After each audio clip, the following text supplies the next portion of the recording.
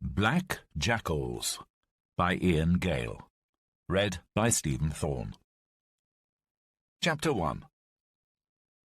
This had not been what was meant to happen, not at all. But then he supposed that was what war was all about, the unexpected and the absurd always turning up just when you'd planned for something completely different. Second Lieutenant Peter Lamb stared at the bridge and swore under his breath. This was not going according to plan. Certainly the sappers had come and gone as directed. They'd left their packages of high explosive, taped and tied to the bridge, out of sight of anyone who might attempt to cross it, and they had carefully concealed the wire in the long grass that grew up the riverbank, snaking it back as covertly as possible to Lamb's command trench, where it was connected to a simple plunger. Lamb gazed at the box and its T-shaped handle. When the time came when the Germans began to show themselves, he would give the command, and the little bridge which had presumably stood here at Gastouche for the last century would vanish. That at least was the plan. But this was no training exercise. This was war. And the Germans had not come along the road obligingly in column like some friendly adversary to be mown down by his carefully prepared ambush and then blown to kingdom come with the bridge. In fact, they had not come at all. Instead, Lamb had been alarmed to see, some hours ago now, a procession of weary Belgian civilians advancing upon the bridge. He had told the men to hold their fire, but of course it had hardly been necessary. They were not about to open fire upon a herd of old men, women and children. At first he'd watched them with bemusement as they trickled across the bridge towards safety. But then the thought came to him, if this exodus did not stop, then eventually the Germans would be caught up in it. And what would he do then? He did not suppose for 1 minute that his men would fire on civilians, but the enemy must not be allowed to take the bridge. It was obvious to him that there was no choice. His orders were clear. Nothing for it now but to blow the bridge. And he wondered when he gave that command how many of them would have to die. Peering over the brow of the shallow grassy slope behind which he and his men were sheltering, Lamb looked down towards the river and its little stone bridge, and his eyes fixed on the desolate column of humanity moving slowly and sadly along the road towards them. An endless procession of men, women and children, driving, pushing and pulling carts and wagons of all shapes and sizes, laden with what few belongings they had managed to gather together before the Germans came. The River Dyle was a good enough obstacle against tanks, and to allow the bridge to fall into enemy hands was out of the question. But it was also highly questionable that they would be able to hold it forever. The German advance through Belgium had been like a whirlwind, and he wondered how many of the British, Belgian and French generals really believed that their armies and the tiny British expeditionary force would be able to hold back the panzers. But they might be able to slow them down sufficiently for the French to be able to regroup and mount a counterattack.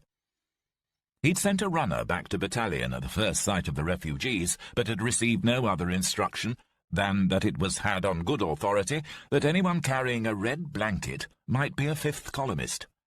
As far as Lamb could see, hundreds of these refugees had red blankets. He couldn't possibly have taken them all prisoner, and so he had decided to ignore the instruction. It galled him that he was becoming used to ignoring orders. Only some of them, of course. This was typical of the sort of ridiculous rumours that had been circulating since they had arrived in France. He was surprised, though, at how readily people accepted them, officers and men alike, and it made him wonder whether he might have been wrong in placing so much faith in the army, and that new and unwelcome doubt filled him with dread. For it was not hard to see that their enemy had no such lack of confidence. There was distant booming somewhere quite far off over to the east. Lamb raised his head, and looking across the peaceful landscape in which a pale herd of cattle were grazing beside the arc of a river, scoured the horizon. But he could see nothing. They were still far away then, but still close enough at that, he thought. And somewhere out there, someone was taking a pounding, and 10 to 1 it wasn't the Boche. There was a rustling noise behind him, and Lamb turned to see his platoon sergeant, Jim Bennett, crouching above the trench. "Begging your pardon, Mr. Lamb, sir, but the lads were wondering if they could stand down for a few minutes and get a brew on. And one for you too, sir?" Lamb nodded. "Yes, Sergeant, that should be fine." The booming noise came again. "Did you hear that?" Sounds as if the Belgians are getting it badly. Still holding them, though. Reckon they'll manage much longer, sir? Lamb smiled. He knew from the adjutant that the entire 3rd Division had been pulled back from the forward Belgian lines after some trivial dispute between their general and the Belgian commander, who reckoned his men better trained than the British army. It was madness, but the Belgians would rather fight on their own than submit to foreign command, so now it was only a matter of time. Not really, Sergeant. Do you? Bennett grinned. They're brave enough, sir. Don't get me wrong. I'm not saying they're not, but you saw them come past here yesterday, sir. Couldn't get away fast enough. I'll give you that what's left up there must be better than that shower, but if you want my opinion, Mr. Lamb, them Belgians couldn't hold back a platoon of Girl Guides, let alone Jerry. Lamb nodded. My thoughts too, Sergeant. We'd best stay alert. You'd better get that tea on, or they'll all want some. As if to qualify his words, Lamb retrieved his tin helmet from where it had been lying on the parapet and placed it on his head, pushing the strap tight beneath his chin. Bennett nodded and ran crouching back to his trench. Jim Bennett was the linchpin of Lamb's platoon, had been since the start. While Lamb knew that the men would not question his word, he also knew that they would take a command more readily from Bennett, knowing that he was one of them. Lamb was an officer, and as such came from another world, another country. It was what the men expected, but it made the sergeant's role absolutely vital. In fact, Lamb mused, he was not perhaps as much of a gentleman as his men might suspect. For the past hour he had been trying to compose a letter to his ex-wife, Julia, with little success. How did you write to someone to tell them that while you expected to be killed at any moment, you had never stopped loving them, despite being unfaithful? He had embarked on the affair in the year that Hitler had come to power. His life with Kate was nothing like his marriage, where society ball had succeeded house party as his social life had jostled for position with his promising career as a London lawyer. He'd met Julia at university, and they'd married in haste. But Kate he had known since boyhood, and the chance encounter had led to a torrid affair, which had put an end to his marriage. It was not sordid, not in the way that Julia had made out in court. Of course he'd not meant to betray his wife, but some uncontrollable urge had taken hold of him. Lamb prided himself on his ability to organize and control his feelings, just as he did his men, and this uncharacteristic slip troubled him. He understood now that it must have been love. But now he just wanted to get home, to get back to some sort of normality, and to the woman he wished he'd never betrayed. He wondered when it would be over, whether they had any chance now of driving the Germans back across the Belgian border. The latest reports had not been good. They had crossed from France 2 days ago, an expeditionary force of almost 250,000 British troops, plus all their cumbersome logistical support, sent to help the French as they had in 1914, when Lamb's father had gone with them as a keen-eyed volunteer in the regiment to which he himself now belonged, the Royal North Kents, No. 1 Platoon, B Company. Most of the army had been in France since last October, the phony war they had started to call it, and in truth it hadn't been bad. The North Kents had remained in England in camp close to Tunbridge, training to embark. He'd managed to get out of the camp on a few occasions to take 1 or 2 of those fellow officers he counted as real friends, Freddie Long, Jimmy Bourne, to the haunts of his youth. Good English pubs with friendly landlords and patrons more than ready to stand them a few drinks. That had been Lamb's phony war. A few of the men had gone AWOL, and there had been the usual problems of the new men not knowing the ropes. But by the time they'd crossed the Channel in April, he reckoned that No. 1 Platoon was pretty sound, which, although he wouldn't have admitted as much, made it something of an exception in the regiment. And that worried him. They'd been brigaded with the Berkshires and the Durham Light Infantry in 2 Division, which, in Lamb's mind, affirmed the quality of his regiment. And now here they all were, the platoon, the regiment, the division, and the entire BEF, strung out 20 miles along the River Dyle, in hastily dug trenches, most of them, like lambs, on the steep slopes that ran down to the river, waiting for the enemy. Lamb sensed their frustration. The men had been filled with enthusiasm for their task. The phony war was finally over, the real war was on. The Belgian people had welcomed them with kisses and cheers, showers of flowers and cigarettes and chocolate. Lamb had believed, as they all had, that the Belgians might hold the line along the Albert Canal. But that illusion had been shattered on their second day at what they now knew to be the front, when the sound of gunfire had cut through the early sunshine of Whitsunday morning, the 14th of May.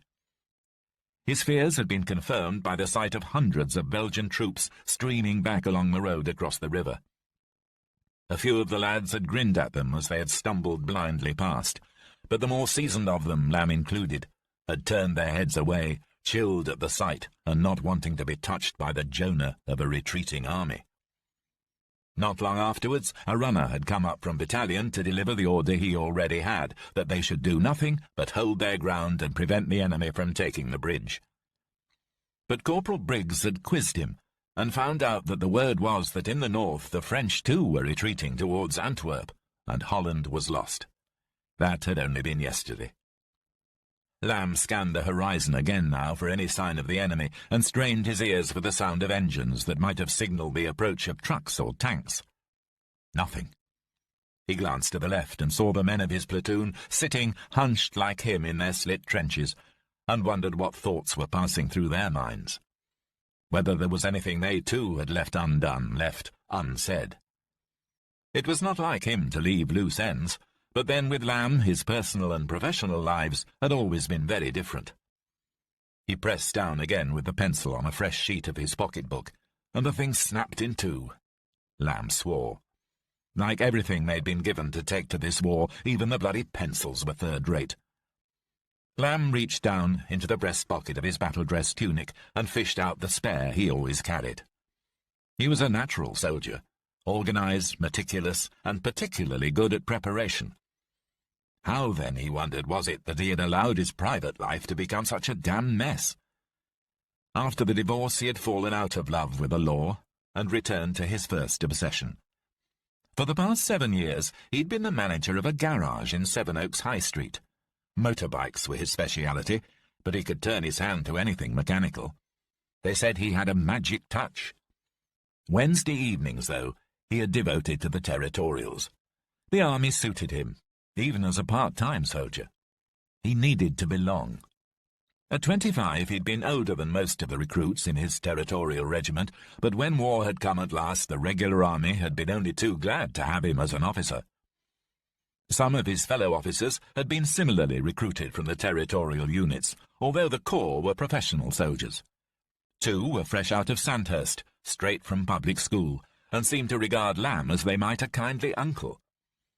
He, of course, had merely converted from territorial to regular officer, and so had missed out on that venerable institution and its notorious training regime. He loved the regiment, and all that it stood for. The officers' mess at Tunbridge Wells was a darkly panelled haven of the old world, in which men outside the army would never have enjoyed the luxury of servants, took readily to a life where the stewards glided noiselessly between them bearing silver trays of whisky and champagne. The regimental history, portrayed so vividly in paintings around the walls of the mess, was as illustrious as any in the British Army, and the colours that hung in the chapel were honours including those of Tangier, Blenheim, Talavera, Waterloo, Sevastopol, South Africa, Ypres, the Somme, and Arras. Officially, the Royal North Kents, which had been raised during the Civil War, were known by a number of names, derived from their history: the 100th Foot, the Centurions, Boadicea's Bodyguard, the Tangier Tigers. One of his favourites was the Bordello Boys, which was derived from a famous episode at the Battle of Oudenarde in 1708, when the regiment had occupied a strategically placed brothel. But when he thought of the regiment, it was always of a nickname derived in part from the animal on its cap badge, in part from the jet-black cross-braided dress uniform worn by officers on mess nights. The North Kents would always be the Black Jackals to him. Such things were important to Lamb. Heritage gave the men a sense of pride, a reason to fight, and a reason to obey without question. But he wondered what real use tradition might be against the enemy they now faced, an enemy expert in a new sort of warfare, led by commanders who nursed bitter resentment over their nation's last humiliating defeat 30 years ago. The British Army might be the best in the world in its heart and soul, but for years it had been starved of resources at the expense of the RAF and the Navy. That would be the way to win any future war, the experts had said. Well, he wondered where those experts were now. Not sitting here, that was for sure.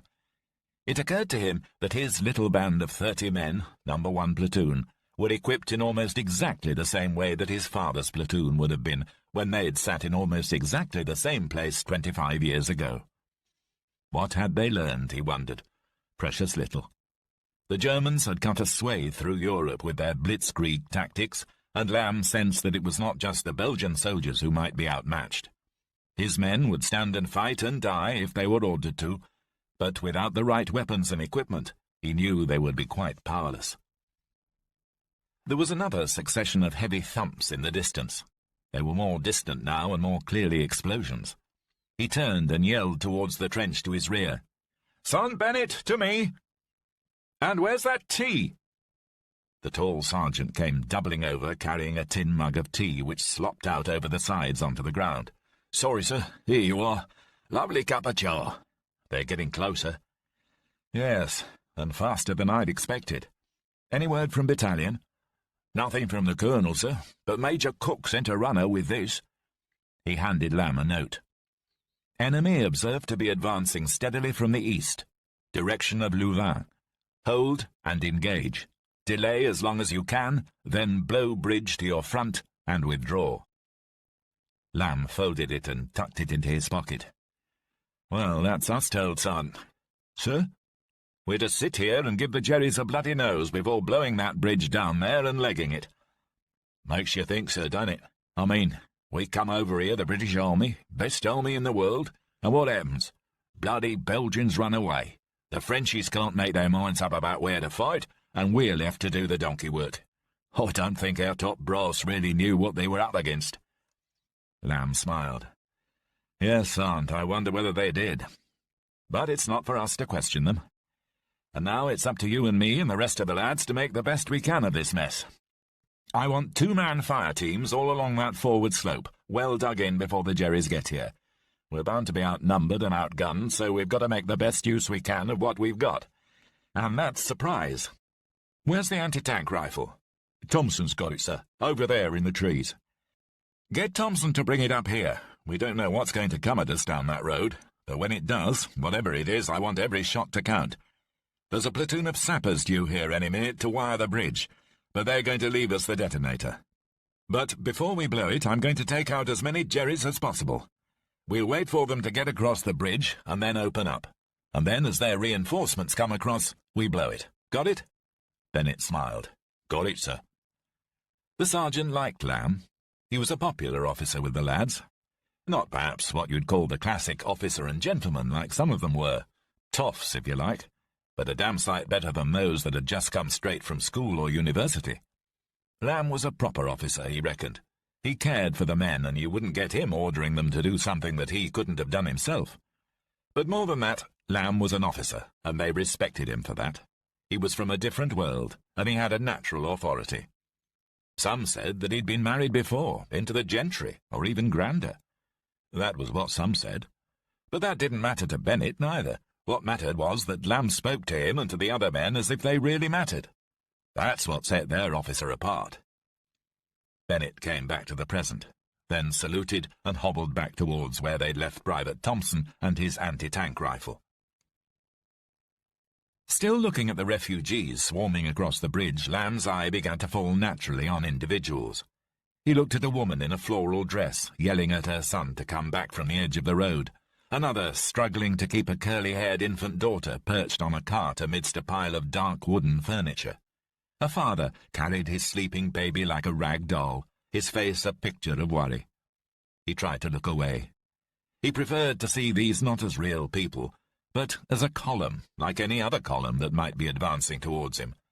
Not an enemy, of course, merely an obstacle to be negotiated. He began to calculate their numbers. 1,000? 2? More? There seemed to be no end and no beginning. But all the time he kept seeing their little stories unfold. A woman seemed to have lost something, perhaps a pet, An old man could walk no more and was being helped to sit at the side of the road against the wall of the bridge by a pretty girl. And then he heard it. The unmistakable rumble of approaching vehicles shook the road and sent the civilians into a panic. They quickened their pace. The old man got to his feet and started to walk. Belongings which a moment ago had seemed so precious tumbled from the carts and were forgotten in the new urgency to save themselves. Staring hard through his binoculars into the trees in the distance, Lamb began to make out the trucks and men on horses too, with slung rifles. And alongside them now he could see men on foot, men in grey, carrying their weapons at the trail. He was sweating now, more than he would have normally done even on this hot summer's day. The grey soldiers were mingling with the civilians. He could see their helmets clearly as they moved determinedly forward, could see them pushing through the refugees, using their rifle butts and shouting commands as they hurried along the dusty road, heaving the carts and belongings into the roadside ditches to make a way for the trucks. Clearing a way towards the bridge, towards his position, advancing into battle. There was no time left. No choice, no option. Lamb heard his company commander's words. "Whatever happens, Peter, blow that bloody bridge. It must not fall into enemy hands. I don't care who's on it, Mr. Chamberlain himself, just blow it." Chapter 2. The lorries were driving forward, almost on the bridge, with the infantry running close alongside them. Lamb could see an open-topped staff car, and in the back seat 2 officers. They were laughing as they drove onto the bridge, and were almost at the centre now. 3 lorries followed close behind, forcing the shuffling pedestrians aside. Then one of the men raised his hand and the car and the truck stopped, although the refugees continued past them. The officer opened the door, got out and walked across to the parapet of the old bridge. He leaned against it and scanned the river and the opposite bank, forcing Lamb and his men to cower in their slit trenches. And then his eye alighted on something at the edge of the bridge. He gazed at it for an instant and then turned to the car and shouted something before starting to run back the way they had come. Lamb muttered to the corporal at his side. "Blast, he's twigged it." Then, stifling his conscience, he swallowed dryly and gave a quick nod to the corporal. The man, a recent addition to the ranks, a volunteer, named Valentine, looked at him and raised an eyebrow. Lamb nodded again. "For Christ's sake, man, let them have it!" Valentine shrugged and pushed down hard on the handle, and almost simultaneously, it seemed, the bridge went up with a deafening explosion, sending fragments of brick and stone flying high in the air, along with what remained of the officers and their driver, parts of 2 of the trucks and their occupants, and the civilians who had been pushing past them towards salvation. Lamb shielded his eyes and yelled down the line to the platoon, "Take cover! Get down, all of you! Watch your heads!" As he spoke, small pieces of masonry, wood, and nameless debris began to fall among them, clattering off their tin hats. Luckily, the larger pieces were confined to the vicinity of the bridge, and most fell into the river. As the smoke began to clear, Lamb peered down the grassy bank to survey their handiwork. He could see the span of the bridge, and there, in the middle of it, a large hole, as if some giant had taken a bite through the side of the wall. Beyond it lay a yawning void. Good, he thought. That should hold them for a while at least. But then, as the smoke dispersed, he saw around the bridge, across the road and in the river below, dozens of bodies and parts of bodies and burnt and shattered fragments of what had been possessions. Lamb stared as his heart filled with guilt and pity, and he tried again not to look at people, merely objects. But there was the woman in the floral dress, and over there the man and his daughter, what was left of them. He knew that he had timed it as well as he could, had allowed 2 German lorries onto the bridge before blowing it. Now he noticed among the civilian corpses a number in field grey, and he felt the better for it. But the feeling did not last for long, for amid the patter of the falling fragments, another sound arose, a low moaning, punctuated with terrible screams. He shook his head, and Valentine looked at him with pitying eyes. Lamb spoke. "Well done, Corporal. That'll slow up the Boche." The man looked at him, and Lamb noticed, not for the first time, the irritating smirk that seemed to lie permanently around his thin lips and his curiously educated accent. "Please don't thank me, sir, not for doing that." I had no choice, man. You saw. The enemy— I saw, sir. And I promise that I shan't tell anyone what it was that you just did. Why should I want to do that, sir? They might get the wrong end of the stick. Lamb stared at him, and was just about to challenge his remark when a voice from his rear shattered the opportunity. "Sir, look! Over there, in the trees!"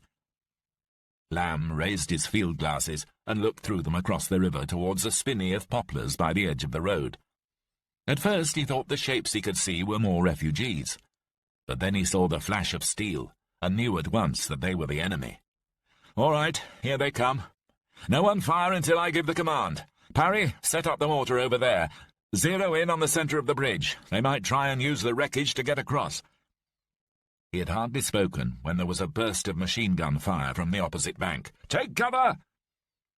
Lamb pulled his revolver from the canvas holster on the left side of his webbing belt and yelled, "Son Bennett! Corporal Briggs! Get that Bren working! Thompson, you and Massey get on the anti-tank rifle. Save it till you see any tanks. The rest of you, save your ammunition until you see a good target, then let them have it." He felt anger now. Anger at what he had just been compelled to do. An act that sickened him and went so much against everything that he believed in. Killing helpless civilians. And here now was the chance to assuage that anger against the men who had caused it. He heard the Bren rattle into action and saw the flash from the muzzles of the German rifles as the enemy responded. There were shouts from across the river. Lamb yelled at the section closest to him. "Perkins, Dawlish, all of you, keep your heads down and your guns trained on the road. See the first flash of field grey that comes into range, and you open fire. Smart, get on the blower back to Company HQ. Tell them we have contact, enemy tanks, estimate 06, infantry 40+. As his batman spoke into the handset of the 38 radio, the enemy machine gun crackled again and turned over a few sods of earth on the lower part of the riverbank. Smart turned to him. "Can't raise them, sir. Line's dead, not a thing." "Keep trying." Lamb opened the chamber of his revolver, checked that it was full, and snapped it shut again. His fellow officers agreed. The Enfield pistol was a sad excuse for a sidearm. They said the enemy had automatics that never jammed and fired like a dream.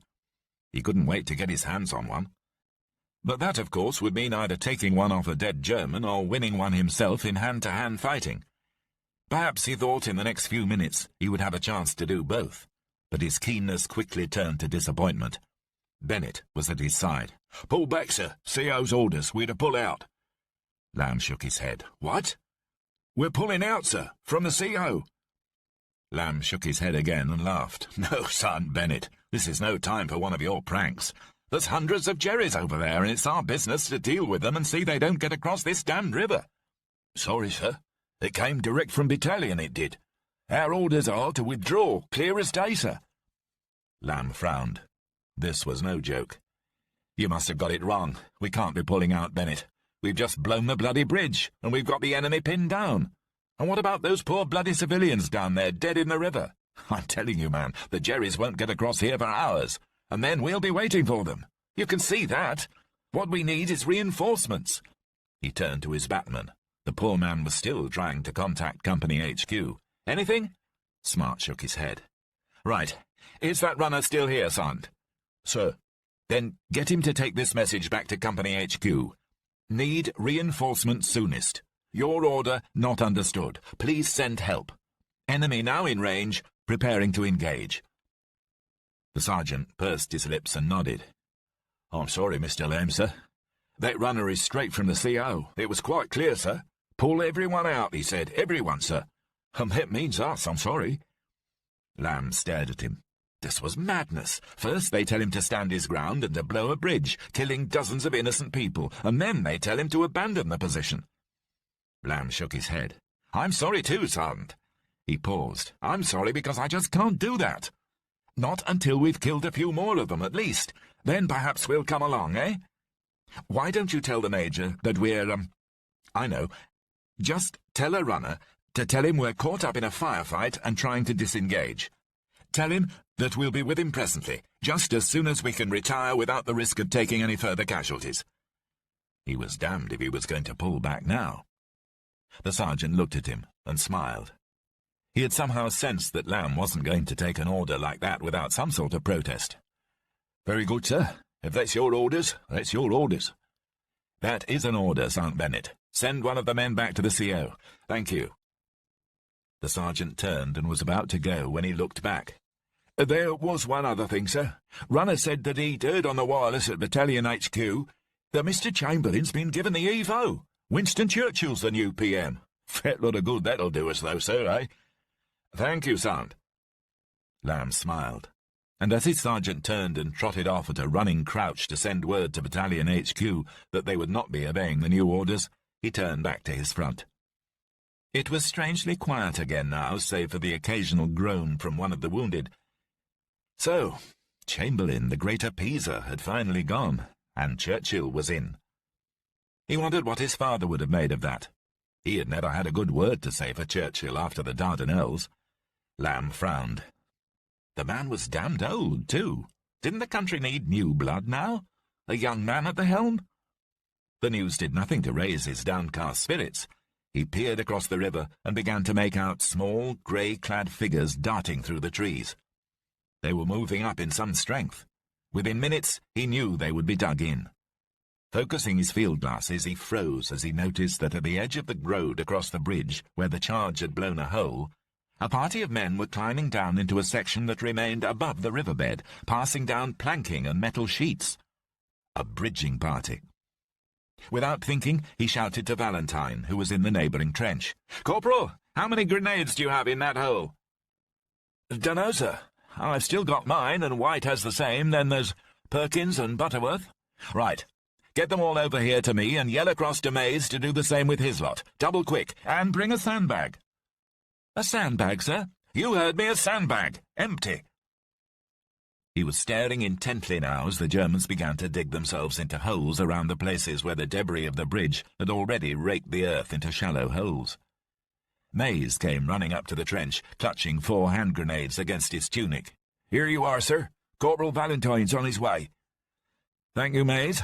Get back and keep up a steady sniping fire against those men. Tell Sergeant Bennett to get the Bren firing at them, too. Long range, I know. Just try to stop them digging in." Mays went off, and Lamb watched him go. He admired his lanky stride and remembered a cricket match back at the depot at Tunbridge, officers versus men, when Mays' spin bowling had caught them all on the wrong foot. He was a mild-mannered man, a farmer's boy who wrote letters home at any lull in the fighting, and though he would never admit to it, had been going out with the same childhood sweetheart since he was 16. Lamb hoped that he would make it through to see her again when this lot was over. As he was thinking, Valentine slipped into the slit trench next to Smart and Lamb. "Grenades, sir. As many as we could find." "How many?" "I've got 4, sir." "And a sandbag." He lingered over the word as if to emphasize its apparent absurdity, and held out the limp piece of canvas sacking. "Right, with Smarts, that makes 9. Thank you, Corporal. Pile them on the floor, there." Valentine placed the grenades gingerly in a roughly geometric pile with those that Mays had left, and stood back to admire his handiwork. Lamb, who'd been staring at the Germans through his field glasses, now saw him. "Right, now get back and help Mays to keep those Jerry's heads down."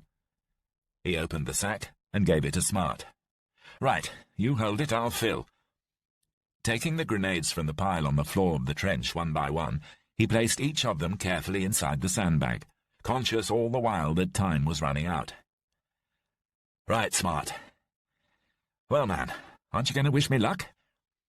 Smart stared at him. But before his batman could say anything, Lamb was up and over the top of the trench, and running hell for leather down the grassy embankment towards the German lines, the heavy bag of grenades clutched tightly to his chest. He slipped and slithered down the muddy slope, praying with every step that he wouldn't fall, and hearing his heart pounding in his chest, all the while keeping his eye on the Germans ahead of him.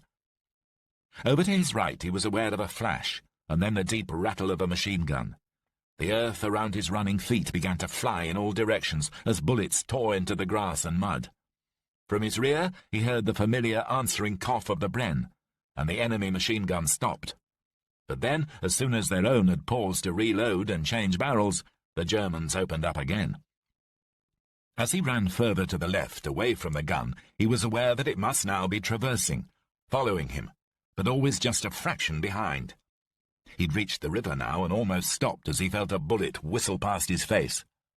Rifle fire now from the opposite parapet. The Bren was in action again, and he could hear the intermittent crack of the bolt-action Enfield rifles. Bennett, Mays, and Valentine were doing well. Lamb kept on running, jumped the headless bodies of two civilians, and saw dead ahead of him the helmeted heads and field-grey torsos of the Germans digging into the earth to the right of the bridge, preparing a fire pit for mortars and machine guns. That was his first objective, and then he'd find the bridging unit. Suddenly, nothing else mattered, but to reach them and to do what he had set out to do.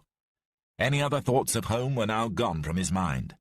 Nothing there now but the urge to do whatever it took to make sure that the men digging those holes and spanning that chasm would never finish their job. He was within 35 yards of them now, and still the air around him seemed to be thick with bullets, as if he was standing in a swarm of bees. He did not think that he'd been hit, but then in the past few minutes he had really ceased to care, and had begun to feel almost invulnerable. A sudden sense of euphoria swept over him. In the lee of the upper span of the ruined bridge he stopped and used the remains of a civilian cart and its dead horse for cover.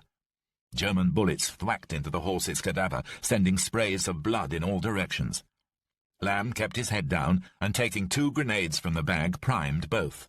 Then, holding one in each hand, he released the levers, counted to 4, half-raised himself for a moment, and, judging his target, threw them quickly one after the other, conscious that his left arm would not be as strong or as able as his right.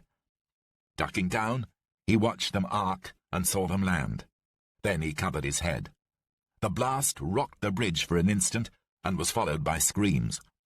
Lamb took 2 more bombs from the bag and pulled their pins, careful to hold the levers down. He lifted his thumbs, counted, and then rose again and threw them in swift succession. 2 more explosions and a rattle of machine gun fire told him that they had done their job. There was shouting in the German lines now, along with the screaming of the wounded. One of the bombs had burst off target against the side of the bridge, sending a welcome column of brick dust into the air and obscuring Lamb from the enemy gunners. But as he prepared the next 2 grenades, there was a burst of automatic fire and bullets smacked into the horse, one of them bursting through its withers, touched him on the arm, and tore open his tunic. He looked down and saw blood, but was aware that it had merely grazed him. He stood now, hoping to get a better aim, ignoring the fact that he was more visible, and after releasing the levers and counting, hurled the 2 bombs towards the Germans. From behind him, a welcome salvo told him that his men were still giving covering fire. 3 grenades left. He was unsure what effect he had had thus far, but judging from the commotion he had connected with something. His heart was beating faster now, the sweat pouring off him. Half blinded by the dust, he primed 2 more grenades. The blood from his arm had trickled down his sleeve and was slimy in his fingers, almost making him drop one of the Mills bombs. Through the smoke, he saw the figure of a tall German officer, signalling to 2 men carrying a machine gun and pointing directly to him. Not hesitating, Lamb took his thumb off the lever of 1 grenade, let the seconds tick by, and then threw it at the group. He did the same with the other bomb before turning and slinging it towards the half-dug-in gunners. He knew that he'd hit them, and that the immediate threat had gone, but they would lose no time now in pouring all their fire onto him, and there was only one way back. He pulled the last grenade from the bag and drew the pin, still holding the lever down. Then turning, he began to run. After 5 paces, he turned and found himself looking at the levelled rifles of a score of the enemy. Praying that they would miss, he counted to 4, threw the grenade as the rounds began to whistle in, and not waiting to see the result, spun round and ran. Uphill now, harder, but he knew that the explosion would cover him for a moment. Again the grass flew high as the bullets struck home.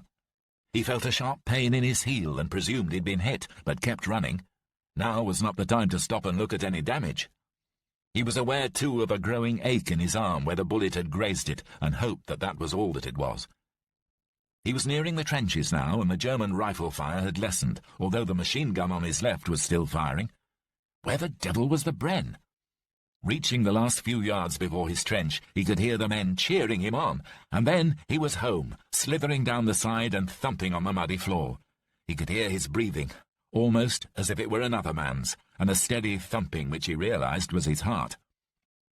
Fred Smart just stared at him. Bloody hell, sir. That was fucking incredible, if you'll pardon my French, sir. Sorry, sir. Lamb grinned, happy and surprised to be alive, and wiping the sweat from his eyes with his bloody right hand, gasped for breath. Thank you, Smart. How did I do? Pretty well, sir, I'll say. You blew that lot in the bridge to blazes, and that machine gun that was setting up with them and all. Did I stop them digging? You stopped them, sir. They won't be doing any more digging where they've gone. He looked out over the top of the trench and surveyed his handiwork. In the centre of the bridge lay the bridging party, 6 of them, all dead. Beyond, where the Germans had been entrenching positions, were more dead, and he could see wounded being carried back by enemy medics. Across to the right, a crew lay about its mangled machine gun. He had killed perhaps 20 men, all told. More importantly, though, he had stopped the enemy digging in positions and crossing the river, for the present. Smart looked at him. "Hadn't you better get that wound dressed, Mr. Lamb? Get Thompson to have a look at it, sir." Private Thompson, aside from being in charge of the anti-tank rifle, was also the platoon medic, and while every man carried a field dressing, he had charge of the medical supplies. "No, Smart, it's nothing, just a graze." However, he wasn't so sure. He felt the twinge in his foot, and looked down to see that the back of his boot had been shot off. Fearing the worst, he quickly bent to see what damage had been done, and was relieved to see that although covered in blood, his heel had only been nicked. Looking back at his arm, though, he could see that what he had thought a mere graze might well be something worse. He unbuttoned the cuff of his tunic and rolled up the sleeve, then did the same for his shirt. In his forearm, just below the elbow, was a neat gash where the bullet had torn through the cloth and into the flesh and muscle. It had not gone deep, but enough to cause him discomfort and to restrict his use of the muscles. Damn! Smart held back the tunic and began to swab at the wound with some gauze. "Looks clean enough, sir. I'll get Thompson, though, and we'll get you fixed up back at company." Lamb shook his head. "I have no plans to move to the rear just yet, Smart. We've got unfinished business here." Smart stopped swabbing and listened. "They've ceased firing, sir." Lamb listened. It was true. Since he had regained the position, the Germans had ceased fire. He wondered why. He saw Bennett running across to him, careful to crouch down as he did so. Valentine came close behind him. "My God, sir, that was the most heroic thing I think I've ever seen. Well done, sir." Lamb smiled. "Well done you, Bennett, with that covering fire, and you, Valentine, all of you. Where's Corporal Mays?" "Brains jammed, sir. He's trying to fix it now. Perhaps you should have a look, sir." The men were well aware that in civilian life, Lamb had been in charge of a motor garage and respected his expertise with engines, which on more than one occasion had proved useful in camp. "Yes, perhaps I should." He started as Smart's final swabbing touched a particularly sensitive area of the wound in his arm. Bennett saw it. "You're hit, sir. Not bad, is it?" "No, Sergeant, not that bad. I'll live." Valentine, who was squatting at the edge of the trench, looked with interest at Smart's handiwork, spoke. "Have you noticed that they've stopped firing, sir?" "Yes, and we were wondering why." Valentine smiled. "Perhaps they're just frightened in case we're all as mad as our lieutenant." Bennett glared at him but said nothing. Smart, winding a bandage around Lamb's arm, piped up. "That's it. I reckon you've terrified them good and proper, sir. They didn't know what they were up against. Perhaps they're packing up now to go back to Germany like good little Huns, sir." They laughed. But Lamb did not smile. He was looking back down towards the bridge. "No, I think they're just waiting." So, they waited. For 2 hours they sat in the afternoon sunshine, drinking strong sweet tea thick with powdered milk. Lamb listened to them chatting. The conversations ranged over football, their girls, and some film with George Formby that had them laughing in the aisles. And it seemed almost as if for them the war had ended here. Some of them, he rightly guessed, would be praying that by some miracle it had. One of them, Butterworth, the platoon wit, even suggested that Mr. Churchill had been on the telephone to Herr Hitler and told him that he might as well go home to Berlin because there Mr. Lamb wasn't going to give up his bridge. Lamb laughed with them at that. They'd grown closer during the course of the last few months, and he had come to know their individual characters and idiosyncrasies. Aside from Bennett and Mays, there was Smart, his batman, ever loyal Fred Smart, still living at home with his parents in their little cottage in Godstone. Butterworth, a giant of a man with hands that looked clumsy but were able to strip down a Bren gun faster than any other man in the platoon. Tapley, the runner, short and slight with a weasel's face and deep brown eyes. Tapley, the ladies' man, who could charm a pint of milk or a bottle of wine from any French girl. Perkins was the dedicated soldier of the group, gritty and uncompromising, and more convinced than any of them of the urgency of crushing Hitler. Hughes was the great thinker, always mulling over some problem or other that the rest of them might have missed. His solutions tended to be right, and Lamb had him marked down as a possible future corporal. Short and stocky George Stubbs, the mortar man, was always singing or humming to himself. The old favourites, mostly. Songs that helped to calm his shaky nerves. Pack up your troubles, it's a long way to Tipperary, the Siegfried line. But lately he'd begun to favour some of the more recent popular songs, George Formby in particular. Imagine Me on the Maginot Line. That always got them all laughing. Wilkinson mostly, always keen for a joke, most of them practical. And then there was Valentine. Lamb smiled and shook his head. He closed his eyes and was even beginning to think that he might take some rest, when he heard it, a low rumble which quickly grew in intensity until the ground seemed to shake. Christ! They were bringing up their tanks. Instantly he shouted down along the line and back towards the woods. "Son Bennett! Enemy tanks to our front! Bring up the anti-tank rifle!" He thought they would try a crossing now, while they had surprise on their side, and they think we're shaken. But if we can stand our ground, we might just hold off the first wave. We can't really destroy tanks, no hope of that with what we've got to hand. But if we can take out as many of the infantry as we can before we pull back, then at least we'll have done something to atone for the deaths of those poor blighters in the river. He yelled towards the rear and saw the boy's anti-tank rifle gunner and his mate sitting in a nearby slit trench, lining up the slim-barreled weapon on a make-believe target on the opposite bank. "Thompson, hold your fire with the boys until you can get a clear shot, 500 yards, no more." There was an answering, "Sir." Lamb cast a pitying look at Thompson. The recoil from the anti-tank rifle was well known. He took out his binoculars from their canvas case on the right of his belt and scanned the road again, and the trees on either side. Then he saw them. There were two in the lead, Panzer Mark IVs, by the look of them, with small triangular pennons flying, and the squat angular turret and short-barreled cannon that he recognized from the silhouettes on the recognition charts at the officer training school. His stomach felt suddenly hollow, and he could feel himself sweating. More tanks were following on behind, a whole squadron, perhaps more. And he knew that save for the single anti-tank weapon, the less-than-reliable boy's anti-tank rifle, they were powerless against such armour. Certainly, when it had first been introduced 4 years ago, it had been able to penetrate the armour of any tank. But tanks had come a long way in 4 years, and Lamb knew that against the machines facing them, the best the Reich could muster, it would be almost useless. Even their grenades, the egg-shaped Mills bombs developed in the last war, would merely bounce off the hulls. All they would be able to do would be to rake the ground around the advancing vehicles with small arms fire as the infantry crept forward in the lee of the tanks, and tried to keep their heads down as the shells crashed in. He yelled again, "Wait for it, lads! It's the infantry we're after! Wait for the—" He'd not finished his sentence when there was a whoosh from the opposite bank, and a shell flew towards them, hitting the bank just to their front, its explosion sending up a cloud of earth and foliage. "Keep down! Keep your eyes on the road!" Another shell flew in, closer now, and there was a yell as a shard of shrapnel hit one of the platoon. Lamb kept looking at the road. The tanks had pulled up now, and were just sitting there, lobbing their shells across the bank. Of course, he thought, there's no need for them to move forward. They think they can just blast us out, and they probably can. They must know we don't have any heavy weapons. 2 more shells came crashing into the position, and one hit home. Lamb looked at where it had landed, and was aware of a jumble of bloody bodies and the noise of men in agony.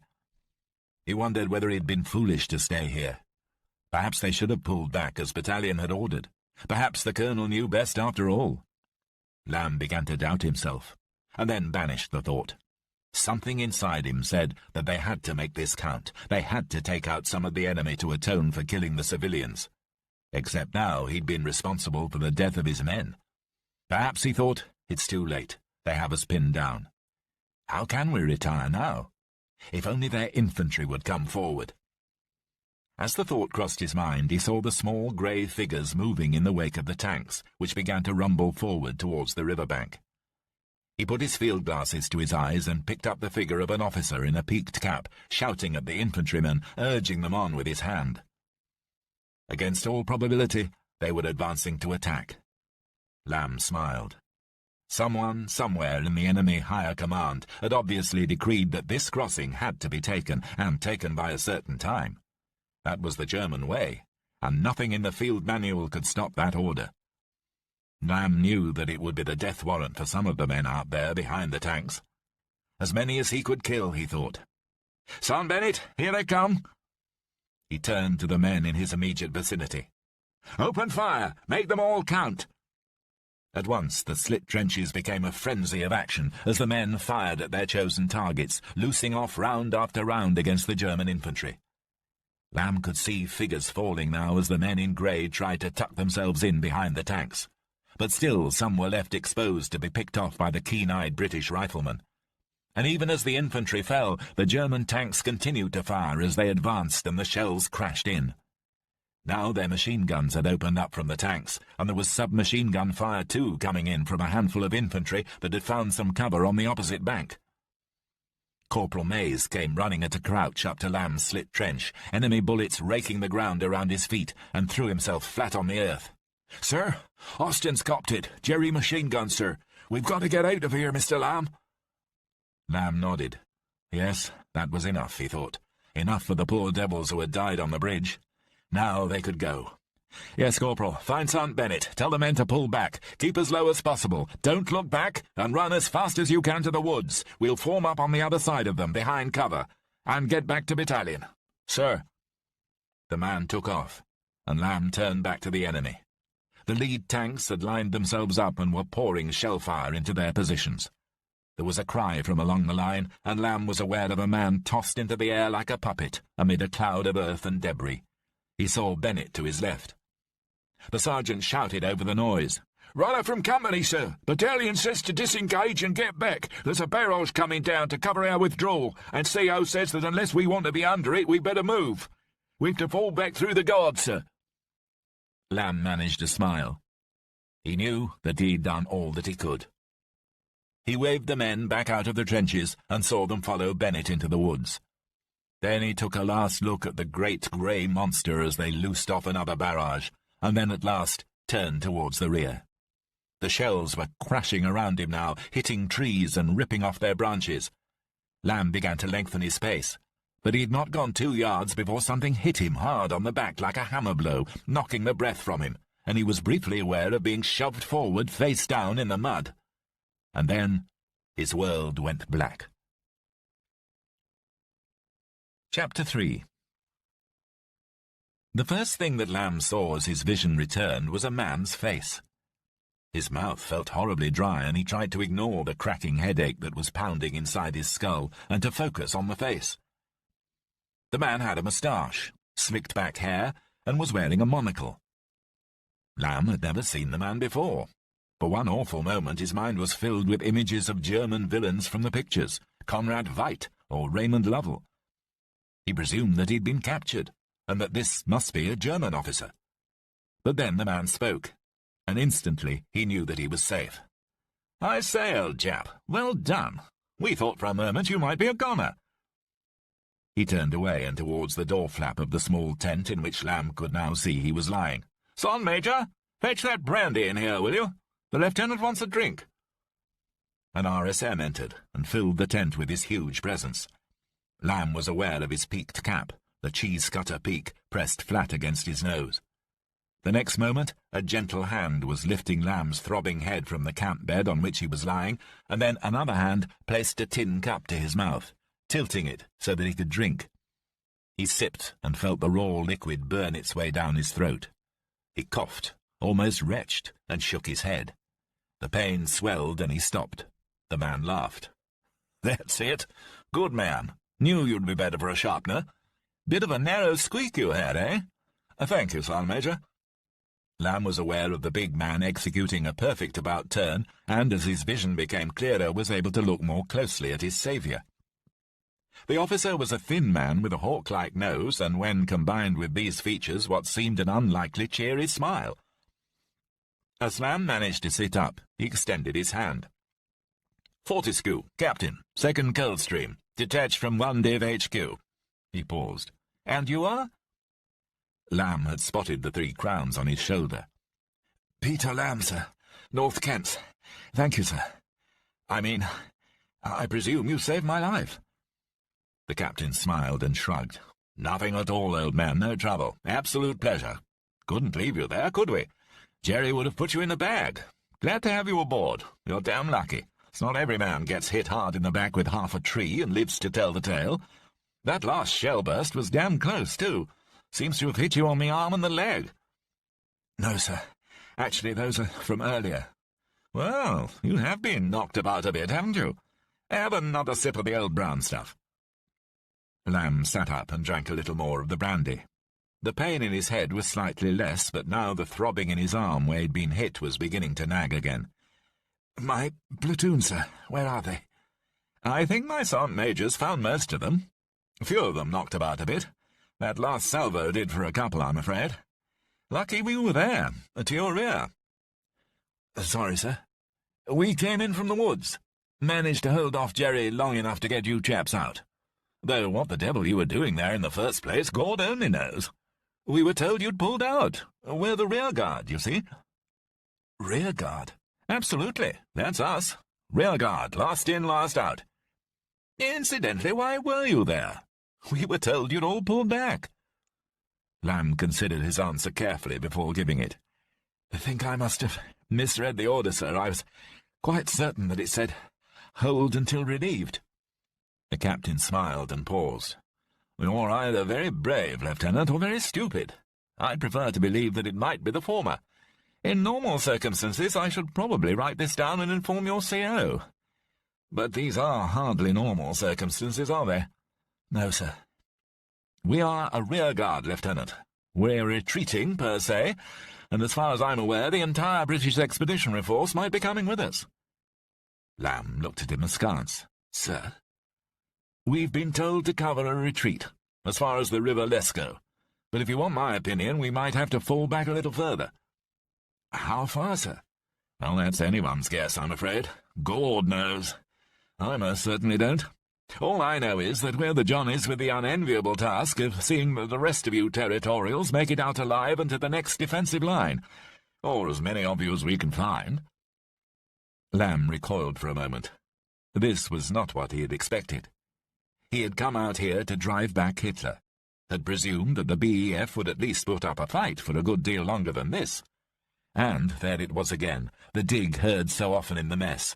For all his bravery, he was still a territorial, at least in the eyes of men like Captain Fortescue, regular soldiers. He was determined, though, that by the end of this business he would be treated with the same respect as them. But the man was not spiteful, merely a stickler for protocol. All that you would expect from the guards, he thought. And, what was more, for all Lamb knew, he had saved his life. He looked about himself and took in his surroundings. He was sitting in some sort of command post with a wireless set, discarded packs and various miscellaneous pieces of equipment on the edge of a copse, looking out across an open field. He pondered the captain's words again. Covering a retreat. Surely it would not happen that quickly. There was a pause in which the Coldstream officer stared disconsolately at the ground and twiddled a stick in the earth floor of his command post in an attempt at the regimental insignia. Lamb broke the silence. "Excuse me, sir. My men?" "Ah, yes, of course, righto. Let's find your mob, and then you can get on your way, eh?" He turned to bark an order in a voice that Lamb thought would have been well suited at the King's birthday parade at Horse Guards. "Sergeant Major, find the North Kents, if you will." "I'm pleased that we managed to get most of you out. You number 3 corporals, 1 sergeant, and 17 men, if my sergeant major's right, and he's never been known to be wrong." "I don't remember much of what happened." "Hardly surprising when a bloody great tank shell goes off 10 yards behind you. You're lucky to be alive, Lieutenant." "Are many wounded?" Yes, I do remember one man in a pretty bad state, lost his foot. And a couple of other minor casualties. One of the NCOs, too. My sergeant? No, not him. He's sound. One of your corporals, though. Wound to the face. Nothing much, really. Deal of blood. But he seemed damn put out about it. Funny sort of cove. Quite unlike your usual ranker. Educated, if you get my drift. And far too lippy by half. Valentine. Was that his name? A funny sort of name, too. Take my advice, Lieutenant, and pack him off on an officer training course the first chance you get. That sort of never anything but trouble. Far too willing to express an opinion.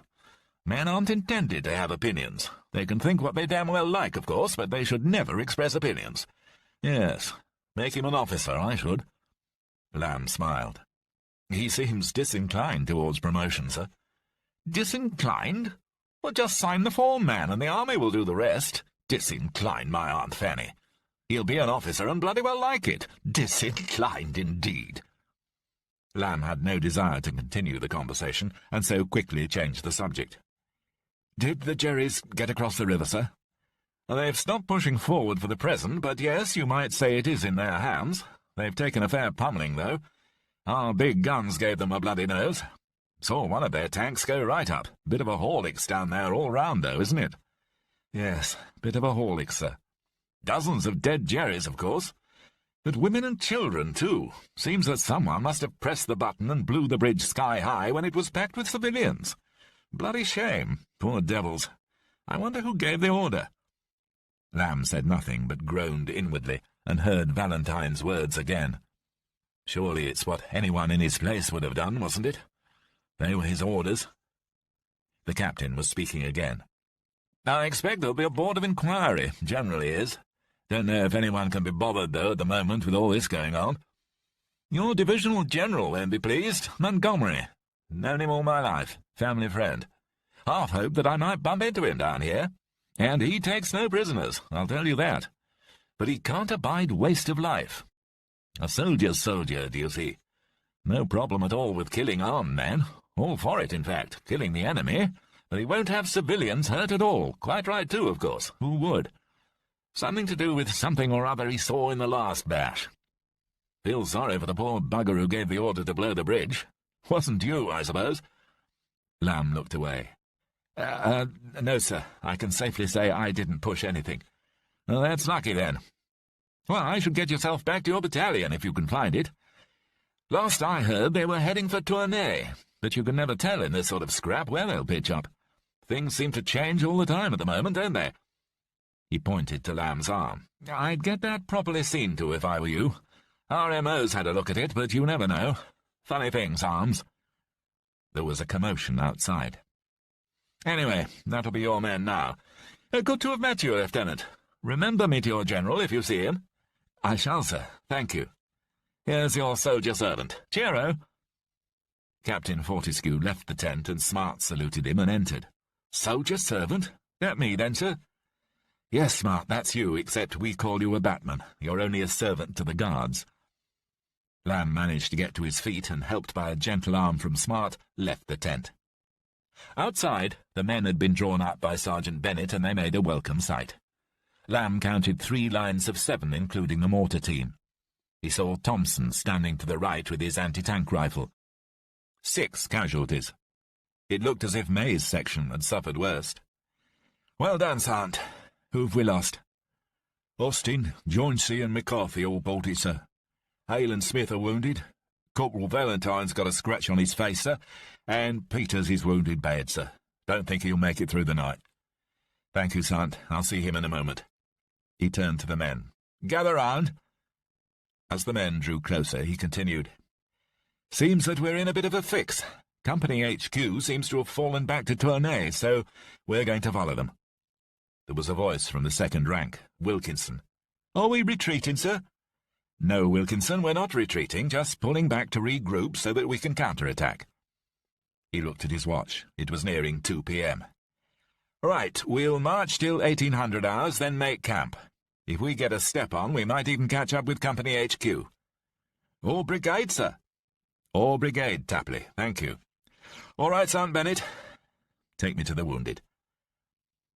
They had lain the men beneath the shade of some trees close to the company transport. A number of guardsmen were standing about the vehicles talking and clicked smartly to attention, saluting as Lamb appeared. The three men were lying on blankets. Hale was sitting up, puffing on a woodbine. Smith was staring at the sky.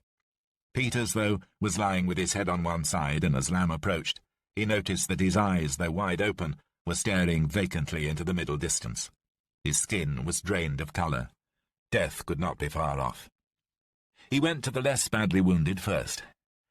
"Hale, you look well enough to be up and about. Where did they get you?" "Leg, sir. Went clean through the ankle, sir. Can't walk, sir." Lamb nodded. "Don't worry. They'll get you out all right. You'll be back in Blighty before us. What about you, Smith?" Smith looked up at Lamb and smiled. "Shoulder, sir. Bloody great bit of shrapnel. Hurts a bit." "I bet it does. You'll be home soon." He walked across to Peters. Bennett whispered to him, "Stomach wound, sir. Ammo's had a look. It's not good, sir. Got his liver, too." Lamb knelt down by the boy's head. "Peters, I know you can hear me. They think you'll be fine, old chap. Is there anyone you'd like me to write to tell them you're on your way back home?"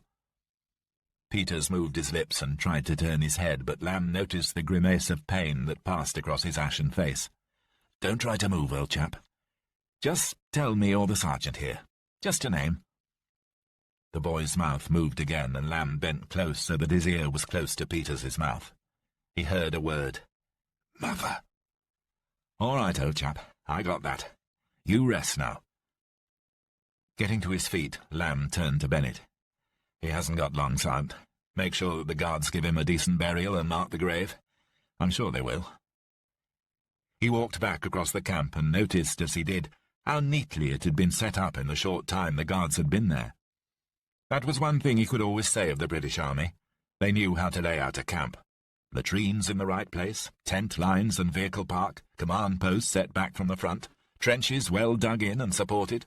It was exemplary. He reached the men, who were standing at ease, and shuffled to attention as he arrived. "As you were. All right, Corporal Mays, Briggs, Valentine. Let's get going." Observed closely by the Coldstreamers, they left the camp in as orderly and guardsman-like a file as they could manage. The guards saluted as they passed, and were acknowledged. Behind them the noise of gunfire spoke of the speed of the German advance. They had not gone far when they crossed a railway line and found themselves on the edge of a wood. There was a noise of engines, and without further warning, a carrier roared towards them through the undergrowth to their right, and then, following it, around the flank of the wood, came 3 light tanks with British markings. From the front seat of the carrier, a man in a black beret addressed them. "Hello! You chaps falling back? We must be covering you. 2nd RDG, who are you?" Lamb spoke. "North Kent, sir." "Really? North Kent's? Your mob have been through here already, quite a while ago. Badly shot up, some of them. You'll need to hurry to catch them, though. Any wounded?" "Yes, 3 as a matter of fact. 1 bad. We left them with the guards. We're under orders to carry them back if we can. See what we can do, old man. Pip, pip." With that he waved his hand, and the carrier and its 3 tanks rumbled past them towards the front. Lamb couldn't help thinking that to the officer it still seemed like some big game, and the man seemed to be enjoying it. He turned to Bennett. "Looks as if we'll have to hurry if we want to catch up." They moved around the edge of the wood, and as they hit the road on the other side, found a long column of British infantry moving in the same direction, towards the rear. The men's expression said it all. Many of them had bandaged heads and limbs, and the few trucks which drove with them were packed with wounded. Lamb stopped. They all did. But it was Corporal Mays who spoke for them all. "Oh, my good God!" Lamb stared. It seemed as if for an instant the entire British Army was on the road, pulling back. Bennett could see his face. "It's not good, sir, is it?" "No, Sergeant, it's not good at all. But I don't think we'll join their party. I think we'll go southwest. Just as quick to Tournai that way." "Ain't a much prettier road, I guess, sir, without that lot's long faces." "You'll never see a happy retreating army, Sergeant. Come on. If we're lucky, we'll be there by tomorrow. Or in Brussels. You never know." The sergeant laughed. but Lamb knew there was no real mirth in it. End of Disc 1. Disc 2. Chapter 4. The high sun beat down on the dusty road, and even where the tall poplars that lined its sides offered shade, sent shafts of light across the surface in bright white lines. The land lay flat about them, with a distant low horizon punctuated here and there with the steeples of village churches. On either side the crops grew tall in the fields, and cattle stood in the meadows. On the grassy banks of the road the cornflowers bloomed.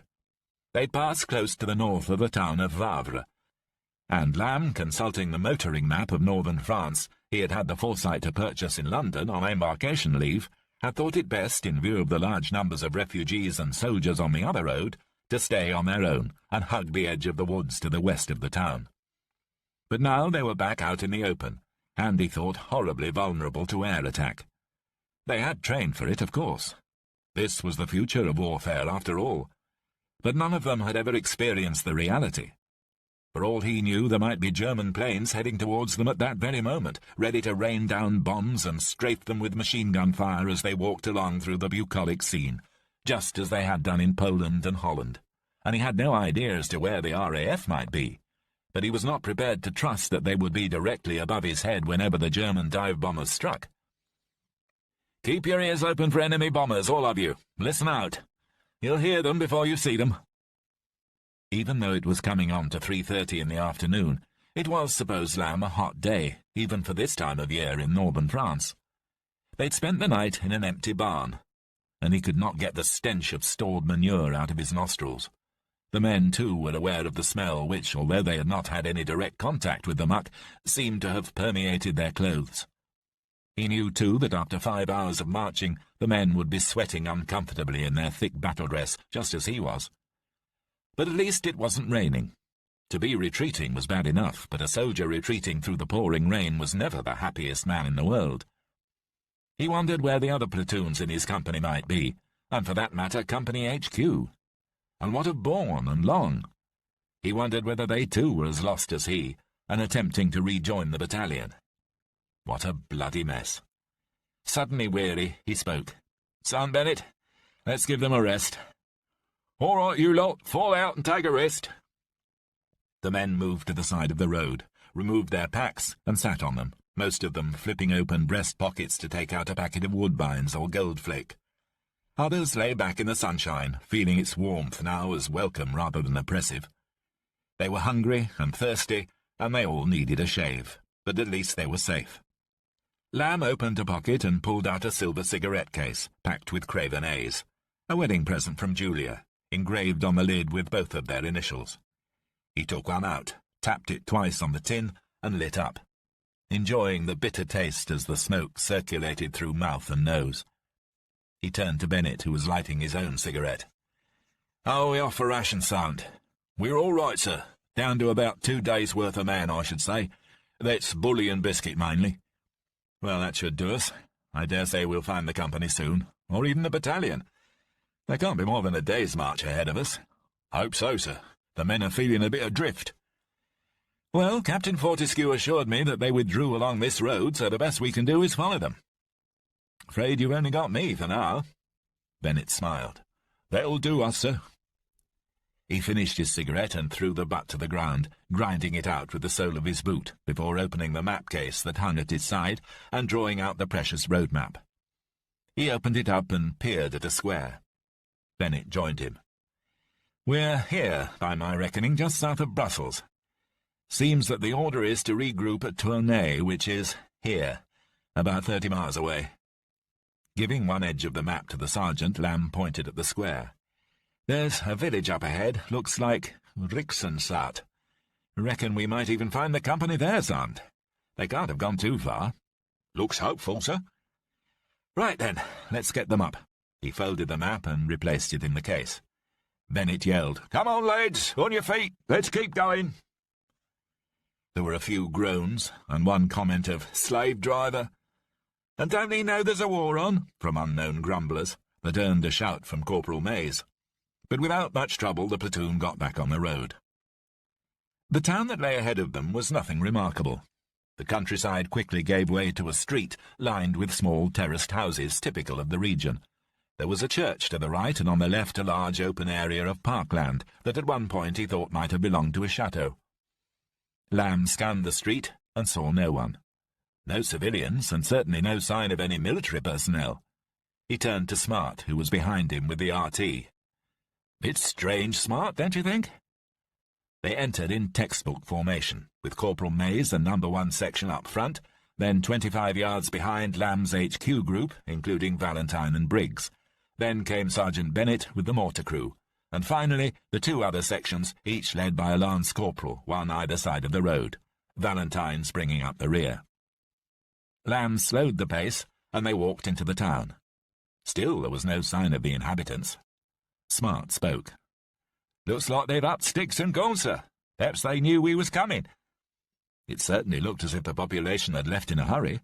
A few bags had been forgotten and stood forlorn outside a house whose door swung on its hinges. Papers blew across the street, and a cat crossed his path. He looked up and saw that most of the houses had been shuttered, although what use that might have been, had it been the Germans and not his platoon who had arrived, he couldn't think.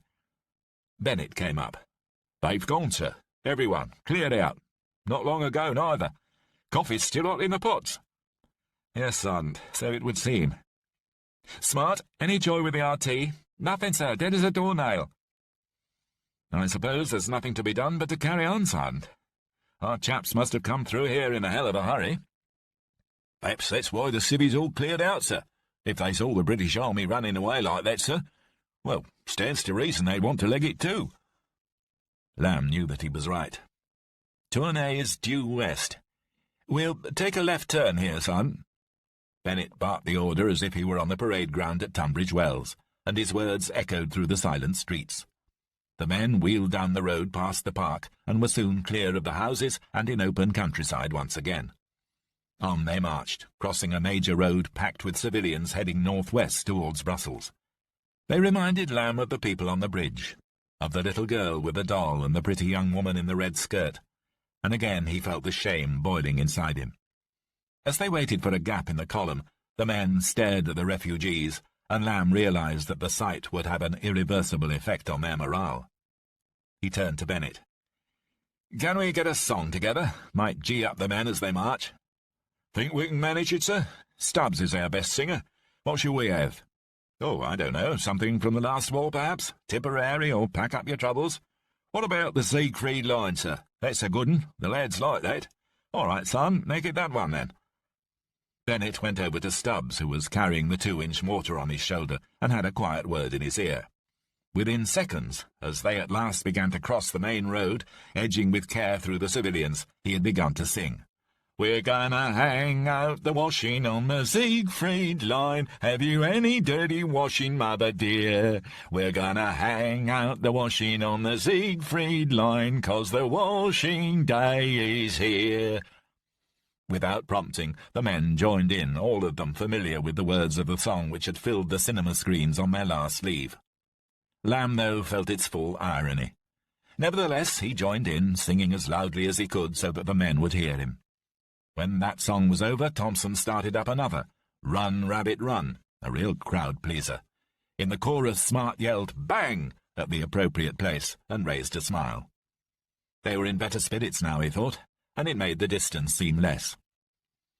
Looking ahead through the lines of grey refugees, Lamb thought that he saw a figure in a helmet. Then another. He could see rifles now, and shouted to Bennett, "Soldiers, up ahead, can you see? What are they?" Both men looked hard through the milling throng of civilians and past the horses, carts, and vehicles. It was true, there were soldiers, and the first thing he saw was the colour of their uniforms, khaki. Lamb smiled with relief and recognized their helmets as British. "It's all right, son, they're ours." The men were dawdling along in front of them, moving even slower than the refugees, and Lamb and his men were able to catch up with them quickly. He accosted the last of them, a corporal. "Corporal?" The man spun round and, recognizing an officer, saluted before yelling out to his mates, "Boy, get the sergeant, there's an officer here." The other men came running. There were 6 of them, but it became instantly apparent that they were not from the same unit. As the sergeant made his way back, Lamb spoke to the corporal. "Who are you?" "Stanton, sir, Lancashire Fusiliers. We're all sorts, really. Lost we're units." "Right, Corporal Stanton. Well, we're adrift too. You'd best fall in with us for the time being." The sergeant, a Scot, had arrived by now and saluted Lamb. "Sergeant McCracken, sir, 1st Royal Scots. Got knocked out up near Limahl by a shell burst, sir, and when I came to, the platoon had gone. You've met Corporal Stanton, sir, and then there's another from his mob, Driscoll. Then there's 2 from the North Staffs, Blake and Mitchell, and there's Archer, he's a gunner. Gone a bit deaf from the shelling, sir." "Has he? Well, we're pretty much in the same boat, Sergeant. We're North Kents. My name's Lamb. Lost our people at Wavre. We're heading southwest, same as you, judging from your choice of route. Can I meet your men?" McCracken nodded. "Of course, sir."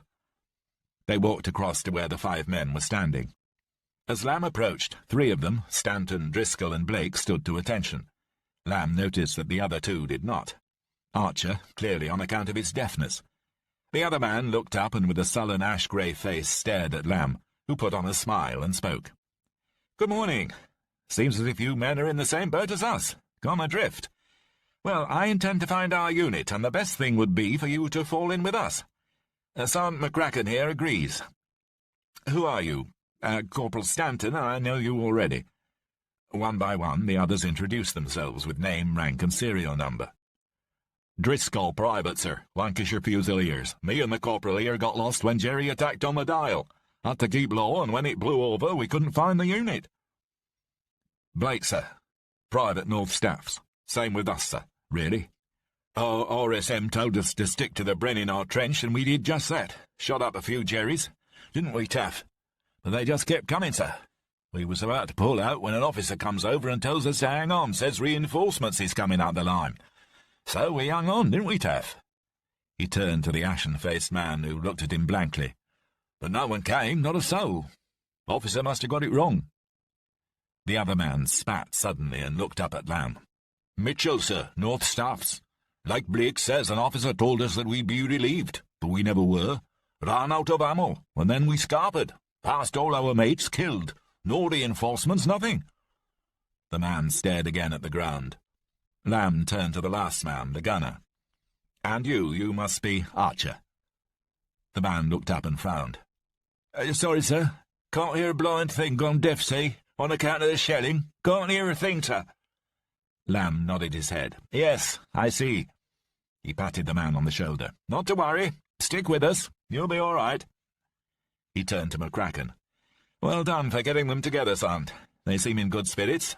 All save one." He gestured to Mitchell. "Yes, sir. I'll keep an eye on him." "Jolly good. You'd better see my sergeant." He turned. "Son Bennett?" Bennett arrived. Lamb spoke quietly to him. 6 odds and sods to join us, Sergeant Bennett. They're either hopelessly lost, or they're deserters, but I'll give them the benefit of the doubt. They don't look like bad sorts, and they seem keen to go on in any case. But keep your eye on them." Bennett smiled. "Very good, sir. I'll treat them just as if they were my own."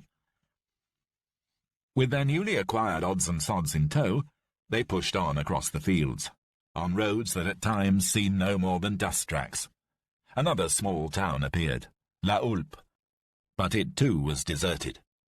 They were climbing steadily now along a natural ridge, and by Lamb's compass were moving west by southwest. He felt the pain in his heel with each step, but said nothing. Smart, though, could see him wince. The pain in his back where he'd been hit by the tree was also proving a hindrance to marching, and he hoped it did not presage anything serious. He knew, too, that he must keep up the pace for the men if they were to make any ground before nightfall. He was taking them west, and then had thought it best to head north towards Brussels. He saw a signpost pointing to the left off the road, and for a reason he couldn't fathom, the names it bore struck him as curiously familiar. Lannes, Plancenoit. Then, as he looked, he was transported back to officer training classes in Tunbridge, to a young man seated at a desk studying long-distant British victories. Plancenoit. That was it. Wasn't that the name of the village on the left flank of another British army? The village through which the Prussians had advanced to save the day and grant them victory over another tyrant? His men were marching onto the field of Waterloo. Smiling, he signalled to Bennett to come up. The man was nonplussed as to his grin. Yes, sir? Son Bennett, do you have any idea where we are? Where exactly we're going, I mean? On the road to Tournai, sir. Yes, of course we are, but here, right here. Do you realise where we are right now? Can't say as I do, sir. Waterloo, man. We're on the battlefield of Waterloo. The sergeant smiled. Are we, sir? Well, I'll be. Shall I tell the men, sir? It might back them up. Yes, go ahead, Sand. Why don't you tell them? Anything to keep their spirits up, and we'll need to stop soon enough anyway. They were in Plancenoit now, and walking past the little church with its walled graveyard before turning right down a hedge-lined avenue. After a few minutes, and after a steady climb uphill beneath a canopy of branches, they emerged onto a plain. Away to the west, the sun was sinking on the horizon, sending a glow across fields high with green corn and barley. To their left, the landscape opened out before them, and he could see the centre of what had been Wellington's line. The men, although they'd been informed by Sergeant Bennett as to where they were, seemed largely oblivious to the significance of the place, and carried on marching along the crest of the ridge. Valentine, however, approached Lamb, wearing his usual irritating grin. Quite a coincidence, sir, isn't it? Us being here? Yes, Corporal. I can't say that I'd been expecting it. To tell the truth, sir, I think we're a little off course. You do? A little too far south, sir. In fact, I suspect that we're actually in the French sector. Lamb cursed. Might he have allowed the romantic idea of being in this place to divert him from their purpose? Worse than that, he seemed to have been caught out by Valentine. They were nearing a crossroads now. It occurred to Lamb that it must surely be Wellington's crossroads, his command post at the centre of the ridge where the British infantry had stood against Napoleon.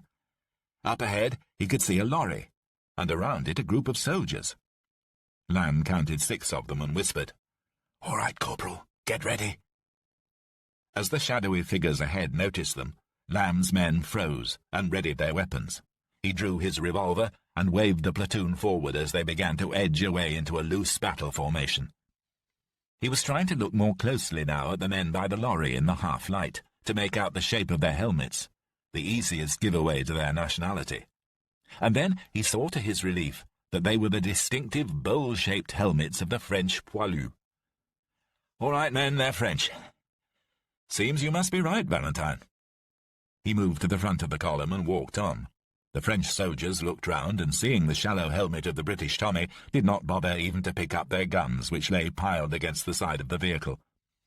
One of them walked towards Lamb, and as they got closer to one another, he opened a cigarette case. "Cigarette?"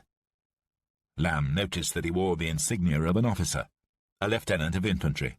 He reached out and took one of the precious cigarettes. Filterless. Turkish. "Thank you, Lieutenant." The man spoke in good English.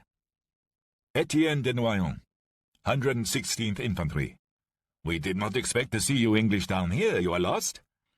"Yes, I suspect that we are. Sorry, Peter Lamb, North Kents. We've become detached from our unit. I don't suppose they've come this way." The Frenchman shrugged. "I don't think so. But then we've been here ourselves for barely 2 hours, and we've seen a few Tommies." He laughed and lit their cigarettes. "What do you think? We're supposed to be a roadblock, but how can we do that with 1 truck and 6 men?" Lamb raised an eyebrow. "That's bad news. In that case, we are lost." The sun was sinking faster now. "Is there somewhere near here we can bunk down for the night? A barn?" "There's the farmhouse, of course. It's all shut up, though." He laughed and took a long drag of the cigarette before speaking. "It's the farm that you British held out against us for so long back then. You know where we are?" Lamb nodded. "Yes, of course. Funny, isn't it?" The Frenchman laughed. "Yes, even funnier for me, because then the Boche were on your side." Lamb smiled at him. "I don't think we'd get much sleep there, anyway. Too many ghosts. Anywhere else?" "There is another house up there past the crossroads, opposite the big farm, to the north. But I think another British officer is staying there already. Curious that 2 of you should come here on the same day. Perhaps you know him. He came with a driver in a car." Lamb looked puzzled. What on earth was a staff officer doing so far south, and without an escort? "Thank you. We'll take that road and try our luck. At least it's in the right direction. The Frenchman clicked his heels and bobbed his head. Lamb returned the compliment. Bonne chance. Wish us luck with our roadblock. They turned right at the crossroads and continued for a short way between steep banks to either side. Then, as the road evened out, they saw on the right the walls of a farm, and opposite a small group of houses, 2 cottages and what looked like a barn. In one of the houses a light was burning at the window against the blackout. It was as good as any place to stop, and they were with friends. Lamb turned to Bennett before walking on alone towards the door. "All right, Sant, we'll bivouac here." "You heard the officer. Off the road. Unsling your packs. We're making camp." "What's up, Sergeant?" It was Stubbs. "We're stopping here for the night, lad. Mr. Lamb's orders." "Funny place to stop, innit? Like an old shack. We sleep in here. Don't feel good." "Officer knows best, Stubbs. Let's have your lip. This is a historic place, anyway. Waterloo." "I thought that was a railway station." Johnson now. Massey answered him. "You're just pig ignorant, you are." "You just shut it, Massey, or I'll give you bloody ignorant." Bennett stepped in. "Right, you two. Stow it, both of you, or you'll be on a charge. Stubbs, get a brew on. Johnson, you get some stew going. Massey, find some kindling." Lamb could hear them as he made his way up the road. He stopped before the door and knocked 3 times. There was a commotion within, and he heard the click of a rifle bolt. His pistol was still drawn, and he kept it at the ready. There was a shout. "Who's there?" Lamb, feeling rather foolish, could think of nothing better to do than answer, "Lieutenant Lamb, North Kents." The door opened, and he found himself looking down the barrel of a rifle. To his intense relief, though, he also saw that it was held by a British soldier, a sergeant. Seeing his face and uniform, the man smiled and lowered his gun. "Sorry, sir, can't be too careful these days, can you?" The man saluted. Lamb shook his head and returned the salute. "No, Sergeant, you can't. Incidentally, though, what would you have done if I'd said I was a German?" "Shot you, sir. Through the door, sir. Then scarpered." "Lucky me." There was a shout from behind the sergeant. "Dawes, who is it? That French fellow again? We could do with a drop more of that brandy he found us before." The sergeant half turned. "No, sir, it's not the French officer, sir. It's a British officer, sir." The room was poorly lit by the light of just 2 candles, which burned in the neck of 2 empty wine bottles. It was a humble farmhouse, sparsely furnished, and with little in the way of decoration, save a single framed engraving, and a small black wooden cross which hung above the fireplace, in which the miserable remains of an attempt at a fire burned. Moving aside, the sergeant revealed a dining table laid for dinner for 1, on the opposite side of which was seated a British officer. Judging from the 3 pips and a crown at his shoulder, he was a brigadier. He smiled at Lamb. "I say, hello, you're one of us. Who are you?" Before replying, Lamb took in the sight before him. Even in his youth as a subaltern on the Salmon in Passchendaele, Brigadier Julian Meadows, Dewey Meadows to his chums, had never been what one might have called a small man, and what Lamb had presumed might be the universal hardships of soldiering over the past few weeks appeared to have had little effect upon a figure happily formed by years of lunches with similarly clubbable fellows, and which still swelled the fabric of his cleverly tailored Savile Row service dress.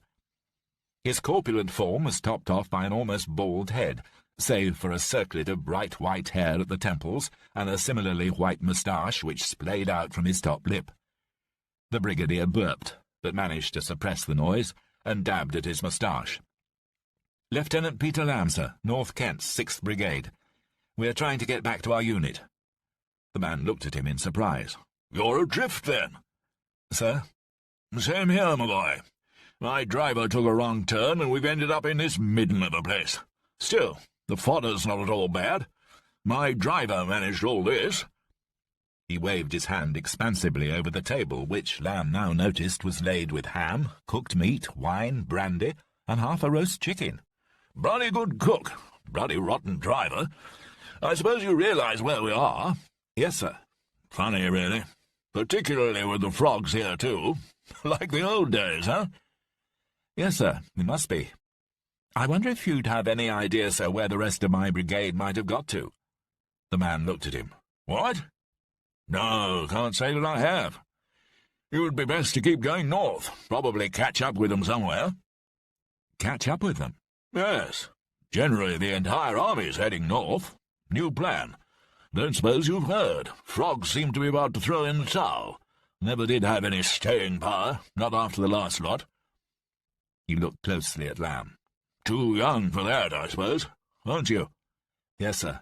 But my father served. In the Dardanelles.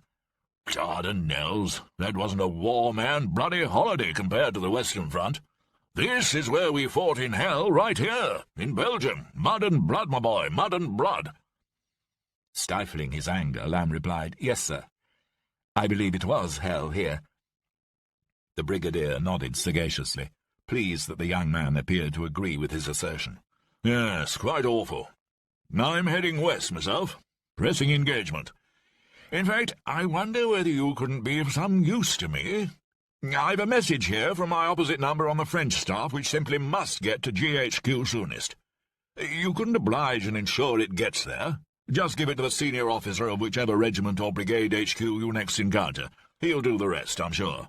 That's how it works, you see. Lamb was dumbstruck.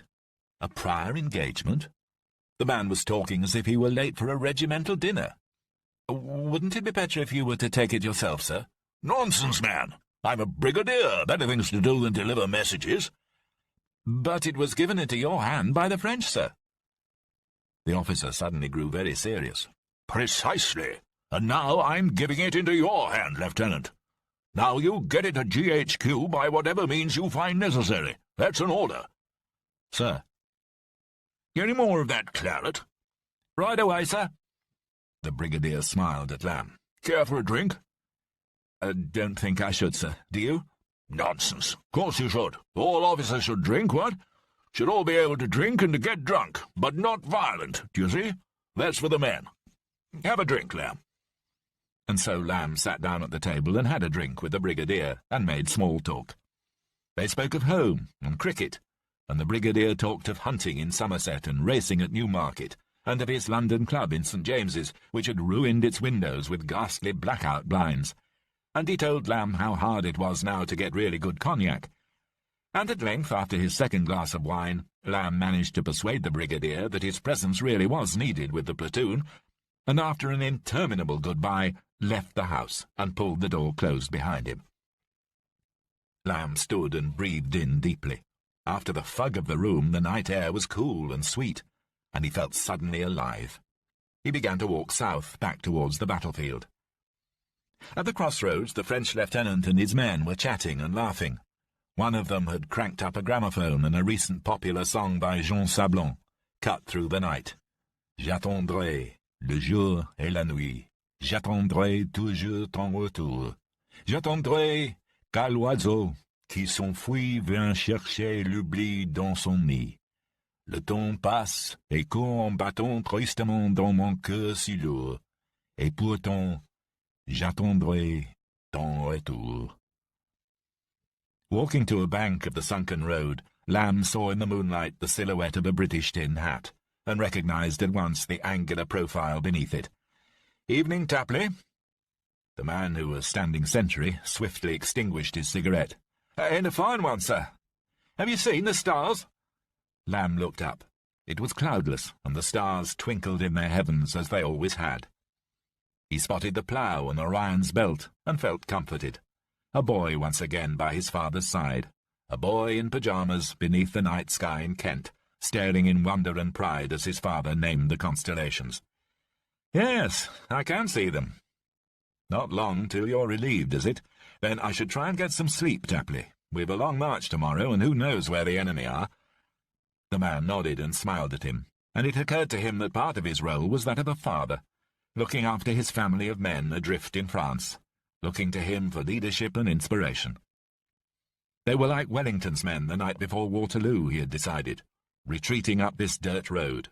Then, on the very next day, the great general had turned the tables on his arch-enemy with a famous victory. But Lamb suspected that there would be no such chance for his men, or for his army. There would be no second Waterloo. He had been surprised by the attitude of the French officer to the fate of his country, and wondered whether it was widespread. How, he wondered, could a nation that had fought with such bravery in the Great War now just give in against the old foe?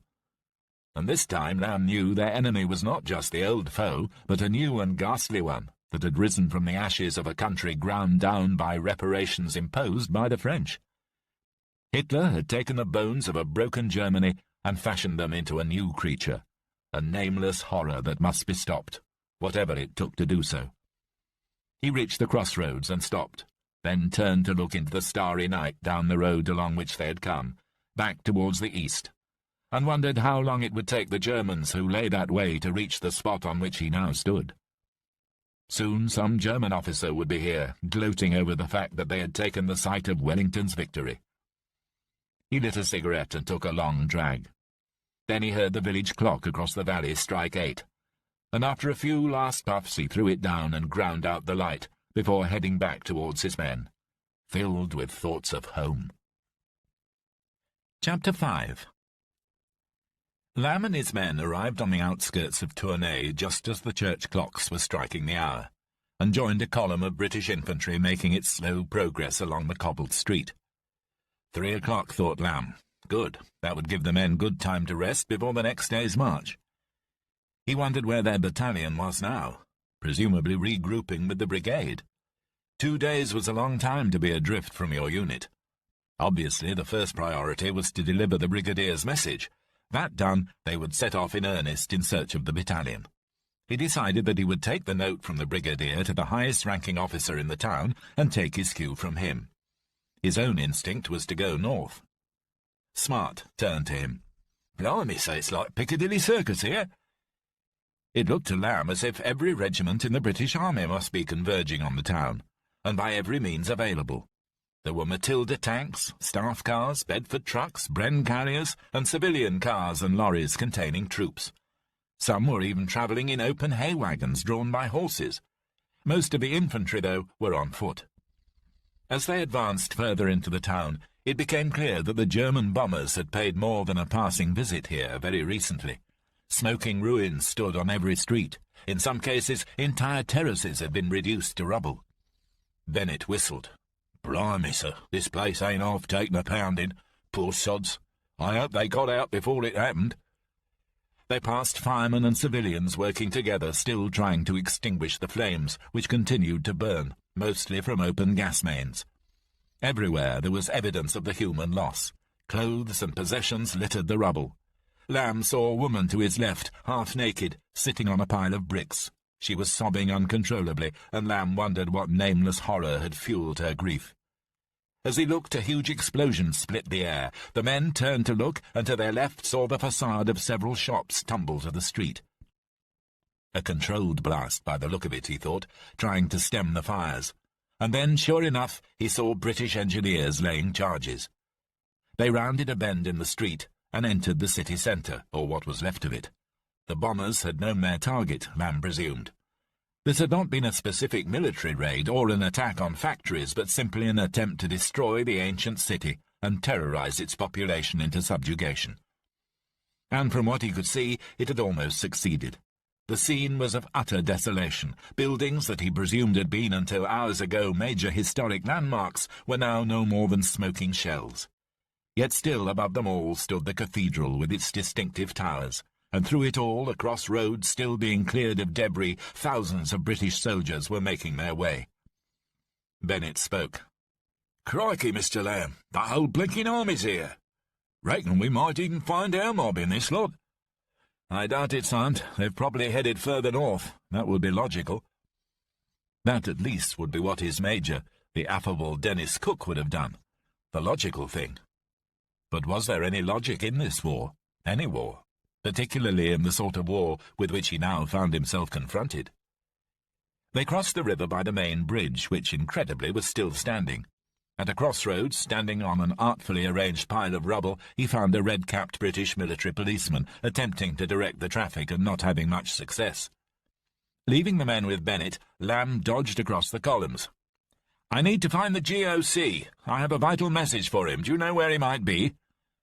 The man looked blank and did not stop waving his arms. He shook his head. "Can't say, sir, sorry. Last time I heard he was in the town hall, but that copped it in the last raid. He'll have moved on by now, sir. Things are very fluid at present." Lamb smiled. "Very fluid. the classic army euphemism for shambolic. Nonetheless, he decided it would, after all, be best to make for what was left of the town hall. "Thank you, Sergeant. You couldn't, I suppose, point us in the direction of the town hall?" "Just carry on the way you're going, sir. Can't miss it. Great big barrack of a place it is. Good luck, sir." They continued into the town, and within minutes were standing in a small park, in the centre of which, as the MP had predicted, stood his great barrack of a place, a 17th-century chateau lumped onto part of a medieval monastery. At the moment, though, it looked rather less than imposing. Bombs had rained down here, and the grass was pock-marked with craters. But where the carefully manicured gardens had not been touched, the flowers still bloomed. It was a grotesque sight, made all the more so by the row upon row of corpses which were being laid out on the grass, their legs sticking out grotesquely from beneath the blankets and sheets in which they'd been wrapped to preserve something of their dignity in death. He saw a few legs in battle dress, but they were civilians mostly. Children, too. Lamb didn't bother to count. The town hall was a mess, with its roof caved in, rafters sticking up like teeth, and 2 walls gone. It seemed to him unlikely that it was still functioning as the British HQ. On the right, though, a smaller, similarly elegant building was still standing. Outside, 2 British soldiers stood sentry. Lamb turned to Bennett. "I'm going in there, son. Looks more promising. Get the men away from here, will you? Don't want them looking at any more dead bodies more than they have to, particularly civilians." As Bennett led the platoon away across the park, Lamb crossed the grass to the door of the building, and to his delight managed to talk his way past the sentries by mention that he had a message from Brigadier Meadows. Once inside, he was met with a scene of some confusion. Men were walking and running across his path, and no one seemed to be aware of him. He tried to accost a passing captain, but was ignored. Directly ahead of him was a passageway lined with 19th-century portraits of black-clad council officials, and more from instinct than anything else, he walked down it. No one stopped him. At the end was a door. Lamb turned the brass handle and entered. He found himself in a large library, lined on all sides with well-stocked mahogany shelves. At the far end of the room, beneath a low-hung chandelier, a tall, lean man, a colonel from his insignia and red tabs, was poring over several maps spread out over a table with another staff officer, a major. As Lamb entered, they both looked up. The major spoke. "Yes, what is it now? We're very busy in here. If it's that bloody mayor again, tell him that his surrender to the Jerrys will have to wait. We're not planning to go anywhere just yet." He turned back to the map. Lamb coughed and saluted. "No, sir. Lieutenant Lamb, sir, North Kents." The colonel looked up this time, returned a casual salute, and raised an eyebrow. "Yes?" "I have a vitally important message from Brigadier Meadows, sir, from 1 Corps. He ordered me to get it to GHQ by whatever means possible." The major and colonel looked at each other. Then the colonel spoke, smiling. "And I suppose I'm the nearest thing that you can find to GHQ." "Yes, sir, I suppose so, sir." "Yes, you're very probably right. I think I am." He turned to the major. "I am, aren't I, Simpson?" "Yes, sir. I'm very much afraid you are, at least here in Tournai at present." The colonel frowned. "A signal from Dewey Meadows. A vital message. That hardly sounds likely, not from Dewey." Lamb cringed. He had, of course, thought all along that the brigadier seemed an unlikely source of vital information, if not actually bogus, but nothing surprised him now in the army. The colonel continued, puzzled. "Where did you find him?" Lamb knew as he said it that his answer would sound absurd. "At Waterloo, sir. On the battlefield, that is. He was bivouacked there." The colonel laughed out loud. "Waterloo, eh? Trust Dewey. What the devil was he doing there?" He looked down at the map. "Isn't that in the French sector, anyway, Simpson?" The major nodded. "French 2nd Corps, sir. Though we think they've been overrun by now." "Poor old Dewey's probably in the bag by now, then. That'll teach him to get lost." He turned back to Lamb. "He was lost?" "Yes, sir." "And you got through to here with the message. How the devil did you manage that?" "I just followed the map, sir, and stayed off the main roads. There were air attacks, dozens of them, sir, and refugees, thousands.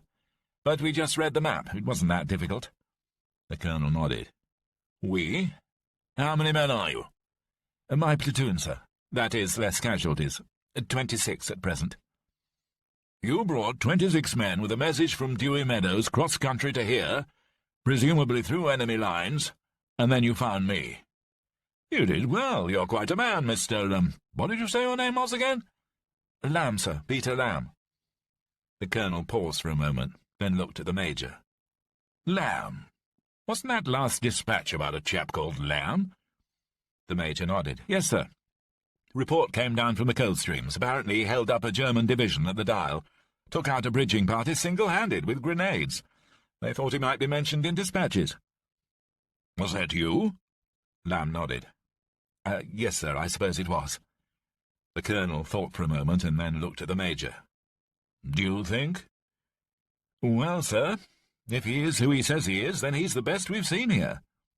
It's worth a go, sir. The colonel looked back at Lamb and seemed as if he was about to say something, but then he stopped and stared hard at Lamb. Hold on. Who won the cup last year? Lamb frowned. Sorry, sir? Who won the cup, man? The cup, the Football League. Who won it? Lamb racked his brain. Names tumbled out. Everton, Liverpool, Chelsea. Football had never been his game. Rugby and cricket, yes, from school. He'd been in the first 15, full back, but football? He had, of course, mugged up enough to be able to talk to the men about it. A fellow officer had once told him that was one of the smartest things a subaltern could do. He tried desperately to remember. The colonel was looking worried. He turned to the major, who, Lamb noticed, had flipped open the flap of the holster at his belt. Then suddenly Lamb had it. No one won it, sir. There was no league last year. It was abandoned after war was declared. Everton won the First Division, and Portsmouth won the FA Cup.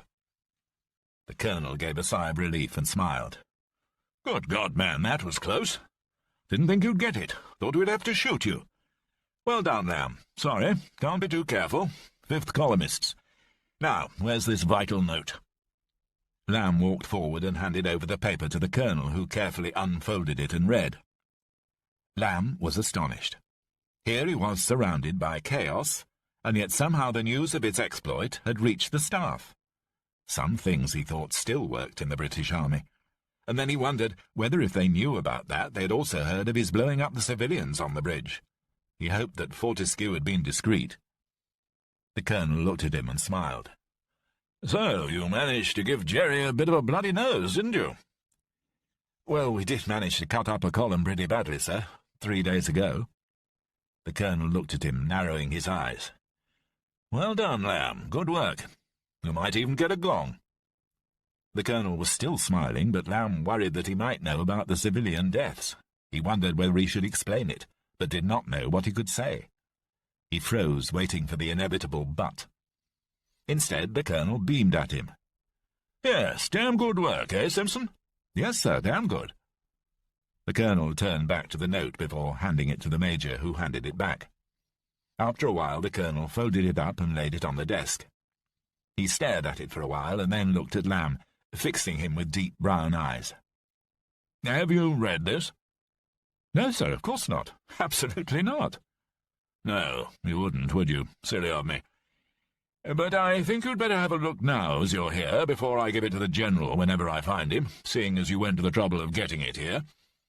He handed the piece of paper to Lamb. Go on then, man.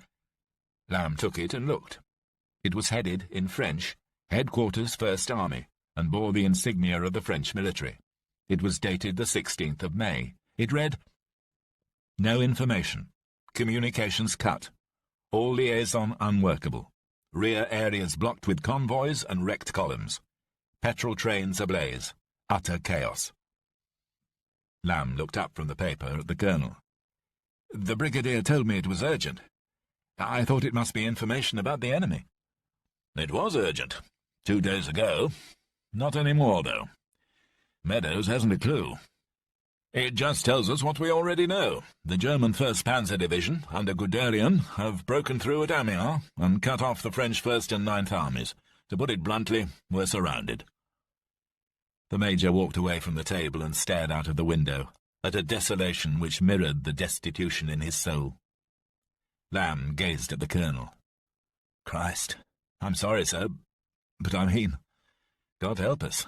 Yes, God help us, Lamb. Although I doubt whether even he can now. The Colonel pointed to the map. In 4 days we've been pushed back 60 miles, and that's only in the north. At least here we're making a stand. It's taken Guderian's panzers less than 3 days to reach Amiens. Another 2 and he'll be at the sea. 7th Panzer Division are closing on Arras with the 5th, and the 6th and 8th are pushing through the centre. As far as we can tell. But, to be perfectly frank, they could be anywhere. Lamb looked down at the map as the Colonel's hands swept across it, and instantly saw the extent of the disaster. The Colonel went on. The Germans have been training for this for years. They're fighting fit, and they damn well know it. And what have we been doing there? We've been sitting on our fat backsides doing sweet Fanny Adams. There was real bitterness in his voice. Britain is a great country, Lamb, the greatest in the world, with a strong, resolute people and a powerful empire. But look at the men you brought out here. Look at the British Army, our soldiers. Lamb frowned and began to speak. My sergeant, sir— Yes, I dare say your sergeant's a good man, and a few others besides him, but what of the rest? Think about it. They're a good bunch, sir, loyal as they come.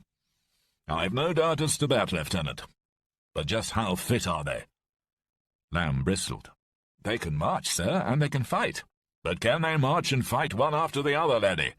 Hitler's Nazis can do that. That's why they've come sweeping through Belgium. That's why we're sitting here 50 miles back trying to work out what we can do and waiting for their damned tanks to roll into town. It was hard to argue against the Colonel's logic. It backed up everything Lamb had seen so far. Lamb, your men, our men, this army, a good few aside, you must see their gutter scrapings, the victims of the Depression. It's not just the army that's been starved of resources, the entire country's been living on subsistence rations, save for a privileged few. Me and Meadows included, if you want. And where are most of those fat cats now, On the General Staff. Lamb knew he was right. Many in his regiment were men laid off before the general strike, or their sons, men who had been brought up on thin porridge and meat just once a week. Men who had been offered the promise of a future they never saw, and little else. They were underfed and ill-educated. He was leading the legacy of the last 20 years. He thought of the brigadier with his roast chicken and brandy. The Colonel continued, I tell you, Lamb, something's got to be done, and fast. Do you know one of our major problems? Our tanks' guns can't penetrate their tanks' hull armor. Not even the new Matildas have a real chance, and most of the others only have machine guns. And have you seen what these new 88mm guns of theirs can do to one of our tanks? They were designed as anti-aircraft guns, for Christ's sake, and the Jerrys have started using them against our armor. We haven't a chance. We're the worst-trained, worst-equipped army ever to be sent by Britain to fight on foreign soil, and that's saying something for the nation that fought in the Crimea and the Afghan wars. Lamb was taking it all in. He looked closely at the map, saw the blue pencil lines marking the British and French corps and divisions. It was true. They were cut off and being pushed closer and closer towards the French coast. Won't the French be able to break through and cut the German lines? What about their tanks? The Colonel sighed. It would be good to think so, and in the last lot they might have done just that. But this French army is very different to the one I fought alongside in 17. They're sick of war. The French have all but thrown in the towel, and Churchill knows it. Lamb wondered how the Colonel was able to know what the Prime Minister thought, and began to realize that he might be something more than a mere colonel. The Colonel looked over the piles on his desk and found another piece of paper. He handed it to Lamb. Here, read that now. Then tell me your thoughts. Lamb read. On writing paper headed British Broadcasting Corporation, it was dated 18:30 hours, the 14th of May. That was 3 days ago. For immediate broadcast to the nation, all small boat owners are requested to present themselves with their vessels as quickly as possible to a representative of the Admiralty. He frowned. I'm sorry, what does it mean, sir? What do you think it means? It sounds as if we might be trying to get together a sort of People's Navy. All the boats we can get. Yes, that's about it. But why would we do that? Unless... But that's ridiculous. Yes, I think you got it now. We're preparing to evacuate the entire army, or whatever there might be left of it.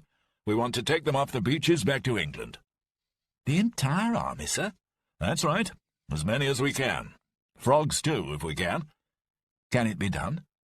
He took a long pause. "No one's ever tried. There are two schools of thought. Gort's behind it. Think the PM is too. The Frenchies aren't keen, though, as you might have guessed." "Where can we manage it?" "The Channel ports. We had thought of Calais alone, but it would seem that we need Boulogne and Dunkirk too. If we can get the small craft onto the beaches, we might be able to ferry the men out to the Navy." "So we are running away, then?" "If we are going to be able to continue to fight this war, then we have to save what's left of the BEF. The French are sunk. I have that on the highest authority, and I do mean the highest. There's no way that we can hope now to meet and repulse a German attack in the north. We can only retreat to victory." "So you're telling me that I should make my way to the Channel ports, sir?" The colonel shook his head. "No, I shouldn't do that if I were you. You seem a very able soldier, and I'm going to give you what may well be the best piece of advice you'll get in this war. Get yourself and your men away to the west. There's no point in going any further north. Jerry's already cut our communications, and you'll never get through. But he's still chasing our tails to the west. Besides, up there you'll be one among tens, hundreds of thousands, scrabbling for a place on those boats at Dunkirk. No, laddie, the west is your best bet. If I were you, I'd duck down to Arras, and then head for the Somme. You'll still find Jerry's, but there may not be quite so many of them." "The Somme, sir?" "Not the old battlefield, further downstream towards the coast. I know it seems unlikely, but we've a division heading down there now, pulled away from the Saar yesterday, 51st Highland, General Fortune. The original plan was that if this situation arose and the French could be rallied, then it would be the nucleus of a fresh BEF. But to be perfectly frank, it looks increasingly unlikely that the French will stand at all. So it's likely that we'll have to get the Scots off as well, just 10,000 of them. Should be easier there than with the 500,000 up at Calais and Dunkirk." He paused and stared at Lamb. "Actually, I've an idea, Lamb. I want you to do something for me. And this really is vitally important. Not like Meadows' nonsense. Communications are shot to pieces, or near as damn it, with General Fortune's HQ, and we have no way of letting him know the situation. I want you to take him a message from me." He looked across at the Major. "Simpson, write this down, please, will you?" He looked back at Lamb and paused, then said, "Tell him that the Jerrys have cut us off at Amiens, and the French look as if they're about to give in, or pretty damn soon. If that happens, tell him we're going to get them all away, all of his division. The plan is to get them off from Le Havre. Tell him that they should hold out on the Somme until further notice, and bear in mind that Le Havre needs to be kept accessible. The French might order him south, he's under their command, but if he has to fall back, he should make for Le Havre. Tell him that whatever else he might hear, from whatever source, even Churchill himself, ships are on the way. Tell them at all costs that they should not surrender without further orders. No surrender. Got it? They hang on until the ships arrive." Lamb looked at him. "Are you sure it's me you want to do this, sir? Perhaps a dispatch rider would be quicker, or a team of them. Surely that sort of order should come from someone on the staff. Shouldn't I try and rejoin my unit, sir?" The colonel shook his head. "No use, Lamb. Isn't that right, Simpson? Dispatch riders are no go. Being picked off all the time by Jerry snipers, and you can forget your unit for the time being, Lamb. Very soon they'll just be one of hundreds trying to get home any way they can. It's up to you to do the same. Besides, I can't spare anyone on the staff, laddie, even if I knew where they all were anymore. No, you'll do, and that's an order. You'll have to do. In fact, I think you're just the man for the job. If you can hold up an entire Jerry regiment with a few grenades, Lamb, seems to me that you've a far better chance of getting through than any staff, Johnny, and I think a few more heroics might be of use to you in future." "Yes, sir, I see." "That's it, then. Well done." He looked to the Major, who gave him the piece of paper on which he had been writing, and a pen.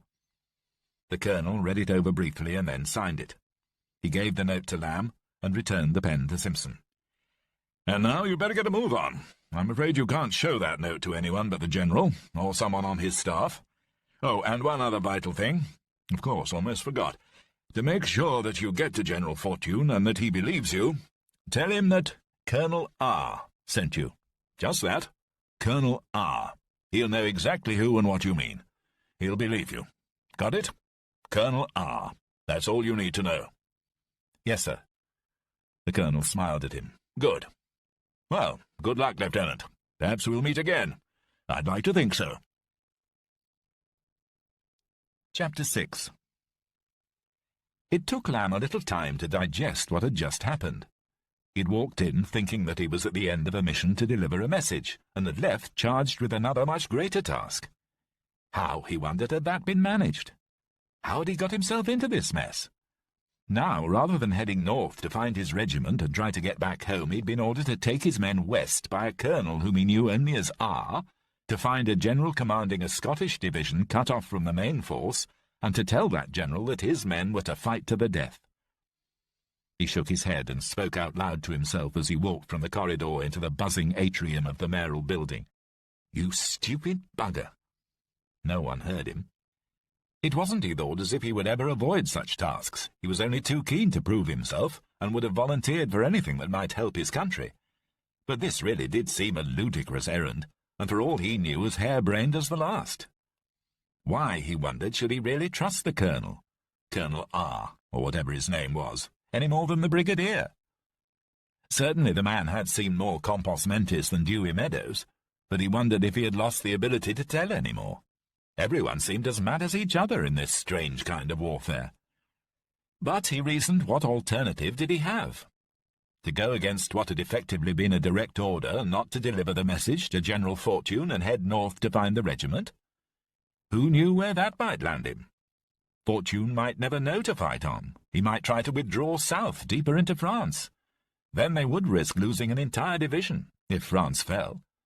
This was not what Lamb had really expected his war to be like.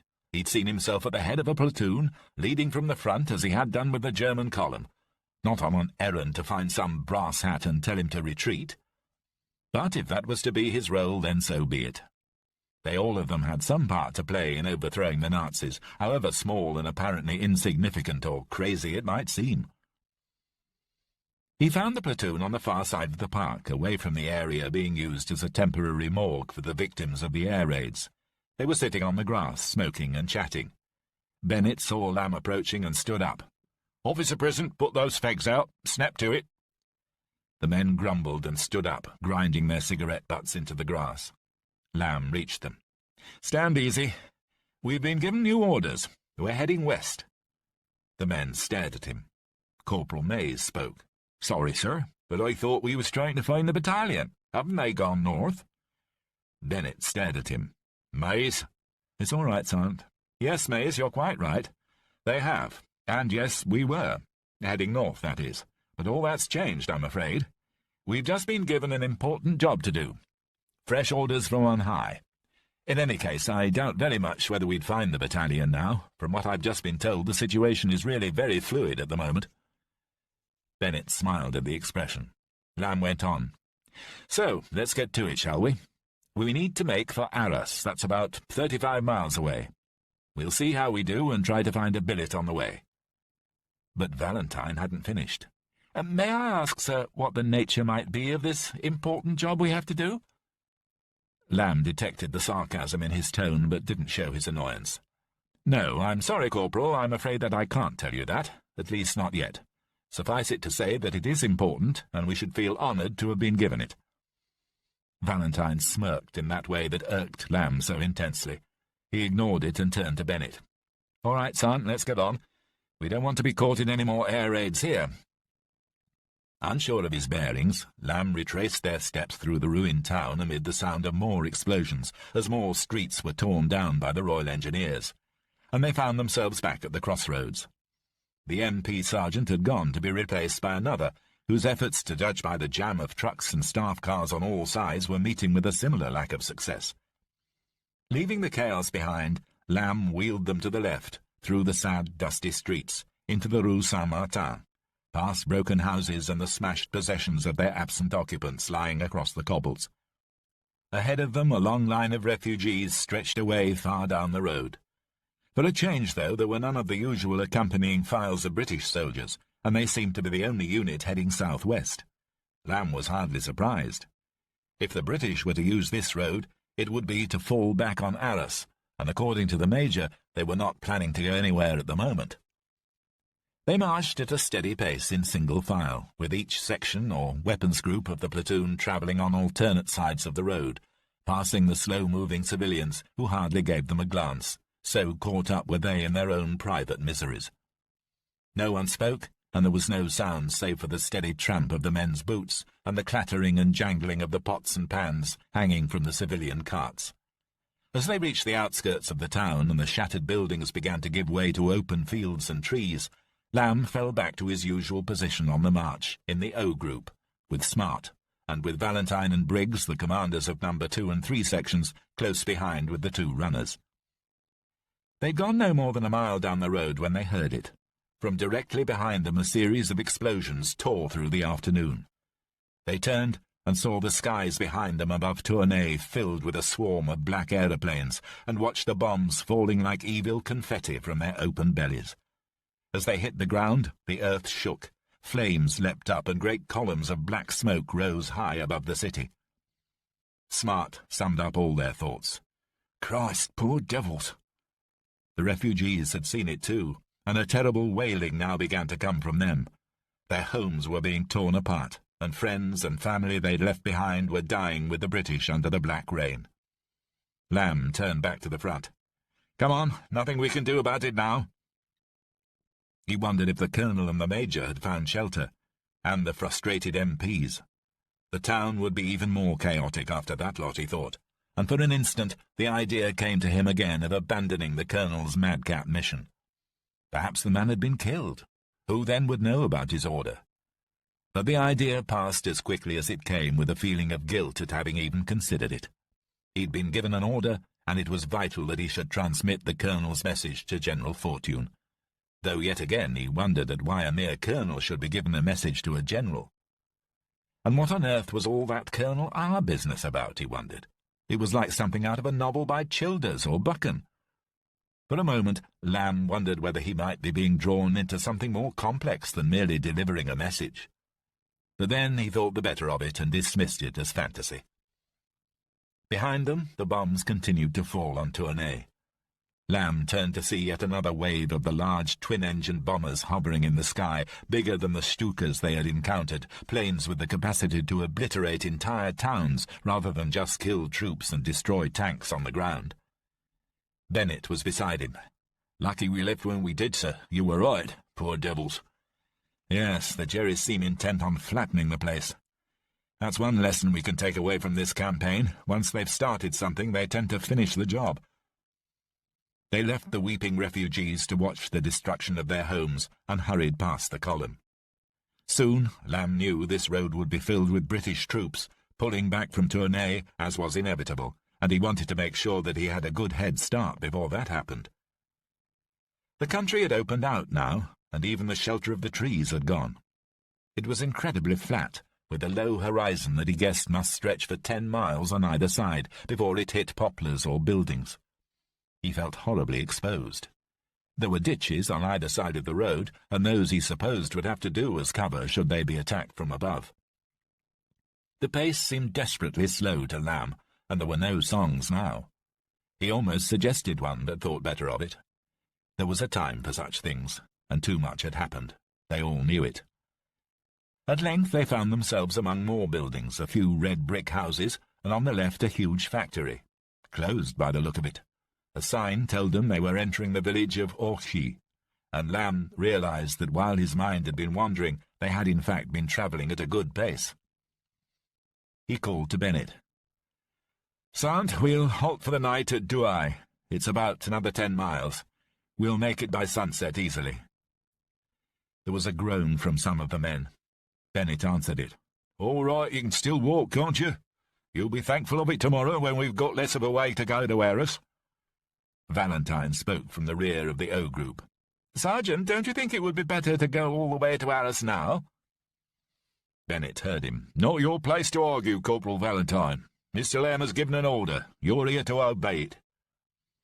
They carried on, and while he kept his eyes on the countryside around them, Lamb's thoughts drifted away from the immediate scene. He wondered what they would make of this at home, if they ever found out. How could he possibly ever tell his mother about what he had done at the bridge? How could he tell them of what he had seen, of the death and the ghastly wounds, of what weapons can do to a body? Could he wondered, even tell them about the mission he was now on?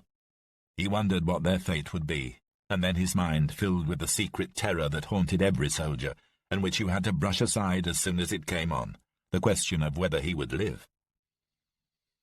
He had not noticed that Valentine had changed position and was walking directly behind him now, and for once he was glad when he heard the man's voice. "Sir, we're nearly at Douai, aren't we? I don't mean to be disrespectful, sir, or to challenge your authority, but don't you think it would be a better idea to go straight on to Arras?" "No, Valentine, I don't. The men need to rest, and we need to scrounge some rations. Douai is the obvious choice. It probably hasn't been bombed yet, either." Lamb chided himself for having to justify his decision to a corporal. What was it about Valentine? He was determined now to get rid of him at the earliest opportunity. This, he presumed, would not be until they made it back to England, if they ever did. But he thought that he might take the opportunity to sow the seeds of a potential move. "What I can't understand, Valentine, is, if you have so many bright ideas, why you're still a corporal. I mean, a chap like you, with a sound education, an obviously clever brain. You should be on an officer training plan. Have you ever thought about it?" Valentine smiled, and, as always when he did, Lamb felt a sense of distaste. "I didn't want the responsibility, sir, you see. Don't really think that I'd make an officer. Prefer to take orders." "When we make it back to the battalion, Valentine, and I'm quite sure we will eventually, I'm putting you up for a commission." Valentine continued to smile. "I don't think that would be an awfully good idea, sir." "You don't?" "No, sir." "Why, exactly?" "I told you, sir. Can't be doing with the responsibility. Like what happened to you on the bridge, sir. I couldn't very well live with that on my conscience, you see, sir. Must be very hard for you, sir." Lamb tried to stifle his rage. "That be damned, Valentine. You'll be an officer and like it." "Sir?" Their conversation at an end, Valentine returned to his place in the line. Lamb cursed himself. He had been goaded by Valentine, and unwittingly had shown his hand. Worse than that, he was not sure how the man had managed it. There was just something about him that made Lamb drop his guard. Yes, he was decided. Corporal Valentine had to go, and the sooner the better. End of Disc 2. Disc 3. Chapter 7. It was close to 1 o'clock in the afternoon on the 21st when they finally reached the suburbs of Arras. The town had suffered badly from shelling and air attack, and many of the roadside buildings had been hit. Some were still smoking, others had had their walls ripped off to reveal domestic interiors that looked like stage sets, thought Lamb, with everything perfectly in place, except the floor.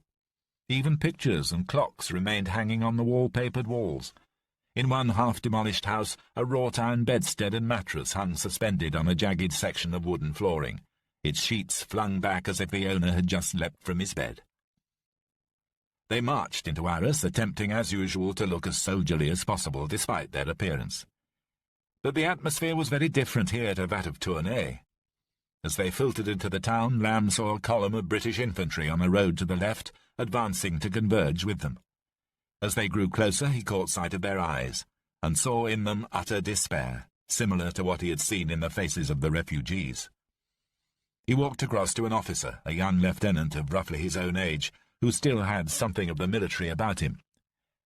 "I say, who are you? Where have you come from?" The young man smiled. "Where we come from is not somewhere you want to go. We're Royal Sussex. They caught us up at Albert. Bloody panzers went through us like a knife through butter.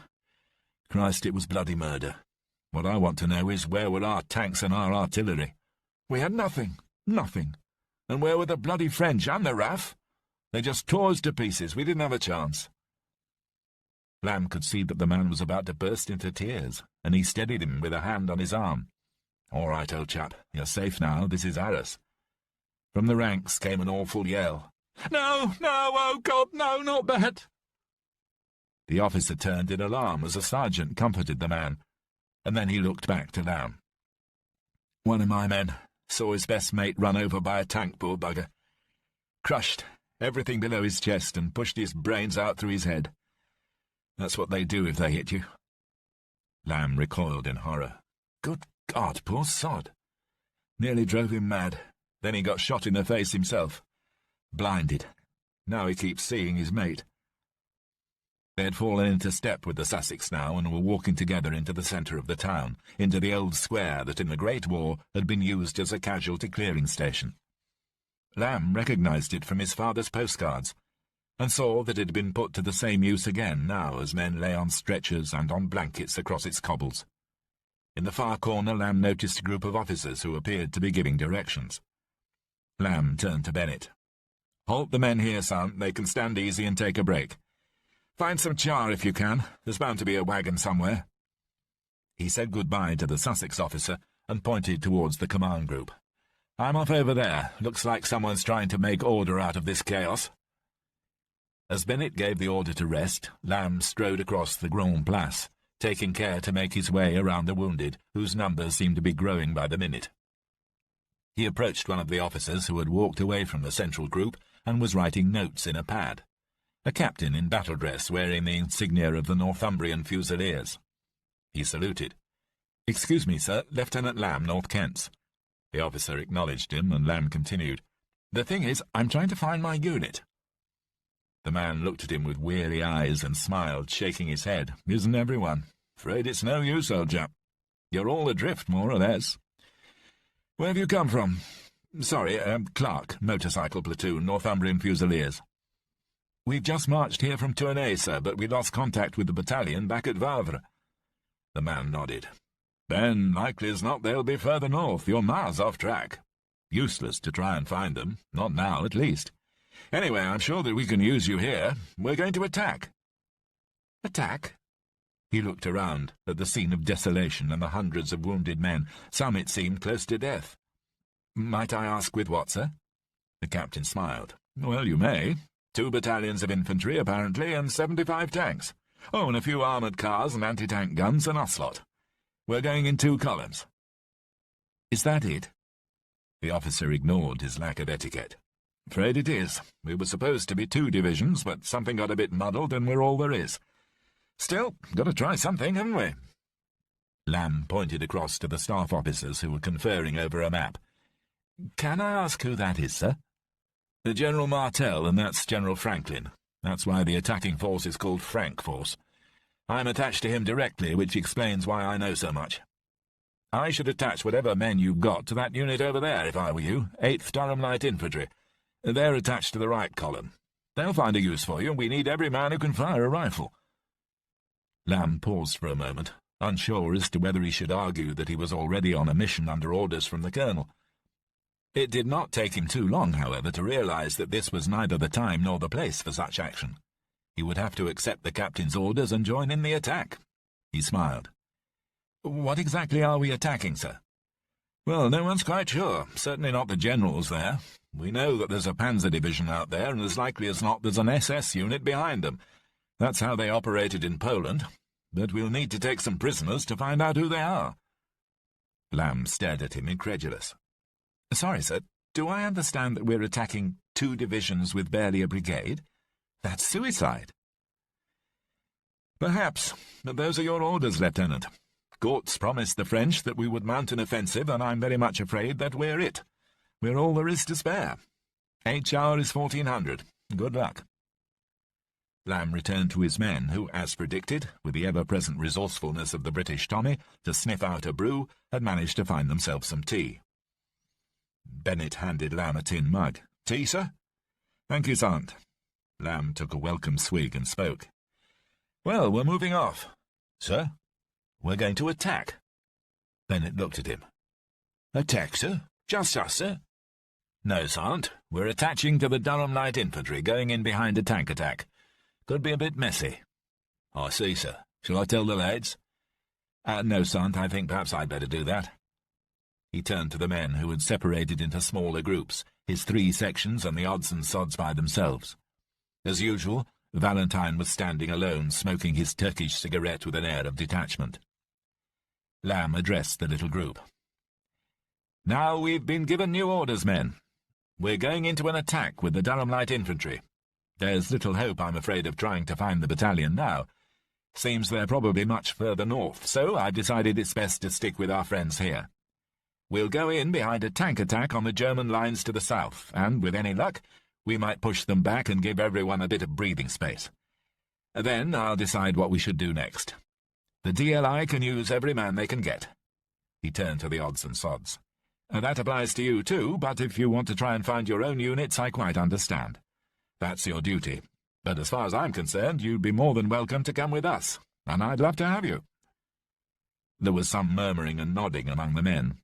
Lamb saw Mitchell shake his head, and then Stanton and Blake turn on him aggressively and mutter something inaudible. Eventually Mitchell shrugged, and McCracken nodded and smiled. A few of them lit fresh cigarettes as the Scots sergeant turned to Lamb. "We're with you, sir. Proud to be." Lamb turned to Bennett. "Right, son, we'd better be ready to move. Check weapons and ammo. I dare say you'll be able to draw fresh rounds from the DLI if you need them. HR is 1400. Best not to be late for the party." For all their readiness, though, it was shortly after 3 o'clock by Lamb's watch that the assault began. The two columns approached the enemy from Neuville and Vimy, at a distance of about a kilometre from one another. The left column was led by the Matilda tanks of the 4th Royal Tank Regiment, and the right by the 7th Royal Tank Regiment, while the infantry moved in their wake, using a tactic that had been devised during the Great War by generals who had learned their craft as cavalrymen. Lamb had been across to talk to the CO of a company of the DLI, who had eagerly accepted the extra hands.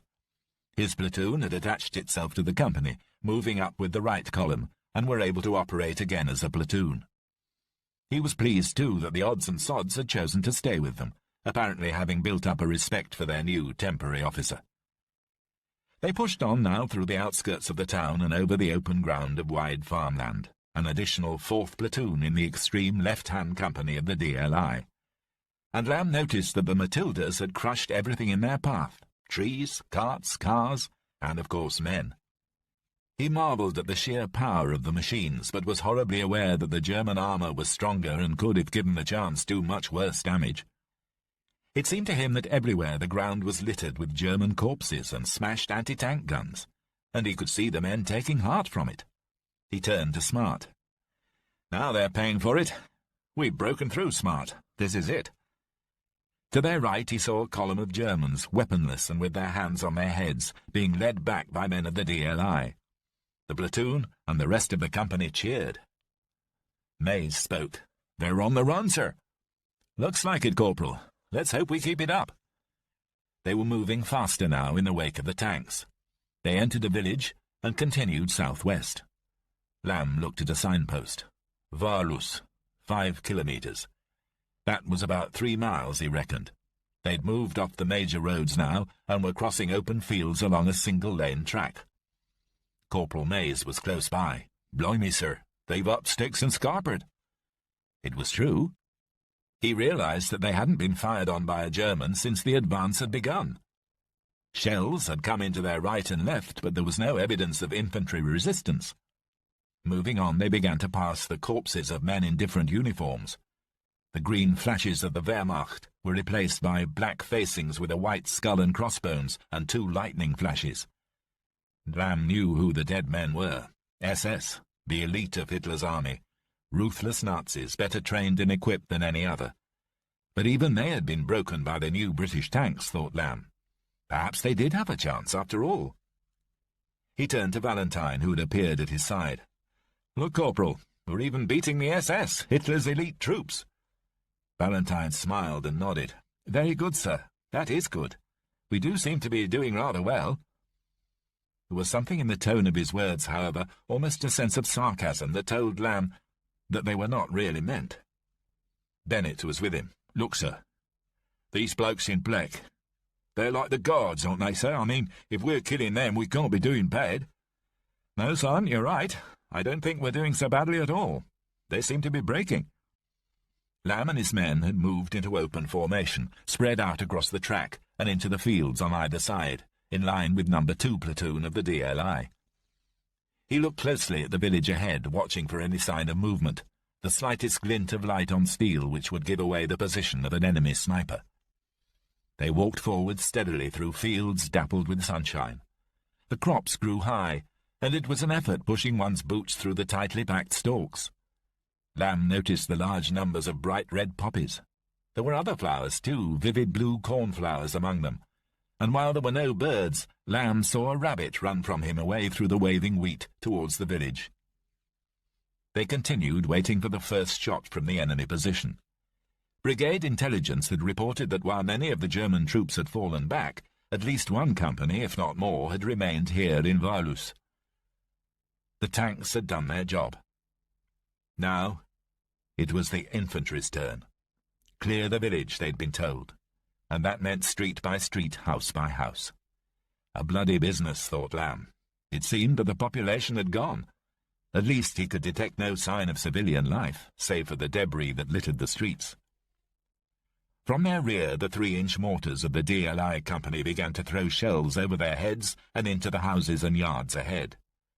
Lamb and his men could hear nothing but the whine of the incoming rounds, the explosions and the more distant rumble of heavier shells as the tanks and guns that had detached to their flank continued to fire. They were within 200 yards of the first buildings now. Lamb could see the houses quite clearly, red pantiled brick and lime-washed, muddied with the dirt of 2 centuries. The village was dominated by a tall church tower, and he knew that if the Germans were still here, that would be where they would have positioned their observers and any heavy weapons they might have. He turned to Bennett. "Watch that tower, Sergeant. It's perfect for a machine-gun post." He had hardly spoken when there was a flash from the belfry, and instants later bullets ploughed up the earth to their left and right. One of them hit Potter square in the chest, killing him instantly. Another took 3 fingers of the left hand of one of the runners, and he fell to the ground, moaning. "Christ, they're in there! Get down!" The platoon hit the ground as more rounds zinged past them and thudded into the clay. Rifle fire began to open up now. There was a shout as one of the men, Lamb couldn't see whether it was one of his, was hit and died. And then another, Clark. They were pinned down, sitting targets. There was only one thing to be done. Lamb scrambled to his feet, the bullets striking the field around him. "Come on! Anyone who stays out here is a dead man. Follow me and you've got a chance." He began to run as quickly as he could. He was an able athlete, but his feet felt like lead. He was aware of other men rising from the ground around him, some of them being hit and falling over. Others, though, were running with him now. They were 10 yards from the outlying buildings. 5. More small arms opened up on them from the windows. Other men began to fall.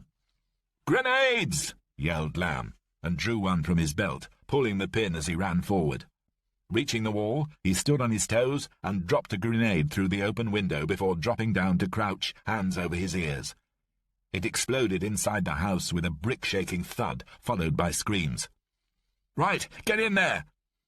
2 of the men, Johnson and Bayfield, nipped round the corner of the house and vaulted a 5-bar gate into the yard.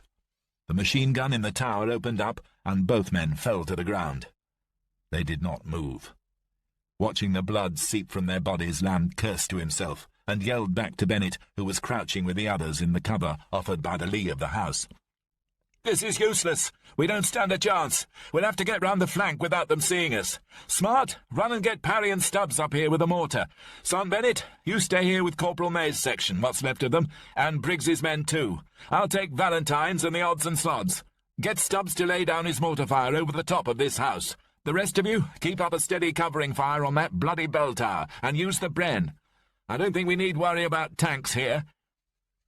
Leaving Bennett with the remaining 4 men of Briggs's section and May's 5, along with the mortar team, Lamb began to move off, keeping tight against the wall which ran to the right of the bombed house, conscious all the time that he might be spotted by the machine-gunners in the tower. From behind them he heard the reassuring sound of the Bren opening up, and the thud of their mortar. Directly behind him came Valentine with his 4 remaining men, and then the 6 odds and sods. They moved fast and ran across the gaps between the single-story village houses. They were out of sight of the church tower now, but could still hear the covering fire from behind. There was a small green on the right, and ahead of them a crossroads, with the left fork leading down to the church, Lamb approached it and cautiously peered around the corner of a green shuttered house to their left. He ducked his head back in. 2 German soldiers had positioned themselves some 50 yards down the road, with a heavy machine gun covering the crossroads. Lamb signalled to the men behind him and whispered, "There's a machine gun up there. We'll go in through this house and try to flank it." He moved to the front door and waited. From the rear came the crump of a mortar round and Bren fire. Lamb put his shoulder to the door and splintered the lintel to open it.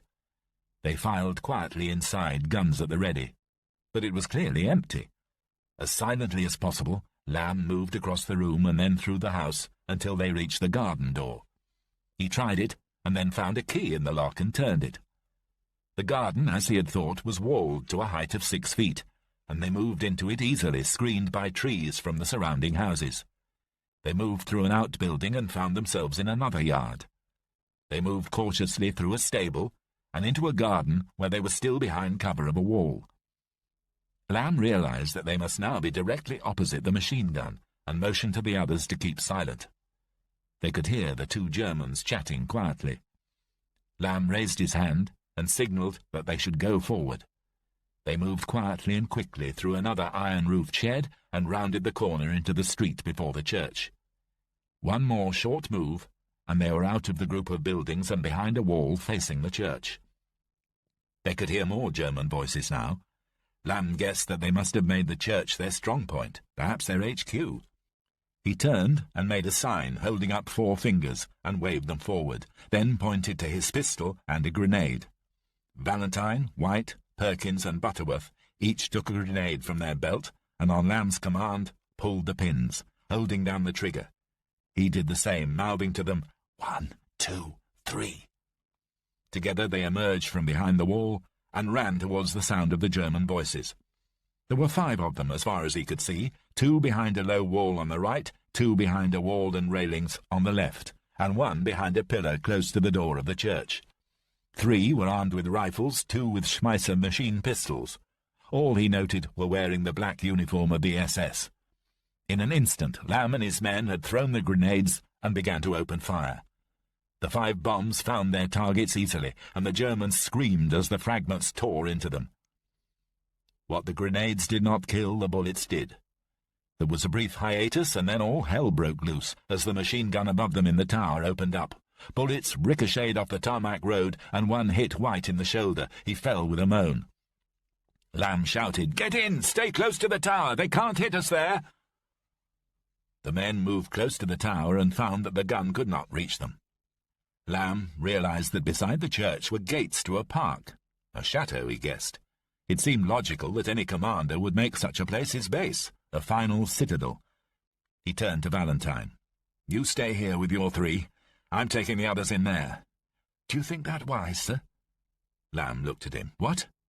"I only wondered whether it was wise. They still have a gun in the tower, and we don't know where else they are. They're sure to come running after that firing." Lamb stared at him. "When I want your opinion, Corporal, I'll ask for it. Stay here." He shouted across to the odds and sods behind the wall. "You men follow me and be quick on your feet. Valentine, cover the tower." While Perkins and Butterworth fired directly past the bell tower, Valentine helped the wounded White into the lee of the church, and the others ran across the road. There was no sign of any Germans, but Lamb knew that any there were would come running at the sound of the guns. They moved through the entrance gates and walked along the edge of the drive.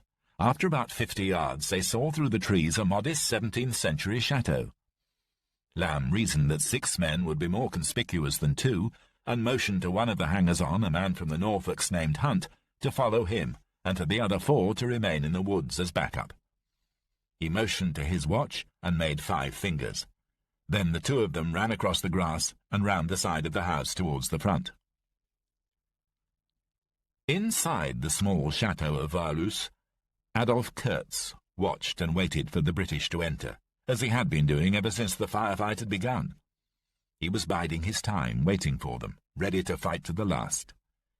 Kurtz brushed a speck of dirt from his sleeve just as the first British soldier appeared, framed in the doorway, and fired. The bullet hit the man between the eyes, and he fell backwards, stone dead.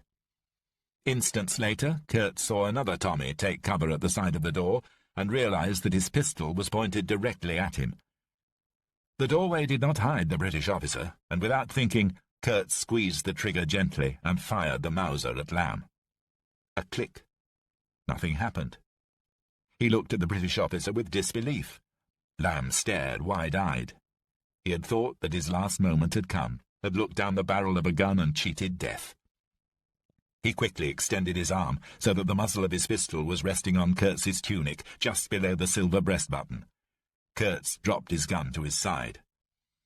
It had taken Lamb all of his self-control not to shoot. But now he realized whom he had captured, a captain in the SS. He managed to speak. "I believe you're my prisoner, Herr Captain. Please drop your weapon." Kurtz shrugged and dropped the gun to the floor. "I am not obliged under the rules of the Geneva Convention to tell you anything, Lieutenant, apart from my name, rank, and serial number. Is that not right? And please remember I am your superior officer." Lamb smiled. "You're no superior of mine, chum. My name is Adolf Kurtz, Hauptsturmführer, SS." He smiled to gauge Lamb's reaction and scowled when there was none. "My serial number you do not need." "And your unit?" "I told you, Lieutenant, I am not obliged—" Lamb cut him short. "And I'm not bloody well obliged to take you alive, but I will." "We both know that's what I need to know, your unit, and I think you're going to tell me, Herr Kurtz." Kurtz bristled at the lack of military etiquette. "I don't think so."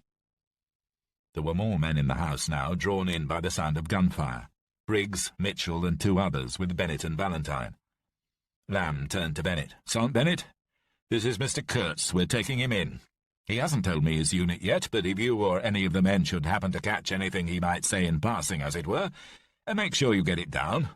Sort of thing a man might say if he were to slip and take a fall, if you know what I mean." Bennett nodded. "Sir." Lamb went on. "I presume they've cleared off. This one was waiting to do the job on his own." "Yes, sir. We chased him down the street, shot 2 and captured 1 other." "All right. We'll leave number 3 section here on the bridge to wait for our lads. Corporal Briggs's men and the Brennan and Mortar. If the Jerry's attack in force, tell them to fall back due north, towards Aubigny." He looked again at Kurtz.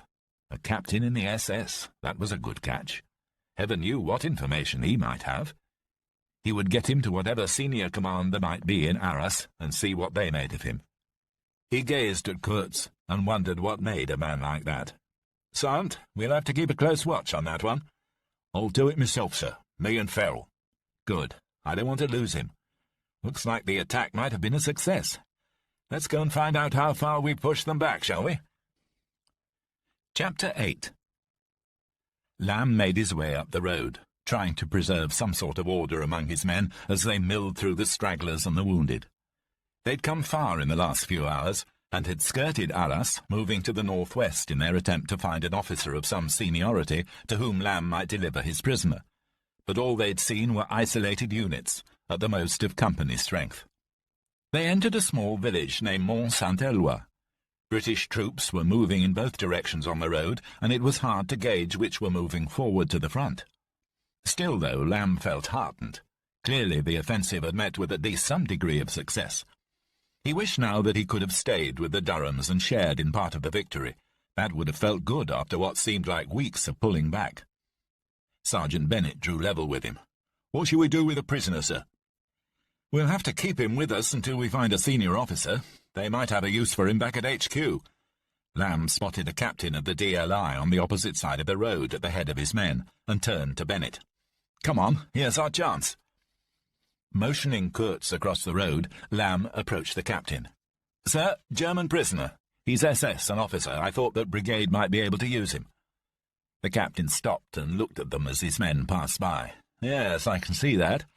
Afraid I can't really help you, though, old boy. Thing is, I can't really take charge of him.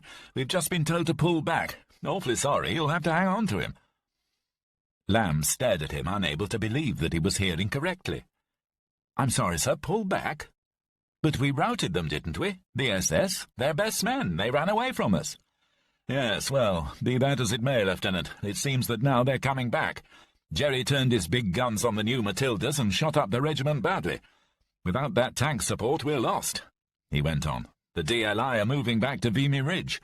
I should go with them if I were you, otherwise you'll get caught up with the tanks. The French are meant to be covering our western flank with their tanks. We know from prisoners that we're up against the SS Totenkopf motorized division and a regiment from the 7th Panzer Division. We blocked them for a while, but they won't give up. Tanks everywhere. The French are a bit peeved, too. Seems that some of our anti-tank boys got their Saumurs confused with Jerry Panzers and opened up. Made a bit of a mess. Any idea as to our losses? Well, it's not looking good. Latest report was that we'd lost 50 tanks, but I can't believe it. That's 2/3 of what went in. What about the infantry? Almost as bad, 50% casualties. But we took 300 prisoners.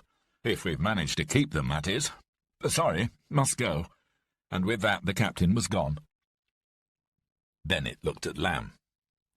Do you believe him, sir? 50% casualties and all them tanks? That can't be right. Perhaps he was 5th column. Lamb shook his head. No, Sergeant, he was the real thing. And I don't think he was exaggerating. Look at this lot. He pointed to the column of infantry advancing down the road towards them. A tattered band of bandaged and wounded men, some hobbling on makeshift crutches, others huddled together in an open farm wagon. For a moment Lamb was sunk in despair. He'd seen the fighting spirit of the German army out there, and it frightened him. A dispatch rider came roaring up the side of the column. Lamb waved him down. "Is this right? Are we pulling back?" The man nodded and raised his goggles. "Too true, sir, I'm afraid. I've just seen 10 of our tanks blown up, burnt to a cinder. They've got their heavy artillery down there, 88s, shells screaming in everywhere, bloody murder. You'd better scarper, sir, before you're all picked up." He spotted Kurtz. "Don't know where you're going to put him." The man roared off, and as he did, a shell came crashing in over their heads to explode 30 yards to the rear with a deafening crash. Lamb yelled, "Right, we're packing up, quick as you can." But the dispatch rider had been right. Where were they to go? The colonel had advised heading west towards the Somme, and what seemed to be a second line of defence, but now it was evident that the Germans were outpacing them. As they got back on the road, Lamb wondered how it could possibly have happened so quickly. 2 hours ago they'd been triumphant. Now they were abandoning Arras. A Durham's officer passed him with a handful of men. "Is it true that you're falling back on Vimy?" "Yes. Doesn't seem right, does it? We won the bloody battle and now we're running away." "Where were you?" "Near a place called Aubigny. We wouldn't have got out if it hadn't been for some French tanks." Lamb grimaced. Aubigny. That was the village he'd told Briggs's section to fall back on. He realized that Kurtz was standing right beside him. "You look troubled, Lieutenant." "No, not at all, Captain." Kurtz smiled. "I know why you are troubled. It is because you know that we will win. We must. We are the superior race." "That's nonsense, and you know it. It's all bluster. You're no better a man than I am." "But you are better than a Jew, aren't you, or a Russian peasant? You are English, Anglo-Saxon, Aryan like me. But you have been perverted by alien blood. That is why we will win. You can still join us." Lamb stared at him. "What makes you think I'd ever join you after what I've seen in this campaign? Killing women and children?" Kurtz shrugged. "It's war, Captain."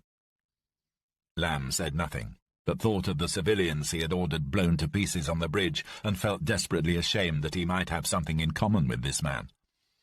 "It may be war, Captain, but it's war by no rules that I recognize." Kurtz laughed and shook his head. "Rules?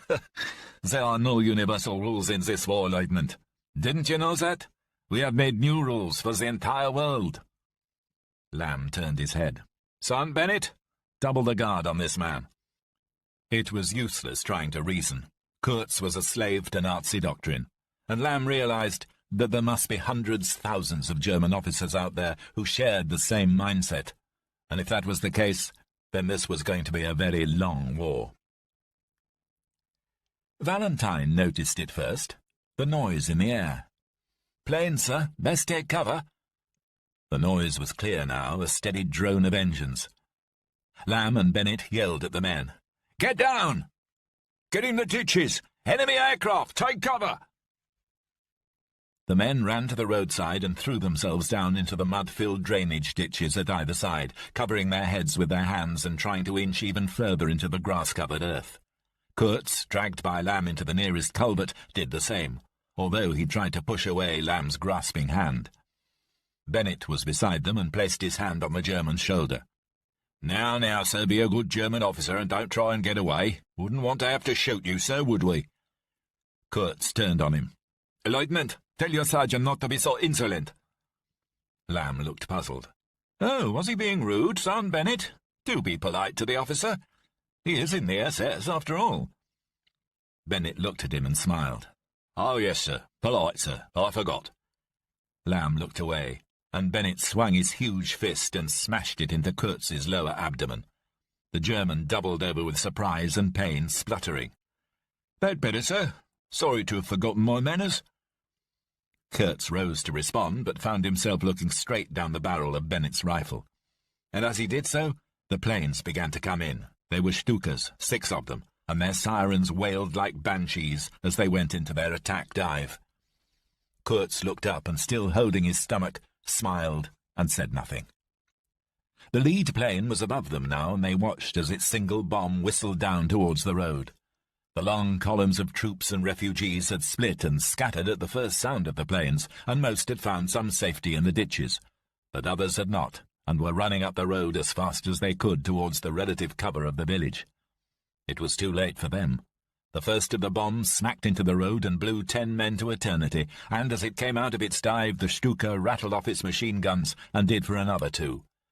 Then the bombs were falling all about them. Lamb ducked his head far down and prayed for deliverance. The second and third bombs crashed in dangerously close. The fourth was closer still, and fragments from its casing came spinning through the air towards them. Lamb yelled out to stay low, and heard a gurgle from his left.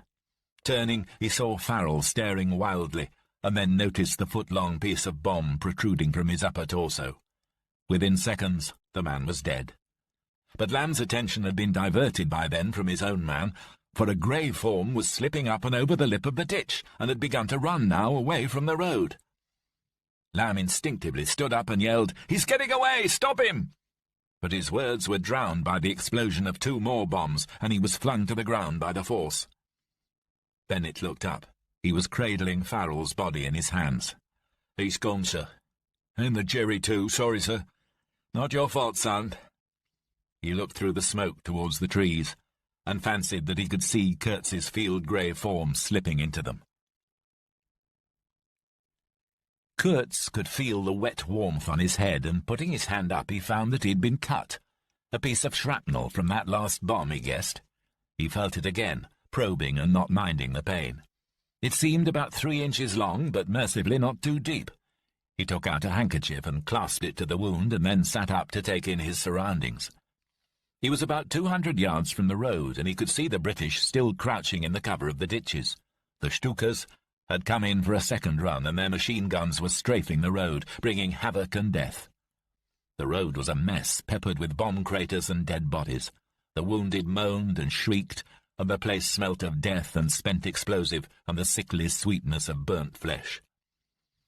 Kurtz moved quickly from his position near the road and ran into open country beyond, for as far as he could in a single sprint, making it into a thicket of trees. Pausing to catch his breath, he tried to get his bearings. This was where his rural childhood really paid off. He had grown up in a farm in Bavaria, and the hard life had made him fit and resourceful, and had given him a keen sense of orientation. He knew that the British had been taking him towards Arras, but had then diverged and gone northwest along the Calais road. He guessed, so now, after going directly west, he must be somewhere around 15 kilometres north of Valus, and perhaps the same distance west of Arras. If the British offensive had been as successful as it had seemed, then he would be well behind enemy lines. But part of him had a hunch that things had not gone as smoothly for the enemy as had seemed. Those Tommies on the road back there had been mostly wounded, and they were pouring back from the direction of the fighting. There was no time to lose. Kurtz moved out through the back of the copse and struck out across the open fields. On his left he began to pass small villages and hamlets. After about 5 or 6 kilometres, by his reckoning, he stopped and caught his breath. Lying in the hedgerow alongside a farm track, he could see up ahead a cluster of buildings and the edge of a village. There was no sign of any military presence, but Kurtz was sure that it must be held by the British. Still, his only hope of survival now was to somehow find exactly where he was and navigate his way back to his own lines. And here was as good a place to start as any. He began to run, crouching along the hedgerow, and after a few hundred yards stopped and looked again at the village. He could hear voices now, and to his astonishment they were talking in German. Kurtz stuck his head over the top of the hedge and saw, not 50 yards away, 2 German soldiers standing in the middle of the road smoking cigarettes. He moved out of the hedge and shouted to them, "Don't shoot! Ein SS!" Then he saw the death's head markings on their uniforms, and not for the first time that day, Kurtz couldn't believe his luck. "Gradl, Bormann, put those cigarettes out!" They turned together and dropped the cigarettes, half in astonishment. "Hauptsturmführer!" They snapped to attention. Kurtz smiled at them. "Boys, you'll never know how good it is to see you. Who's in charge?" "Oberscharführer Kuchenlein, sir." "Then let's go and find him." Kuchenlein was as amazed as Kurtz on seeing his captain. "We thought we'd lost you, sir." "You very nearly did, Kuchenlein. I was taken prisoner, but I escaped, as you can see. No one keeps me captive. Where's the officers? Where's Zek?" "Lieutenant Zek rallied the men, sir. He said to follow you, but by then we'd lost you." "Where is he?" "He's dead, sir." "Dead? How?" "We've had a real rough time of it, sir." "Then you're promoted, Kuchenlein." He tousled Kuchenlein's hair and clapped him on the shoulder. "You knew I wouldn't abandon my comrades. Now fill me in. What's happened here?" "After the event, we managed to get away from the village and back to the battalion. Then we had orders to advance again. It seems that General Rommel had managed to destroy a number of their tanks on his own, sir." Kurtz frowned. Rommel. Why was it always the Wehrmacht who saved the day, and the nation's golden boy, General Erwin Rommel? "Yes, go on." "So we went back and found that the British had abandoned Varlus, and we just carried on. There was no resistance, sir, none at all. Our Stukas had done a good job, though. We must have seen hundreds of dead Tommies and burnt-out tanks and lorries, and so we came to this place. It's called Aubigny. Bit of a dump. We managed to storm the town, sir. There were only 5 Tommies holding it, but they had a barricade on the bridge. Reckon they were helped by the villagers. They shot down some good men, sir, Richter, Bunzel, and Lieutenant Zek." Kurtz shook his head. "You did well, Kuchenlein. And the British? Where are they now?"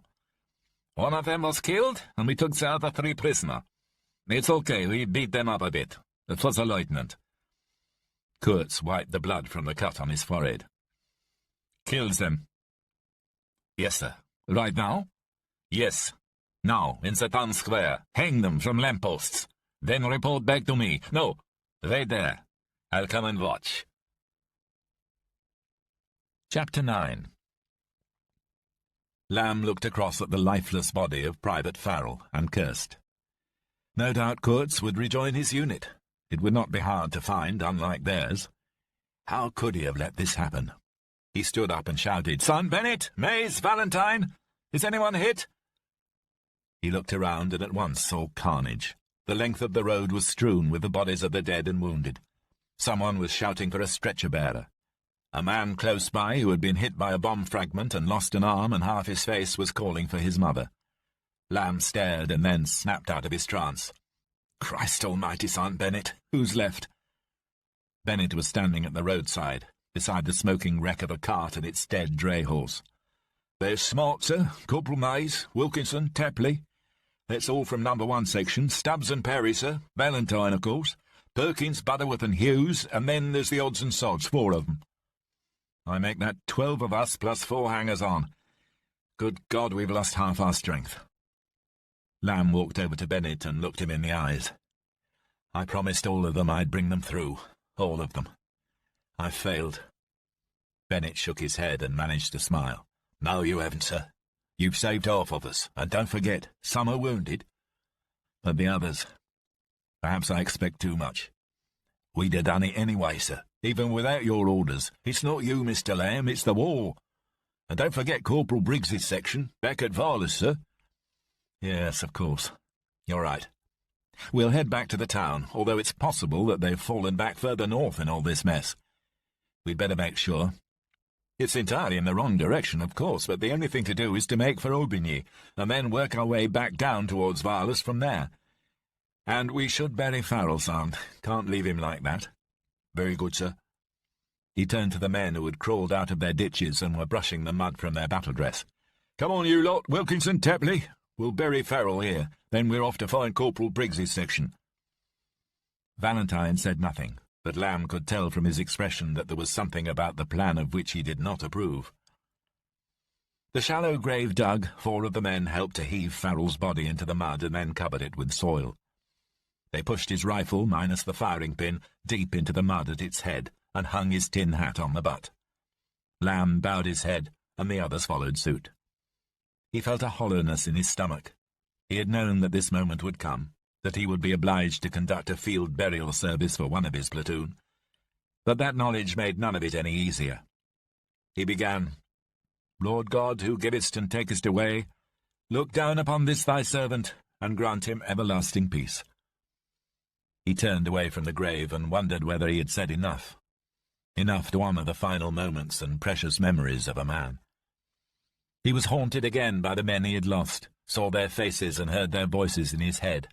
They were good men, whatever the colonel had said, men who believed in what they were fighting for, however well trained and fit they might be.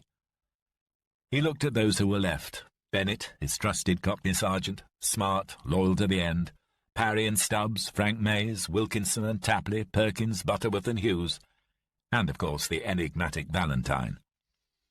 They shuffled away from Farrell's grave. Lamb heard a few muttered goodbyes. Some of them touched the tin hat for luck. He looked at Bennett and nodded. The sergeant spoke. "Right, lads, let's get on." They turned and moved into column, moving off quickly down the road, and Lamb prayed that he would be in time, that Briggs's section would not have been overrun. He took out his map and, seeing that there was a turning off the road to the left, led the men into the hamlet of Ecoivre.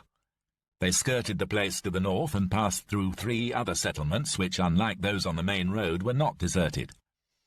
Why, he wondered, were the people still here? Why did they not join the stream of refugees?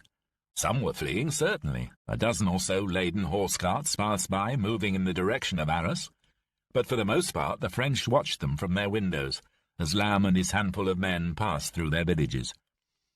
Lamb wondered whether Briggs and his men had fallen back. Perhaps they might even be in Aubigny at the projected rendezvous point. The thought of adding them to the depleted platoon cheered him, and he rounded the bend in the road with an unusually buoyant feeling. It was then that he heard the firing. A machine gun, some distance up ahead. Lamb crouched and signalled to the men to do the same. There was an embankment to their right, and he motioned to Bennett to come with him and peer over the top. The 2 men climbed slowly and raised their heads above the crest. It took all of Lamb's self-control to remain silent at the sight that met his eyes. Bennett stared, wide-eyed. Across the field before them, perhaps 300 yards away and down a shallow slope in what looked like a chalk quarry, a German officer was walking past some lifeless bodies. From their clothes they seemed clearly to be civilians. To the right, beside the quarry, stood 2 half-tracks with more Germans milling around their open doors. Lamb watched as the officer drew his pistol and emptied the chamber into one of the bodies. It jerked. Then the man climbed from the pit and rejoined the machine-gun teams. And as he turned, Lamb caught sight of his face and recognized him as their former prisoner, Kurtz. For a moment his hand went to his pistol, and he looked at Bennett, who was also instinctively moving his rifle. But Lamb placed a hand on the barrel and shook his head. The range was not a problem, but he knew that the consequence might be disastrous, whatever their sense of outrage. Lamb knew at once that it was more than likely Briggs and the others were among the dead, and he cursed himself again for having allowed Kurtz to escape. He shook his head, tapped Bennett on the shoulder, and together they slithered silently down to the men. Lamb spoke quietly. "It's no good. The Jerrys have taken the town. They must have captured Briggs and the others." He paused. "I think you know what that means." They said nothing. Lamb went on. "We need to get out of here pretty sharpish before they spot us. Follow me." Running at a crouch, they moved quickly back across the fields the way they had come. Lamb's only hope was that, his thirst for blood temporarily slaked, Kurtz would stay in the village. They could move on by night, he thought, try to skirt the German front line. He guessed that Kurtz's unit must be one of the furthermost advanced of the Germans in this area. In any case, it was the only hope he had. To go directly west was madness now, but perhaps they could head north and then cut across and outpace the advancing Germans to the Somme. Paramount in his mind now was to deliver the message to General Fortune. It was clear to him after witnessing the debacle at Arras that the Germans were winning and winning fast. The British might have the power to mount a good, quick attack, but the sheer weight of numbers and firepower in the advancing German army was overwhelming. The colonel had told him that once they took Arras, the Germans would surely head due north to cut off the BEF in an ever-tightening pocket. By heading northeast and then southwest, rather than directly into the advancing Germans, Lamb reasoned, he and his men stood a fighting chance of just missing the panzers and jumping out of the deadly noose. After they'd gone perhaps 2 miles from the town, Lamb held up his hand. They stopped for a moment, and he listened for the sound of pursuit, but heard nothing. To their left he saw a building, a barn. He waved to Bennett and indicated that they should make for it. It would keep them under cover from enemy planes and motorcycle riders until dark, and then they would start off again. They ran low and closed in on the barn. Lamb wasn't taking any chances. They had to be sure it was not occupied. He looked at Bennett and made a signal, pointing at himself and then at Smart and Tapley, who were tucked in close behind, indicating that the 3 of them would edge to the door and open it. Bennett and the others stopped and knelt low in the wheat, while Lamb and the 2 men moved forward. The door was shut but not locked, a bolt hanging open, and it was quite possible that someone was inside. Lamb moved to the door and with the other men on either side quickly pushed it open and pointed his pistol into the dark. Nothing. The 2 privates closed in, and together they entered. It was dark inside, save for the light from 3 or 4 slits in the roof where the tiles and rafters had fallen in. Lamb turned to Tapley. "There's no one here. Get the others. And then— No, wait!" He could hear something. A human or animal sound. Sobbing. He paused in the silence and identified the direction from which it was coming. In the far corner on a pile of hay was a dark shape. At first he thought it might be a wounded soldier of either side, and kept his pistol ready. But then the shape sat up, and in the shafts of light breaking through the rafters of the barn, Lamb saw at once that it was a girl. She was in her early 20s, he guessed, and her face, which would have been beautiful at any other time, was a white mask of terror. Lamb moved closer, and for a moment he wondered whether she might lash out at him. She pulled back further into the shadows and began to whimper more loudly. He stopped and looked at her in the semi-darkness. She had a gash on her head, and her green floral dress had been torn at the front. She edged away from him again and began to mutter in French. Lamb held up his hands in mock surrender and spoke softly. "Don't worry. We're British. Anglais. Amis." The girl's gaze changed slowly from horror to a smile, and she began to cry, almost hysterically, wiping at her face and pushing back her hair. Lamb reached forward and knelt down beside her in the straw. She wiped at her eyes with the back of her hands, smudging her makeup, smiled up at him, and then, realizing that her dress was wide open, pulled it together as best she could.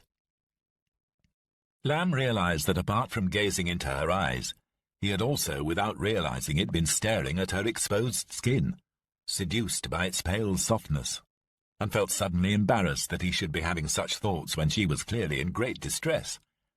He covered his shame with another smile. "Please, go on. Tell me what happened. The Germans?"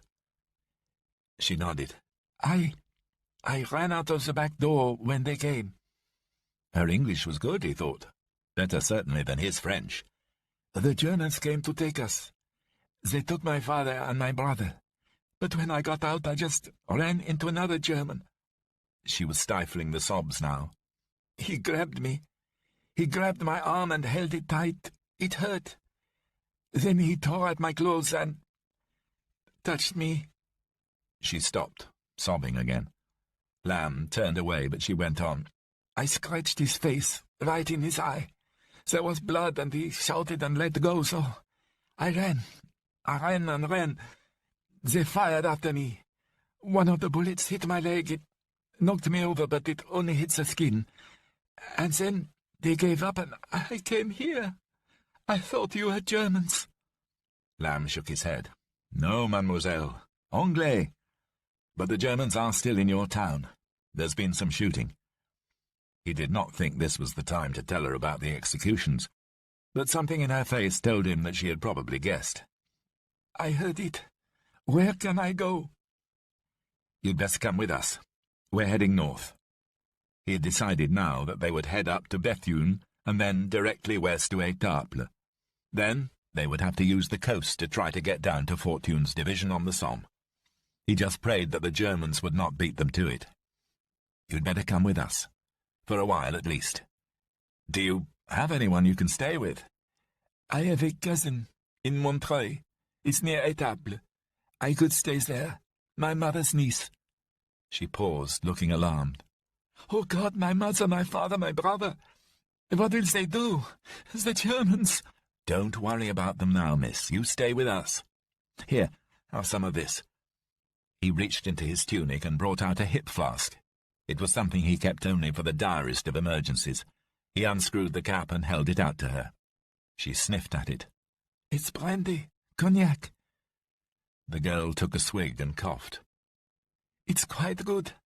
Much better than I thought you would have. She flashed a smile at him, and again Lamb felt conscious of the moment. I'd get some rest now, miss, if I were you. You're safe now. She smiled again. Please, call me Madeleine. Madeleine Dujol. Lamb smiled back at her. Thank you. I'm Peter Lamb, Lieutenant North Kents. These are what's left of my men. A Corporal Valentine here will lend you his blanket roll. He turned to Bennett. We'll stay here till nightfall, son. Post a man on each side of the barn, inside if you can. I want to know the slightest movement out there. See if you can rustle up some food, whatever you've got. But no fires. We don't want to burn the place down. The rest of you get some kip. And that means you too, son. Better make the most of it. I reckon we're all going to need it over the next few days. Some 20 miles to the south, Panzer Major Manfred Kessler tapped a cigarette on his case 3 times. He flicked at his lighter and lit it and then looked again at the map which his second-in-command, Hauptmann Fender, had spread out on one of the track guards of his command tank. He poked a finger at the map at a place marked Clichy. If we are here, Fender, then the enemy must be over there, and we've got some on the run. Yes, sir, it would seem so. And you say we've received an order to halt? Yes, sir, the radio operator just picked it up in code from High Command. You are to deny the canal line to the enemy, but on no account to cross it. What the hell do they think we're going to do, then? Sit here and drink wine? We're winning, aren't we? Why don't we take? Fender shook his head. I don't know, sir. It seems crazy to me, too. You see, Fender, our strategic orders are to strike out into France, not back up here. He dragged his finger across the map. Here, it's the master plan. I think we should obey those orders, don't you? Yes, of course, sir, but perhaps we shouldn't leave the rest of the division, the battalion. Kessler shrugged. All right, my friend. I'll wait 2 days here. We'll refit and rearm. Maybe we'll even kill a few Englishmen. But if we haven't got orders to move west by then, I will not be answerable for my actions. I'll tell you something, Fender. I intend to be the first officer in this battle group to reach the Seine or the coast, whichever comes first. And no one, not even Herr General Rommel himself, is going to beat me. Besides, I've got a bet on with Major Friedrich. 500 Reichsmarks that I get there first. If we win, I'll buy every officer in the company a bottle of champagne, the finest in Paris. Kessler laughed.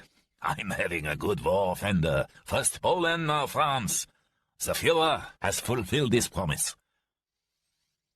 They'd worked hard to achieve it, and Rommel had accomplished miracles. The Wehrmacht had never been stronger, an army risen from the ashes of disaster and economic ruin in 1918. He was a proud soldier from a military family. Fighting was in his blood, and with it the ancient code of honor by which the Prussian army had lived for 200 years and more. He admired Hitler for not having tried to interfere with that. Oh, he had his own private army, his SS, but Kessler knew that it was the regular army, the Wehrmacht here, that was the backbone of Germany's fight.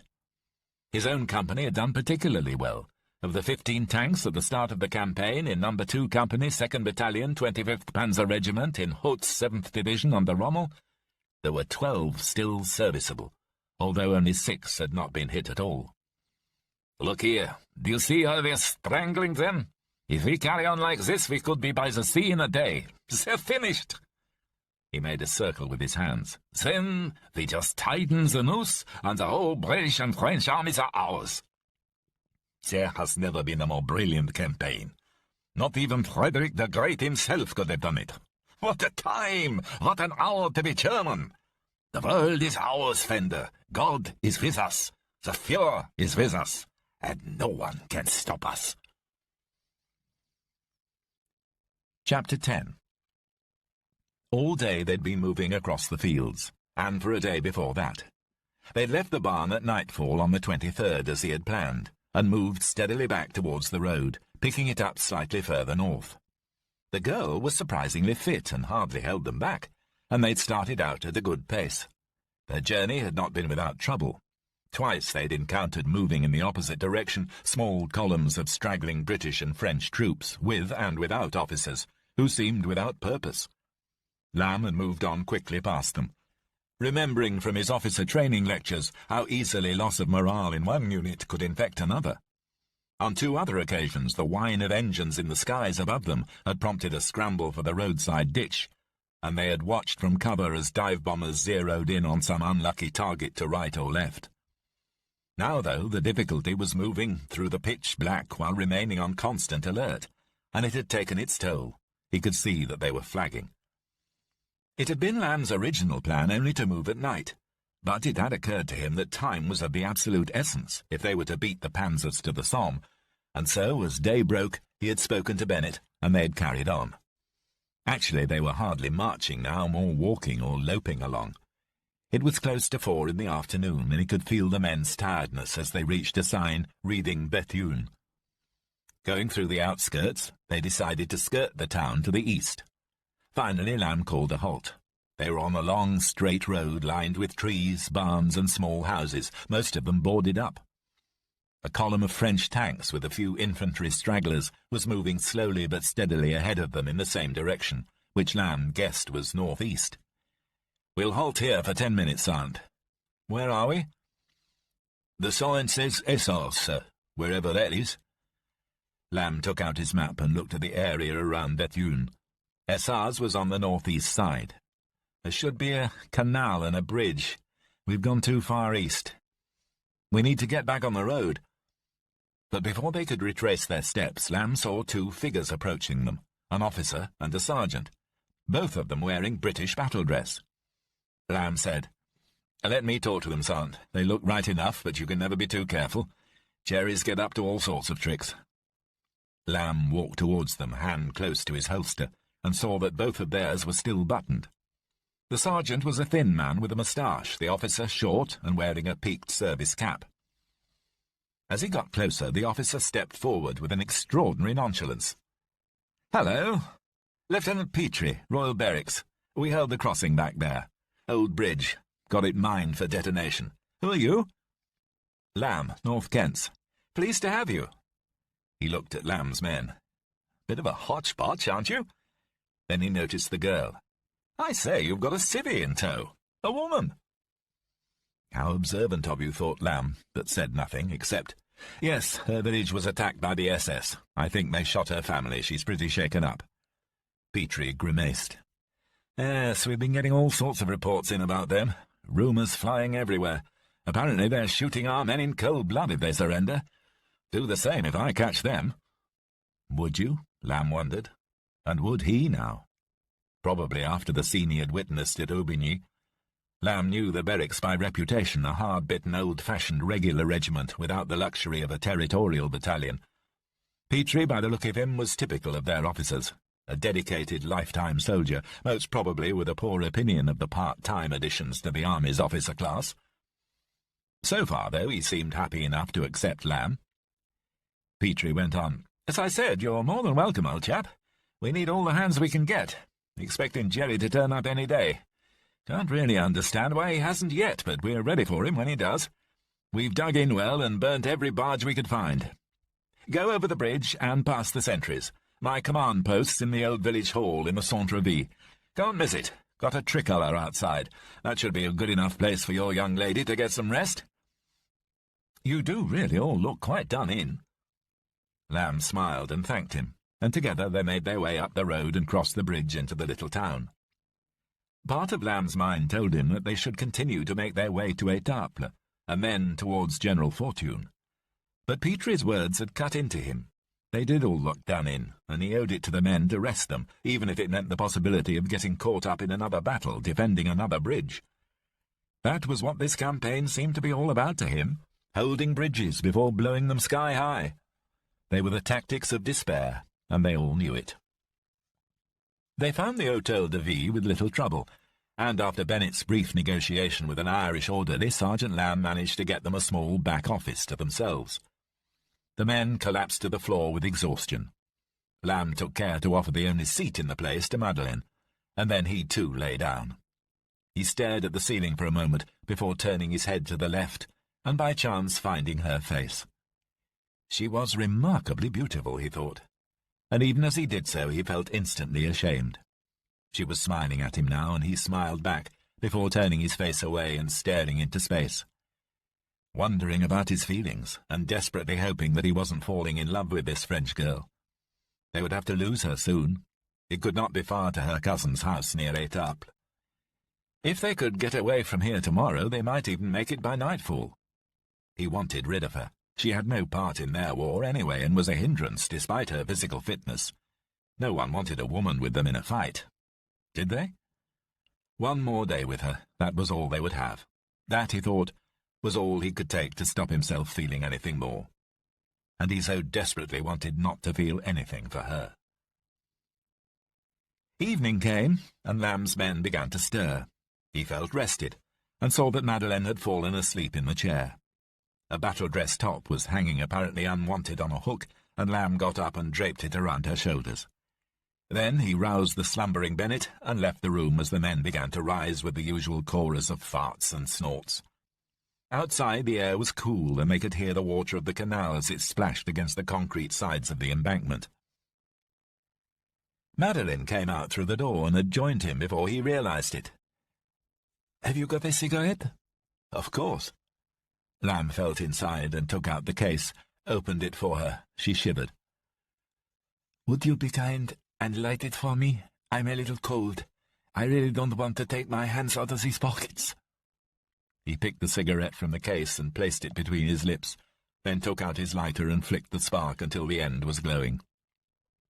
Then, very carefully and trying very hard not to make anything out of a situation already charged with latent sexuality, he placed it between her lips, and knew at once that he had failed.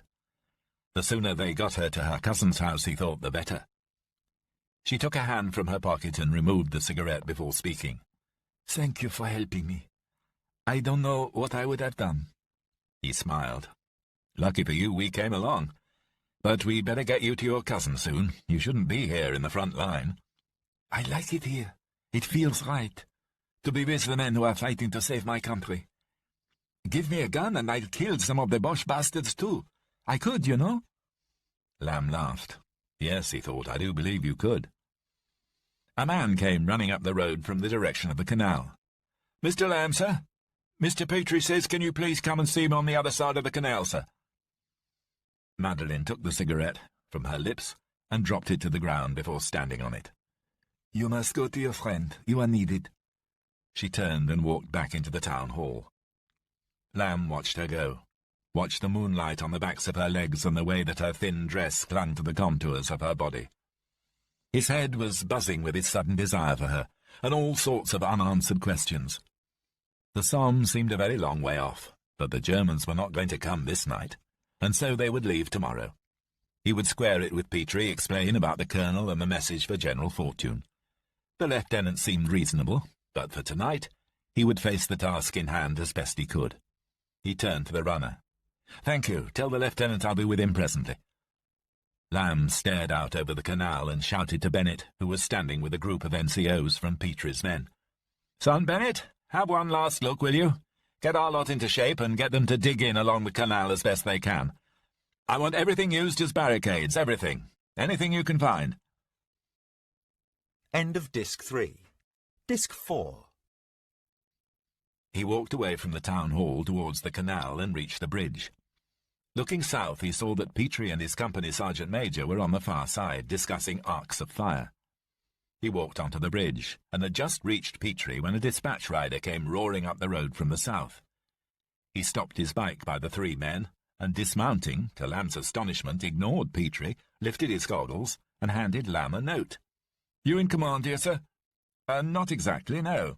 "Ah, sorry, sir, my mistake. Anyway, message from brigade. General Gault's given the word for the rest of us to fall back to the canal from Arras. Seems the Jerrys are coming up from the south, right behind us." "That's it, sir." And then the man was gone. Petrie spoke. "Extraordinary man. Well, that's it then. They've driven a bloody great wedge between us and the rest of the French, and our chaps to the south. What do you think?" "Looks that way. They've cut the whole force in two. I suppose that now we've really got to hold this place, at least until we know all the Arras lot are safe." Damn, he thought, seeing his chances of slipping off the following morning ebbing away. "Yes, looks like it. Your lot dug in?" "They're about it right now. My sergeant's seeing to that." "I wonder how long they'll be." "Who, the Arras mob?" "No, the Jerrys. I'll bet they get here first. Nothing to stop them. This is the front line now." "Think I'll get back. My sergeant's promised me a mug of some sort of stew he's put together with our French friend. Beans and tomatoes liberated from someone's garden." "Sounds good. Let me know if you've any to spare. Incidentally, why did you call me over?" "Well, it's the most extraordinary thing, really. Probably nothing, but everything was deathly quiet. Then we heard a dog barking, didn't we, Sergeant Major? Quite far away. Suppose it must have been that dispatch rider just now upset them." As he spoke, there was another noise, a bark. "Listen, there you are. There it is again. Closer now, wouldn't you say, Sergeant Major?" "Yes, sir. Definitely closer, sir." There were more dogs barking now, and by the sound of it they were getting closer. Then Lamb heard the noise change. It was not barking any more, but more like a growling, getting alternately louder and softer. He turned to Petrie and looked puzzled, and then it dawned on him. It was the sound of soldiers marching on a tarmac road. He said, "Christ! They're Jerrys!" Petrie, more from instinct than anything else, fired the very pistol he was holding into the night sky, and a white flare shot up, revealing two lines of German soldiers moving steadily up the long road to their south. "God! Run!" As one, Petrie, Lamb, and the CSM turned and sprinted back across the bridge, expecting at any moment to feel a bullet in their backs. But no shot came. Instead, they heard shouts and splashes, and as they reached the far end and turned back to look, they saw that the Germans had not followed them at all, but jumped into the canal, fearful of their own lives. The three men continued to run. Lamb saw Bennett. "They're here! The Jerrys! Get the Bren set up on the mortar!" Bennett snapped into action. "Valentine, Mays, get your men in the dugouts. Perkins, get ready with the mortar. The rest of you, hold your fire till I say so." Lamb saw Petrie standing close to the edge of the canal. He seemed to be doing something to the very pistol. Lamb realized he was trying to eject the spent cartridge, and remembered that the signal for blowing the bridge was a white flare followed by a red. It seemed, though, that the white one had stuck. He could see the Germans now climbing back up out of the water and the embankment and beginning to regain the far end of the bridge. He shouted at Petrie, "Quick, man, they're coming over!" Petrie pushed and pulled at the weapon to no avail, and then, in desperation, he bashed it hard against his thigh.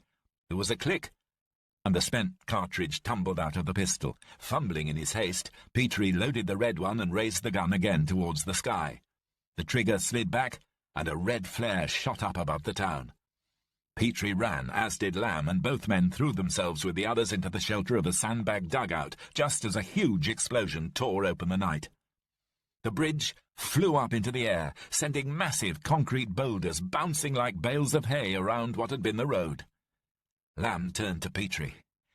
"I think that's what they call the nick of time. Thank God. I shouldn't breathe too soon. They're bound to try again. They don't give up, you know."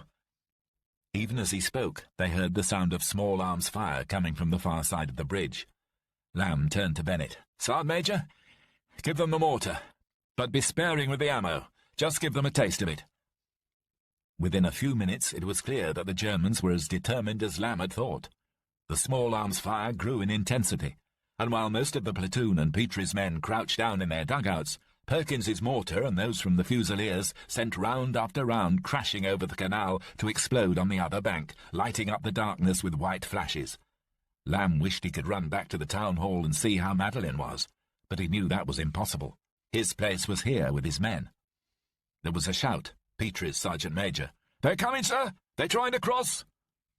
Lamb peered over the sandbags and saw that while some of the enemy were trying to use the huge stone blocks as giant stepping stones, others were dragging small rubber dinghies down to the water's edge.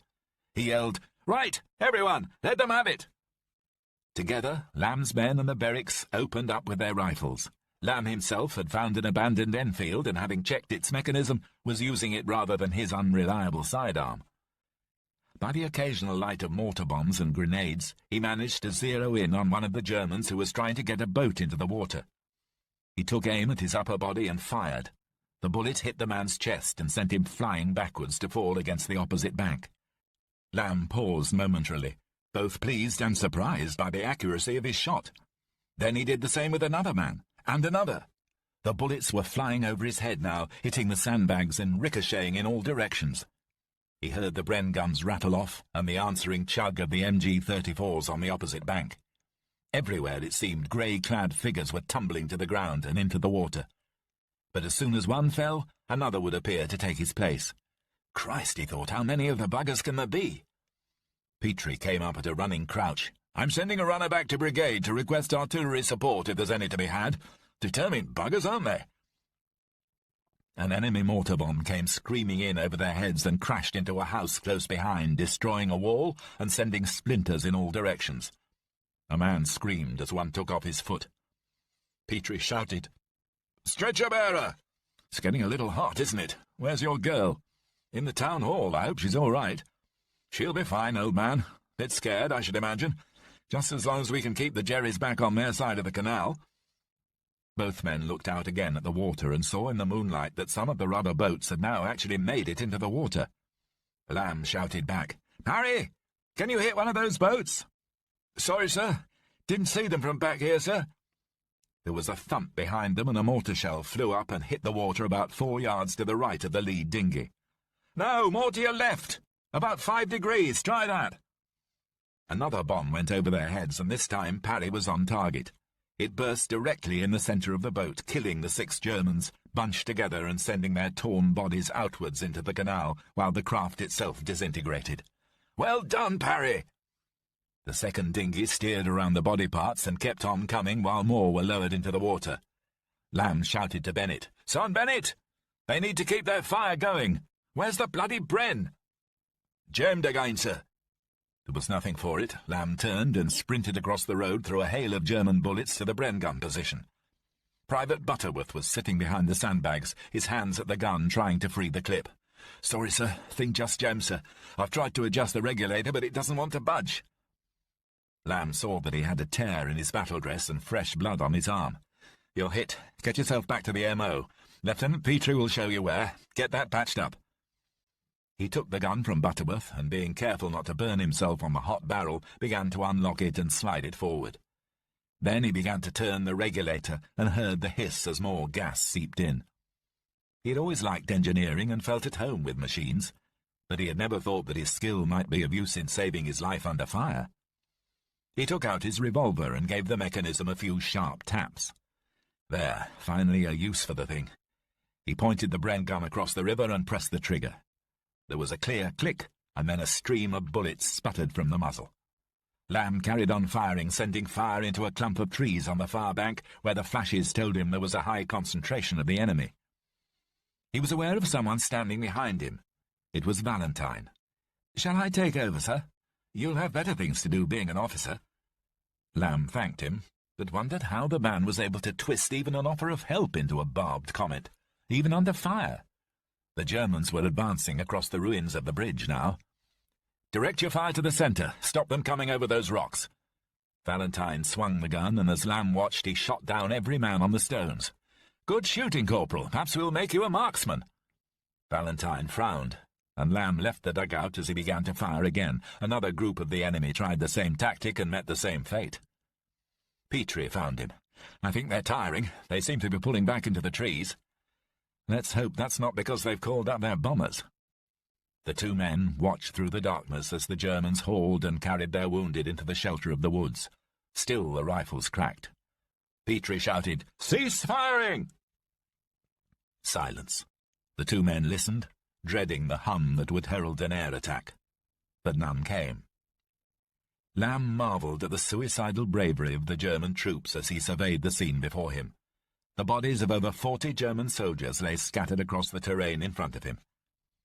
An officer approached him from the left, a captain. The newcomer was a short man with a lean build and a hawk-like nose, and when he spoke it was with the faintest hint of an Irish accent. "You Lamb, well done. Thank you for helping the lieutenant here. We made quite a mess of them, didn't we? Sorry. Captain Campbell, my company HQ's a mile away to the left. Had a bit of bother there too, but nothing like this. Have you seen who they are? SS." Lamb looked at the dead lying in the water and saw the familiar death's head on their collar. Kurtz's men.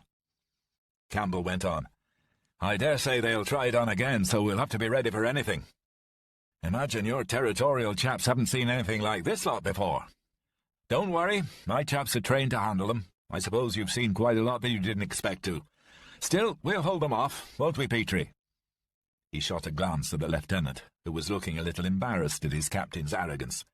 Campbell went on, "You might like to know that the Jerrys have taken the coast from Etaples all the way up to Calais. Seem to be holding them there, though. But it's bad news for our lot. All down to us now. Just as well the regulars are in it now. But well done to you for holding it for us." He turned and walked away with Petrie. Lamb was seething with rage at the man's speech. Holding it for them? The regulars will take over now. It was the mess at Tunbridge all over again, the friendly banter and ribbing between 1st and 2nd Battalion of his own regiment, in which, despite all the tradition and camaraderie that he loved, he was made to feel that he could never be one of them. It was almost as if he had been made up from the ranks. Well now, whether they liked it or not, they were all united against a common enemy. They would see who was the better soldier. He looked down at the dead SS men and across to the opposite bank. How did you manage it, he asked himself. By what strange throw of the dice did you come to be opposite us again? It occurred to him how fickle fate was in war, and how he and his men, all of them, were mere pawns in a lunatic game. With Kurtz out there too, he knew that although all was quiet now, the Germans would try something soon, and that when they did, he was not sure how long the barracks would be able to hold out. But he knew too that he and his men had achieved everything he could here. What he had to do went against all his principles, in particular that no soldier should ever abandon a position or one of his comrades. But Lamb had been given a mission to complete, to deliver an order whose knowledge might mean life or death not to a company, but to thousands of men. And he was determined to do that, whatever it took. The canal, he knew, would fall eventually, and something told him that that too was now France's destiny. The British would never stop the Nazis here. That would have to wait for another day, another place. A new dawn. They would leave tomorrow, at daybreak. He turned to Bennett, who was nursing a slight wound to his cheek, and spoke as quietly as he could manage. "We're leaving here tomorrow, Sergeant. Pass the word to the lads and tell them to keep it quiet. Petrie doesn't know, and neither does Captain Campbell. Could be a bit tricky." Lamb thought for a moment, but it was not a hard decision to take Bennett into his confidence. The man was as close to him now as any officer, more so than most. "This order I've been given, Bennett, it's absolutely vital that it gets through to the General." "Sir?" "To General Fortune, Sergeant, CO of 51st Division, on the Somme. So whatever happens, whatever, just remember that. This order is more important than anything else. Any man and any officer. Got it?" "Yes, sir, I see. What about the girl, sir? Will she be coming along with us?" Lamb thought for a moment. "No, she'll have to stay here now." He paused for a moment and shook his head. "We can't leave her to fall into enemy hands. She'll need to move east. According to that captain, the Jerrys have taken the coast, so when we do break out of here and head west, we'll be behind enemy lines." It hadn't really occurred to him that Madeleine should not come with them, and it hurt him to think that they would be losing her, but there was no alternative. It would be hard enough for the 16 of them as trained soldiers. He walked over to the town hall and went inside. Part of the building had been used as a dressing station, and it reeked of morphine and blood. He found her, not as he had supposed he would in the back office, but in the makeshift ward. To his astonishment, she was busily binding a bandage around a stomach wound, whispering to the wounded man as she did so.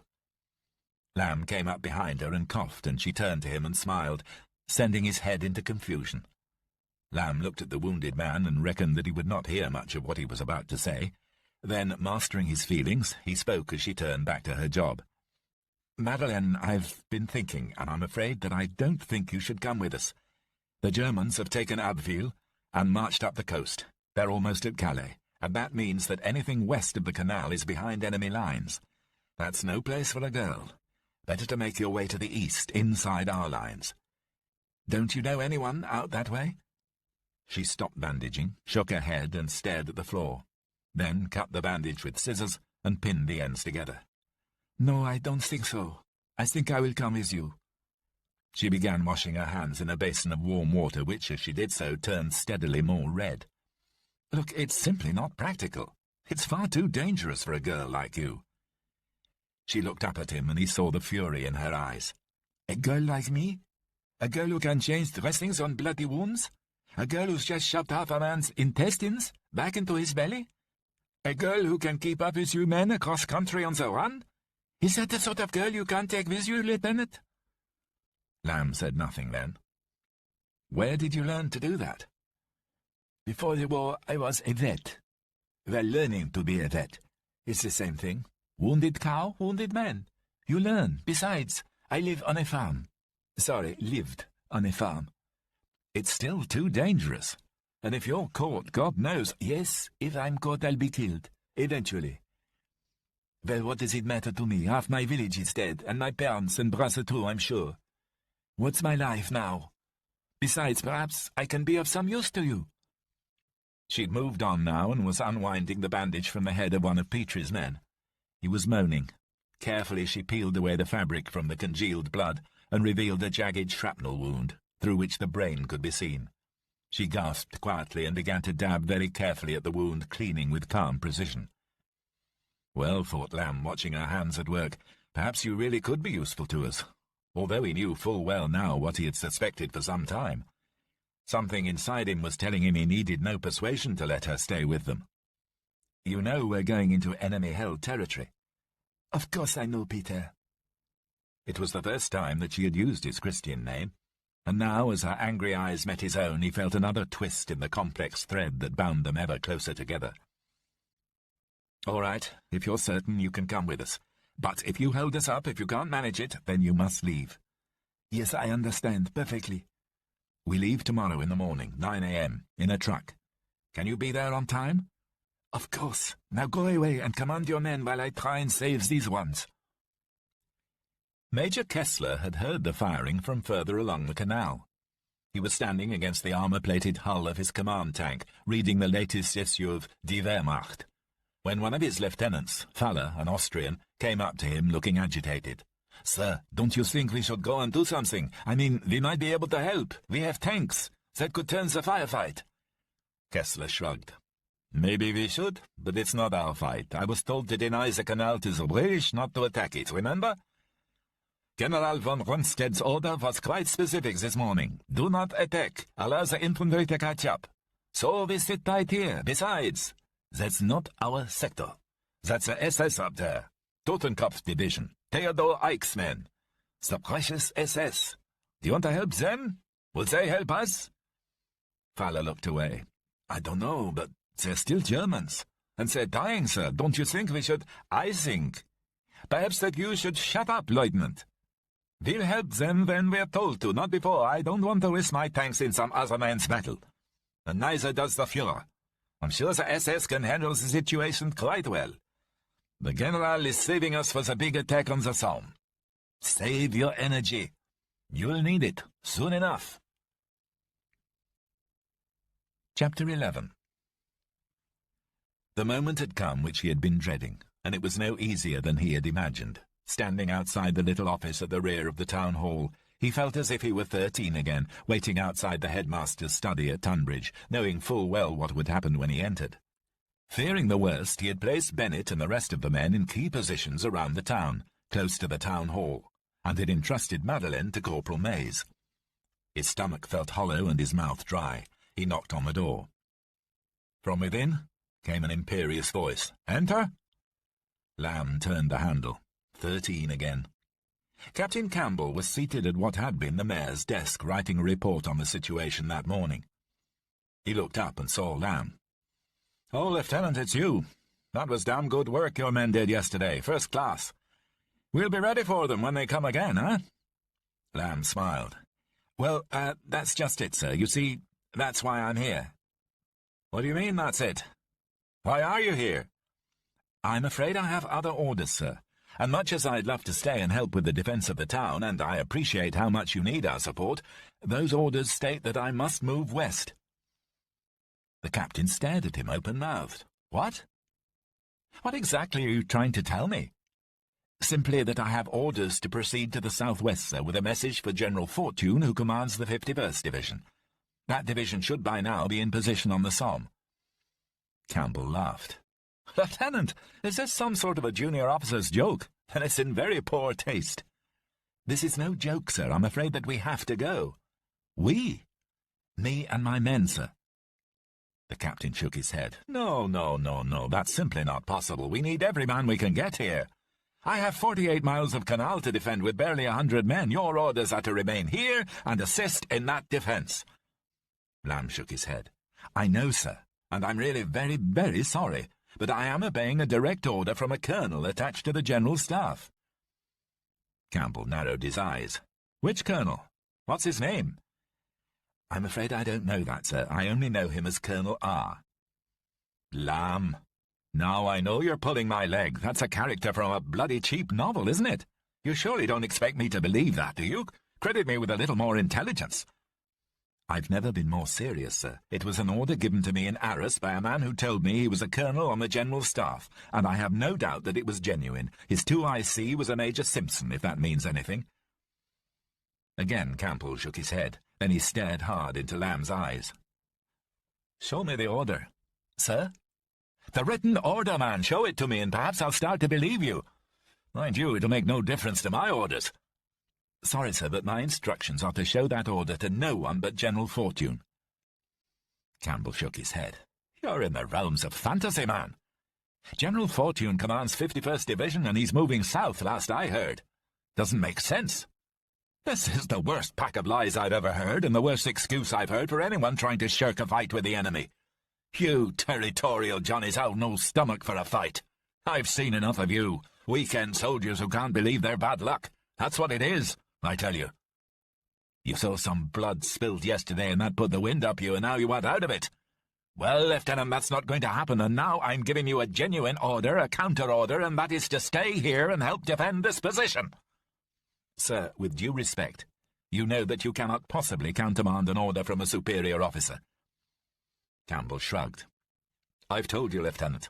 I don't believe you. I believe you're attempting to desert in the face of the enemy. You're a coward, man." Lamb bristled, his years as a lawyer suddenly returning to him. "Sir, if that is an accusation, then I refute it categorically. I've just helped you repel an attack by the enemy, risking what few men I have left under my command.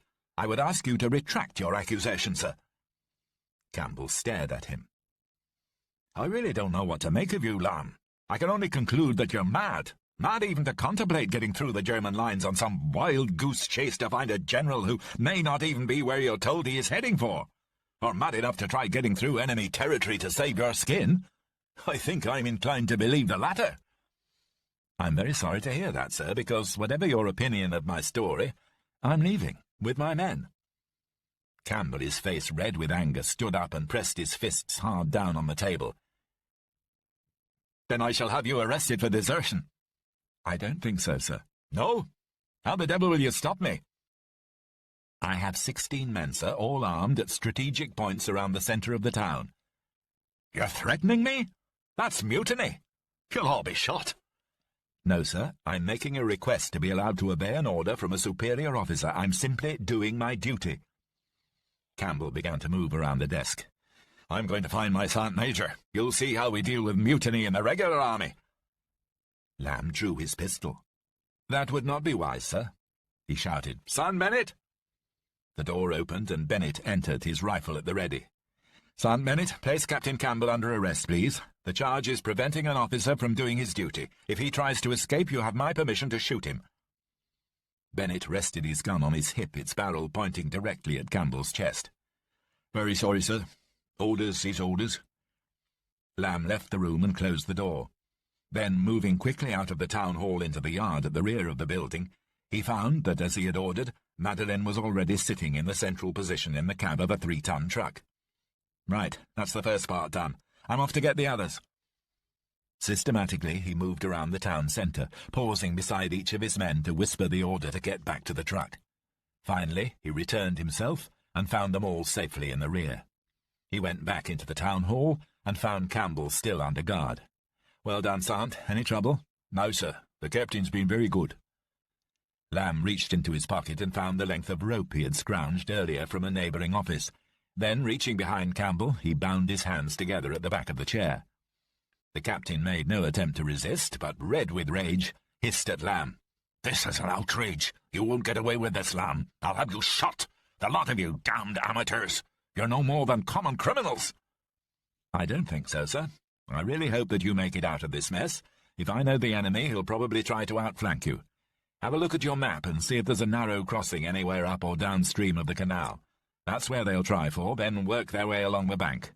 That's my guess, anyway. Just a bit of advice, sir." Campbell stared goggle-eyed, unsure what to make of what he was being told. And, as he did so, Lamb stuffed a piece of torn shirting into his mouth as a gag. "Sorry, sir, but we need a few minutes to get away. I'm sure they'll find you before long.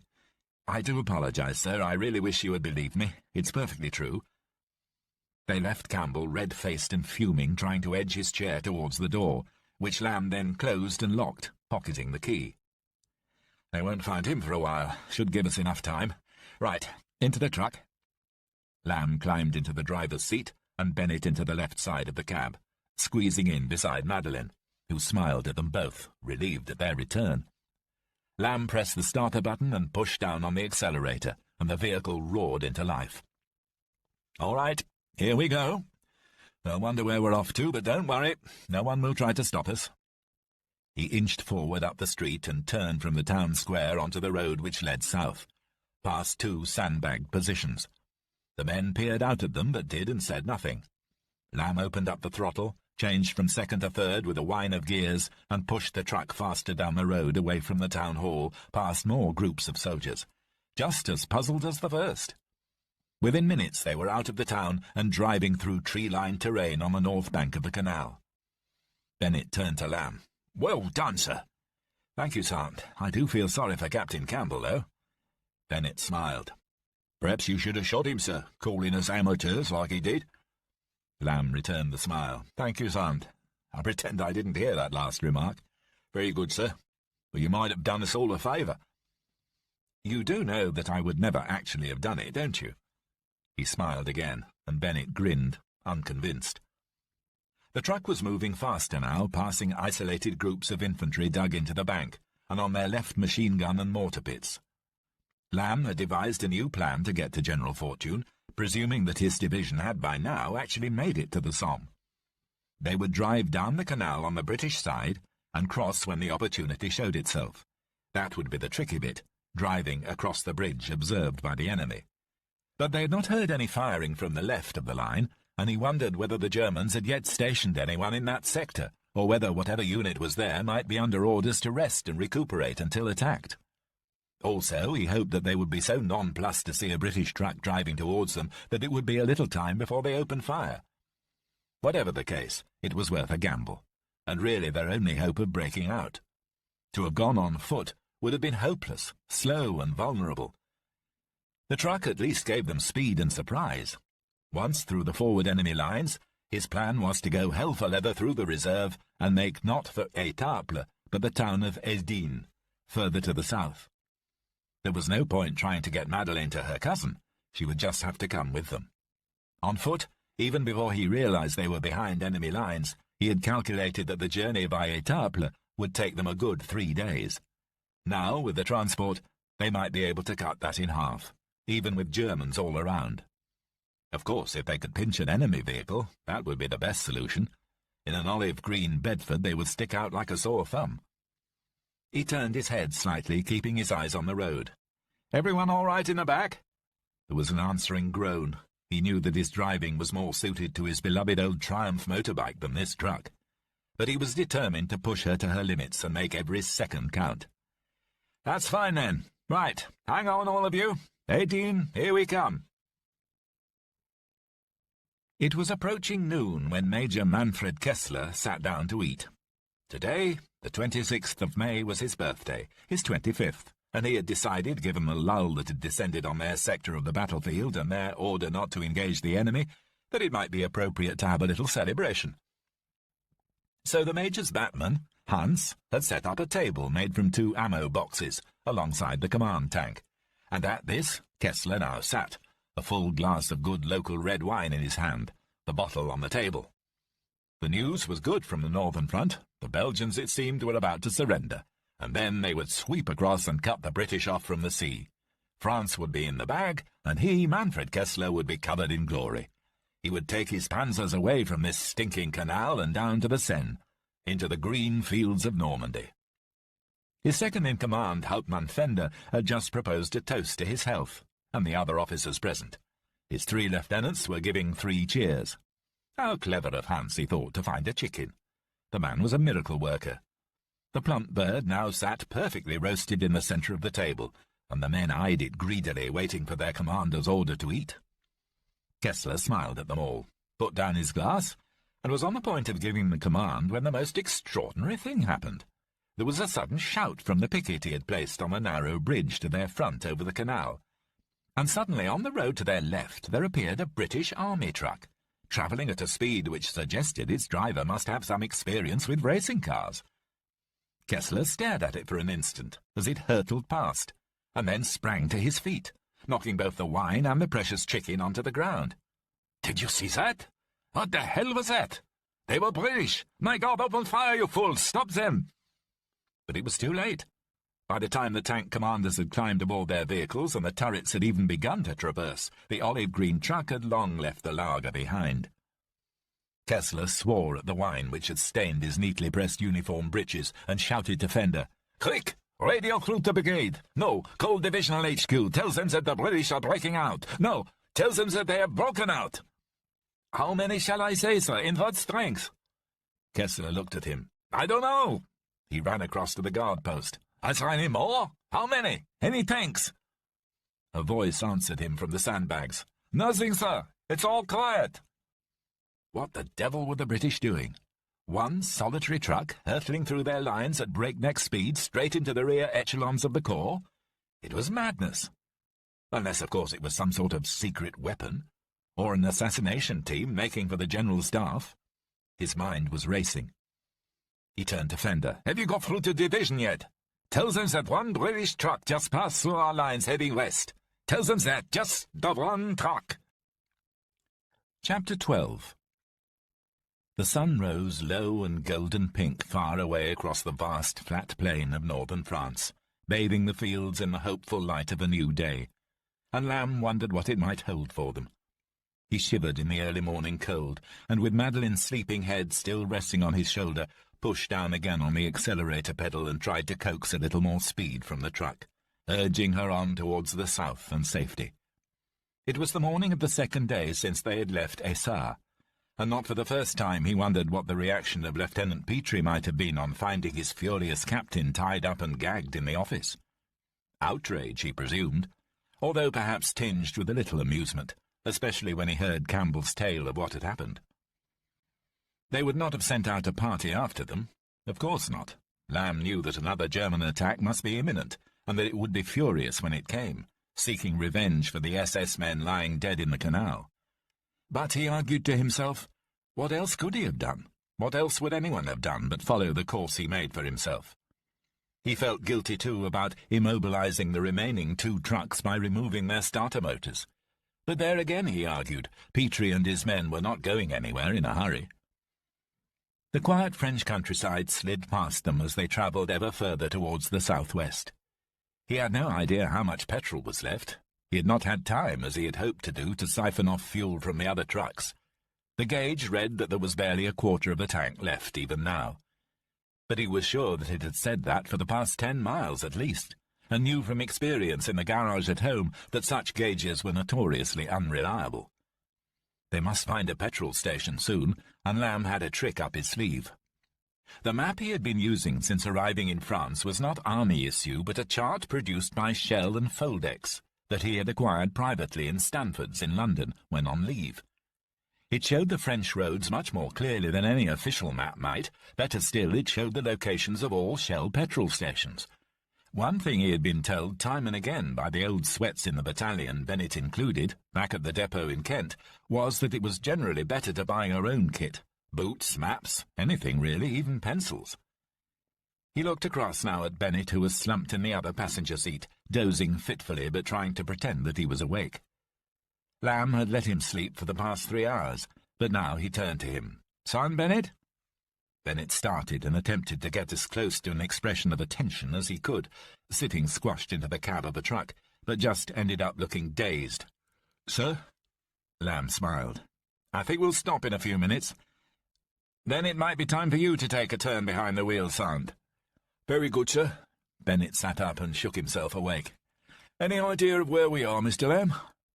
"Well, if my calculations are correct and we're on the right road, we should be about 10 miles north of Aden." "Is that good, sir? I mean, how much further do you think we have to go?" "Well, once we reach Aden, we have 2 options. Either we travel to the coast and then down along it until we reach the mouth of the river, then we head back inland and hope to find the 51st, or we just keep pushing further south. But that might be more tricky. Depends on where we reckon the Jerrys are most in force." Bennett nodded. "I see, sir. So then we deliver the message to the General, and then what, sir?"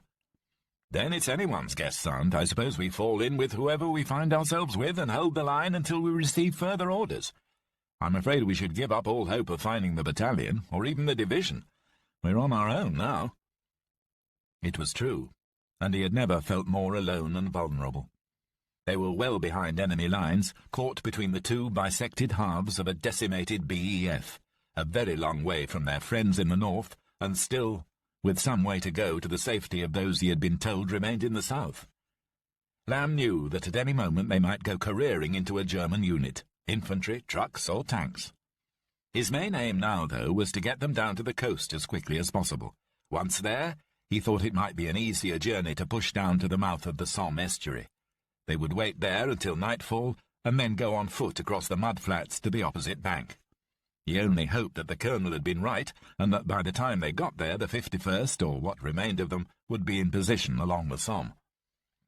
He had chosen a deliberately rural route, which took them through as few villages as possible. True, the quality of the roads had not been as good as some others, which seemed more direct, but if that meant they stood less chance of encountering Germans, then so much the better. As for the exact location of the mass of the enemy, he was quite in the dark. He knew that one front line ran the length of the canal to the north, and could only assume that the other might do the same in the south. 4 times in the last day they had heard vehicles. Twice they'd spotted tanks moving across fields, once dangerously close to them. They'd stopped and hidden the truck in cover until the threat had passed. At one point, a German motorcycle dispatch rider had roared past them, but he had not stopped. Whether out of fear or because he simply couldn't believe his eyes, they never knew. The closest squeak, though, had been when a squadron of Stukas had passed high overhead. Bennett, his ear attuned to their hum, had heard them even above the noise of their engine, and Lamb had swerved off the road and into the cover of a tree-lined hedgerow. They had passed over, doubtless en route to bomb a specific target, and presumably under the impression that no British units could have remained in this sector. So far, their luck had held. Now, though, as they reached their objective, Lamb was ironically feeling more uneasy. It had all been too simple and straightforward. Something was bound to go wrong. Most of the tanks and motorized infantry they had seen had been moving north, so he presumed they were concentrating on going in that direction and pushing the mass of the BEF into the sea, as the colonel had said. He knew, though, that some German armoured divisions had pushed down to the southwest. According to Campbell, they had already reached the sea. But in what strength and exactly where they were, Lamb, like the High Command, had absolutely no idea. He felt Madeline stir again on his shoulder and decided that the time had come to pull over and let Bennett do some driving. For the past few miles since leaving the hamlet of Éclimoux, they had been travelling through wide-open countryside with fields stretching out to either side, and Lamb knew that was one of the reasons for his unease. Now, though, as the sun began to climb, he could see trees up ahead and tall banks of hedges on both sides of the road. There was a farm to their left, but he could see no sign of any military presence or indeed any sign of life at all. It was as good a place as any to stop. Lamb slowed down, applied the brake, then gently coaxed the truck onto the side of the road. The question of fuel troubled him. He reckoned that they might manage the 10 miles to Aidin, and knew from his map that there should be a station there. There was another marked in a village close by. They would make for that first, and hope that the enemy was not in evidence. They would face that problem if they came to it. He switched off the engine and turned to Bennett. "There we are, Sergeant. All change." Gently he shook Madeline's arm, and she mumbled something, then opened her eyes. Lamb smiled at her. "Sorry, we're just changing drivers. You'll have to move for a few minutes." She looked at him, puzzled at first, and then, as she remembered his face, smiled. "Of course. Thank you. Where are we?" "Close to Aidin, I think. You've been asleep for a few hours." She let him move away from her and pushed herself back into the seat. Lamb climbed out and met Bennett at the front of the vehicle. Both men listened, but there was no sound on the empty road, merely the chirruping of birds. It was strangely quiet after all they'd been through. Lamb opened his cigarette case and tapped an oval against the metal before lighting it. "One of mine, son. Prefer my own, sir, if you don't mind." Bennett took a pack of Woodbines from his pocket and lit up. "Better check on the others. You stay here." Lamb walked to the rear of the truck and lifted the tarpaulin. The smell inside was appalling, though familiar. Stale sweat and fart and foul breath. He peered in. "Everyone all right?" There was a general groan of assent. "That's fine, then. We're almost there, chaps. Not long now." A voice answered, "Where are we, sir?" "In France, Smart. Somewhere in France. Don't worry, we're heading for our own lines." He dropped the tarpaulin as the usual round of wheezing, coughing, and swearing began, and returned to the front of the truck. "They seem fine, Sergeant. We might need to scrounge some rations before Aidin, though. Water, too, and fuel for this baby." He patted the bonnet of the truck. "There's a village not far from here." "Think there'll be Jerry's there, sir?" "I don't know, Bennett, but we should probably assume that there will be. Safer that way, anyway. We'll pull up outside the place and recce it on foot. Then we can decide what to do next." Lamb stubbed out his cigarette on the ground, and Bennett did the same. Then both men climbed up into the cab of the truck, and Bennett took the wheel. Lamb reached inside his valise and took out the map. By his reckoning, they were nearing one of the few villages through which they had to pass, almost the last before Aidin. Ancourt, it was called. "Take a right here, and then left. We'll stop at the edge of the village." He nodded to Bennett, who started the engine, and they rolled off along the road. Sure enough, within 400 yards, they reached a signpost for the village. Lamb signed to Bennett, and the sergeant switched off the engine. Winding down the window, Lamb listened, but heard nothing save the sounds of rural France. They would make a run for it. Changing his mind about the foot patrol, he nodded to Bennett, and again the sergeant switched on. Then, revving up, he drove the truck into the village without stopping. The people of Ancourt saw nothing. Half of them, probably, had already long since fled to the south, but in the houses of those who remained a few lace curtains twitched, and in a yard a dog barked. But the truck moved so fast that they presumed it must be yet another of the lorries full of German soldiers that had already passed through their quiet little village, and they turned back to their own sad lives in their newly invaded country. Lamb looked at the map again. It would be foolish to head for the centre of Aidin. They would make for the village to the south with the petrol station and go on from there. He turned to Bennett. "We'll head for the centre and then carry on through this village to the south of the town. Saint-Osterbert." He did not take long. They drove quickly past quiet red brick houses and whitewashed farm buildings, and within minutes they'd come to a crossroads. To their right stood a pretty little village church, on the left an enclosed farm. Dead ahead, on the road leading away from them, Lamb saw what he'd been praying for, a fuel station with a single pump.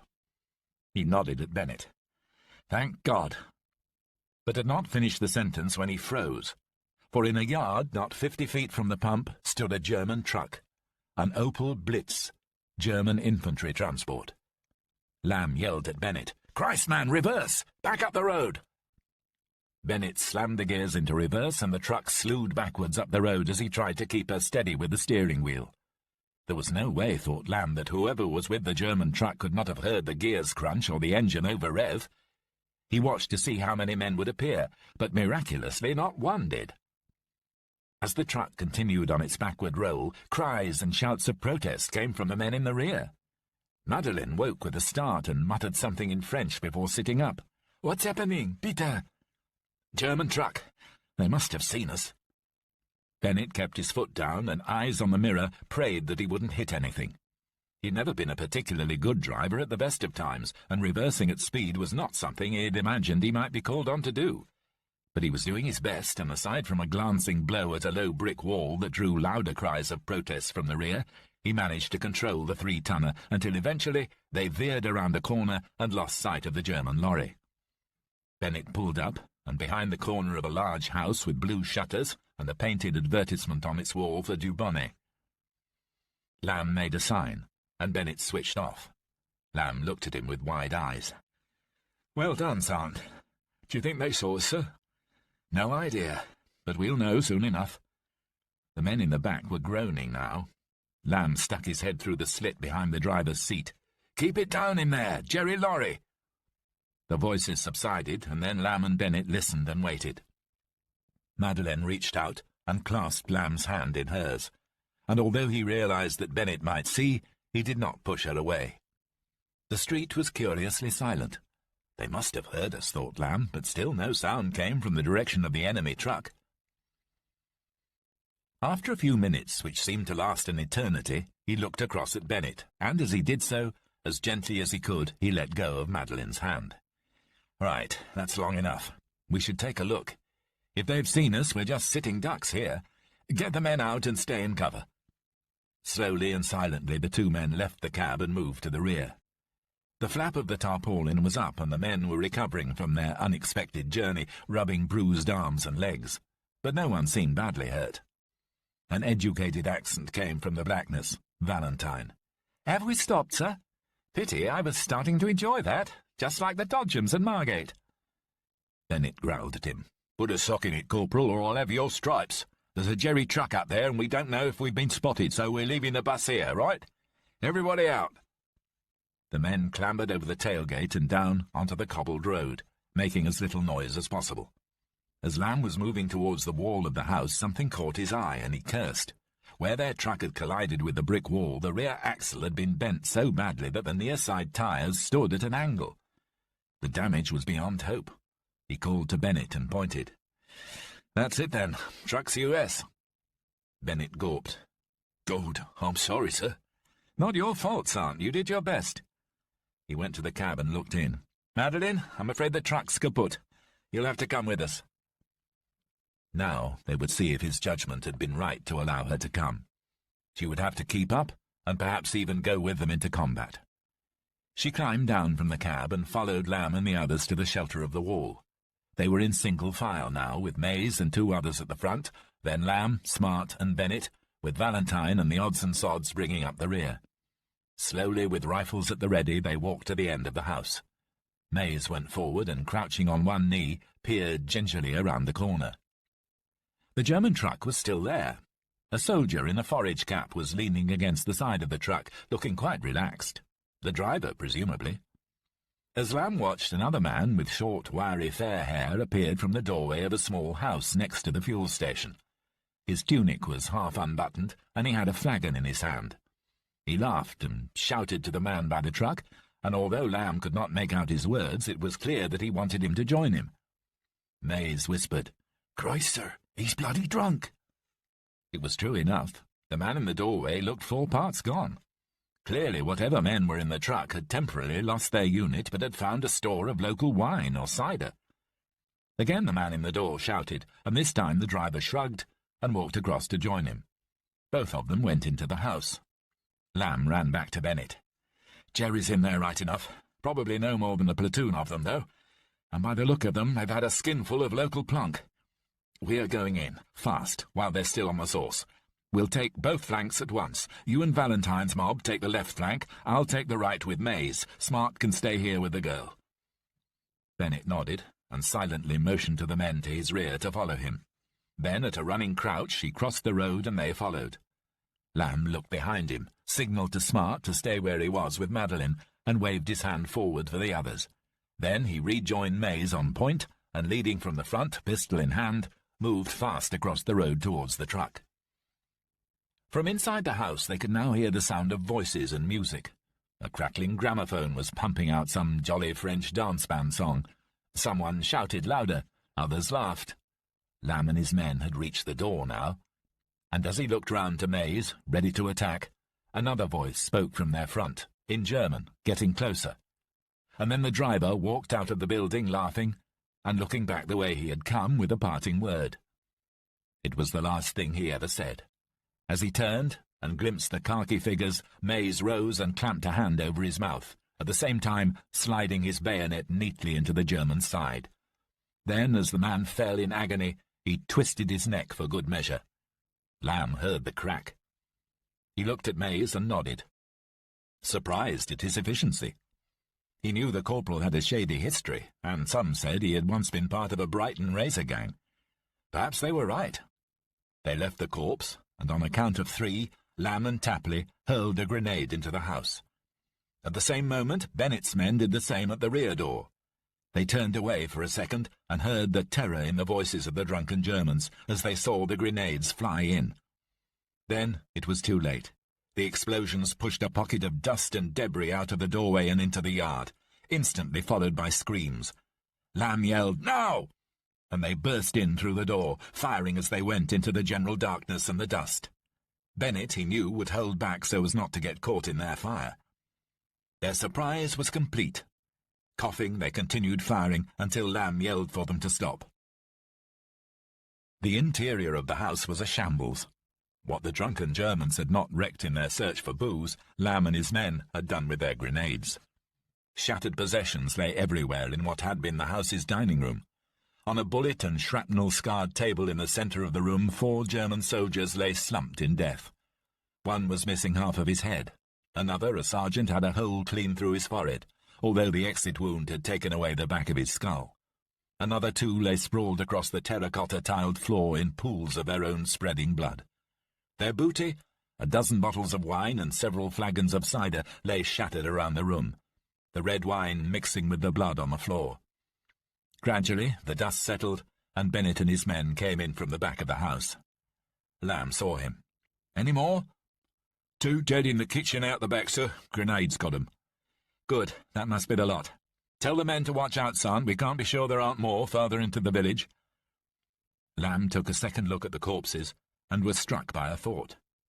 That truck out there was now theirs for the taking. And if the driver was worth his salt and a good, efficient German, it would also be full of petrol. If not, there was more in the pump waiting to be taken. Corporal Mays and his men moved through the house and into the yard. Lamb gazed around the room. Although the grenades had torn into some of the corpses, some of the uniforms had hardly been touched at all. He turned to Bennett. "Help me get these Jerrys out of their clothes. Just 3 of them will do." Bennett stared at him. "Do, sir?" "Camouflage, Sergeant. We're taking that lorry out there, and we're going south, and we can't very well do that dressed in this, can we?" He tugged at his sleeve. "You, me, and one of the others. They look about the right size." Bennett started to help him unbutton the uniforms of the sergeant and another of the men at the table. It took a matter of minutes. Lamb called across the room. "Stubbs, take the clothes off that man there and put them on." "Sir?" Bennett spoke. "Just do it, Stubbs." Lamb unbuttoned his own tunic and trousers, and within minutes was pulling on the German NCO's uniform. It was reasonably neat, with a single shrapnel rip on the arm, and unexpectedly crisp and hard after his soft British Army battle dress, which he had had made at some expense. The grey trousers were narrow, allowing them to be tucked neatly into the jackboots. The tailored tunic fastened, he felt like he was wearing a corset. He did up the collar and placed the hat on his head. just as Bennett and Stubbs finished adjusting their own dress. Lamb picked up the leather belt with its eagle badge and the inscription, Gott mit uns. As he did so, he took a moment to survey the piece of equipment which had caught his eye when he had first seen the dead sergeant. A holster, and within it a .08 Luger pistol.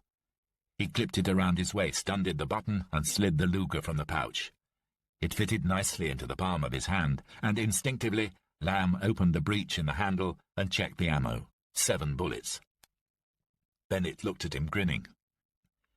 "You look a proper sight, Mr. Lamb, sir, if you don't mind my saying so. A real proper nasty-nosy." Lamb laughed and moved his shoulders around in the unfamiliar jacket. "Thank you, son. Just doesn't feel right, not at all." He straightened his cap, catching sight of it in the cracked mirror above the fireplace, until its peak was over his eyes. His temporary demotion in rank amused him. He handed his own uniform to Smart with instructions to stow it in his pack. "Come on, men, let's show the others before they take us for the real thing and shoot us." With Bennett's men following on, they walked through the ruined dining room and into the yard, where the remainder of his small command did a double take. Tapley sniggered. "Blimey, sir, you don't half make a good Jerry." Bennett growled. "That's enough now." "But, Sarge, you can see as well as me." "You heard me, as you were." Lamb spoke. "Right, here's what we're going to do. We're taking that truck there, and we're going to drive hell for leather towards the Somme. You lot are going to sit in the back and keep very, very quiet and look after our French guest. And son Bennett, Stubbs and I will sit in the cab and pretend to be Germans. Just pray that we don't get caught. Corporal Mays, see what's in the back of the truck." Mays pulled up the tarpaulin covering the wooden rear transport section of the Opel Blitz and gasped. "Blimey, sir, I think you'd better come and have a deco at this." Lamb walked across to the truck and peered in. Inside lay 4 German machine guns, MG-34s, attached to bipods for light use, and with them several unopened boxes of drum ammunition. Lamb whistled. Quite a catch. They should make nice presents for our chaps on the Somme. They can kill the Jerrys with their own guns. Stack them in the centre of the truck and arrange yourselves around them. Might be a bit of a squash, but I promise I'll be as quick as I can." He knew it was not a promise he was likely to keep. Their new acquisition had changed his mind from the route he had planned to take to the sea and by foot across the estuary flats. The quickest route to the Somme was obvious, straight down the D928 to Conchy, and then on to Abbeville, then across the Authie and on to the Somme. But Lamb knew that just as before, to take the obvious route would mean encountering German units en route. The only option, once again, was to go across country. He opened out his map on the bonnet of the German truck and called over Bennett, Mays, and Valentine. "Right, this is where we should go." He moved his finger down the long straight road to the south. "At least it's where we would go if there weren't so many Jerrys in the way." He moved his finger to the left. "And this is where we're going to go." He traced his finger down the line of a smaller road. The men peered at the map. It was not hard to see the lack of settlements as it made its way through open countryside and woodland. There are fewer towns along there, and if we're lucky, there won't be any roadblocks. That's what we want to avoid at all costs, being stopped. My German's not worth a shilling." Mays said, "Sir, Corporal Valentine speaks German." Valentine scowled at him, furious at having a confidence betrayed. Lamb frowned. "Do you, Valentine? Do you speak German? You haven't mentioned it before." Valentine smiled in that particular insincere way of his. "Well, I do have a smattering, sir, not much. Schoolboy, really." "Not much is 10 times better than mine, Corporal." He turned to Stubbs. "Right, get out of that Jerry uniform and give it to the Corporal here. You're changing places." He looked back to Valentine. "We'll have you up here with Sant and me. You're travelling in the cab, Valentine." "Only too happy to help, sir." Lamb wondered why Valentine hadn't mentioned his ability before, and also how Mays had come to learn about it. He was sure there could be nothing sinister about it, but all the same Valentine was a rum sort, and if he had abandoned his roots, as it appeared he had in refusing to accept the responsibility of a commission, then who knew what else he might betray? He would tackle Mays about it when they next had a chance to talk. Bennett interrupted his thoughts. "So, are we planning to travel in daylight, sir?" Lamb nodded. "Absolutely, we've got to bluff it out. Time is everything." Besides, I'm not worried about being spotted from the skies. We look like the real thing from above now. Whoever we might fail to fool will be on the ground." Lamb climbed up into the cab and eased himself into the driver's seat. It felt strange to be sitting on the left of the vehicle, and he took a moment or two to acquaint himself with the controls. The German machine felt very different to the Bedford. For one thing, it was a fraction higher and longer, although the driver's seat was ranged lower. But the main thing he noticed was the gears. There were 5 of them, plus reverse. The speedometer, too, extended over a different range. Of course, it was in kilometres, but even working that out, Lamb could see that it was set to gauge a good 15 kilometres an hour more than the maximum speed of the British truck. It was no great surprise. Anyone with a modicum of mechanical experience knew how good German engineering was. Perhaps, he thought, that's partly how they had managed to come so far into France in so short a time. He pressed the starter button, and the machine kicked into life, over-revving as he pushed on the accelerator. He turned to Bennett. "I should hold on, Sergeant, if I were you. It might be a bit of a bumpy ride." He edged out of the yard and onto the road, past the body of the German driver, and into the village street. He felt as uncomfortable as he had ever been. He was wearing an enemy uniform and driving an enemy vehicle in enemy territory, and he was only too aware that if they were captured, he for one would be shot out of hand as a spy. But he told himself again that when he had started off on this mission, he had suspected it was going to land him in challenging situations. As far as he was aware, he was the only man with any chance of getting word to General Fortune that if he was forced to retreat, the only way home would be from the port of Le Havre. And it occurred to Lamb that if that did prove to be the case, if Fortune were pushed back by the might of the German advance, then for the entire 51st Division, all 10,000 men, he was probably now the only hope. Chapter 13. Bennett was at the wheel again, and the truck was moving smoothly. Lamb had laid the map out in front of him, spread across the shallow dashboard, and was plotting their course for the umpteenth time. How, he wondered, could he possibly have any idea where the enemy might be? He presumed they would have occupied and garrisoned all of the larger towns they had overrun in the lightning advance to Abbeville, so those would be out of the question as points on their route. But tanks were cross-country vehicles. They might be anywhere, ready to lob just one shell at their truck and send them all to oblivion. Lamb's dread of tanks preyed on his mind, and he could not expunge the image of the poor half-mad infantryman in Arras who had seen his friend crushed to death in agony beneath the tracks of a panzer. Trying to divert himself, he traced their route in the truck with his fingernail across the map. As he was studying the possible alternative roads, of which there were precious few, Valentine began to hum. It was not the song itself that irritated Lamb. Where or when really wasn't half bad. In fact, he had bought the recording from the local music shop in Tunbridge shortly before embarking for France. Nor was it the tunefulness of Valentine's version. In fact, annoyingly, Valentine was pitch-perfect. No, thought Lamb, it was more the way in which he hummed it, as if he wanted to keep it to himself, and the fact that he did so over and over again. Lamb wondered that he had never noticed it before, and whether the others had been aware of it. Or perhaps he thought it was something Valentine had just started to do merely to irritate him, in what seemed increasingly to be a personal vendetta. Whatever the reason, in the past few hours in which the two of them and Bennett had been sitting together crammed into the cab of the Opal, Valentine's presence had really begun to annoy Lamb. It was the very fact that his self-control should be compromised by such a man which irked him more than anything. The corporal had not yet had to use his German, and had not said a word. But still, he had somehow got under Lamb's skin. Now he began to hum again. Lamb snapped.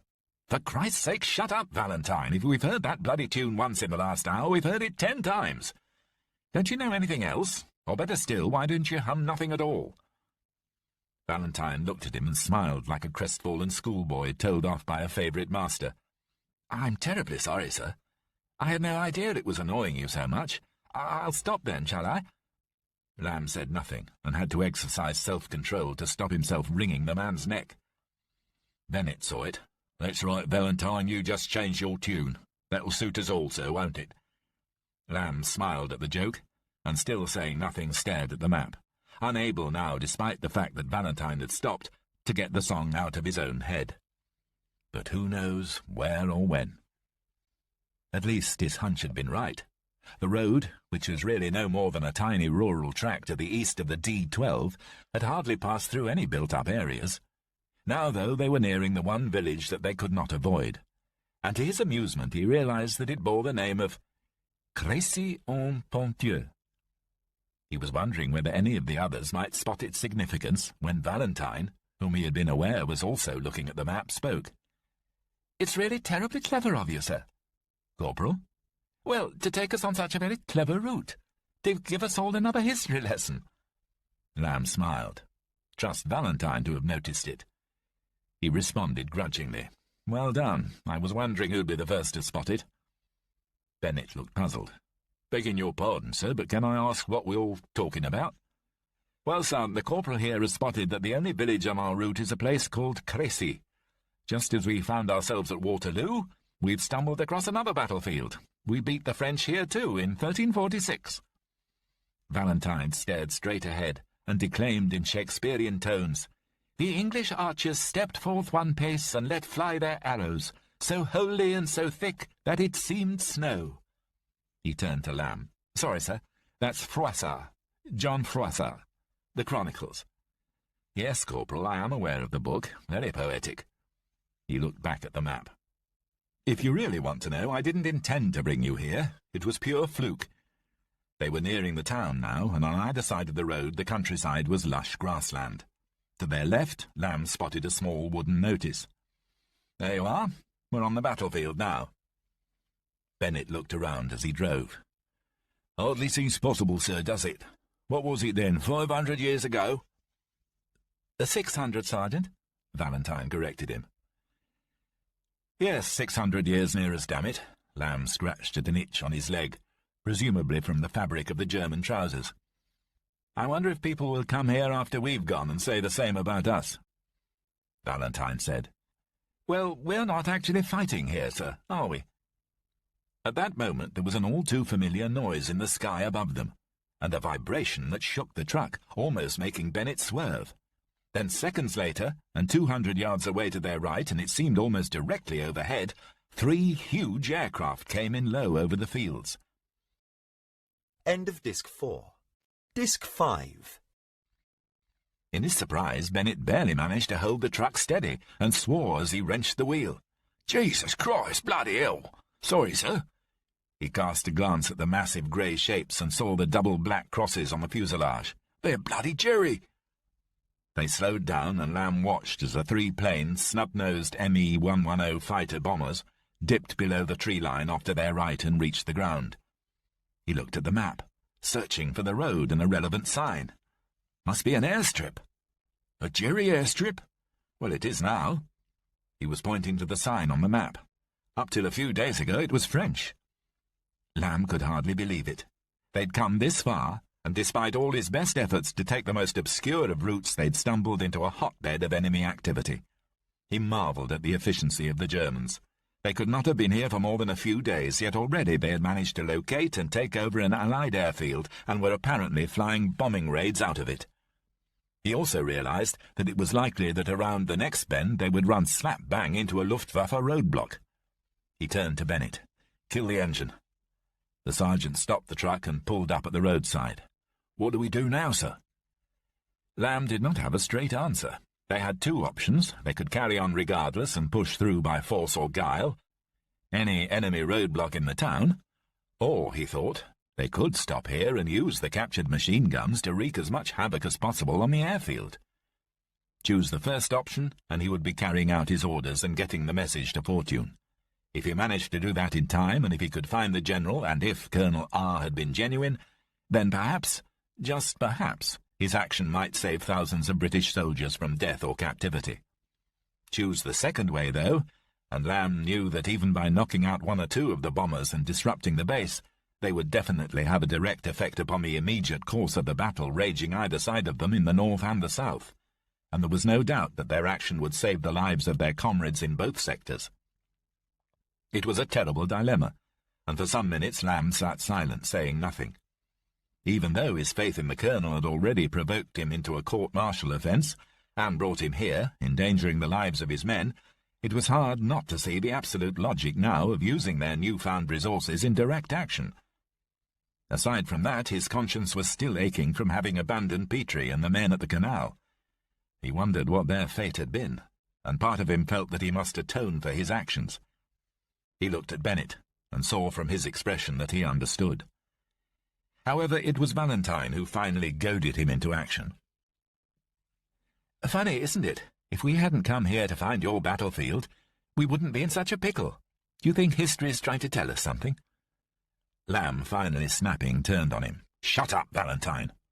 I didn't bring us here to find a bloody battlefield. I came here on orders. Do you think this is easy?" But he knew that for all his insolence the corporal had hit on something like the truth. If they ignored their circumstances, they would be betraying not only their comrades cowering in their front-line trenches under bombs delivered by these planes, but betraying an entire tradition of British military might that stretched back to the bowmen who had stood their ground on these very fields 600 years ago. He turned to Bennett. "We've got to do something here. You know that, don't you? We've got to stop those bloody bombers taking off again. It's our duty." Bennett smiled. "Yes, sir. Anyway, I'd had enough of running away for the moment." Valentine shook his head, unable to believe that Lamb wanted to attack a German base. Lamb reconnoitred the road around them. Aside from the row of trees alongside which they were now parked, it offered little if any cover. Clearly the entrance to the airfield must be no more than a few hundred yards down the road and off to the right. He thought fast. Apart from the 4 MG-34s in the back of the truck and the mortar, their chief weapon was surprise, and if they were to have any reasonable effect and also have any chance of getting out alive, they would have to use it to the full. He turned to Valentine. "Stay here, and if anyone comes up, use your German. I'm going into the back." Lamb got out of the cab and walked round to the rear of the truck. Then, lifting the cover, he climbed inside.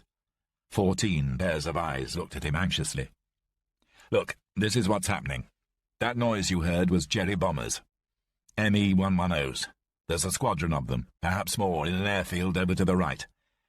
And I mean to destroy them." He let it sink in. "Corporal Mays, I want 2 of those Jerry guns, 3 if you can do it, set up pointing out of the tailgate. 2-man crews on each of them. Perkins, Butterworth, Hughes and Tapley, you'll do, and make sure you have plenty of ammo to hand. You others can help feed them. We're going to bluff our way into the base, then wait till I give the word, and when I do, 2 of you lift the flap at the back and let them have it. Stubbs, how many mortar bombs have we left?" 3, sir." "Right. When the balloon goes up, you and Parry stay in the back half of the truck near the cab. Get rid of that tarp and use your bombs. And make them count, Stubbs. Right? Everyone got it?" They all nodded, and Lamb looked at Madeleine. Her eyes were wide and bright, not as he had expected with fear, but with real excitement. He had thought to leave her in cover at the roadside, but seeing her, he realized at once that if anything went wrong, this would be the best place for her, with the men and in the thick of it.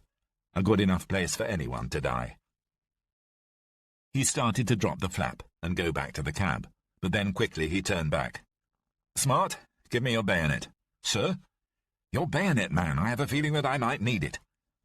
Clutching the long knife, Lamb dropped the flap of the lorry and walked back to the front of the cab. Carefully, he slid the thin blade of the 17-inch infantry bayonet down the side of his right jackboot, and then, climbing back in, he changed places with Valentine, placing him in the outside passenger seat, where he would be able to speak to any guard. Then he nodded to Bennett, and they started off. They drove along the road and past the long line of trees until they reached a slight bend from which a fork went left and right. Lamb looked at Bennett. "Here we go. Turn right, Sant." Bennett turned the wheel and moved the Opal slowly along the smaller of the 2 tracks to the right, around the north end of the woods, which up till now had shielded their right. As Lamb had suspected, ahead of them lay a simple wooden gatehouse, and beside it a red and white striped barrier pole. A single German sentry stood guard with a slung rifle, but Lamb was sure that there would be more men inside the guard hut. He shot Valentine a glance. "Do your best, Corporal." Valentine said nothing, and the truck rolled on towards the barrier. As they approached, the guard unslung his rifle and levelled it at them. "Halt! Wir kommen!" Valentine stuck his head out of the window and smiled, then spoke in fluent German. The 2 men had a brief conversation, during which the guard smiled and nodded. Christ, thought Lamb, it looked as if the man had bought whatever tale Valentine had spun. They were in the clear. He smiled at the sentry, and Bennett began to move towards the barrier, on which the man had placed a hand. Lamb whispered to Valentine, "What on earth did you say was in the back?" "Supplies, very urgent. The commandant's wine from Abbeville." Lamb smiled. But just as the guard was beginning to raise the barrier, he dropped it back into place. Lamb swore under his breath. The man frowned and peered into the cab, then muttered something else. Valentine turned to Lamb. "He wants you, sir." The guard looked uneasy and motioned them out of the cab. Valentine replied in German, "All right, we're coming." He jumped down, and Lamb followed. He cast a backward glance at the guardhouse, but saw that no one had yet emerged to follow them. Then he caught Bennett's eye and jerked his head towards the door. Lamb was sweating now. Perhaps this wasn't going to be such a piece of cake. Still talking to Valentine, the guard moved with him to the rear of the truck, with Lamb following. They stopped, and as Valentine moved forward to lift the tarpaulin, he looked at Lamb, who fell, fast and silent, upon the guard. Covering his mouth with the palm of his hand, he slipped the bayonet up from his jackboot and drove it hard into the man's side as he had been taught in hand-to-hand combat classes. Not perhaps with as much street gang style as May's, but certainly hard enough to do the job. The guard's eyes widened with pain and terror, and then clouded over as he slipped limp to the ground. Lamb and Valentine swiftly dragged his lifeless body into the trees and pushed it beneath the undergrowth before moving back round to the front of the truck. Lamb looked up at Bennett, who shook his head and nodded towards the guardhouse. As he did so, another guard emerged through the doorway. He looked startled and clearly alarmed not to see his friend. Then he saw Lamb in the German sergeant's uniform and nodded respectfully at him before saying something which he did not understand.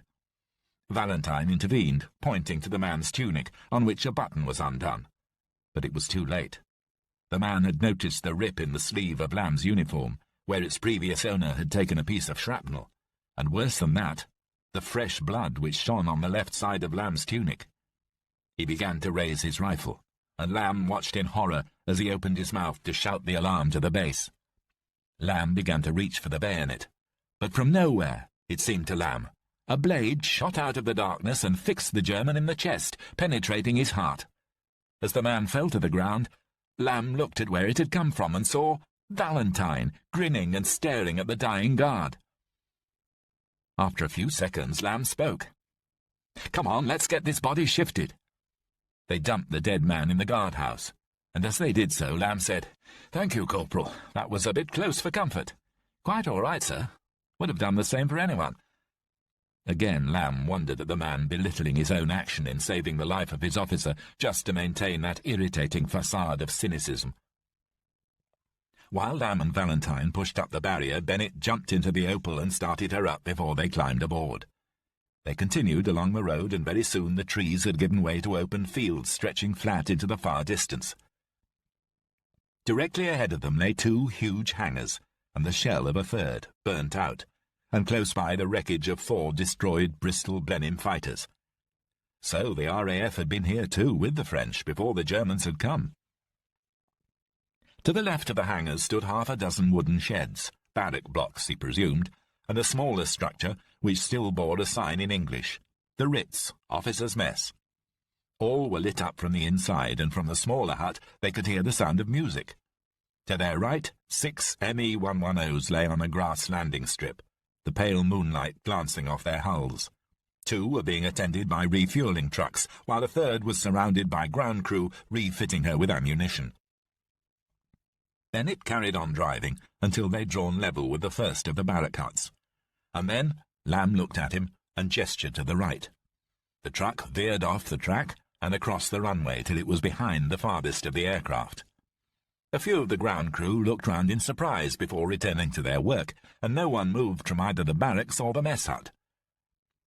Bennett drove alongside the planes for about 30 yards, and then, when Lamb saw that they were perfectly placed to cover all 6, he gave the word, and Bennett turned a sharp left and stopped the truck, being careful not to switch off. As he did so, Lamb yelled to his rear, "Right, now, let them have it!" Behind him, Perkins and Hughes pulled hard on the sides of the rear tarpaulin, and the flaps flew up to reveal the 3 machine guns and their crews. At the same time, Parry threw off the rear of the canvas and dropped a bomb into the muzzle of the mortar. Then all hell broke loose. The machine guns, as yet unfired in war, rattled off their deadly load, and bullets slapped at a rate of 900 rounds per minute into everything in their path, metal, wood, canvas, and flesh. Some of the rounds found their home in the ground crew, and within moments most of them were dead or dying. Several hit the 2 petrol tankers, sending them sky-high in explosions that tore apart the night sky, and these were instantly followed by 3 of the aircraft themselves as their newly filled fuel tanks ignited and blew them to pieces. There was a thump as the first of the mortar rounds hit another of the planes, splitting it apart. Lamb jumped out of the cab and rushed to the rear of the truck, and watched as the world in front of them dissolved into a sea of flames and death. The wounded came rushing towards him out of the inferno, human torches, their terrible shrieks barely audible, only to be mercifully dispatched by the machine guns. Still, Lamb's men kept the ammo coming, and in the orange light of the burning aircraft he saw Madeline too now as she pulled open one of the crates and handed the circular metal cartridges to the men on the guns. The barrels were getting hotter now, and Lamb knew that it would not be long before he would have to order a ceasefire. It had only been a matter of minutes, but already they'd done all that he had hoped they would.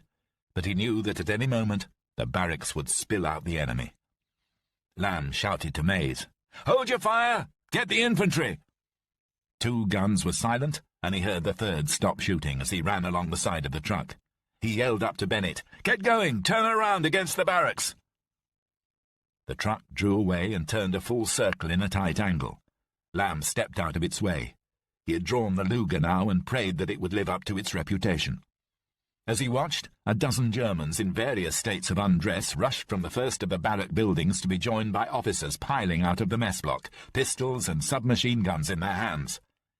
Lamb took careful aim with the captured Luger, resting it on his left forearm for support, and focused it centrally on the chest of the leading officer, a big man with an open tunic who was shouting words which could not be heard. He squeezed the trigger, and the pistol came back against his hand. Simultaneously, it seemed, the officer's chest opened in a spray of blood, and he flew back against the side of the building, just as Bennett stopped the truck. The men in the rear had managed to keep their positions, but only 1 gun crackled into life. Yet it was enough to stop the tide of greys surging from the barracks. Some of the officers, however, had stopped and were taking aim. As Lamb watched, they opened fire on the rear of the truck, and he saw Tapley fall. Slipping the Luger into his holster, he ran towards the tailgate and heaved himself aboard, then, crouching down amid the bullets, managed to pick up one of the machine guns from the floor, where it had fallen, and lever it back onto its bipod. He turned to Madeline. "Get down! Hit the floor!" More of the infantry had got out of the barracks now, and even Butterworth's steady fire could not wholly stop them. Lamb saw Parry, blood seeping from his shoulder, lob another bomb into the mortar before it flew towards the barracks block.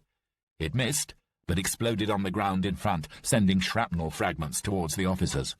3 of them fell, and now Lamb was at the 2nd machine gun himself. Perkins crammed another magazine round onto the mechanism, and Lamb pressed the trigger, spraying the infantry and stopping them in their tracks like a deadly hailstorm. More explosions from behind told him that another plane had gone up, and he knew that it was time to leave before they met the same fate. Surprise had gone now, and with it most of their ammunition. Lamb handed the grip of the gun to Perkins and leapt from the tailgate, then ran to the cab. "Go, man! Go on! Get us out of here! Come on!" He hoisted himself up using the door and the seat, and as Bennett began to move off, swung himself down into the passenger seat. Bennett turned to the left and pressed his foot hard down on the accelerator pedal, revving it up and pushing it towards its maximum speed. The engine complained, but carried on, and the truck sputtered, then shot forward to clear the edge of the mess hut before hitting the track to the gate. From behind them he heard the guttering rattle of semi-automatic fire, and then a shriek and a groan, and Lamb wondered who had been hit. He prayed that it wasn't Madeline, and then felt guilty for valuing her above a member of his platoon. The sweat was pouring off him, making dark marks on the grey serge of the captured uniform. He felt sick with excitement and fear, and noticed for the first time that he had been hit in the left forearm. No more than a glancing blow. He had also lost his peaked cap.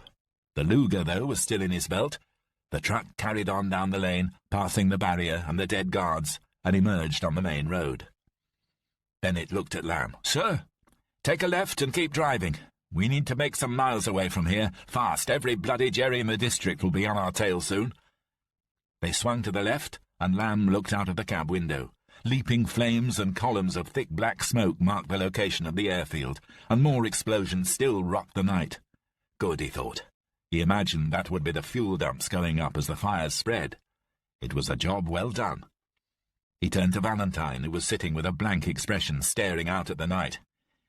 "Where the devil did you learn to throw a knife like that?" "It's not that hard. A few years ago I was part of an act. You know, sir, a stage act. Variety. Musicals, mainly. Just after I left university, I was drifting a bit. We played the South Coast. Actually, we supported Max Miller once. You know, sir, the comic. Now there's an interesting man. I knew it would come in useful sometime."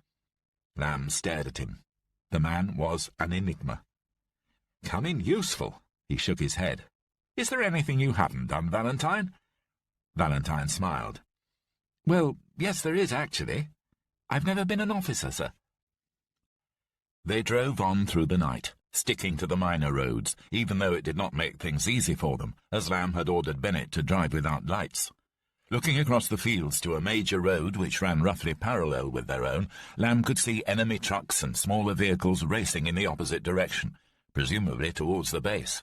A whimper from the rear reminded him of the casualties, and finally, when they were a good 5 miles clear of the base and in the midst of a thick forest, he told Bennett to stop. Opening the door and rushing round to the rear, Lamb pulled himself up into the truck. The wooden floor was slick with blood, and 4 bodies lay slumped against the rails. Archer and Mitchell were obviously dead, their sightless eyes staring to the heavens. Lamb searched quickly for Madeline, and was happy to see her in the back of the truck tending the wounds of a 5th casualty, Sergeant McCracken. He looked at the others. Driscoll and Blake were goners too. Tapley was mumbling something about his mother, and didn't look long for the world. Of the other 8 men, miraculously, none had been badly wounded. He found Mays. "Well done back there, all of you. There'll be a few less bombs falling on our chaps tomorrow. We need to ditch the dead here, I'm afraid, and we've no time to bury them properly." They placed the 4 men in the woods to their right and covered them as best they could with brambles. Lamb stood for a few moments beside the sad, makeshift tombs and muttered a few words of commendation. Then they all piled back into the truck. Madeline was cradling Tapley's head in her lap. Lamb looked at her, and there was no need to speak. He could see the tears running clear down her face in the moonlight. He shook his head, and she lowered hers. Lamb turned away, jumped off the tailgate, and climbed back up into the cab, closing the door. "Let's go, Sant. They're sure to be right behind us." Peering at the map by the light of a small torch, Lamb took them through the woods and south again, skirting a small hamlet, until once again they were in open fields. They were on nothing more than a farm track now, and Lamb was pleased. He knew that they were almost there, but at the same time was well aware that this would be the hardest part of their journey. He was in 2 minds about what to do. Very soon he knew they must hit the rear echelons of the German front line. It stood to reason that if the 51st had drawn a line from the coast along the Somme, as the colonel had told him they would, then the advancing Germans would be directly opposite. So their task now was to break through the German lines once again, but this time from the rear, pushing their way out. That at least would take the Jerrys by surprise. Then, however, they would have to make it to the safety of their own lines. Well, thought Lamb, one thing at a time. The choice now facing him immediately was whether they should carry on at night and risk all for speed and the cover of darkness, or whether they should lie low and wait for day, then bluff it out. In the dark, a fast-moving lorry would undoubtedly arouse suspicion, and he was unsure, given their mental and physical state, if the men in the back would be able to win another encounter with a pursuing enemy. But to wait for the day also had its own pitfalls. First and foremost, the truck was in a sorry state. The tarpaulin was ripped and half gone, and it was not hard to see from the rear the khaki-clad men and weapons in the back. From the front, however, he presumed that the truck still had a veneer of correctness. If they could guarantee to meet their enemy head-on before blasting their way through, that might be the way to go. But at this stage in a campaign where the British Army had been outmanoeuvred, if not entirely outfought, he knew that nothing could be guaranteed. They were moving fast now, as fast as the truck could manage, touching the 45-kilometre mark, and she was shaking.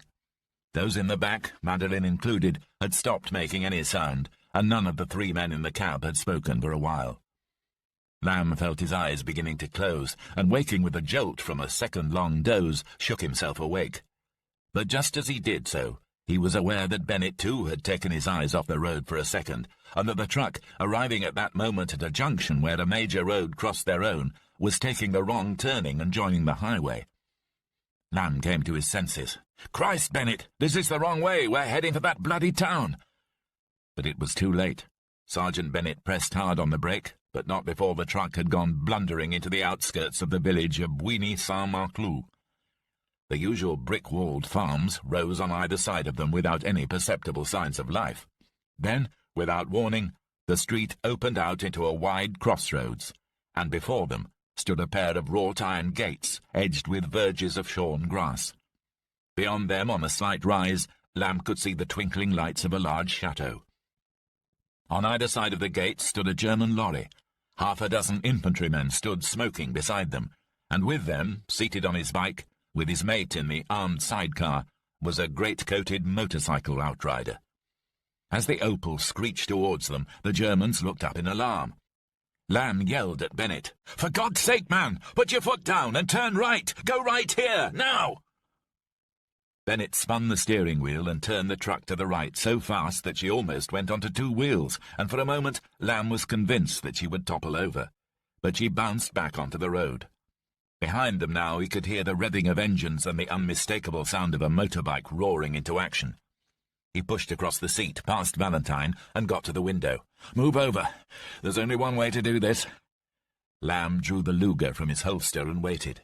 He could hear the motorcyclist approaching now, changing gear from third to fourth as he neared the driver's cab. Lamb pictured the man's face, under speed as he approached, accelerating fast, his features drawn back in a rictus by the G-force as the speedometer crept steadily up the gauge. He knew those bikes. The BMW R12 745 cc's of pure power. He'd seen one in action just before the war, racing at Brooklands. Lovely machines, capable of 120 kilometers an hour. For the Wehrmacht, they had been mounted with an MG-34 on the sidecar, and now one of them was closing in on them, fast. The man in the sidecar was shouting now, orders to them to stop. He would have seen the men in the back in their khaki by now. Lamb waited for the first smack of the machine gun bullets to hit the cab, but none came. Instead, the man kept on shouting. Then there was a burst of machine gun fire from the MG-34 on the sidecar, not at the truck, but a warning shot well placed into the road 100 yards ahead of them, tearing up pieces of earth and cobblestone.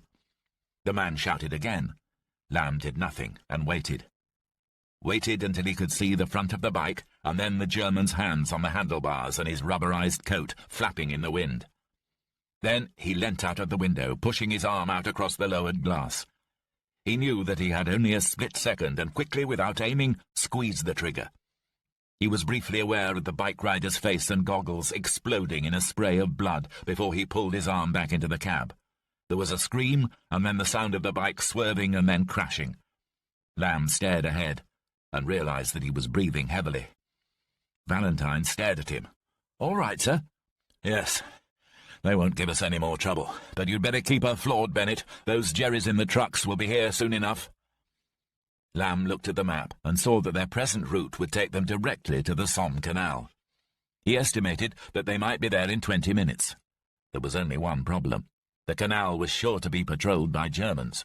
In fact, if the colonel's word was anything to go by, it might well form the German front line, flowing parallel as it did with the river itself, which he knew was to be the British position. They were caught between the Germans now pursuing them, who would have found the dead bike rider and those in front. It also occurred to him that, if the two front lines were close, then, were they to crash the German lines from the rear, as he had intended, they would be shot to pieces by the British before they reached their own men. It seemed perverse, but the best thing they could now do was to abandon the truck. They were approaching another small hamlet. It was as good a place as any. He turned to Bennett. "Sergeant, stop the truck." "Sir?" "Stop the truck. We're going to leave her here. We'll be safer on foot." Bennett pulled over to the right and switched off the engine. The night was still, and Lamb heard no sound of approaching engines. Either they'd lost their pursuers or they'd given up the chase, but he didn't hold out much hope of the latter. He climbed down from the cab, followed by the others, and walked to the rear. The back of the truck, lit up by the moonlight, was a shambles of spent ammunition, blood, vomit, and discarded equipment. Lamb flipped down the tailgate and began to help the men out. Smart, Perkins, and the others seemed remarkably robust, considering what they'd been through, and he felt a wave of pride in his platoon sweeping over him. His platoon. Christ, he thought. Was this all that was left of them? 8 men plus Valentine and Bennett. That was it. Of the 28 men he had led in Belgium 2 weeks ago, only 10 remained, plus the 4 wounded, whom he hoped were still in France or even back in Blighty. They'd lost half their strength. And what had they accomplished? Damn little, he thought, although at least these few were still alive. Had he been a good officer, he wondered? Had he cared for his men or spent their lives foolishly? Now was not the time, though, to examine his conscience. Butterworth had injured his leg when the truck had swerved, and Lamb helped him down from the back and then jumped up to find Madeleine sitting at the back, up against the cab, cradling Tapley's dead body. She looked at him. "He asked for you, then for his mother." "It's often that way, at the end." Lamb leaned down and gently took the dead boy away from her, before carrying him to the tailgate and handing him down to Bennett. "Put him somewhere shady, son, out of harm's way." He helped the girl down, then looked at the men. "You've probably guessed. We're leaving the vehicle here. We're almost at our lines, and we'd be sitting ducks in that truck as we are. My plan is that you are our prisoners. We'll pretend to the Jerrys that we're taking you in and the girl. If our chaps are really so close, it'll seem quite possible. Valentine can speak German, but if they talk to me, the game's up, and we let them have it. We'll have to leave most of the rifles, but Corporal Valentine and Sergeant Bennett will each take one of the machine guns and some ammo. And I want each of you to make sure you've got something on you, a bayonet, a knife, a grenade, anything. Something to fight with." He hoped to God that his plan would succeed, and he prayed that the colonel had been right and that Fortune and his men had established a line at the Somme. If he had not, then for all Lamb knew they were simply walking deeper into the German lines, towards captivity or death. Chapter 14. As quietly as possible, Bennett moved the truck off the road to the left, where it was partly hidden by a coppice of trees at the far edge of a field. Beside it, in the shelter of the trees, they buried Tapley in a shallow grave, leaving his helmet resting on the mound of freshly dug earth to show where he lay. Lamb said a few words, and then they turned away and followed him back across the road, without their rifles. Lamb was the last to leave the graveside. How vulnerable they looked, he thought. Soldiers with no means to defend themselves, and no means of attack, except the few weapons he had told them to keep hidden. Perhaps it had been foolish to leave the rifles and machine guns. It went against everything the rule-book dictated. But what alternative did they have, he asked himself. If they were seen by the enemy, armed and in British uniform, they would be shot. At least this way, masquerading as his prisoners, with Valentine's German, they had a slim chance of bluffing their way through. The road stretched out ahead of them on the left, leading directly west and to the Somme Canal. He looked at the map. There were 2 bridges across the canal, one directly ahead of them, and another off to the northwest. The closer one was in a town and would be buzzing with Germans even at this time. The smaller, more distant bridge would be less frantic, he was sure.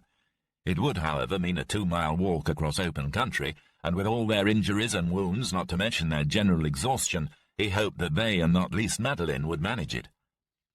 He prayed, too, that the word had not yet got out of what had happened at the air base, and knew that every moment now was precious. They fell in at the roadside in the lee of an embankment, beyond which fields rose above the road, and as he watched them, Lamb's mind wandered back to the colonel's words, gutter scrapings, underfed and ill-educated. He knew that it had been true of a few of them, but they were his men, his platoon, and they'd done damn well to make it this far. He knew, whatever the colonel thought, that the men who made it back to Britain would have to form the backbone of the new army that would strike back into France and defeat Hitler. They had unique experience. They had withstood the maelstrom of the German blitzkrieg and survived. They knew the odds and would, he guessed, soon be NCOs, if not officers, like Valentine. For that reason alone, he knew that as soon as he had delivered the message to General Fortune, it was his duty to get them home. He turned to them. Right, lads, we're almost there. By my reckoning, 4 or 5 miles down the road across the Somme Canal, there's a British division. We're heading for a bridge at a place called Petit Port. We've made it this far, and whatever happens now, whatever danger lies ahead in the next few hours, we're going to make it all the way. Remember, you're my prisoners now. I know it's hard, but try to look like it. No smiling, Wilkinson, and no wisecracks. And any man who addresses me as Sir will be on a charge. They laughed at that one. Got that, Sergeant Bennett? And for God's sake, no one calls Sergeant Bennett Sergeant. He's a bloody Jerry now, pretend to be frightened of him. They liked that too. And Valentine too, for that matter. Then he had a brilliant idea. Valentine, change uniforms with me. Quick as you can, man.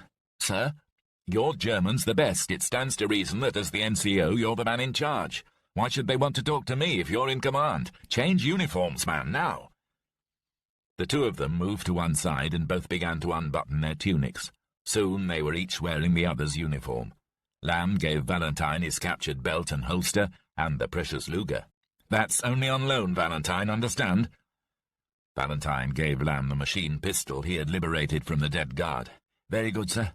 And for God's sake, don't call me sir. You're in command now. Lamb smiled, conscious of the irony of the situation. Valentine said nothing, but shrugged. Lamb turned back to the men. Right, Corporal Valentine is now a Jerry Sergeant and I'm a private. Try to behave as if that's the case. And remember, if any Jerrys do start to talk to me, the game's up and we give it to them, right? Let's get going. I want to have my breakfast with the Highlanders. I hope you all like porridge.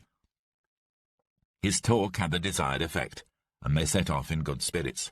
Valentine led the way, his captured German submachine gun at the ready, while Bennett marched at the side of the column of prisoners with an MG-34 on his shoulder, and Lamb made up the rear.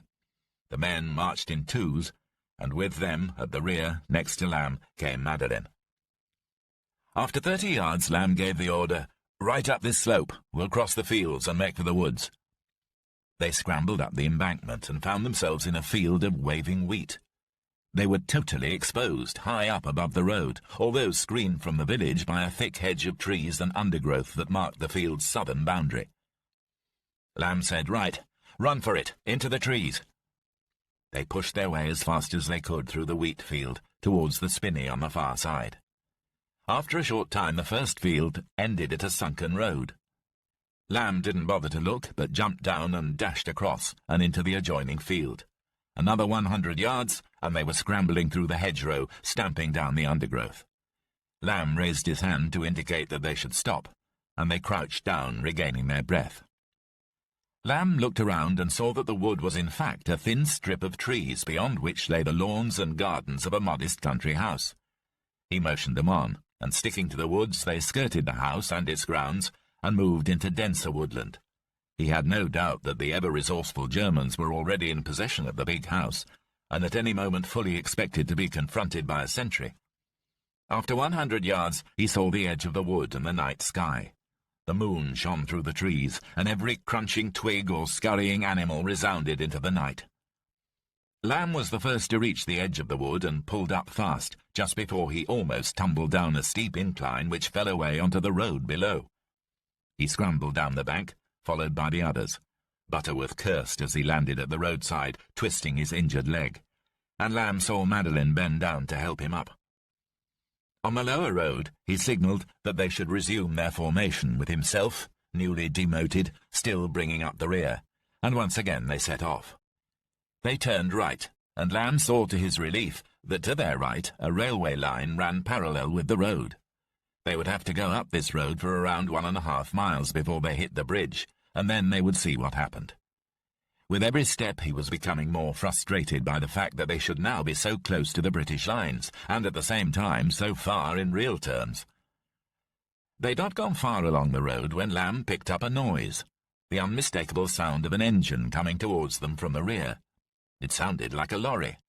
Lamb's first reaction was to bolt, but there was no cover here, merely the embankment to their right and the railway line on the left. He yelled to the men in front, "Hold fast! Stick it out!" And then the lorry rounded the corner behind them, lighting up the road with its full headlights. Lamb motioned the men into the side of the road, and they pressed up close to the bank as the vehicle approached. It drove past them for some yards, and for a moment Lamb thought that it would carry on. But then it pulled up and stopped, and the driver switched off the engine, but left the lights on. Butterworth turned and looked anxiously at Lamb, who waved him back into line with a quiet shake of the head. Both of the cab doors opened, and 2 Germans approached them, the passenger armed with a machine pistol. Valentine stepped forward, and the armed man began to talk to him. Lamb could hear nothing of their conversation, but saw the German nodding his head. Then he looked closely at the line of prisoners and smiled. The driver walked over to the lorry and opened the flap of the tarpaulin before turning and indicating to the men to get in. Lamb could hardly believe it. Valentine walked back to him and said quietly, "They've bought it, sir. I told them we were heading for Petit Port and with prisoners for the SS. They've offered to give us a lift." Lamb stared at him incredulous. "Is it a trick?" "I don't think so. They're a bit gormless, but when I said we were taking them to the SS, they seemed very willing to help." "Well done, Valentine. Let's get going, then." With the Germans pushing them on, the remnants of Lamb's platoon climbed aboard the lorry, followed quickly by Madeleine, then by Lamb and Bennett, masquerading as their guards. The German said something to Bennett, who smiled and nodded. It must have been the right response, for the man wandered back to the cab with Valentine, whom he had invited to travel with him, and his mate. Lamb hoped that Valentine's German would prove to be better than schoolboy. No one spoke.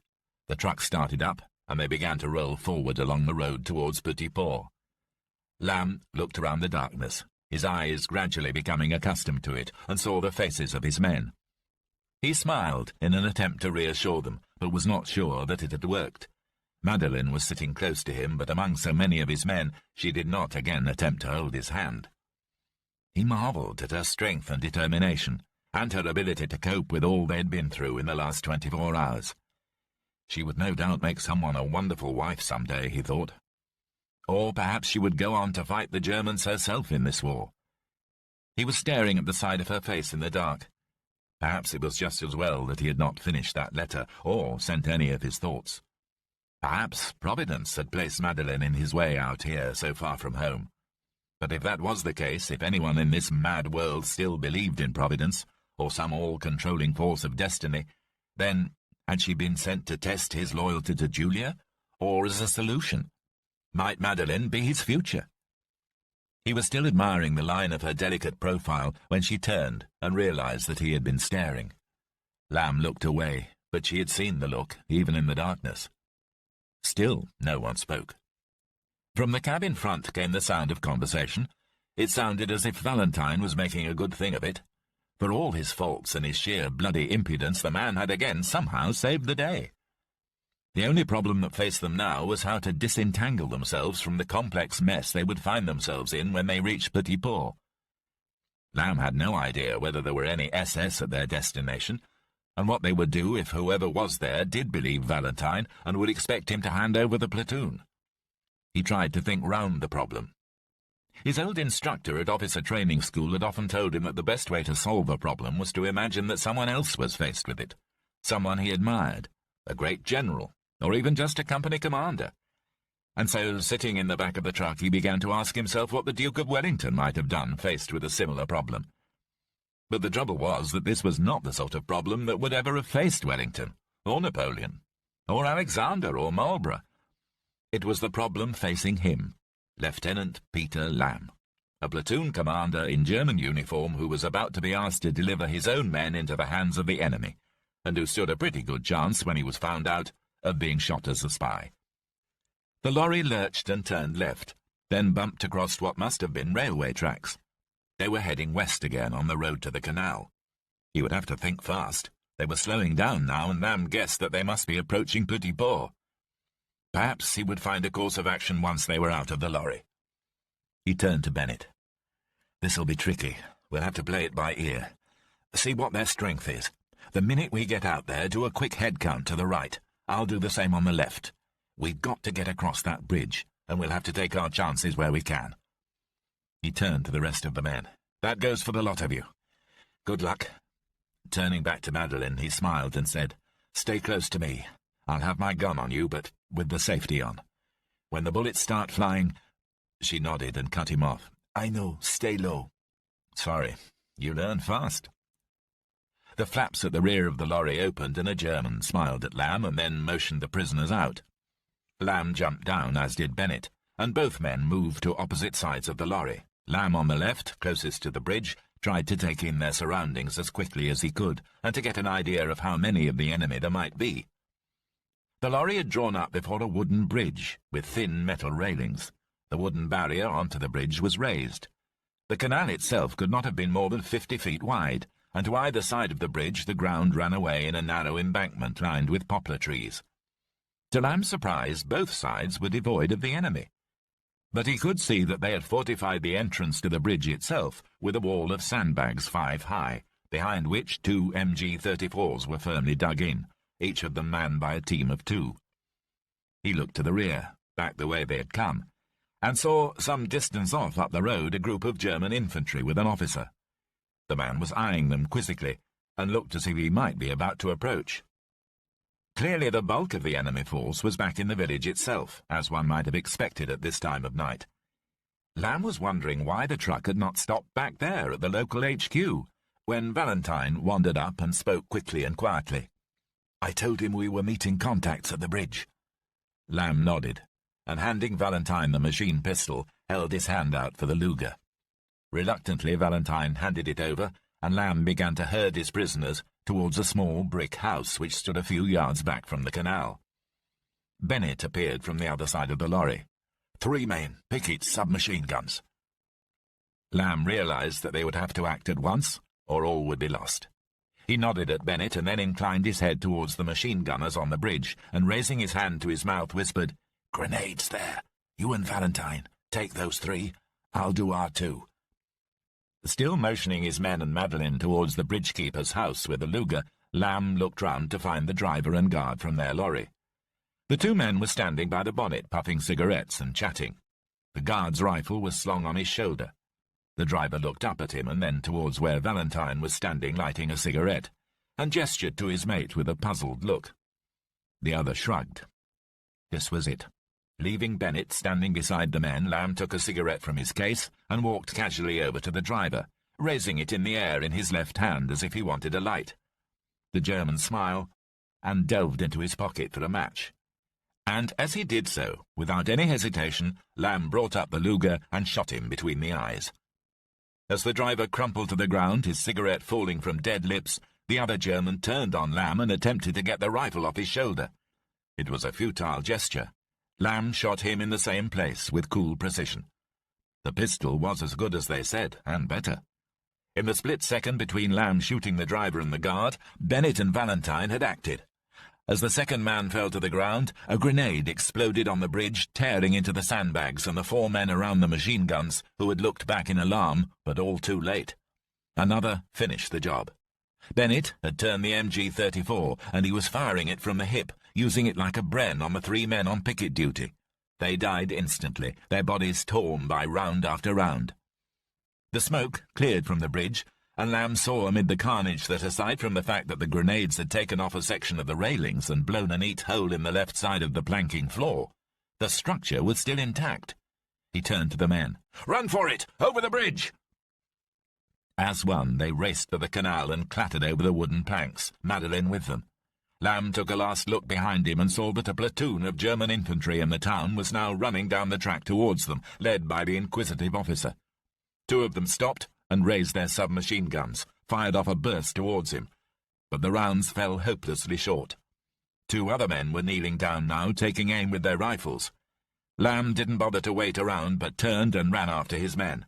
1 bullet whistled past his ear, and he expected another to hit him in the back.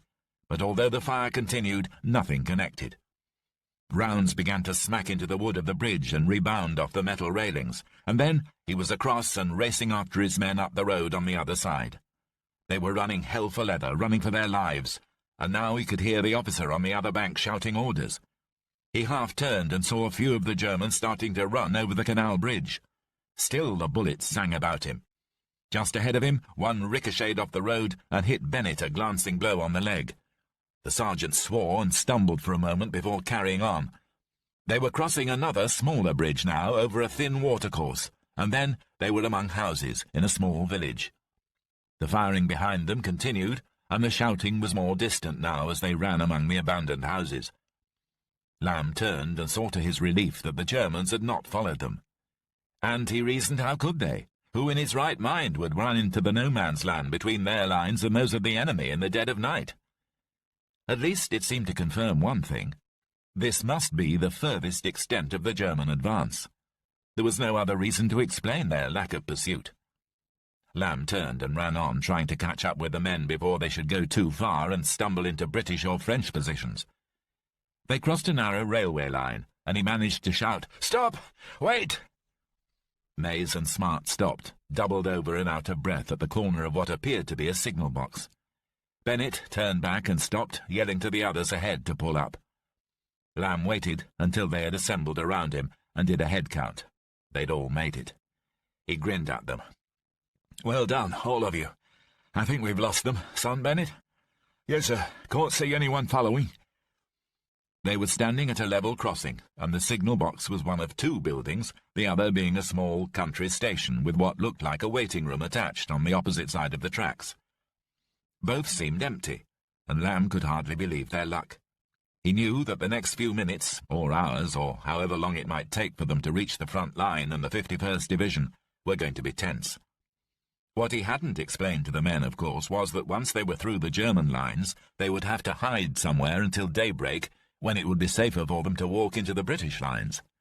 "Right. We'll wait here until after dawn. Then we're going to go in and find our lines."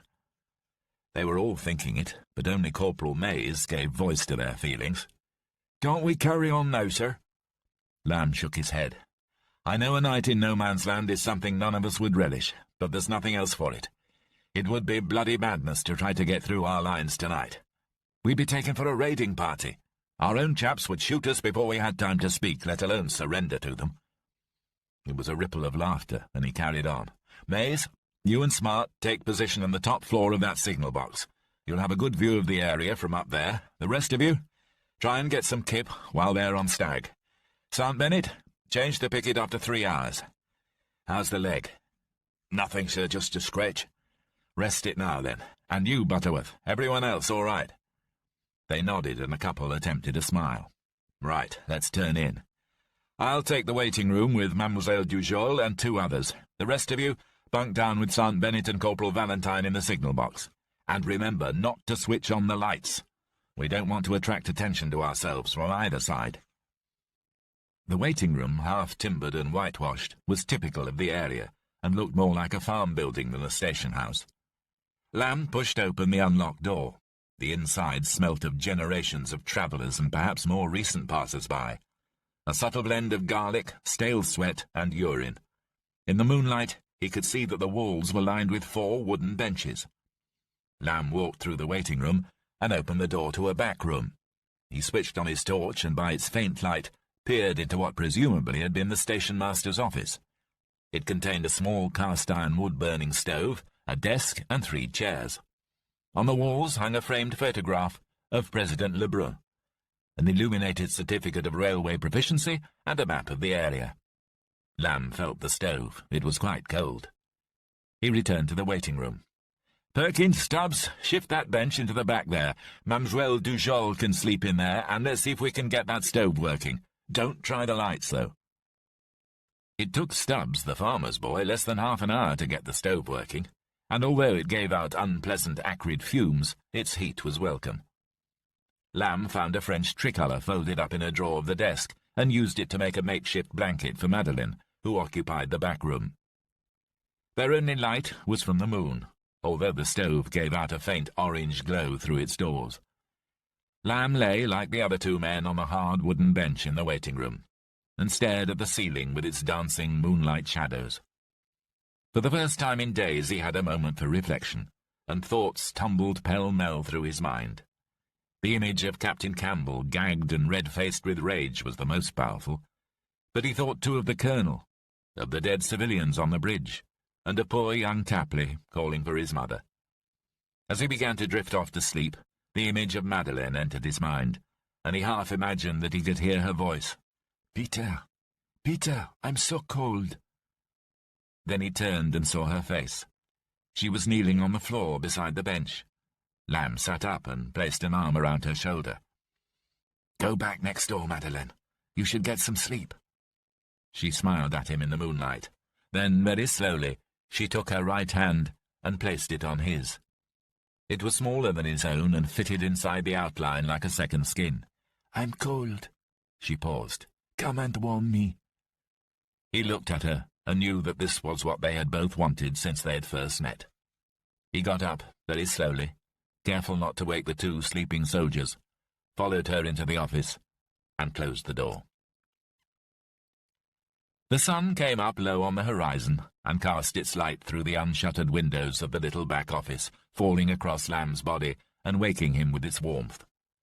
But that was little compared to the heat he felt from Madeleine's softly breathing, half-naked body, which lay entangled with his own on a narrow wooden bench. The stove had long since gone out, but the stench remained. Lamb opened his eyes and felt her body on his, and for a while could not move.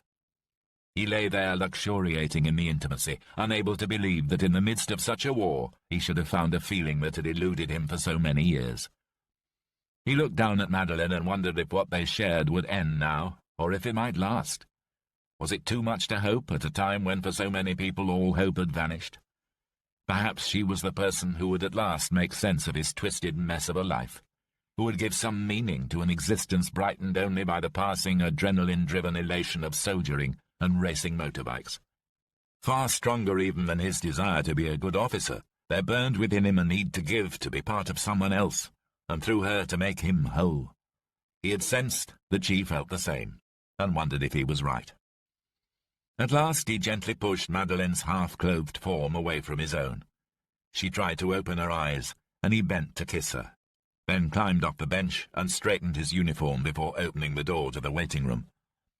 Stubbs and Perkins were still asleep on the benches, even though the sunlight was flooding the room. Lamb stepped outside the door. Bennett was up in the signal box with Hughes, and he raised a hand to him, swiftly following it with the thumbs up to indicate a quiet night. Lamb walked over the railway line and opened the door. The 6 men were seated at a wooden table eating dry biscuits, all that was left of their rations. They had, however, managed to make some tea, and seeing him, Smart offered Lamb a mug. He took it and sat on the edge of the table, drinking the hot, sweet tea. 10 minutes till the off.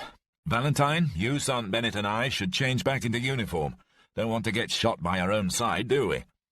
Valentine smirked. No, sir, we certainly don't. Lamb turned to his batman. Smart, I'll need my uniform. Smart smiled at him, uncomfortably. Well, you see, Mr. Lamb, sir, I do need to talk to you about that. What about it? Well, sir, the fact is I've, mislaid it. Mislaid it? For God's sake, man, where? Smart looked downcast. Afraid I couldn't say, sir.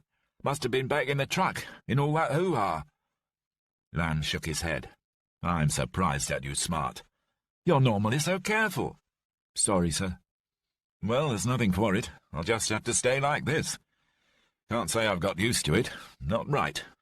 One of you will have to cover me, pretend that I'm your prisoner. Then he added, just make sure that you don't let your finger slip and shoot me. They all laughed, except for Valentine, and for an instant it crossed Lamb's mind that the man might actually be tempted. But no sooner had it come to him than he banished the ludicrous thought, and putting down the empty mug on the table, left the room. Outside by the railway line he found the other 2 and Madeleine up and dressed, and looking surprisingly neat. She smiled at him.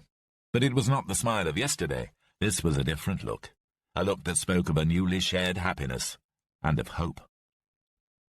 They set off from the railway towards the west, away from the sun and down a road lined on either side with dense foliage. A narrow stream gurgled past them, parallel to the road, down a slope to their right. They walked in single file, with Wilkinson in front, and behind him Bennett, Perkins and Stubbs. Then came Lamb, disarmed again, with Valentine and Smart as his escort, and directly behind them Sergeant McCracken, Hughes, Butterworth, Madeleine, and the others, with Mays bringing up the rear. The early morning sunshine dappled the road through the trees, and songbirds thronged the branches above them. They came to a crossroads, and put at ease for a moment by the glorious morning in which the war seemed a distant nightmare, walked straight across, forgetting any dangers, past a deserted farmyard. Lamb felt curiously liberated, almost euphoric, and struggling to bring himself back to the task in hand, began to think about soldiering, and the fact that the Somme had been where his father had fought 25 years before. Of course, he was well aware how very different the terrain was here to the old battlefield of 1916, of which he had been told so often, where the river lay so still across the flatlands to the southwest. They had walked about 300 yards from the crossroads. On the left side, the road was bounded by the edge of a great wood, which stretched for as far as the eye could see. Lamb stopped, and the others followed suit. Bennett walked back to him. "Sir?" "That wood, Sergeant. It's as good a defensive position as I've ever seen. I'm willing to bet that the front line is somewhere in there."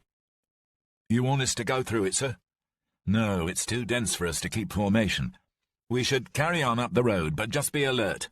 If they see us coming, they'll jump us before we see them." "Sir." They'd gone a little further when there was a rustling noise in the woodland off to their left, immediately followed by a shout. "Halt! Who goes there? Friend or foe? Don't move!" They froze. It was a British voice, a deep, growling British voice with a heavy Scottish accent, and to Lamb at that moment, it was the sweetest sound he'd ever heard. Chapter 15. Ahead of them in the trees they heard the unmistakable, gut-wrenching sound of the bolt of a rifle being drawn back. The voice came again. "Who goes there? Answer, or I'll shoot you." Bennett replied, "Friends, we're British, with a Jerry prisoner." "Who are you?" "The Jackals, mate. We're a bit adrift." There was a short pause, and then another voice, English this time, home counties. An officer, thought Lamb. "Advance and be recognised, and no funny business. We've got you all covered." For the first time in days, Lamb felt himself relax, which was a little absurd, as at that moment several guns were apparently trained on him. He hissed an order at Bennett, and slowly they walked from the road across and into the edge of the wood. It seemed that, against all the odds, they'd made it to the Scots.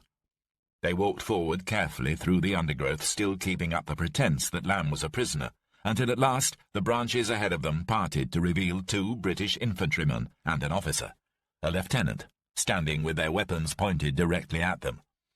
The officer spoke. "If you're part of the Jackals, I should say you're a bit adrift. They're up at Dunkirk, last I heard from the French, with the rest of the BEF. Everyone apart from us. The Navy's trying to get them off and back to England." So it was true, thought Lamb. They were going to try it, just as the Colonel had predicted. Now he realised just how important his own message was, for soon, apart from POWs, the 51st Division would be the only British troops left in France. Bennett spoke. "Yes, sir. We lost our battalion up at Vauvre 2 weeks ago." "I say, then you are lost. But what the devil are you doing down here? And how did you acquire that?" He pointed at Lamb. Lamb realised that now was the time to reveal himself. He walked forward and said, "Actually, I acquired them, Lieutenant, in Kent, about a year ago. Lieutenant Peter Lamb, Royal North Kents." The Scottish officer gawped. "Good God! You're English." "Yes, I'm afraid so. And by the sound of your men, you're Scots." "Geordie Crawford, 1st Black Watch." "So, you're part of the 51st? "That's us. Strung out along this bloody river. Sorry, it seems strange telling that to a German. Where's your uniform?" "Missing. I don't suppose you could fix me up." "Well, I'm sure we can scrounge something for you at battalion. We'd better take you in for debriefing." "Well, actually, I was rather hoping to get to General Fortune." Crawford laughed. "You want to see the General? I'm afraid he's not here." "Why do you need to see him?" "Perhaps you are a Jerry, after all." Lamb ignored the comment. "I have a message for him, rather important." He felt impatient, but knew there was nothing he could do about it. Crawford seemed both intrigued and amused. "Well, let's start off with the Colonel, and perhaps then, after he's seen you, we can work our way up to the top brass." He looked at the motley group of men. "Is this all you've got?" "All that's left of my platoon, yes, and a few odds and sods. We had a bit of a rough time getting here." He noticed Madeline. "And a girl, good God! Who's she?" "It's a long story. The SS murdered her family." "You'd better come along to HQ. We're pulling out of here anyway later this morning." Leaving one of the privates on picket duty, Crawford and the other men led them further into the woods, here and there encountering other Highlanders in their distinctive Balmoral bonnets. The position seemed very sparsely occupied, and Lamb thought of the mass of German men and vehicles they had recently passed through. Crawford turned to Lamb. "So, extraordinary journey you must have had." He paused. "You're from Kent, you say?" "Yes." "I'm a bit of a keen cricketer. Went to see them play a few times at Canterbury when I lived in London." "What was the name of that tremendous wicket-keeper of yours? You know, he played in the last test against South Africa last year." Lamb was aware that this was a test, but he didn't mind. The lieutenant was only doing his job. In fact, he was rather flattered that he made such a passable Nazi. Luckily, he knew the answer. "I think you mean Les Ames, the only man to score 100 runs before lunch. He's in the RAF now." Crawford smiled. "Yes, of course, Les Ames. How could I forget that name?" They left the wood after a few hundred yards, and slipping down onto the road, carried on for more than a mile until they came to a village. Save for the cricketing conversation, Crawford had said nothing throughout the journey, and had ignored the curious looks they were given by the few British soldiers they encountered. Now, though, he turned to Lamb. "This is Lambecourt. Our front line proper starts here. I shouldn't really tell you any of this, as you haven't been debriefed, but I reckon you're who you say you are, and in any case, if we decide that you aren't, we'll just shoot you." Lamb hardly felt reassured. "Thank you." They found the battalion HQ established in the town hall. Crawford left the private outside with Lamb's men and Madeleine, and took Lamb into the building. The CO, Colonel Honeyman, a genial-looking man with huge eyebrows and a moustache to match, was sitting at a desk in the mayor's office, with his batman, a signals officer, and the RSM standing close by. He looked up. "Geordie, good to see you. I say, back to Jerry?" "Not exactly, sir. This is Lieutenant Lamb of the Black Jackals." "Good heavens, are you sure? Looks damn like a Jerry." "In my opinion, sir, he's the real thing. He knew that Les Ames was wicket-keeper for Kent." The colonel shrugged. "Where have you come from, Lieutenant?" "From Wavre, sir, by way of Tournai and Arras." "Arras, eh? Did you see the counter-attack?" "Yes, sir, we took part in it." "Did you, by God? Bloody shame. That's quite a march. How long did it take you?" 2 weeks, sir, almost to the day." The colonel rubbed at his chin. "Sergeant Major, ask this man a question. One of your good ones." "Righto, sir." The RSM thought long and hard, and after a couple of minutes turned to Lamb. "All right, sir.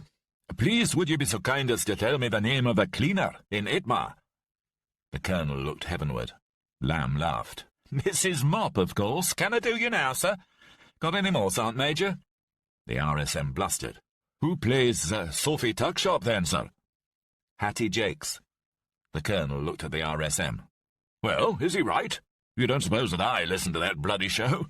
"Quite right, sir. He's quite right." "Thank God for that. Now, Lamb, tell us how you got here, and make it quick." So in the space of the next 20 minutes, Lamb gave a somewhat condensed account of their journey south. He mentioned the fight at the Dial, his meeting with the colonel, although not the content of the message, the fight at Arras and his capture of Kurtz, the atrocity at Aubigny and meeting Madeleine, and lastly the raid on the airbase. He was careful, of course, not to include mention of the civilians on the bridge or his treatment of Captain Campbell. He finished, and as soon as he had, thought to himself that the whole story sounded so far-fetched they would probably not believe him and shoot him as a German spy. Honeyman looked at him. "And the Jerrys you came through, how many would you say? What sort of strength are we up against?" Lamb thought for a moment. "Hard to say, sir, but they're pretty thick on the ground. Must be at least 2 divisions, perhaps more." The colonel nodded and looked serious. "You're an extraordinary man, Lamb." "I don't know why. Your story sounds more like some boy's own adventure rather than war, but I'm inclined to believe you. And if the RSM and Lieutenant Crawford here both vouch for you, then you're probably who you say you are. You say you have a message for General Fortune from this colonel in Tournai?" "Yes, sir, it's absolutely vital." "Well, General Fortune's down at Saint-Léger. That's some 7 miles south of Blogny, about 30 miles from here." "How soon can I get to him, sir?" "Well, can't you just give me the message, Lieutenant?" "I'm sorry, sir. The staff officer who gave me the message told me that it was only to be delivered to General Fortune himself." The colonel bristled. "Well, I'm afraid I can't really help you at the moment. I have the very pressing matter of holding the line against the enemy." "But, sir, with respect, I don't see what that has to do with my getting the message to General Fortune. If you could just spare a man to show me the way, and perhaps a truck or a car." The colonel smiled indulgently and sighed. "Lieutenant Lamb, the 51st Division is currently holding 18 miles of the front line. Do you know what that means? Normally, we would expect a division to hold 4 miles. We have to do more than 4 times that with no prepared positions. My battalion is holding 2.5 miles of that front, all the way from Toufle to Mianet." He indicated the 2 towns on the map. "That's proportionately the same. And we have another problem here. We're under French command. Now, the French are not all bad. I'm not saying that. Fought alongside them in the last show. But how can I be expected to work under French command? Now, I'm sorry, Lamb, I just can't spare anyone at present. In fact, I was rather hoping that you and your men might join us here. We can use everyone we can get." "Sir, with respect, the message—" The colonel silenced him. "Lieutenant, I've said my piece. And you've had your time, too. And that's an end to it at present. I've promised to try to get you to GHQ just as soon as it becomes possible. I can do no more than that." Crawford coughed. "There is the girl, sir." "The girl? Oh, the girl. Well, she'll have to stay here at HQ, of course, and take her chances along with the rest of you." Lamb spoke. "There is the question of my uniform, sir. I lost it in the fight at the airfield." "Oh, yes. I can't have you wandering around dressed like that. Might get yourself shot, eh?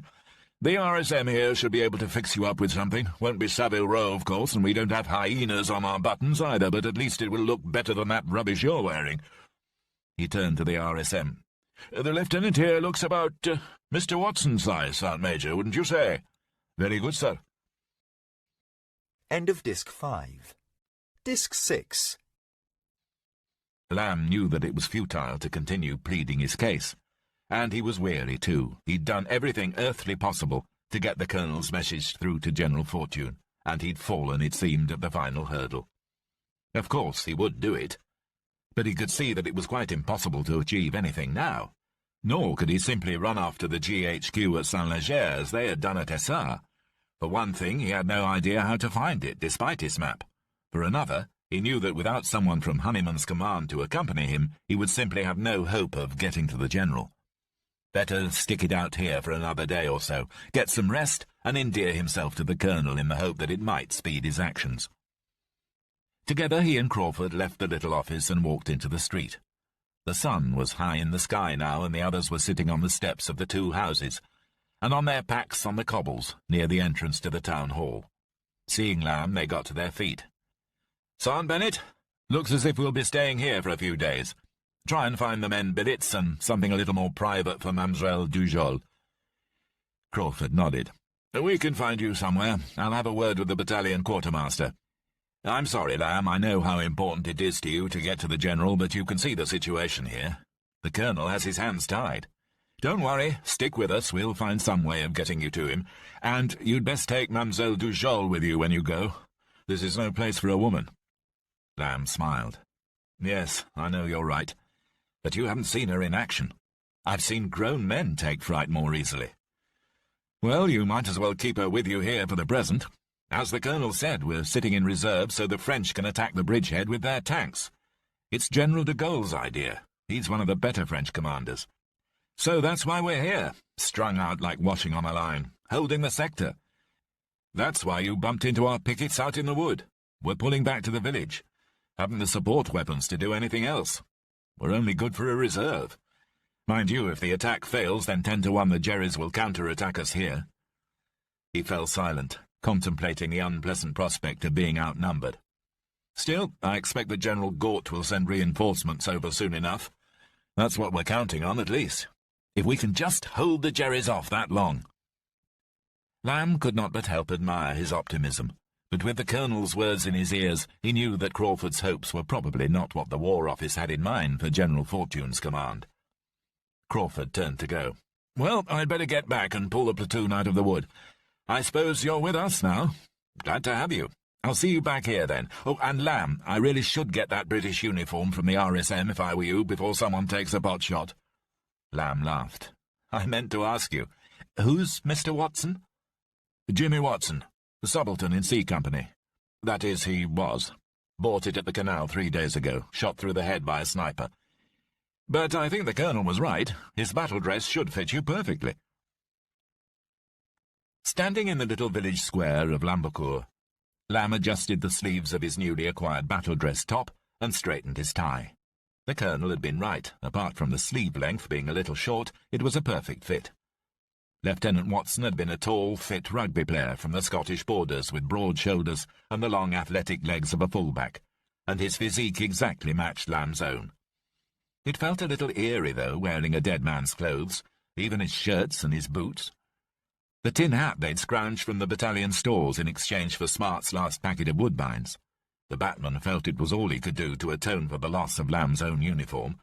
But even if the uniform had not fitted, Lamb would have worn it, for he'd had enough of wearing the grey drab of their enemies. Madeline had helped him to dress in the rooms they had found for her in an abandoned house in the centre of the village.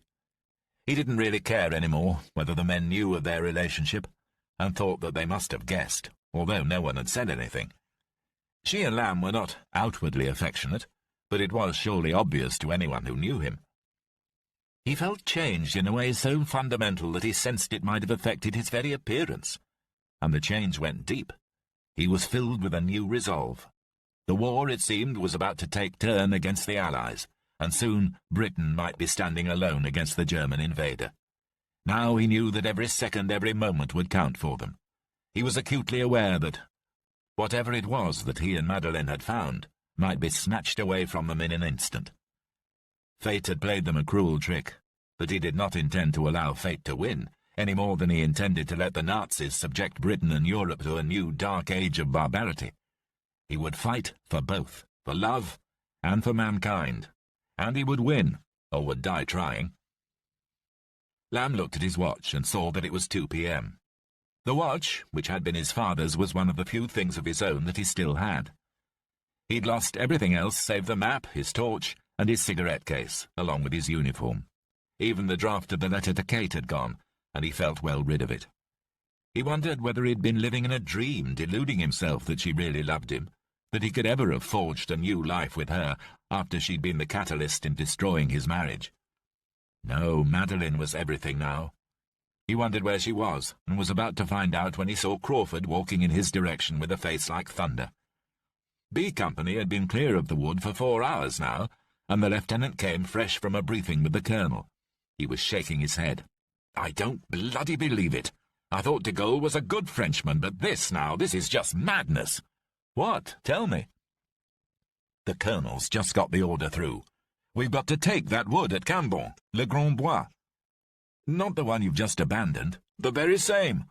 Except now intelligence reports suggest that the Jerrys have begun to occupy it, and the French want it back. The order was direct from General de Gaulle. The colonel's hopping mad, keeps saying that they've gone behind General Fortune's back. But what can we do? We're under orders from the French." "When do we go?"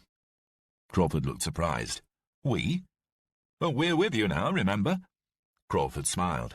"Thank you, Lamb. Well, the attack was scheduled for 1600 hours, but the colonel's managed to postpone for 15 minutes.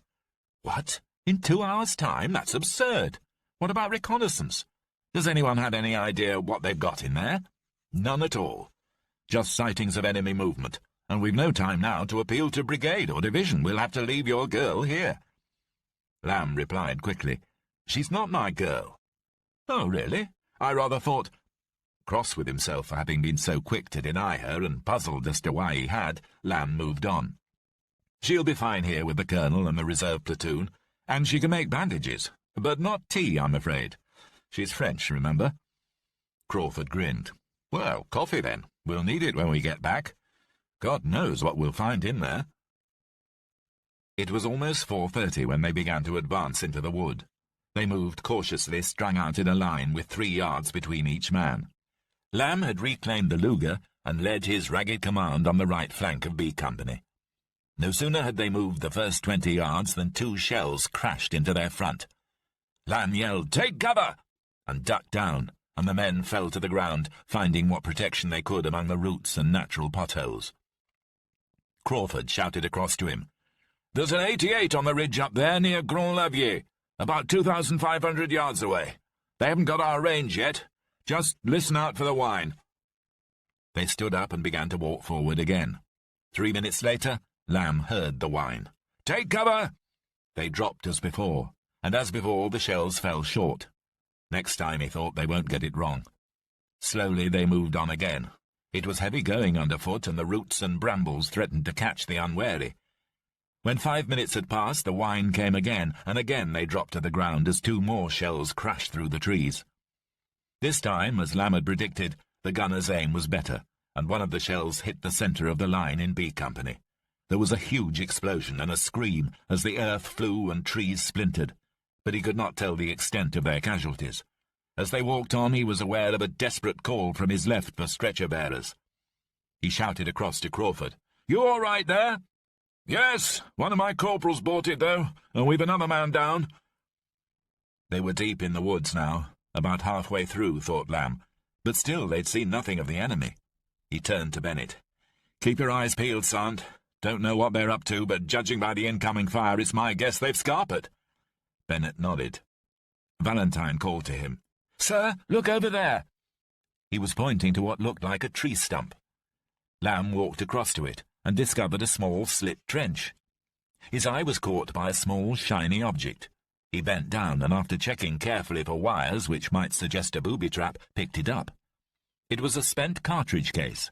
He turned it over and saw German writing. Stooping again, he picked up a cardboard packet. The label read, "Hartkeks," in a Gothic script. Valentine saw it. "It's crisp bread, German rations." "Well, they've certainly been here. Intelligence was right after all." Bennett spoke. "But your guess was right. They're not here any more, sir." Valentine chimed in. "This seems a little mad. We're risking our lives for a wood that no one wants." Lamb replied, still looking into the trench. "The French want it, and we're here under French orders." Perkins joined in. "Never thought I'd see the day, taking orders from a frog." Bennett snapped at him. "Shut it. Orders is orders. Doesn't matter who gives them. Isn't that right, sir?" "Quite right. We just do the job. Come on, and spread out." Another shell came through the foliage and crashed behind them this time. Perkins laughed. "Couldn't hit a barn door." Hughes yelled at him. "Don't tempt fate, you silly bugger. You'll get us all killed." They were almost at the far edge of the wood when, as abruptly as they'd begun, the shells stopped. Bennett said, "That's queer, sir. Doesn't make sense." "Perhaps they're saving their ammo for later." Looking out from the woods, they could see the German positions on the ridge above them, but otherwise there was no sign of the enemy.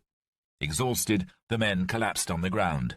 Perkins slipped and his leg fell through a hole in the undergrowth. "Bloody hell!" He brushed aside the twigs and found himself half-sitting in an abandoned slit trench. "That's Andy Sarge. They must have known he was coming." Valentine stood over him. "Don't move, it might be booby-trapped." "Shit."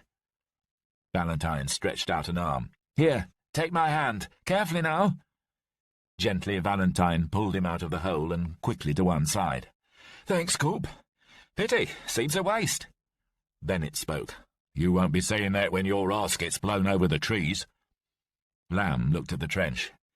"All right, all of you, be careful not to fall into one of these holes. Corporal Valentine's right, they might be rigged." So they sat in the undergrowth, away from the trenches, huddled as close to the ground as they could get. There was always the chance of an enemy sniper seizing the moment, and Lamb did not intend to lose anyone else. Bennett was close to him. "Now what, sir?" "We wait for more orders. I imagine they'll want us to hold the wood now we've taken it, so we might have to dig in. Just tell the men to remember to dig away from the Jerry trenches." They could hear firing now from further over on their right, well beyond the wood at the nearby town. Cambron, Crawford had told him it was called. Heavy rounds were coming in from the direction of the bluff at Lavier, and explosions that suggested they might have found their targets. Crawford came across to them through the trees. "Looks like the French are getting shut up pretty badly over there at Cambron. I don't think their intelligence chaps can have got it quite right, do you? They weren't exactly on the ball in here, were they?" "Where are the French tanks? I thought they were meant to be pushing through with us on their flank." "Those are their tanks. Sounds like they're being blown to buggery." A runner came up from the rear, a Frenchman. "You are the Black Watch?" Crawford answered. "Yes, that's us." "You are to retire." "What?" "You are to retire, sir. Pull your men back to the village." "You must have the wrong man, old chap. We've just taken this wood. I've lost 4 men doing it. I'm not giving it up now." "Those are your orders, sir, from the general." "From your general, not mine." The Frenchman shrugged. Those are the orders I have. Now you have them." He nodded politely, turned, and ran at a trot back through the woods. Crawford turned to Lamb. "What do you make of that?" The RSM came over. "The French have been beaten back on the right, sir. Jerry's pushing on over there, too, past Cambron. If we don't get out of here pretty sharpish, we'll be left up in the air with the Jerrys on our flank." "So that's the reason we're off. No wonder that runner didn't want to explain it." He turned to the men. "All right, lads, pack up. We're falling back." Bennett came up to him. "Is that right, sir, that we've been told to pull out?" "That's it, Bennett. Can't help feeling as if we've been here before." "Just like at the Dial, sir. Just like at the Dial. What I don't understand is—" His words were lost in a great whooshing noise as an 88mm shell came in low over their heads, smashing through the treetops, and Lamb just had time to yell, "Cover!" It hit the trees at 1,000 meters per second and tore two of them up, exploding in the center of a group of Highlanders who were putting on their kit. It took the left leg off one of them, decapitated another, and made a hole in the torso of the third, killing him. The maimed man screamed, and his noise was drowned by the roar of a second shell. "Christ, their aim's better now! Run! Run for it!" The men turned and began to run through the undergrowth as fast as they could. More shells began to fall, and Lamb was aware of men falling to his right, tripping on the hidden roots. There were screams from the Highlanders, but there was no turning back to help. The woods were a mass of flame and falling trees as the 88s continued to plough in. Lamb emerged, panting and dripping with sweat at the far edge, just out of range. He saw Crawford close by, doubled over with the effort, as the men began to come in. Crawford straightened up and yelled at one of them, "Get a runner back to the Colonel and tell him we've taken casualties in the woods, and tell him that we were ordered to pull back by the French." Still panting, he turned to Lamb. "I'd like to hear the General's comments when he finds out where we are. Trust the French to renege on their agreement. De Gaulle went behind his back. We were strictly not to be used in an attack, and now this happens. It's a bloody mess. Who the hell can we trust?" Lamb shook his head. He was damned if he knew any more. But the biggest question on his mind was why, if Colonel Honeyman could send a runner to the General, he had still not got through to HQ. Chapter 16. Lamb sat in the battalion HQ of 1st Black Watch in Lambecourt and puffed at a Craven A as he tapped his fingers against the tabletop. He was frustrated beyond imagining. For 3 entire days, ever since they'd pulled out of the wood, they'd been waiting here, 3 days in which he could have moved closer to General Fortune and closer to getting his men home and back to the regiment. He had decided now that whatever happened, that was his duty.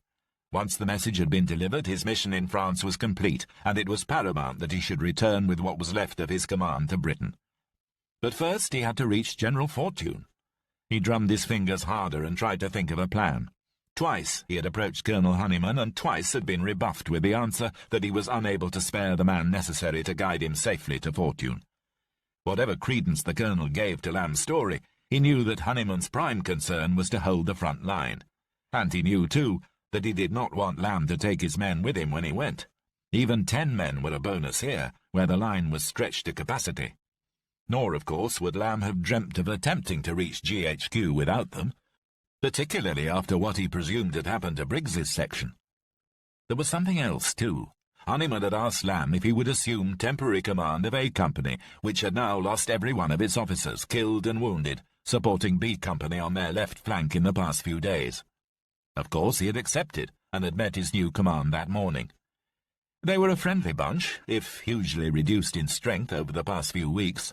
There were only 48 of them remaining now, led by Sergeant Major Dodd, a huge farmer from Fife, and 2 other notable NCOs, Sergeants McNulty and Graham. Lamb had been more than a little apprehensive as to how he would be received. To place a Sassenach in charge of a bunch of Highlanders rather than promote the leading NCO seemed to him to amount to heresy. But Honeyman had insisted that the men would accept him, and to Lamb's surprise the Colonel had been right. They welcomed him as if he had been a Highlander himself, and now he was fully committed to staying. His own men, including Sergeant McCracken, had of course been integrated as an independent platoon within the company, bringing its strength up to 57. In truth, he was excited by the challenge of leading a company, but knew, too, that when the opportunity came, he must immediately find General Fortune. His only hope lay in the possibility that a messenger might come from GHQ, But thus far, the only orders had been those received from the French. Honeyman had sent a runner back on a civilian bicycle with the news that they had been attacked in the wood, but the man had not returned, and they did not even know if the message had got through. There was worse, though. From the French, they had got wind of the fact that if the Germans overran their current position, the division was to pull back to Rouen, in the opposite direction to Le Havre. Lamb realized that if that were to happen, it would in all probability be cut off from the sea, and given the French defeatism, such a move could only result in the loss of the division. It made his message all the more vital. But how could he explain that to Honeyman? A withdrawal from Le Havre was in contravention to all general orders to date, and Lamb knew that the moment the French found out about their intentions, they would scent treachery, which was the last thing he wanted to engender. He stubbed his cigarette out in an ashtray, then got up from the table and left the room. Madeleine and the battalion M.O., a bluff Glaswegian doctor named McWilliam, had established a rudimentary first-aid post across from the mairie, in what had been the village hall. Lamb crossed the road and went inside. She smiled at him, and instantly his spirits rose. They'd not had a chance to be alone in days, save for the occasional furtive embrace, but he knew that nothing in either of their feelings had changed. She was washing bandages in sterilizing liquid, wringing out the bandages and laying them to dry on the old stove at the end of the hall. Dr. McWilliam was not to be seen, and unusually there were no patients. Lamb walked across to her, and was about to wrap her in his arms when behind him the door opened, and she pulled away. It was Crawford. "I say, Madeleine, don't suppose you've anything for Jippy tummy? 2 of my men have gone down with it. Reckon it was that half-cooked chicken they scrounged. Oh, hello, Lamb." Madeleine looked at Lamb. "Jippy tummy?" "He means an upset stomach, the runs." "Oh, I see. No, not really, but my mother used to say eat plenty of bananas. Perhaps the doctor can help." "Not to worry. No time. In fact, glad I found you, Lamb. Have you heard?" "Heard?" "We've been ordered to attack." "Attack? You are joking." "No, I'm in deadly earnest. Order just came through to the colonel." "From General Fortune?" "Hardly. From de Gaulle. But the old man says that Fortune's been given command." Lamb brightened. "Is he coming to the front?" "I hardly think so. We're only 1 battalion out of 9 in the division, old boy. He's better off back at Saint-Léger." Lamb had known it would be the case. Once again he found himself moving further away from Fortune in another futile attack that would get them nowhere and only serve to appease the French generals. He wondered at the logic of it. But just as quickly he realized that there was no logic, and that the French generals were desperate. They could only do what they'd done time and again in the Great War, and throw more and more men into the meat grinder. For a moment he considered refusing to join the attack, but he realized that would be not only ridiculous, but tantamount to cowardice, particularly given his new command. The only answer was to go as ordered, and tell Madeleine the gist of his message, and importantly, who she should say it was from. If he should be killed or lost, then at least she could try and get the message to Fortune, and he prayed that she would be believed. He turned to Crawford. "When do we go?" 3:30 in the morning. Madeleine looked alarmed. "Tonight?" "Yes." She looked down and pretended to busy herself with the bandages. Crawford continued. "The objective's a patch of ground from Courbet to Cambron, about 6 miles. They're planning a stonking great barrage before it. Should be like Guy Fawkes' night. They say nothing will stand under that. What do you reckon?" Lamb thought back to tales of the Great War and to another huge barrage, the largest ever seen back then, which had happened a month later than this in July 1916, along a different stretch of the same river. The troops had also been assured then that nothing would be alive when the barrage lifted, yet it heralded the worst day in British military history. "Well," he said disingenuously, "you never know." Colonel Honeyman had generously arranged a supper for all the battalion officers in the mairie at 11 p.m. that evening, and they sat down together in the large anteroom at an improvised table. Smart joined the other batmen in serving, and for a moment it was as if Lamb in his borrowed uniform had been transported back to Kent to the officers' mess. There were 8 of them at the table, including the colonel, and the conversation flowed as easily as the wine. But Lamb realized that, cheerful as it was, this would be the last time they would be together like this. It was almost as if the dinner became a wake for the battalion, and he hoped his presentiments were ill-founded. As they ate, Honeyman went over the basics of Fortune's plan. The French tanks were attacking in the centre, with the Scots on either flank, and the Seaforths in support, with the few British tanks from 1st Armoured attached to Fortune's command.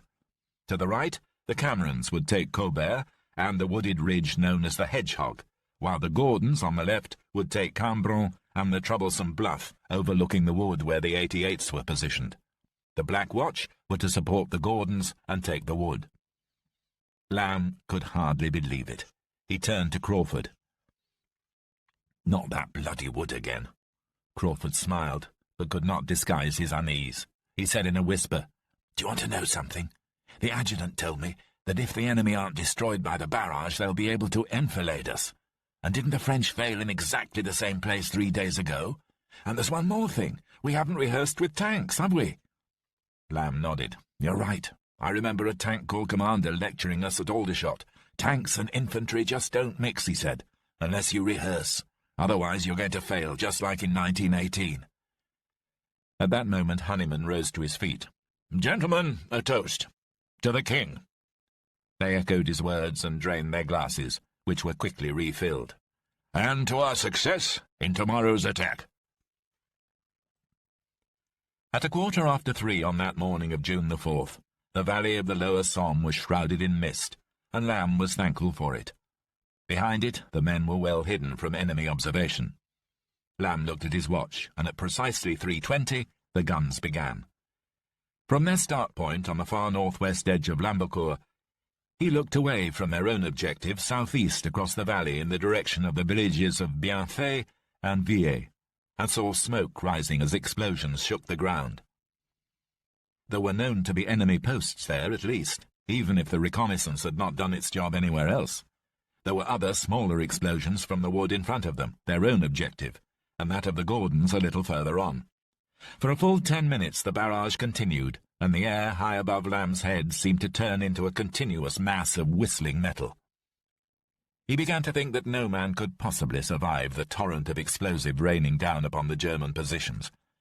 But then it stopped, and all he could hear was the rumble of tanks and the murmur of the men around him, heightened with apprehension. Curiously, the tanks appeared to be behind their position, and at first he thought he must be mistaken. But then he saw them, advancing to the northwest of the village. French heavy tanks. Surely that was wrong. They were meant to be with the Seaforths in the centre of the line. As he watched, the column halted and began to reverse, and then turned and withdrew. It was not hard to see that something had gone wrong. He looked at his watch again, 3:29. Off to his left and behind, a whistle blew to signal the attack, and Lamb put his own to his mouth and followed suit, along with the other officers. Together the men entered the woods. Lamb looked both ways, making sure that none of them were going too far ahead, keeping in a line abreast like a pheasant shoot, walking through a copse. It had been the British artillery, 25-pounders and 6-inch howitzers, not the French, that had shelled the wood. And where the shells had struck home, trees were still smouldering. Others had been ripped up by the roots or simply blown to pieces. As before, there was no enemy opposition, and while he could hear machine gun and artillery fire on both flanks, in the wood itself there was nothing.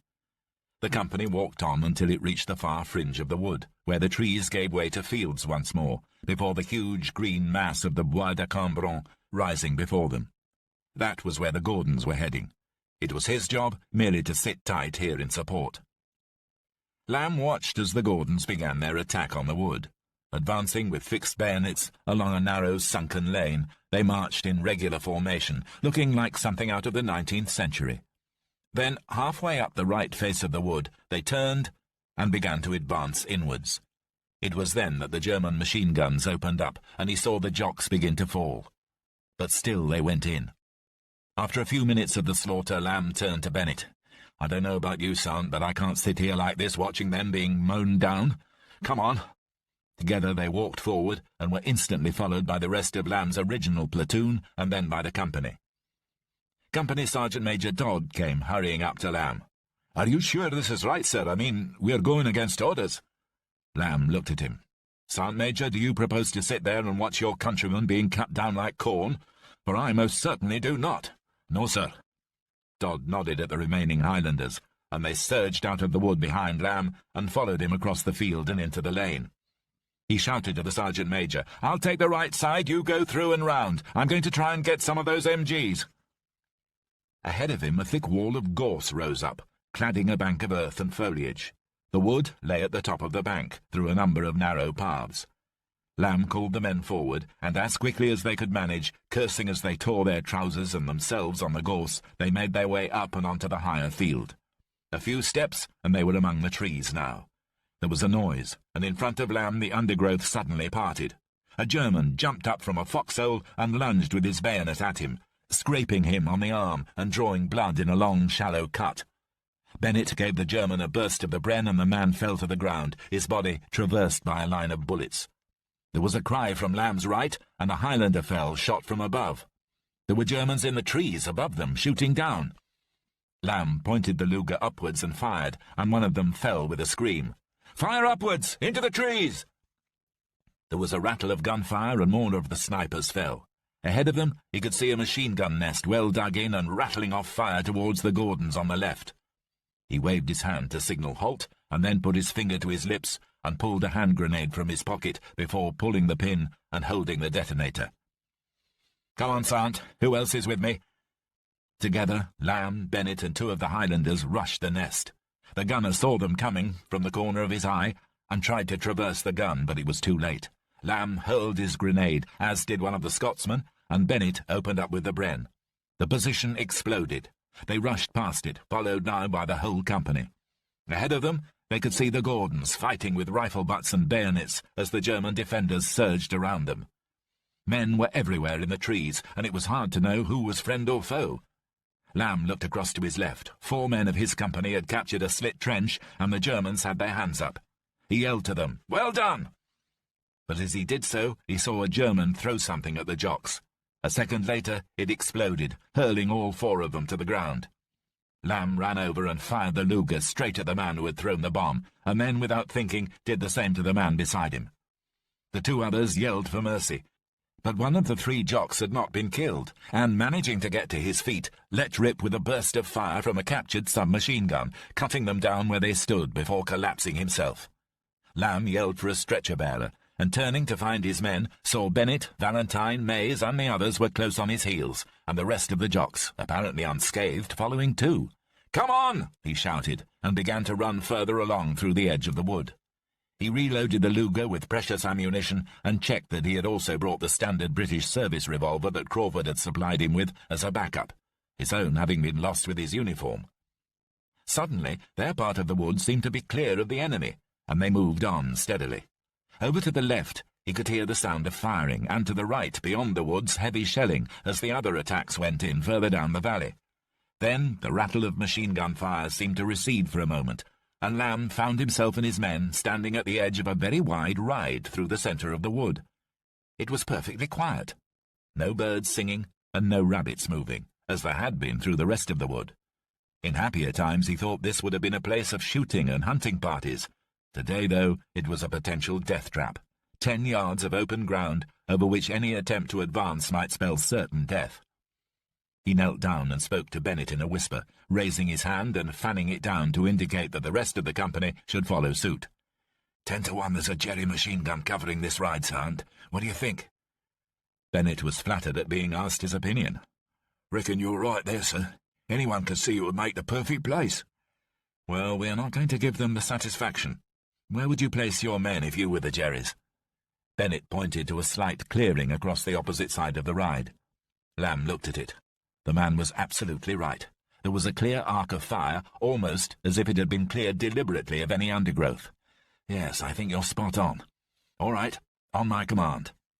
He pulled a Mills bomb from his tunic and primed it. Bennett did the same. 1, 2, 3. Both men lobbed their bombs at the same time, full toss, straight into the clearing. The grenades exploded, but there were no cries, no men running for cover. Lamb looked at Bennett. "Come on. Sergeant Major Todd, with me." Together the 3 of them ran crouching across the ride. Then Lamb stood up and laughed out loud. "Christ, they've gone! Look!" Sure enough, there was a slit trench exactly where the sergeant had predicted. But instead of being filled with surrendering Germans, it contained only their equipment, 4 MG-34s and a deal of ammunition, along with the other detritus of trench life, spent ammo and old food and drink containers. He shouted the all clear across the ride to the others, and the company crossed over and into the far side of the wood. They checked the trenches as best they could for traps, and when Lamb was satisfied, Mays and 2 of the Highlanders reached in and picked up 5 heavy machine guns and 5 cases of ammunition. Bennett said, "Beats me why you'd leave these. Lovely weapons they are." Valentine had found them and was looking at the mechanism of one of the guns. "They must have been in a hurry to get away. Perhaps it was the Highlanders they didn't like." Sergeant Major Dodd grinned. "Aye, you could be right, lad. We've a terrible reputation." Lamb laughed. "How many men have we lost, Sergeant Major?" "At my count, sir, we're 10 men down, 8 dead." "Arm up all right, Sergeant Bennett?" "All present, sir, what there is." It was nearing 10 o'clock in the morning. They'd been attacking for a good 6 hours, but the time had flashed past. Lamb had decided that it would be best if they dug in while the Gordons pushed on. They were setting up an arc of fire for the Bren gun when they saw a figure dashing through the wood from the flank, heading for their lines. At first, Lamb thought the man must be a deserter, but then he saw that he was an officer and that he was waving at them not to shoot. He came tumbling into the position and stood before Lamb, shaking with exhaustion. Lamb grabbed him. "Are you all right, man? What is it? Who are you?" The man managed a couple of words through his panting breaths. "Lieutenant Jackson, a message. Brigadier," were all that Lamb could make out. He gave him a swig from his water bottle and was rewarded with, "Thanks." "What news? Have we broken through?" The man stared at him. "No, hardly." His face looked a picture of despair. "The 2nd Seaforths and the French armour with them have been hit hard." He took another swig of water and sank down on a tree stump. "The Seaforths managed to clear the forward posts in the woods on their own. But when the French tanks arrived, they came late and our barrage was long past. They drove into a minefield between the road and the woods. It was bloody carnage. They got shot up by Jerry anti-tank guns. The Jerrys machine-gunned the men trying to get out of the hatches. They've taken heavy casualties and lost dozens of tanks. I've got to tell the Brigadier. Radios are all kaput." The man staggered to his feet and handed the water bottle back to Lamb. "Thanks awfully, old man." Then, without another word, he went on his way in a daze, and after a while began to run back through the lines. Lamb could hear the words of the Aldershot instructor again. He turned to Bennett. "Did you hear that?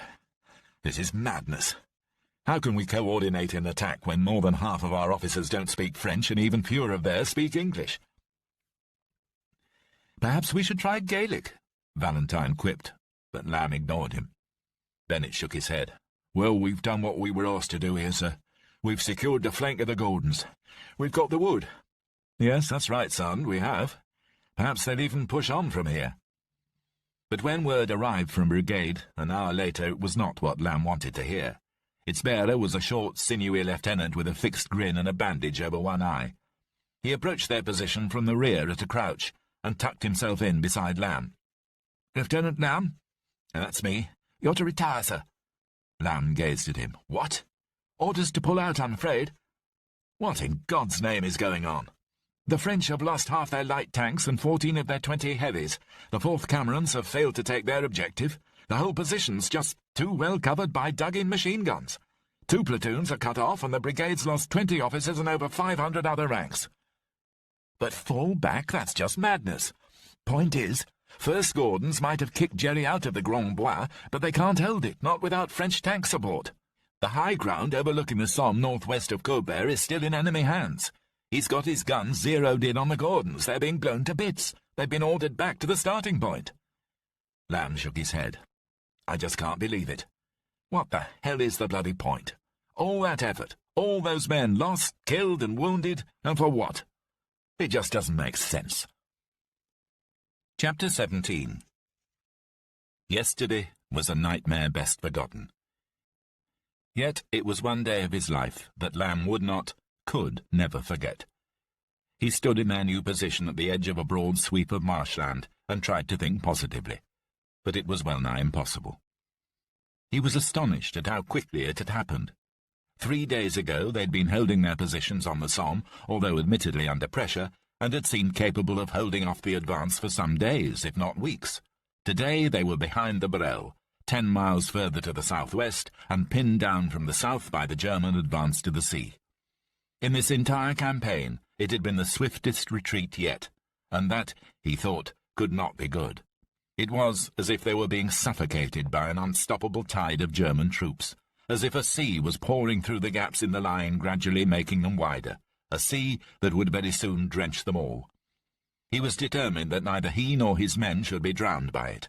The received wisdom filtering down from high command was still that they were falling back on Rouen, retreating inland, in other words. The sooner he got to Fortune and reversed that decision, made sure that they were moving towards the coast, the better. They'd halted at the edge of what had been a causeway across the marshes, at a place called Lieu-Dieu, near the major crossing at Gamache. It had been destroyed by the sappers earlier that day after the last of their retreating units had managed to get across. At least Lamb hoped that it had been the last unit.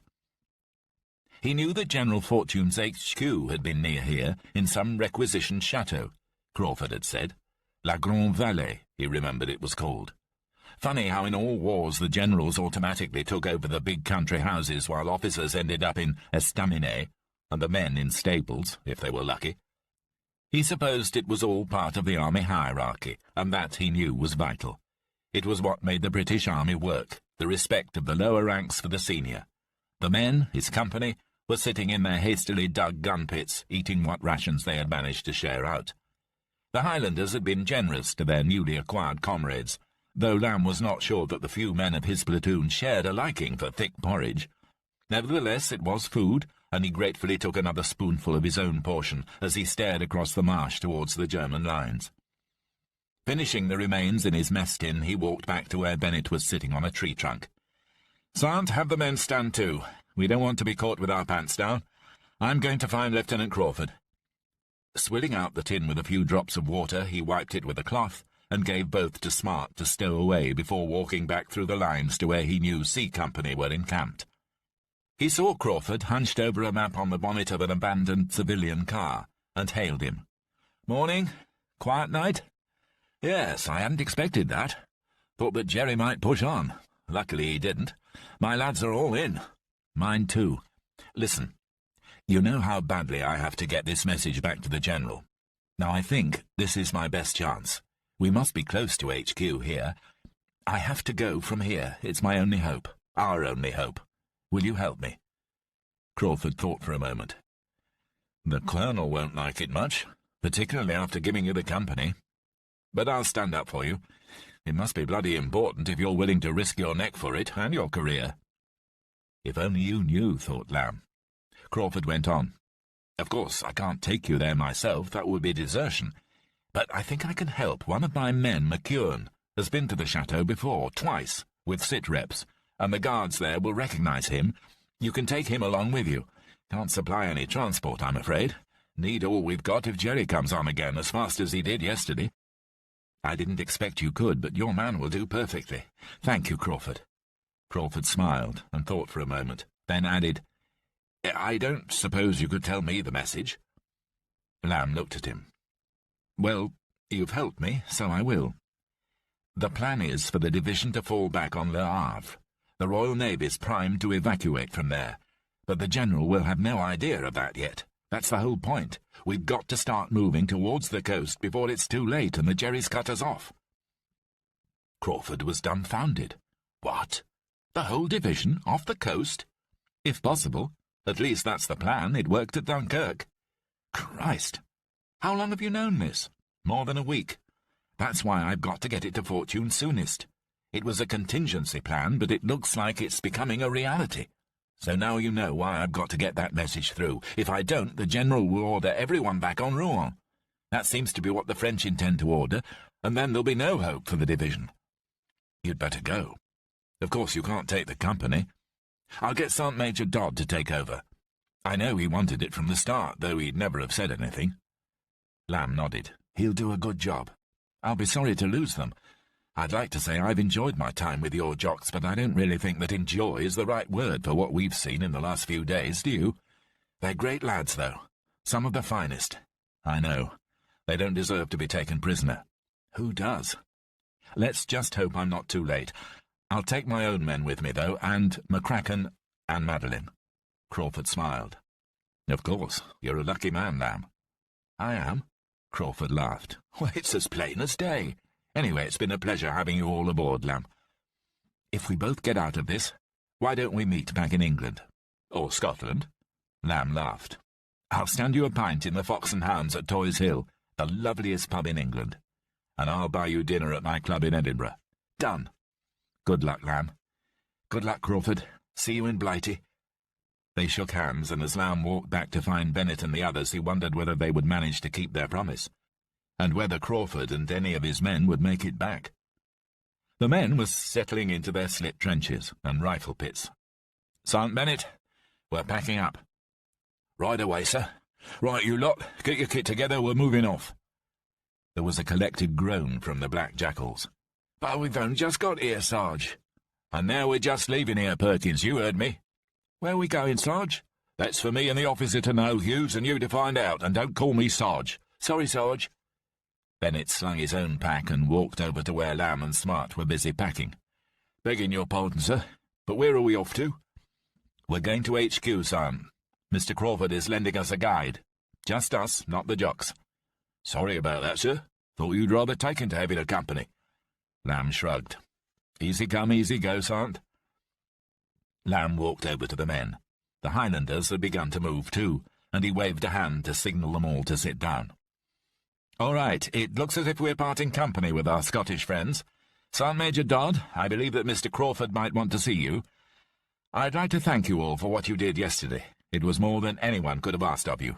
You were faced with impossible odds, and you managed to pull back in proper style.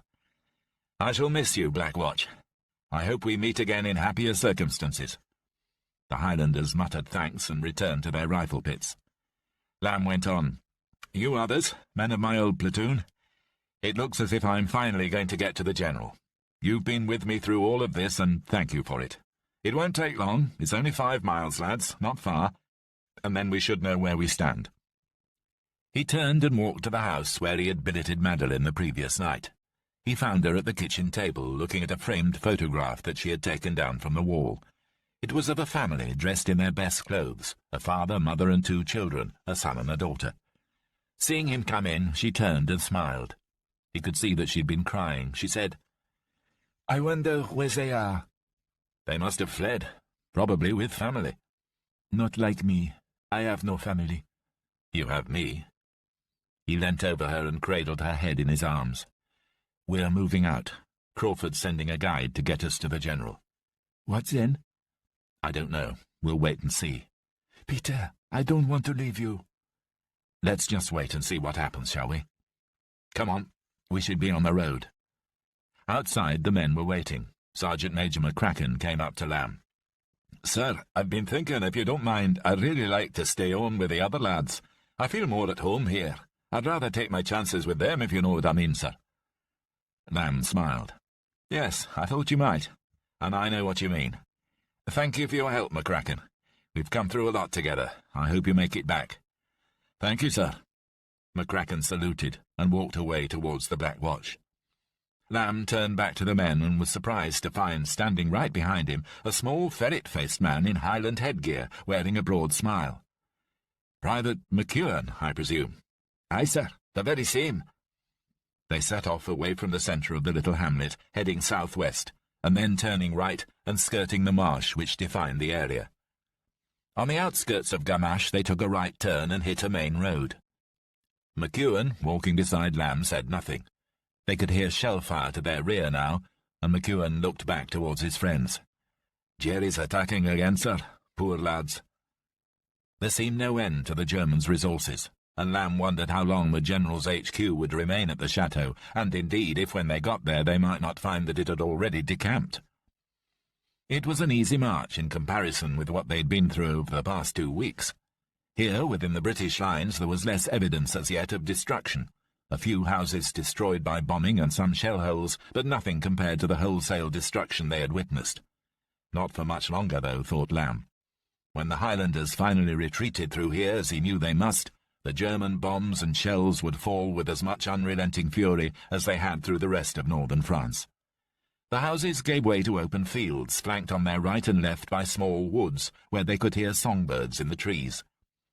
It was not until they'd been on the road for 2 hours, as they entered the village of Gairville, that McEwen spoke again, pointing off to the left. "It's done there, sir. Done that wee track. Oh, there, see? The chateau?" He led them off the road and onto a farm track, which ran between 2 gateposts stocked with heraldic beasts. The track snaked round and entered a wood, and as they walked through the trees, Lamb began to see evidence of occupation. 2 armoured cars of the Lothian and Borders Horse stood out in the fields beyond the woods, and then directly in front of them their path was blocked by 2 armed sentries.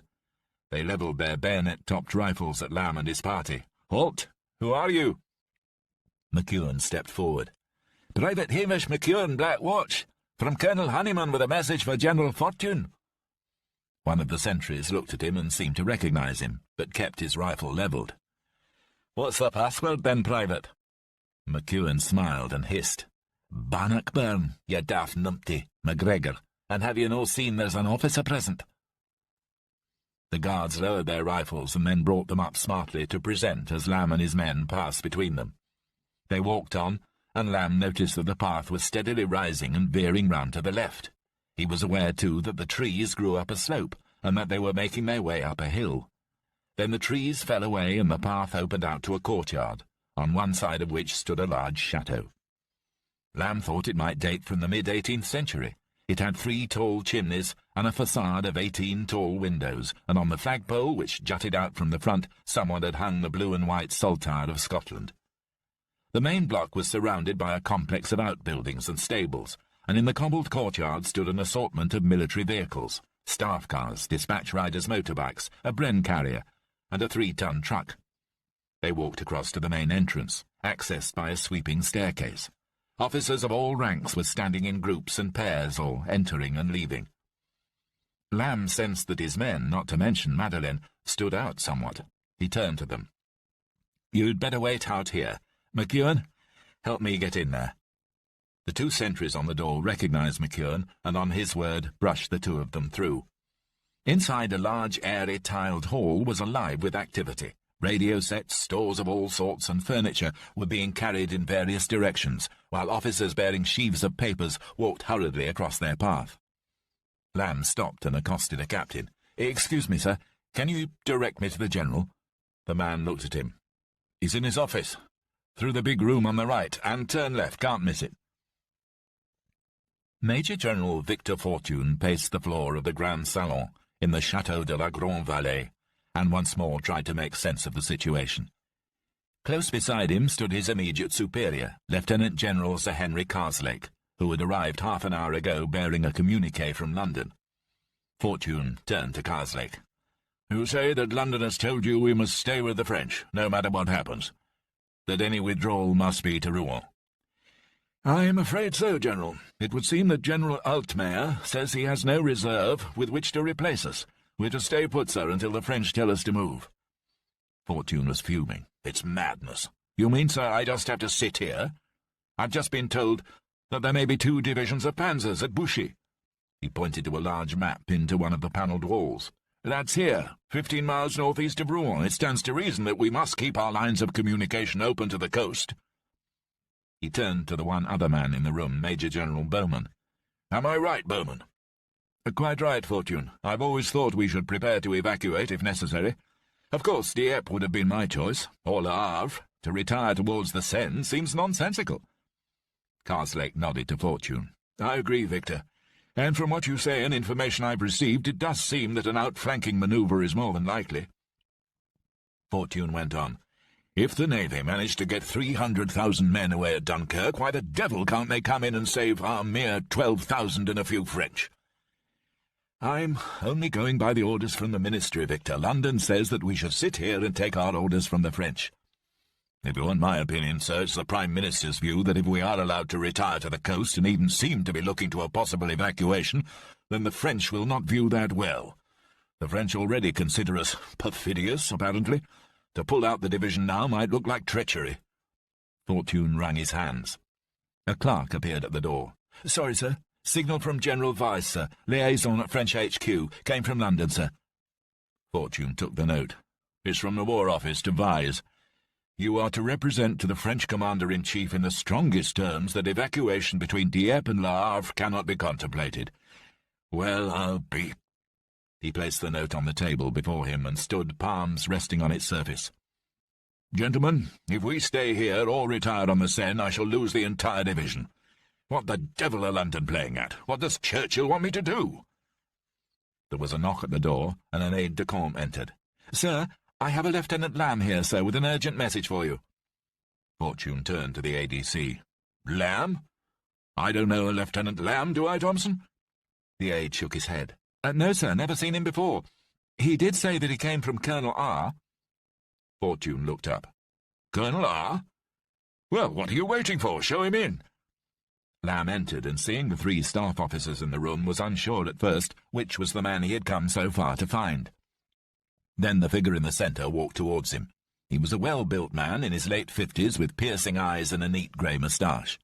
An unremarkable-looking man, Lamb thought, for one who had come to mean so much to him over the past days. The man said, "Well?" "General Fortune, sir." "Yes, and you are?" "Thank God. Sorry, sir, I mean Lieutenant Peter Lamb, sir, North Kents." "Are you, by Jove? The Jackals, eh? You've a message from R, you say?" "Sir." "Where did he give you this message?" 20 days ago, sir, in Tournai. That was the last time I saw him."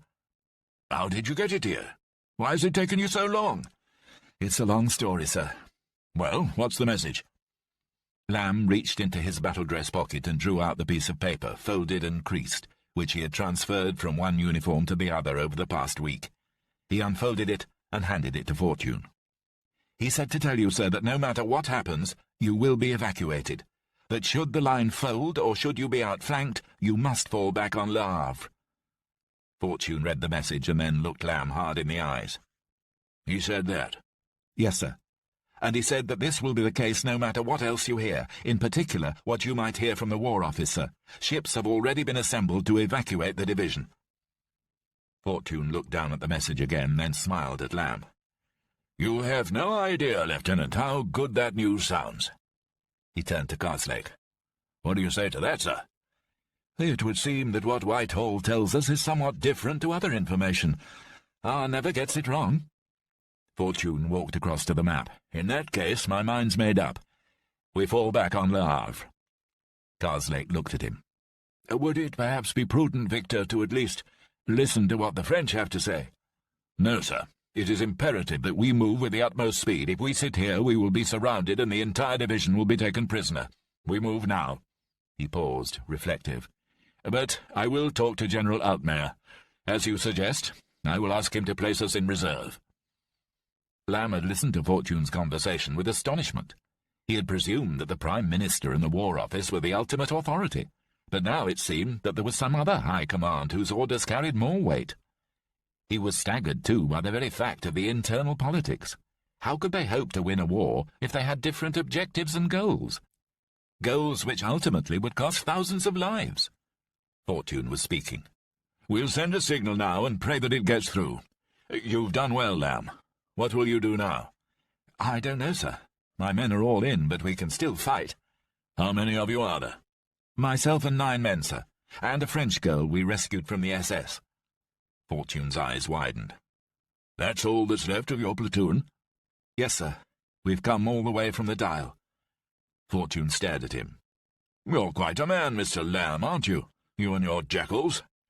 He thought for a while, then walked over to Lamb and clapped him on the back. "Why don't you stay here tonight? Mess with us. Get your French girl a bath. Simpson will find her a room upstairs, and I'm sure there's room in one of the officers' cottages for you. Your man will find billets. But don't get too comfortable. I'll think of something for you to do by the morning." Lamb found Bennett and the others waiting outside in the garden.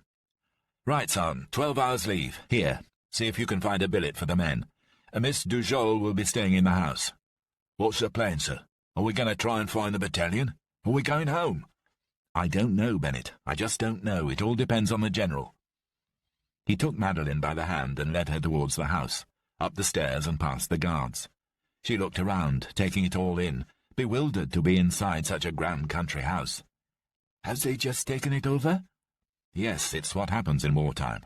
It's so big, so grand. My grandmother worked as a maid in such a place. I never thought I would stay somewhere like this. He smiled. Come on. They climbed the stairs, and at the top, as he'd been told by the General's aide, turned left along a corridor hung with oil paintings of grim-looking Frenchmen, ancestors of the owners, he presumed.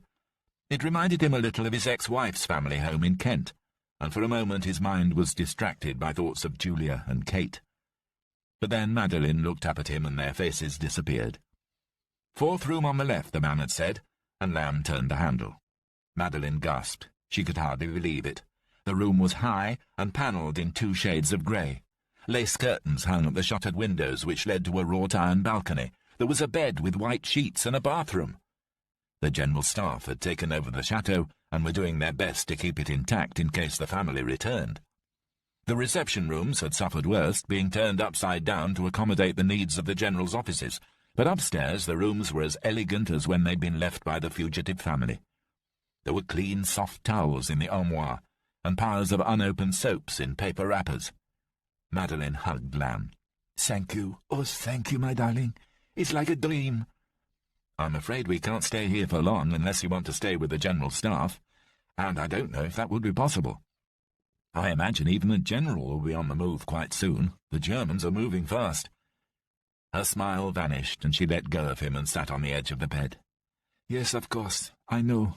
It's only an illusion, isn't it? But can you allow me my little daydream, Peter, just for a few hours?" He smiled at her. "All right, I'm sorry. For a few hours. Why don't you have a bath, and then we can see what we can find to eat here?" She went into the bathroom, and as he opened the door to leave, he heard her gasp again and giggle with joy. Lamb descended the staircase, and hearing the sound of voices and laughter, walked towards it. In one of the chateau's large reception rooms, he thought it must have been the morning room. The officers had set up a makeshift mess and bar, and one of the batmen was acting as steward. Lamb walked in. It was a surreal scene, straight from St. James's, and just as they would have done in their clubs or the mess, the other officers turned and acknowledged him politely before returning to their conversations. He went to the bar, a line of ammo boxes, and ordered a scotch and soda from the batman. There was a distant booming from shells to the north, and Lamb knew that the front was being bombarded again. He wondered how Crawford and the others were doing, and part of him wished he had not had to leave them to come here. He felt a sudden pang of conscience at the knowledge that he would sleep in a clean bed that night and eat well. As he was drinking, another officer entered, a Frenchman, although not of the sort he had become used to seeing on the road with the retreating army. This man was neatly dressed in the uniform of a cavalry officer, with baggy breeches, highly polished boots, and a Polish-style khaki tunic, rather than the normal service dress. On his chest he wore a row of medal ribbons, and at his side hung a cavalry sabre. The British officers turned and, just as they had with Lamb, smiled at the newcomer. Lamb, at the bar, smiled too. "Can I buy you a drink?" "Thank you. I will have a whiskey soda like you. You are Scots?" "No, English, but I still drink Scotch, like the French." "Excuse me. Etienne Charvet, Captain 4th Cuirassiers." "Peter Lamb, Lieutenant North Kents." "Your regiment fought mine at Waterloo." "Of course." The Frenchman raised his glass. "Well, chin-chin, to old scores." "To the entente cordiale." The man shrugged. "Is it still cordial?" "I don't think so. You know what my general calls your General Fortune? General Misfortune. But though I know he has no respect, we have great respect for you. For all the Highlanders, too.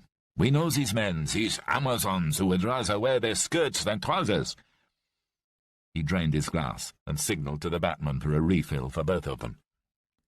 "Let's drink it while we can, Lieutenant. I have just delivered a report to your generals. The Germans have made a gap in the line 25 miles to the south at Forges. Do you know how they did it?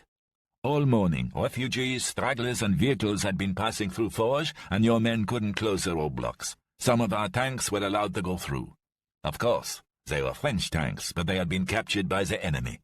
Once through the defences, they turned on our posts from the rear. Then they broke through behind us their own tanks. Neufchâtel's in flames, and the enemy's tanks are on the road to Rouen. You know the battle is as good as lost. We have no reserves, and we are outnumbered 2-1. How can we win?"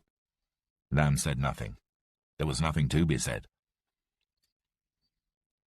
It was 8 p.m. At a crossroads 5 miles to the east of Rouen. Kessler stopped and peered out of the hatch. The tank's engines were idling. They'd come so far so quickly that he had decided it was time to let them cool down before they seized up. His sergeant called up to him from the roadside. "Sir, we could go on and take Rouen. It's safe as a taking." "No, Hans, I have a better plan. I have permission from General Hutt to take the bridges at Elbeuf. That's 15 miles southwest. The French and British will expect nothing to happen there, so that is where we will attack. It will take 5 tanks, just 5, and a motorcycle company." 6 days' rest they had enjoyed, their prize for rolling up the French at Lille. He was restless now. General Rommel had been honoured with a Knight's Cross, and now Kessler had one thought in his mind. He might have been beaten to the coast, but he would be first to the Seine. Then they would sweep round and trap what was left of the British with a sickle stroke to the sea. And that would be that. End of Disc 6. Disc 7. Chapter 18. Lamb was awakened the following morning by a strange and alarming noise. For a moment he wondered what it was, and then through his semi-conscious state it became clear. Somewhere, outside, someone was playing the bagpipes. He turned over and felt a soft, smooth, naked back, and pushed against it with his own body, relishing the warmth. She sighed. "Are you awake?" "Yes, that bloody noise woke me. Didn't it you?" She laughed. "Your Scottish soldiers will wake everyone with that. I like it." "I'm afraid I have to get up before anyone knows I've been in here. Against King's regulations and not good for morale." He climbed from the bed and began to dress, hauling on his battle-dress trousers and braces, and then buttoning his flies and his shirt before turning back to her. She had rolled over in the bed and was looking up at him half-naked, and seeing her like that and gazing into her eyes, Lamb was tempted to throw himself back onto the bed. But he managed to steel himself and carried on dressing, looking away, saying nothing. "Peter?" "Uh-huh." "Peter, you will take me back to England, won't you?" He stopped. It was not something of which they had spoken before, and he'd been putting off the thought. "I don't know. I can't work out what to do. You know I can't stay here, darling. The Boche will have my country, and now I have no one to live for. No one but you." He froze. Of course he wanted to take her back, but what then? Did she expect to get married? He was not sure if he was ready for that again, if indeed he wanted it at all. But he knew that she was quite right. To stay in France would be the end for her, and he could not let that happen. In any case, to be parted from her now. He looked at her. I'm sorry, can we talk about it later? I'll be late for the men." She smiled and nodded. "I'm sorry. I didn't mean to rush you. Don't worry. We can talk." She looked down at the floor, but he crossed the room, bent down, lifted her chin, and placed his lips against hers. Then he turned and walked to the door. "I have a feeling the General's going to move from here today, so I should get dressed now. I promised I won't be long." Downstairs, the divisional HQ was in uproar. Officers and men seemed to be rushing in all directions, to no apparent purpose. Lamb stopped one of them. "What's going on?" "Haven't you heard, sir? Jerry's broken through. He's only 4 miles away. We're moving back." The man broke away, and Lamb rushed outside to find his platoon. They'd been billeted in the gardener's cottage, and he ran across to it and pushed the door open. They were inside cleaning their weapons, shaving and eating. Smart looked up. "Wondered where you were, sir. Fancy a brew? I've just got one on." "No time. Come on, there's a flap on. We're moving out. Jerry'll be here in an hour, less." They stood up. Stubbs wiped the soap off his chin, and Smart poured away the tea with a dejected look. "Where are we going, sir?" "Damned if I know, Mays, but I'm going to find out." He left and ran across the yard to where a gunnery sergeant was supervising the transports pulling out of the farm courtyard to the rear. "Any idea where we're headed, Sergeant?" "We're off to another ruddy big house, sir. It's about 15 miles due west. La Chaussée, it's called. Want a lift?" "I've 11 others with me." "Not a problem, sir. You can all get in one of the ammo trucks. Of course, if it gets hit, you'll all go up like Roman candles. We'll take our chances. Rather that than get nabbed by the Jerrys." He saw Bennett across the yard. "Son, we've scrounged a lift. Round up the men." Lamb ran back into the chateau, and as he was about to run up the staircase, a voice stopped him in his tracks. "Mr. Lamb, good morning." General Fortune was standing at the foot of the staircase with his backman and 3 staff officers. Sleep well? Very well, thank you, sir. My piper woke you? Yes, sir. It was very nice. Don't be soft, man. It wasn't nice at all. But he woke you up. Stirred the spirits a bit, I'll bet, even for a Sassenach. You know we're pulling out of here? Yes, sir. You're coming with us? Yes, sir, of course. Just getting my kit. Good. I've come up with a job for you, Lamb, but it will wait until we get where we're going. See you at HQ. Yes, sir. Lamb's mind was racing. A job for him? Oh, dear God, he prayed it wasn't another mission to deliver a message. He was fed up to the back teeth with being a runner for the High Command. They rattled around in the ammo truck for 2 hours. No one spoke much. Valentine cracked a joke, and then even he was silent. At length they stopped and the engine died. Lamb climbed down from the back and saw that they were parked in a courtyard very similar to the one they had left, with a large chateau dominating the place. The driver came round the back of the truck. "There we are, sir, just like home. Everybody out." As the men and Madeline clambered down from the truck, a staff car roared into the courtyard and pulled up dangerously close to him. The rear window was wound down, and Lamb found himself looking into the face of General Fortune. "Glad to see you found it, Lamb. Off to a conference. Come along. You'll find it of interest. Simpson will take you. Drive on." As Fortune rolled away and out of the gate, another staff car arrived, open-topped this time, driven by the aide-de-camp, a captain in the Grenadiers. "Hop in, Lieutenant. The General wants you there for some reason." Lamb turned to the men, exchanged glances with Madeline, and climbed into the car. He looked at his watch. It was 5 p.m. An hour later he was standing in a stiflingly hot room in the elementary school of the town of Arc-le-Bataille, temporarily transformed into the HQ of 154 Brigade. The room was filled with officers, mostly major and above. They were standing in convivial groups and chattering, and Lamb felt not a little out of place. The evening sun beat down through the windows, and Lamb looked around at the room, which seemed to have been largely untouched by the war as yet. The walls were covered with posters explaining sums and how to tell the time. There were images of foreign places, including one of London with Big Ben and Buckingham Palace, and another of the Brandenburg Gate in Berlin. Lamb stood at the rear of the room trying to blend into the sea of field officers, but still felt uncomfortable. He wondered why the General had asked him, a lowly lieutenant, to attend a staff conference, and could only conclude that it must have something to do with the task that lay ahead. A familiar face came weaving through the crowd towards him. Colonel Honeyman clasped his hand. "Lieutenant, good to see you again. Thought we might have lost you." Lamb looked at him sheepishly. "Hello, sir. I'm most terribly sorry about leaving you. I had to grasp the moment. Did Lieutenant Crawford explain?" "Of course. I have to say that I was more than a little angry when I found out, but when Crawford told me about the message and how vital it was, I quite forgave you. Is that what this is about?" "Yes, sir, I presume it is." So Crawford had told Honeyman about Le Havre. Well, Lamb was not sorry. Perhaps it had saved his bacon. Fortune banged on the school-teacher's desk at the front of the room, and having silenced the officers, began to speak. "Gentlemen, I have an announcement to make. Contrary to what some of you might think, this division is no longer making for Rouen. We had hoped to establish another line across the Seine, but it now seems that will not be possible. So we're falling back in the direction of Le Havre." There was a buzz in the room and murmuring. Fortune raised his hand and all fell silent.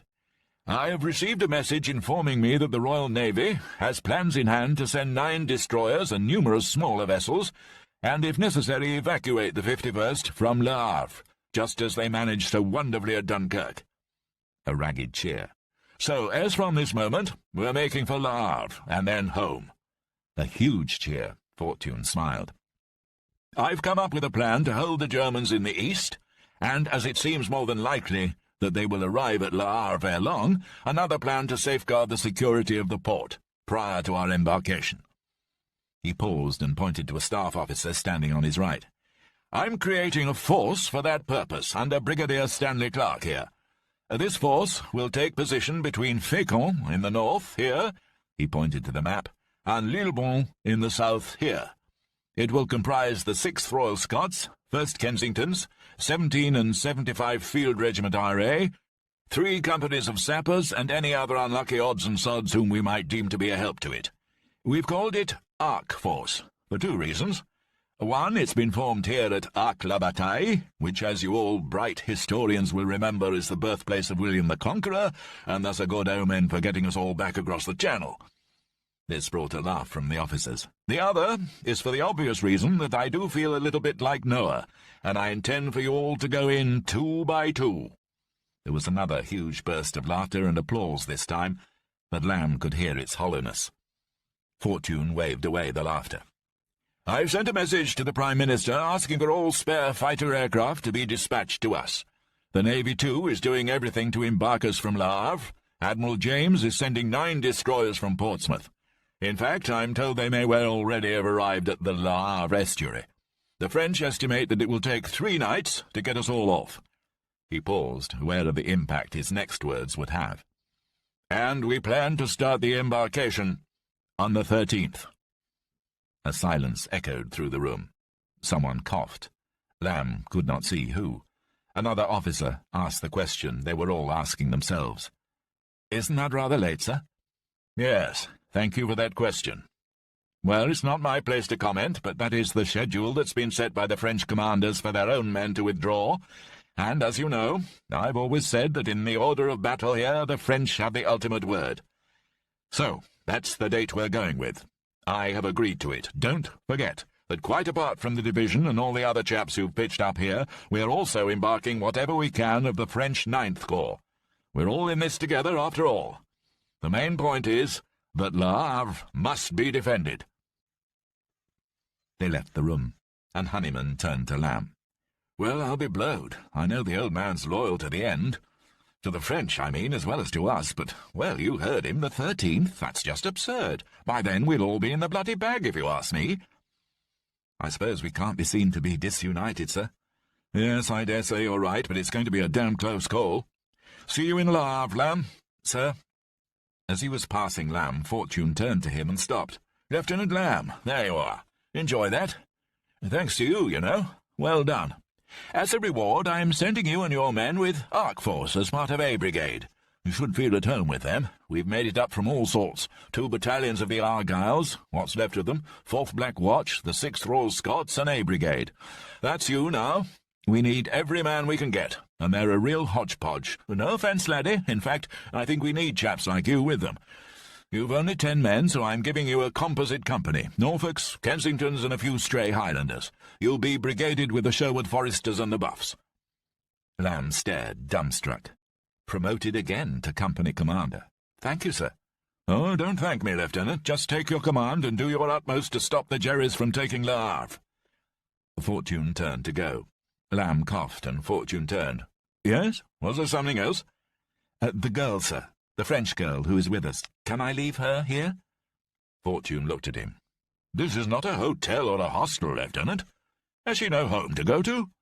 No, sir, that's just it. Her parents were shot by the SS. She only just escaped. He thought. She's really a very good medic, sir.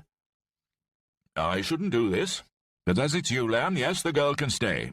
She can travel with the GHQ signallers in their truck. But the slightest problem and she's out, Lamb. Right, you'd better get going. The journey back to the new HQ at the Chateau of La Chaussée was uneventful and silent, and having thanked Captain Simpson, Lamb crossed the courtyard and found Bennett and the others. Well, we've got our marching orders. We're off to defend Le Havre. The General's getting everyone out. At least that's the plan. We're off back to Blighty. There were cheers and smiles, and Bennett said, Very good, sir. I'll say. That is good. Have you seen Miss Dujol, son? She's up in the big house, sir, with some of the Brossets. Lamb nodded. Wait here. I shan't be long. He had known that at some point he would have to leave Madeleine, and he had known that it would be hard, but he had not imagined it would feel like this. Lamb cradled her head against his chest and ran his fingers through her dark hair, watching how the locks fell around them, savouring every instant. She said nothing, but her sobs throbbed against him. I'll be back very soon, and then we'll get away, together. Don't lie, Peter. You're going to fight, and I'm staying here with the General, as you said. And who will get away first? Your General. Isn't that how it is? And he will take me with him, as you said, and I will leave you here. She began to sob again. No, I promise you, of course you'll get away. But I'll come back for you. We'll go together." She raised her head and looked into his eyes. "Promise?" "I promise. I promise that I will not leave France without you, there. And I never break my promise." She smiled. "Thank you. So I don't think I believe you." He pressed her to him and held her hard, as if it were for the last time. Finally she broke away, and reaching into his pocket, he offered a handkerchief, which she took to wipe her eyes. She looked at him and managed to smile. "Go on. Go to your men. They're waiting." Reaching down, Lamb kissed her, and then quickly pulled away and turned, not wanting to look back, and knowing that she would be looking at him until he was out of sight. He found Bennett and the men where he'd left them, outside the main entrance. With them now, though, were other men, a good 40 of them, he supposed, in a variety of headgear. Bennett was talking to one of them when Lamb appeared and nodded towards him. The man turned and saluted. "Sergeant Buck, sir, Royal Norfolks. Orders to report to you, sir." "Yes, son, well done. It seems that I'm to be your new commanding officer, for the present at least. Who else have we got?" Bennett said with a sigh. "Well, sir, there's 5 from the Norfolks, including Sergeant Buck here, a half-dozen of the Kensingtons, a couple of lads from the Buffs, 4 Royal Sussex, and 20-odd from the Cameron Islanders. 37 all told, sir." Hardly a company, thought Lamb, more an overstrength platoon. Still, a company was what fortune had given him, so a company they were, and he a brevet captain by default. "And the 10 of us, sir, that'll do. How many NCOs?" "No sergeants, sir, save me and Sergeant Buck. 1 corporal of the Norfolks and a lance jack from the Camerons." Lamb thought for a moment. "We'll make 2 platoons. Number 1 under you, Bennett, the other number 2 under Sergeant Buck. You'll have our mob, less Corporal Valentine. I'm lending him to Sergeant Buck's number 2 platoon. All right, Valentine?" The reply came in a weary drawl. "Very good, sir." "Transport should be here any minute, so get yourselves ready. We're off to the seaside." It was 40 miles to the little seaside town of Fécamp, and fully 3 hours before Lamb and his men began to enter the outskirts. They were travelling in 4 open-topped Bedfords, and Lamb had at first been worried that the German bombers would have a field day, particularly as the road they had taken was so packed with refugees that their advance was dangerously slow. But as they advanced down the crowded road, the sky began to darken, even though the sun was high in the sky. Looking up, he saw that it was covered with a huge cloud of smoke, and with it came a smell. The stench was cloying, catching the back of the throat like tar. Lamb knew at once what it meant: burning oil. He looked south, whence the clouds seemed to be emanating, and saw more smoke curled up in a thick black pall hanging in the sky like some biblical portent. Le Havre. The Germans were bombing the port and must have set fire to the giant oil refineries there. Lucky for them. Otherwise, he thought, the Stukas would have been on them. Then, in the sky above the cloud, he heard engines. Enemy bombers off to destroy the port and make escape impossible. What, he wondered, was the point of Arc Force even trying to establish a line around Le Havre, if the Germans could simply block the harbour with bombed vessels? He shook his head. Valentine saw it. "Problem, sir?" "No, Valentine, not really. I was just contemplating the folly of war." "Really, sir? I often do that. Helps pass the time." "You think too much, Valentine." "I'm sorry, sir. I'll try not to do that. Force of habit." "Force of habit?" "University, sir. I was reading philosophy when the war broke out." Lamb perked up. "Really? Oxford or Cambridge?" "Neither, actually. Not smart enough. Not like you, sir. I went to Reading." "I'm not smart, Valentine." "But you're an officer, sir. And you did go to Oxford and public school." He gave that annoying little smile. "You must be smart." Lamb ignored him. "We're almost there, I think. All right, men, prepared to debus."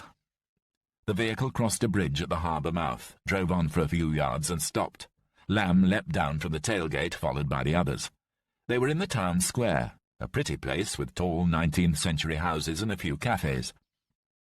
Apart from British and French soldiers and military vehicles, it was now quite deserted. In the corner of the square a group was gathering, and Lamb could see what looked like a commanding officer issuing orders to his subordinates. He walked over. The CO was standing with his back to Lamb, who coughed. "Lieutenant Peter Lamb, sir, reporting to Arc Force with—" The officer turned, and Lamb stopped in mid-sentence as he found himself looking into the eyes of Captain Campbell. "Lieutenant Lamb! What a very pleasant surprise. I'd heard that you were being sent to us with your merry band. What have you been up to since last we met? Assaulted any more senior officers? Stolen any more trucks? Deserted your post again?" Brigadier Stanley Clark, whom Lamb now saw standing next to Campbell, looked at the captain. "I say, steady on, Campbell. What on earth do you mean? Lieutenant Lamb is here on the recommendation of General Fortune himself. He's an asset, Campbell. You can't go slandering a fellow officer. An asset, sir.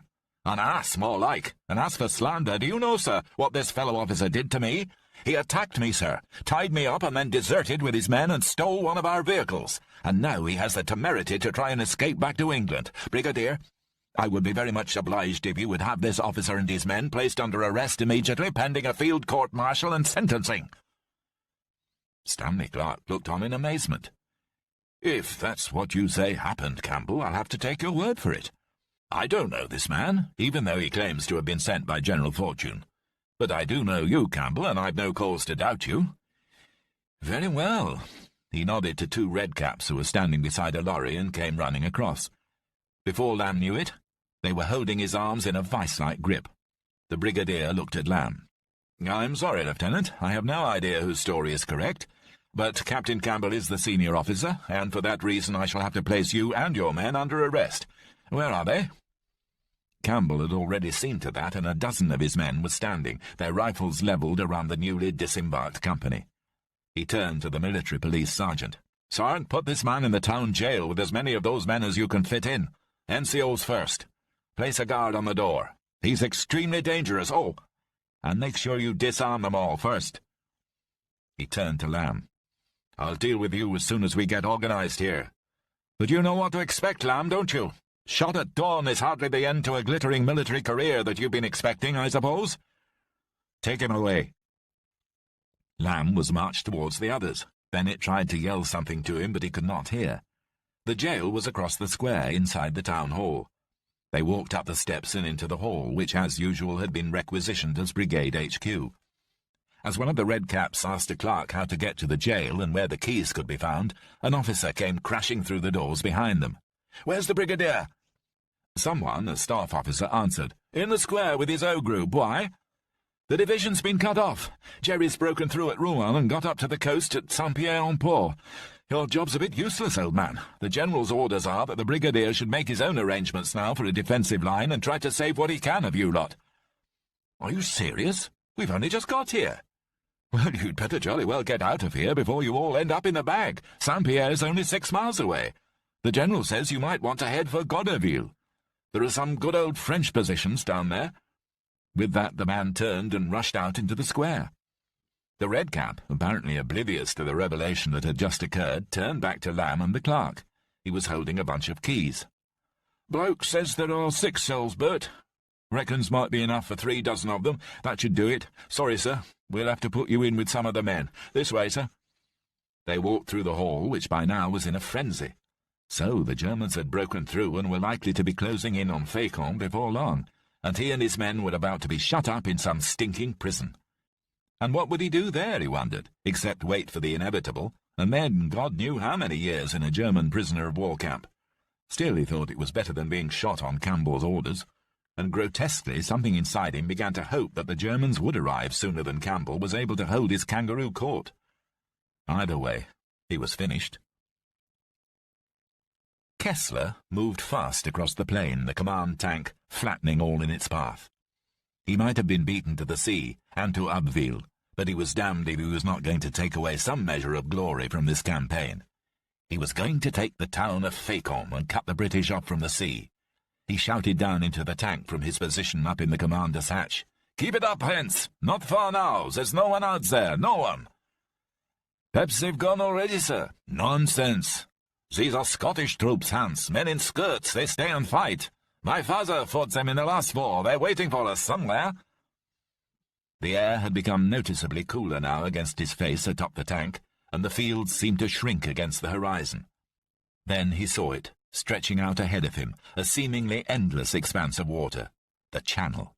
He yelled down into the tank, "I can see it! I can see the sea!" On either side of him now the white cliffs came into view. They had reached the coast of France.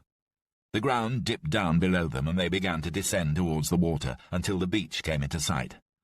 "Take her down to the water's edge, Hans. I want to put my boots in the ocean. We've done it. We've surrounded them. They're finished." Chapter 19. The prison in the town hall of Fécamp had been built shortly after the French Revolution, and the fact that it had housed no less than 6 cells was due largely to the anticipation of the new Napoleonic administration that there would be other royalist revolts to put down and more heads to lop. For that surprising spaciousness Lamb was now thankful as he woke stiff and sore on the stone floor of his cell. At least they were not too tightly packed. 6 men to a cell, to be precise. It was not the most salubrious of places at the best of times, but now, neglected by its absent jailers, some of whom had joined the ranks of the army, while others had either moved to Rouen or simply joined the columns of refugees, it was among the filthiest places Lamb had ever had the misfortune to spend the night. The slop pails were still full of excrement from the last prisoners before they had been moved to Rouen, and the place stank of long-dried urine. He turned to Bennett. "I'm truly sorry, Sant. I never meant to get you all into this mess.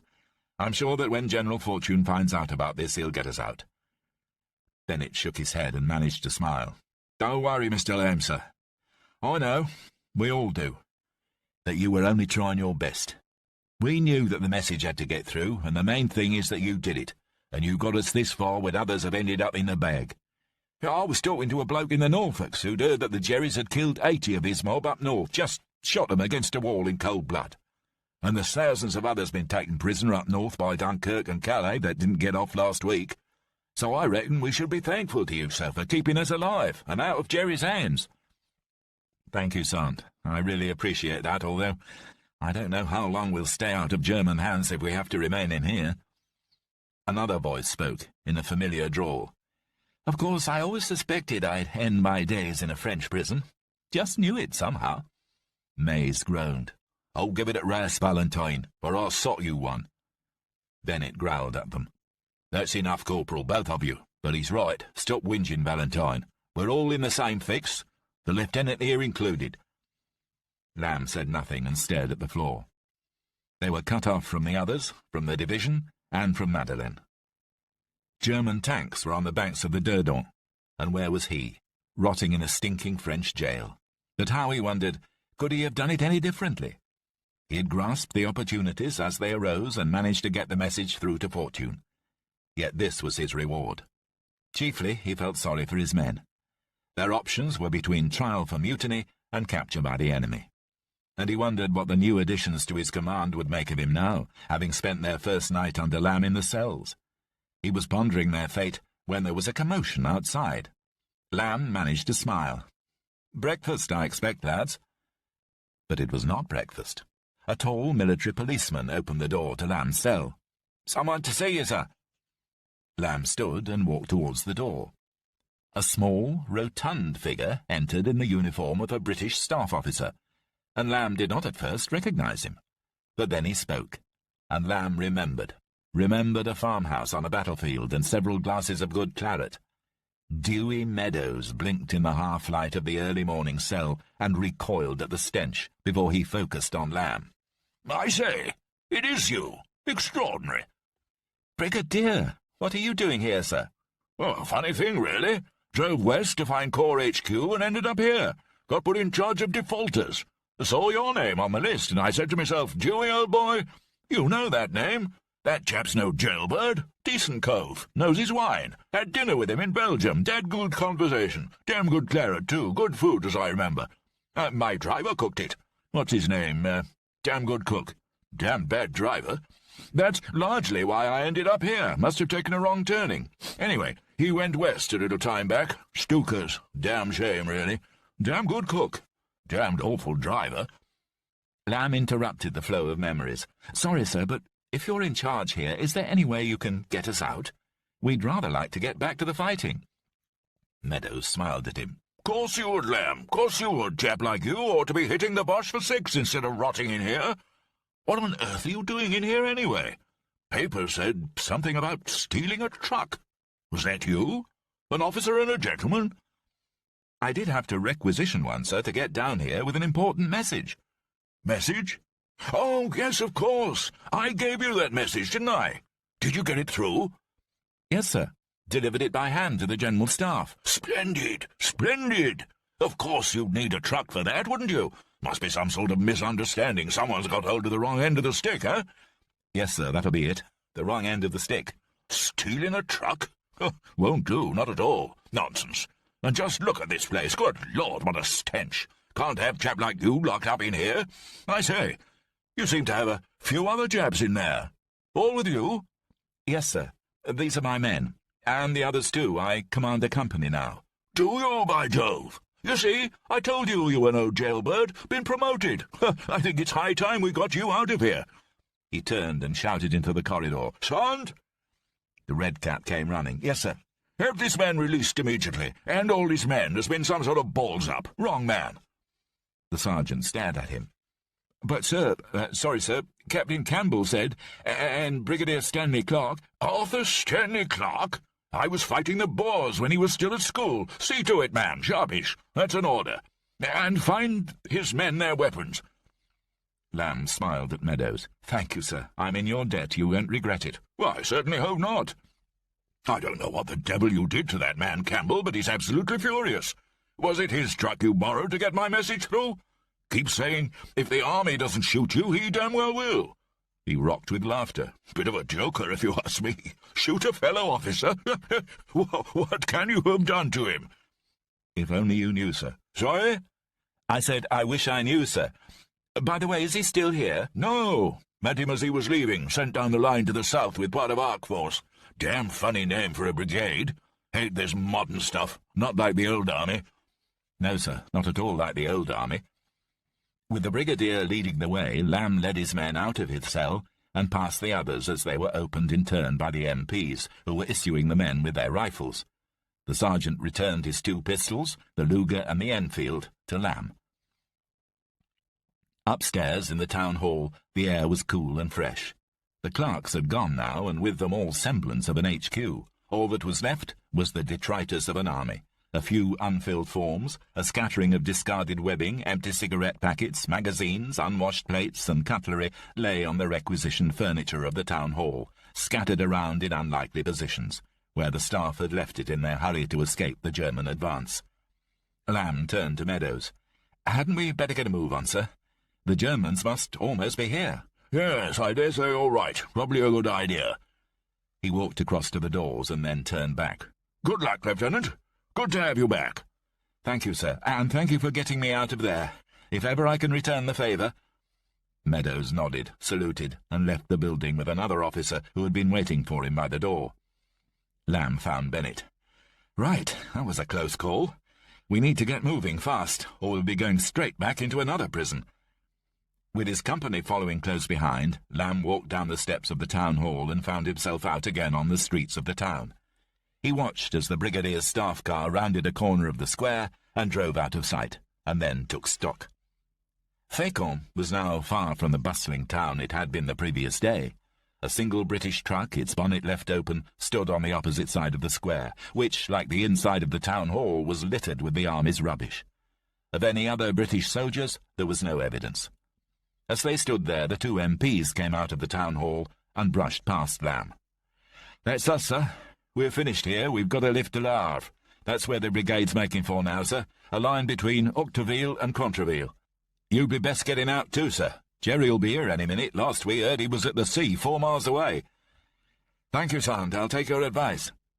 The policeman ran down the street and vanished from view. Lamb turned to the men behind him. "We'd better get moving. Stay together. Any sign of the enemy, take cover. We're heading for Le Havre." No sooner had he said the words than he knew them to be wrong. Why, he wondered, should he be heading for Le Havre? What earthly good would it do now? As part of ARC Force, he'd had specific orders to help hold the line and defend the port to allow the division to get away. But now that the Germans had cut them off from the division, what point was there in holding Le Havre? If the division and Madeleine with them were to escape capture and get to England, then their only hope would surely be further up the coast, back the way they'd come. He knew that fortune would have worked that one out by now. But to get there, to get back to the division, would now mean having to cut through the German lines, and that was not something he could ask his men to do. If there was a hope of getting Bennett and the others off from Le Havre, surely he should leave Fortune and his men to fend for themselves and get himself and what was left of his platoon to the port. But then there was Madeleine. While Lamb was wrestling with the problem, he did not notice anything else. Valentine spoke. Begging your pardon, sir, and not wishing to speak out of turn. Lamb turned to him. Valentine, you always speak out of turn. What do you want? Well, sir, I was thinking that Le Havre is not really perhaps the place to which we should be heading. Lamb cast a glance at him. Why? What do you mean? Well, sir, if we get to Le Havre, and if we find Arcforce, aren't we just going to get put back into jail? There is that possibility. Well, sir, do you really think that wise? What do you suggest, Corporal? We could try to find the division, sir, try to get to Saint-Valery. It's got the only possible harbour for an evacuation and beaches. Lamb stared. Are you mad? That would mean breaking through the enemy lines. We've done it before, sir. You've done it. And then what? Then at least we know where we are, sir, and you might even find Miss Dujol. Valentine smiled. Lamb paused. What of it? She's not important. Besides, she's quite safe. Yes, sir, if you say so. Both of them were silent now, and as they walked on, Lamb realized that Valentine was right. If they reached Arcforce, they would end up being arrested. Saint-Valery was only 12 miles distant, and they'd done it before, twice. He turned to Valentine. Thank you, Corporal.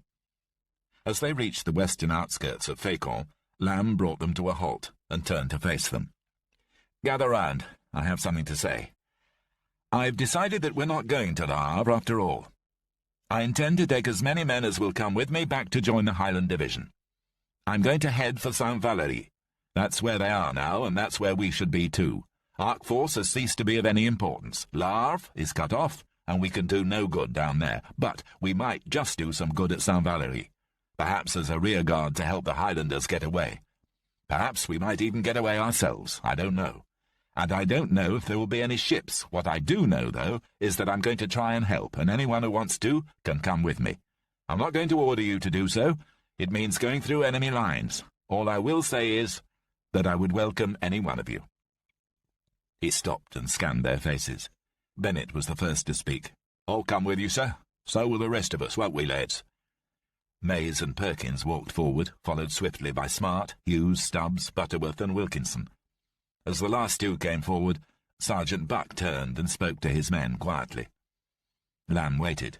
He was banking on the fact that, like any soldiers, they needed an officer and he needed them. Buck turned and walked back to Lamb. All right, sir, we took a vote on it, and we'd be happy to come with you. What we want, sir, is to get back to Blighty. We just want to get out of this mess and not get put in the bag. Anyway, it's the best hope we've got. It's pretty bloody mad, but we'll come with you.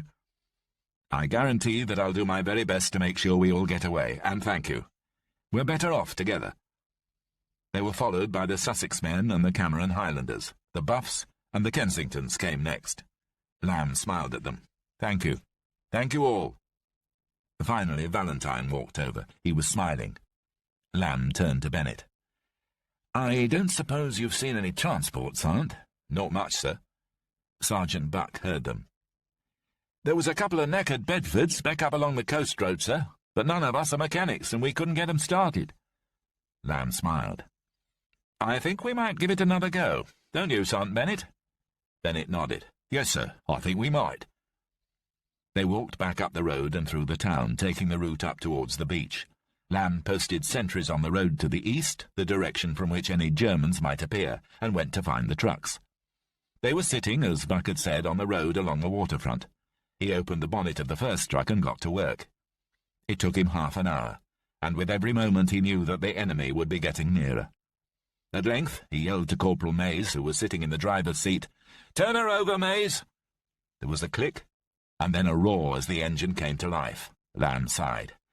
That's one. Now for the other. Wiping his oily hands on a rag provided by Smart, he walked over to the second lorry, its bonnet already up. Peering in, he found the problem, and was just repairing a broken wire when there was a shout. "Jerry, sir, coming up the coast road, lorry loads of 'em." Christ! Lamb tied the wires together and yelled at Mays. "Right, let her go." Again the engine roared into life and the corporal kept her running. Lamb, not bothering to wipe his hands, ran to the first truck and grabbed his battle-dress jacket, then yelled, "Right, everybody in! Just get in, let's go!" He jumped up into the driver's seat and revved up the engine as the last men scrambled into the rear of the second truck, driven by Mays. It was an almost unbearable crush, but somehow they managed to cram themselves in. They tore down the road into the town and gathered up the piquet on their way before continuing to the south, away from the Germans. As they crossed the square, Lamb was vaguely aware of something out of the corner of his eye, a lorry, entering from the other side. He floored the accelerator pedal, and the truck careered down the street and through the southern part of the town before emerging in the countryside beyond. Bennett, who was sitting with him in the cab alongside Smart, said, "Do you think they'll follow, sir?" "No idea, and I don't intend to find out. I shouldn't think so. They'll want to get into town. We need to get out of here and back up towards Saint-Valery. Can you read a map, Sergeant?" "Pretty well, sir." "I can, sir." "Right, Smart. Dig into my tunic and find my map, then tell me where to go." They took a left, and Smart led them into a maze of back roads which Lamb thought would avoid the approaching enemy. "Sir?" "Smart." "I think we have a problem, sir. The only way to get to Saint-Valery is through Carny-Barville, across the Dordogne." "Yes, I'd seen that. We're just going to have to crash through the town." It was approaching 10 a.m. as they came into Carny, along a tree-lined road. Apart from the constant drone of the bombers high above them, there was no evidence of the enemy. "No sign of Jerry, sir." "Well, if he's here, he's being bloody quiet about it." Then, turning a corner, they saw the first houses of the village, and there in the road ahead of them, to their complete surprise, a platoon of German infantry in the process of building a roadblock. Luckily, the surprise was mutual. Lamb yelled, "This is it! Hold on!" and pushed down hard on the accelerator. The truck and the one behind it went hurtling towards the half-built pile of crates and furniture and knocked it flying into the air, and with it 2 of the Germans. They careered on and pushed a motorcycle into the verge, twisting it on its chassis before continuing into the village. Behind them, Lamb could hear the sound of small arms fire, but now there was also firing from up ahead. Not just rifles, but machine guns, and something heavier. Lamb carried on. They were in the centre of the village now, on the main street, and German soldiers were staring at them as they sped past. A few of them managed to get off shots, but none made contact as the trucks rolled past tall houses and shuttered and boarded shops. A German officer raised his pistol and fired. The bullet shattered the windscreen and just missed Lamb's head before embedding itself in the steel framework of the cab. The firing from the front was becoming louder now, and Lamb put his foot to the floor. If there were British up there capable of firing, then he wanted to be with them. They rounded a bend in the road and almost crashed into the rear of a German armoured car. Lamb hit the brakes, and the truck lurched to a painful halt. Beyond the armoured car, through a shattered roadblock, he could see 2 British light tanks. As he watched, one of them fired, and the shell flew from the barrel and smashed into the wall of a house, exploding on impact in a rain of bricks and masonry. The armoured car reversed past them and headed away from the British tanks, which began to advance. The second tank fired, and this time the shell connected with the retreating German vehicle, throwing it onto its side. There were screams, and a group of enemy infantry came round the corner of a nearby house, but took cover when they saw the tanks and Lamb's 2 trucks. At that moment, there was a deep boom, and the lead tank was hit amidships by a shell. Lamb looked for the source, and saw that a German anti-tank gun had been set up on the left of the road, about 15 yards away. He backed the truck and shouted to the men in the back, "Jerry field gun at 2 o'clock! Take it out!" There was a noise as men jumped down from the rear of the truck, and then Lamb saw the gunners of the German gun pointing. It was the last thing they did, as seconds later 2 of them died in a hail of bullets from the Bren gun in the rear of the truck. He saw a Mills bomb fly towards the other gunners and explode, making a bloody mess of them. The German infantry under cover of the houses now broke and ran towards the wrecked armoured car and then beyond it into a side street. Lamb started up the truck and moved towards the British tanks. As he neared them, one of the hatches flew open and a young officer appeared. The air was thick with the smell of cordite and fuel. Lamb pulled up alongside and yelled across, "Who are you?" "Hogarth! First Lothians, who are you?" "Lamb, North Kents, with a bunch of odds and sods. We're trying to get back to the 51st. "Well, you found us. Well done. This is as far as we go. Just trying to clear Jerry out of the place. Carry on up this road, and you can't miss the rest of us." The tank pushed on in pursuit of the infantry, and Lamb drove past the second tank, which was wreathed in black smoke, and sped out of the village, as behind them the tank burst into flames, cremating the crew. They passed several Bren carriers of the Lothians, and leaving the village behind, they moved into dense woods on either side of the road. Rounding a huge loop in the road, Lamb sensed they were heading due north, directly for Saint-Valery. Ahead of them, in the middle of the road, Lamb saw a figure. A British soldier with a Balmoral bonnet on his head. He was carrying no rifle, but instead a metal pail. As the lorries approached, he moved to the side of the road and hailed them. Lamb slowed to a stop. "Are you lost?" The soldier smiled. "No, sir. I'm just away to find a coot to milk. You haven't seen one, sir, have you?" Lamb shook his head. "No, soldier. No cows. Plenty of jerrys, though. I should get back to your unit if I were you. Who are you with?" "First Gordon, sir. We're holding the centre at Ingerville. Dead ahead. Good day, sir." And with that the man walked on past the trucks in search of his cow. Lamb looked at Bennett, and both of them burst out laughing. "Now I've seen everything. Looking for a coup. Good God." He drove on, followed by May's truck, and the woods gave way to farmland, and very soon at a place called Saint-Riquier they saw other Highlanders manning slit trenches in the fields on either side of the road. They stopped at a roadblock made of a burnt-out car, 2 farm carts, and a collection of farming machinery. A lanky officer of the Gordons approached the truck, his pistol drawn. "Who are you? Where are you going?" "Lieutenant Lamb, Black Jackals. I'm taking my company into Saint-Valery." The man smiled knowingly. "Fair enough, but I wouldn't bother doing that. We're trying to hold the Jerrys off here. You'd best join us, or keep going to the right flank and help them out over there. We're surrounded, you know." "Yes, I knew that. Where's the General?" "Last I heard he was over at Blossville, at the crossroads directing the traffic. The frogs are coming in from the north, fouling everything up. Some job for a general, that, eh?" He waved them on, and 2 of his men cleared a gap in the roadblock, replacing it after the 2 trucks had passed through. "Sounds a bit desperate, sir," said Bennett, "if the General's directing the froggy trucks." "Yes. I wonder where the French generals are. Son Bennett, you take the wheel for a while. I want to look at the map." They stopped briefly to hand over, and as Bennett drove away, Lamb studied his map. So used now that it had begun to rip along 2 of the folds. They were entering another village, Ingouville, and he saw that if they took a right turn rather than a left, they would eventually reach Blossville, where Fortune was acting as traffic policeman. He did not really expect to get any fresh orders from the General, but it seemed likely that Madeleine would be with him, or if she wasn't, at least Fortune would know her whereabouts, and he needed at least to make sure that she was safe before he took his place in the defensive line. "Turn right, here." They turned into the village and skirted its southern fringes. Looking to the left, Lamb saw that it was teeming with more Highlanders and vehicles of all shapes and sizes, from requisitioned civilian cars and carts to trucks and carriers. Crossing a railway line, they found their route blocked by another roadblock, 4th Camerons this time. They had evidently just arrived, for Lamb saw the drivers attempting to hide the battalion transport in an orchard beside the church. Having negotiated this obstacle, they entered another similar village. Lamb directed them to the north, and no sooner had they left the village than the road was inundated by a sea of refugees. It was not, however, the usual mob of civilians slowing the truck down almost to a stop, but French soldiers, wandering aimlessly towards the south, in the opposite direction to Lamb's men.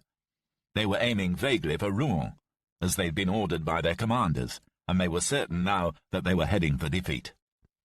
As the truck slowed to 3 miles an hour, Bennett turned to Lamb. "It's as busy as the Epsom Road on Derby Day, sir. Shall I use the horn?" "Do whatever you have to. Just be careful, I don't want a riot." With his hand pressed almost permanently on the horn, Bennett gently guided the truck through the crowd, making way for the second lorry. It was slow going for 3 miles before the road cleared a little, and he was able to get her up to about 30 miles an hour. Within the hour, they found themselves at Blossville, and if Lamb had thought the road chaotic, it was nothing compared to the streets of the little town. It seemed as if the entire French army had converged upon Blossville. Moreover, from the way they were heading, it looked to Lamb as if some of the French were actually making for the coast and not towards the Seine. He wondered what chance 10,000 British troops would have of being evacuated in the face of this swelling tide of French soldiery. Bennett gawped. Blimey, sir. Who's in charge of this lot? No one, I suspect. I think their officers have the same idea. Everyone just wants to get away from the Germans. They drove past the village church and were approaching a crossroads when Lamb saw General Fortune. He was standing at the side of the road, map in hand, surrounded by British officers. His expression spoke volumes. Beside him, a French general was shouting and gesticulating. It was not hard to work out what he might be saying. Lamb directed Bennett towards the group, and stopping the trucks, he jumped from the cab. "General Fortune, sir?" The general looked up from the map. "Is it Lamb? I thought you were with Ark Force." Lamb took a deep breath and prayed. "Thought I'd be more use here, sir. I've a company of men, sir, if you can use us." "You do a lot of this sort of thing, Lamb, disobeying orders from a senior officer?" "Acting on my initiative, sir." Fortune looked at him and laughed. "Of course we can use you, laddie. Question is, how?" He turned to the French general, who had not stopped speaking. "General, I've told you, I have no spare ammunition. It has all been issued. In any case, my bullets would not fit your guns. And yes, I do intend to embark my men just as soon as the Navy can provide me with the necessary vessels." He turned to Lamb. "Why don't you take yourself off west of Udato? It's Black Watcher holding the line down there. You're old friends. But the French are meant to be filling the gap between them and the Camerons, and they haven't arrived yet. Recce the gap until they arrive, will you, Lamb? My men are all in. We can't get away too soon. We're going to use Saint-Valery. There's nowhere else. I intend to start tonight. I've got 10,000 men of the division and another 5,000 French. But there are more of them coming in by the hour." "Sir, can I ask, is Miss Dujol quite safe?" "Quite safe, Lamb, in Saint-Valery helping the medics." "Thank you, sir. We'll get off to Udato." Lamb saluted and climbed back into the truck. "Well, that's it, Sant. Looks like the game's up. They're going to try and get us all off from Saint-Valery." "Is that where we're going, then, sir?" "No, we've got something else to do first. We've got to hold the line in the south until the French get there. You'd better turn right if you can and head down to Udato." They passed a farm destroyed by shell fire, and then the road opened up, and they could see, it seemed, along its whole length as it stretched away to the south. The road was just as packed as those heading west and north. French soldiers mostly, and a few civilians, infantry, artillery, and armoured men, all mixed into one great mass. And with them, black tirailleurs d'Afrique and other exotic North African troops, some of them riding in horse-drawn vehicles. At the roadside, Lamb gazed at the lines of the uniformed dead, mostly French, machine-gunned by planes strafing the columns from the air. Had they been piled up there, he wondered, or, as it appeared they had, fallen there in a straight line to lie dead in formation? After a couple of miles of slow and careful driving, they came upon a large farmyard filled with troop transports and Highlanders carrying entrenching tools. Lamb had Bennett stop the truck, and leaving the cab found a sergeant. "Are you First Black Watch?" "That's us, sir." "Why, it's Mr. Lamb, isn't it?" Lamb recognised the man, a sergeant. "Sergeant, is Lieutenant Crawford here?" "Aye, sir. He's up with C Company and the CO at Saint-Pierre-le-Vigier. That's about a mile up that road." He pointed away towards the northeast. "You the reinforcements, sir?" "I suppose we are, in a way, yes." "Oh, that's good news, sir. We need every man we can get." Lamb climbed back in the lorry, and they drove along the road. After a mile, they came to Saint-Pierre. Around the outskirts of the village, men were busy digging in, while from the houses came the sound of windows being smashed as the Highlanders prepared their defensive positions. The centre of the village was marked by a church, and behind it, in a large rectory, Lamb could see what he took to be Company HQ. Bennett stopped the truck outside, and Lamb, Valentine, and the sergeant jumped out and walked to the door as the men in both trucks began to climb down from the rear. There was a guard on the door. Recognizing Lamb, he saluted and allowed him inside. The house had not been damaged by war so far, but the troops were now making up for that. They'd overturned tables as extra barricades and pulled down the hangings and curtains to give clearer fields of fire. In one of the rooms, on the ground floor, Lamb found Crawford. He was with Colonel Honeyman. Both men turned as he entered. "Lamb, what on earth are you doing here?" "General Fortune's orders, sir. We're here to help you hold the line until the French get here." Honeyman smiled. "Yes, whenever that may be. How many men do you have?" 40-odd. Not many, I'm afraid. There are a few Highlanders among them." "Fine. Lieutenant Crawford's just come in from a recce and the Germans are coming on in force. It's true, Peter. Saw it myself. We've a fight on our hands. Well, all the better that we're here, then. Lamb turned to Honeyman. Where do you want us, sir? Crawford will find you a place. Good to have you along. Crawford took Lamb outside, saying as they went, Funny, someone said you were in the clink. Knew they must be wrong. Yes, quite wrong. Lamb's men were standing around the two trucks, some of them smoking. Crawford, used to Honeyman's spit and polish rules in all weathers, raised an eyebrow. This your mob?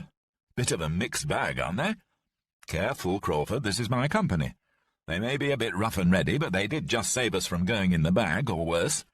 Anyway, we're all you've got. Thought we'd be more use here than with Ark Force. Well, you're certainly better off here than with those poor buggers. What? Well, didn't you hear a battalion of them was shot up just outside Fécamp? Took a wrong turn and bumped into a bloody panzer group. 30 survivors. Managed to get up to Le Tow in a nicked jerry truck. Came in 2 hours ago, pretty shaken. Christ, which battalion? 2nd Borderers. 30 left out of the entire battalion. 30 men. He whistled. Lamb's mind was reeling. Campbell's command. The Borderers? Are you sure?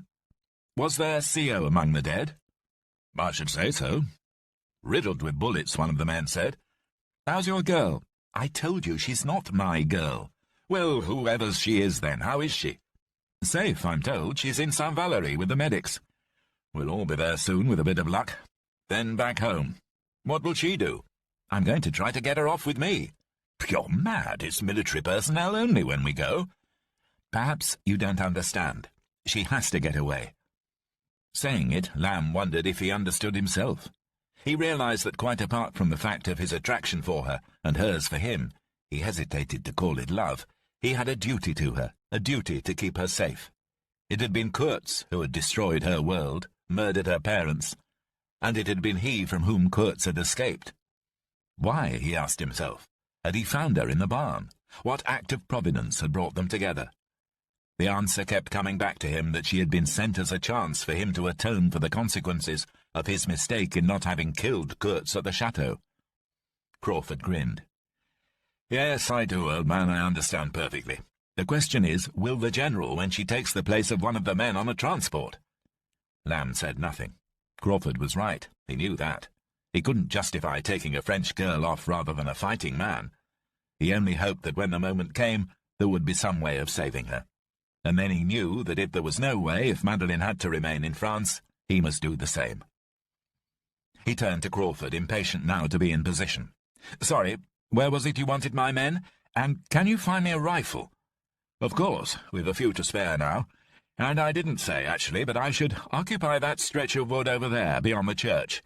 Dig in however you can. We've a bit of a dearth of entrenching tools, but see what you can do. Lamb led the company into the woods, and within half an hour they had scraped some shallow cover, increasing the height with fallen trees and other debris. It might deflect the odd bullet, but it was hardly going to stop a tank. But then he thought, what would? They lay silently, checking ammunition supplies, fixing bayonets to rifles. Lamb pulled out the service revolver. 6 bullets. He reached to his side and picked up a rifle he had collected from one of Crawford's men en route to the wood. 1 full magazine and another 4 in his battle-dress pockets.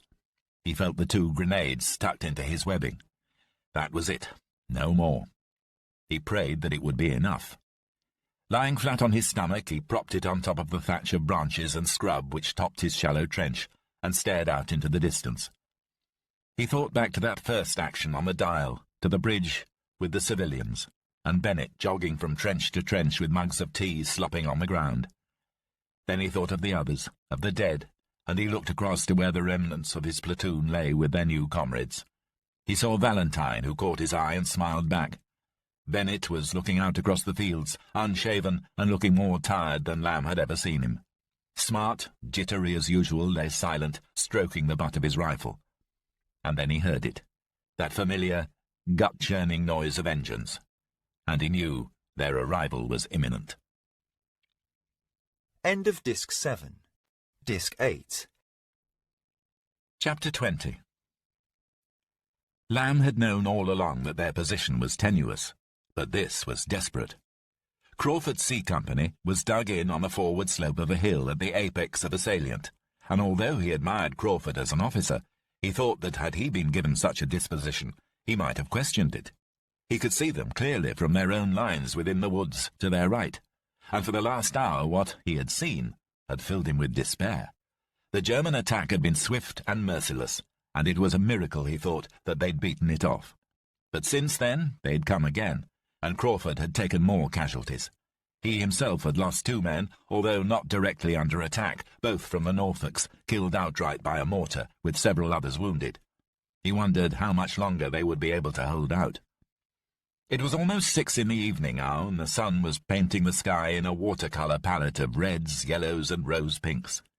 He lay pressed close to the ground and listened as a German machine gun rattled off to his left, and another heavy mortar round landed with a crump slightly forward of Crawford's position. Rifles crackled out in reply, but Lamb was concentrating so much on what was happening to C Company that he was hardly aware that directly to their own front, rounds were now smacking hard into the trees. He shouted, "Keep down! Wait until you can see a proper target! Save your ammo until you can see them!"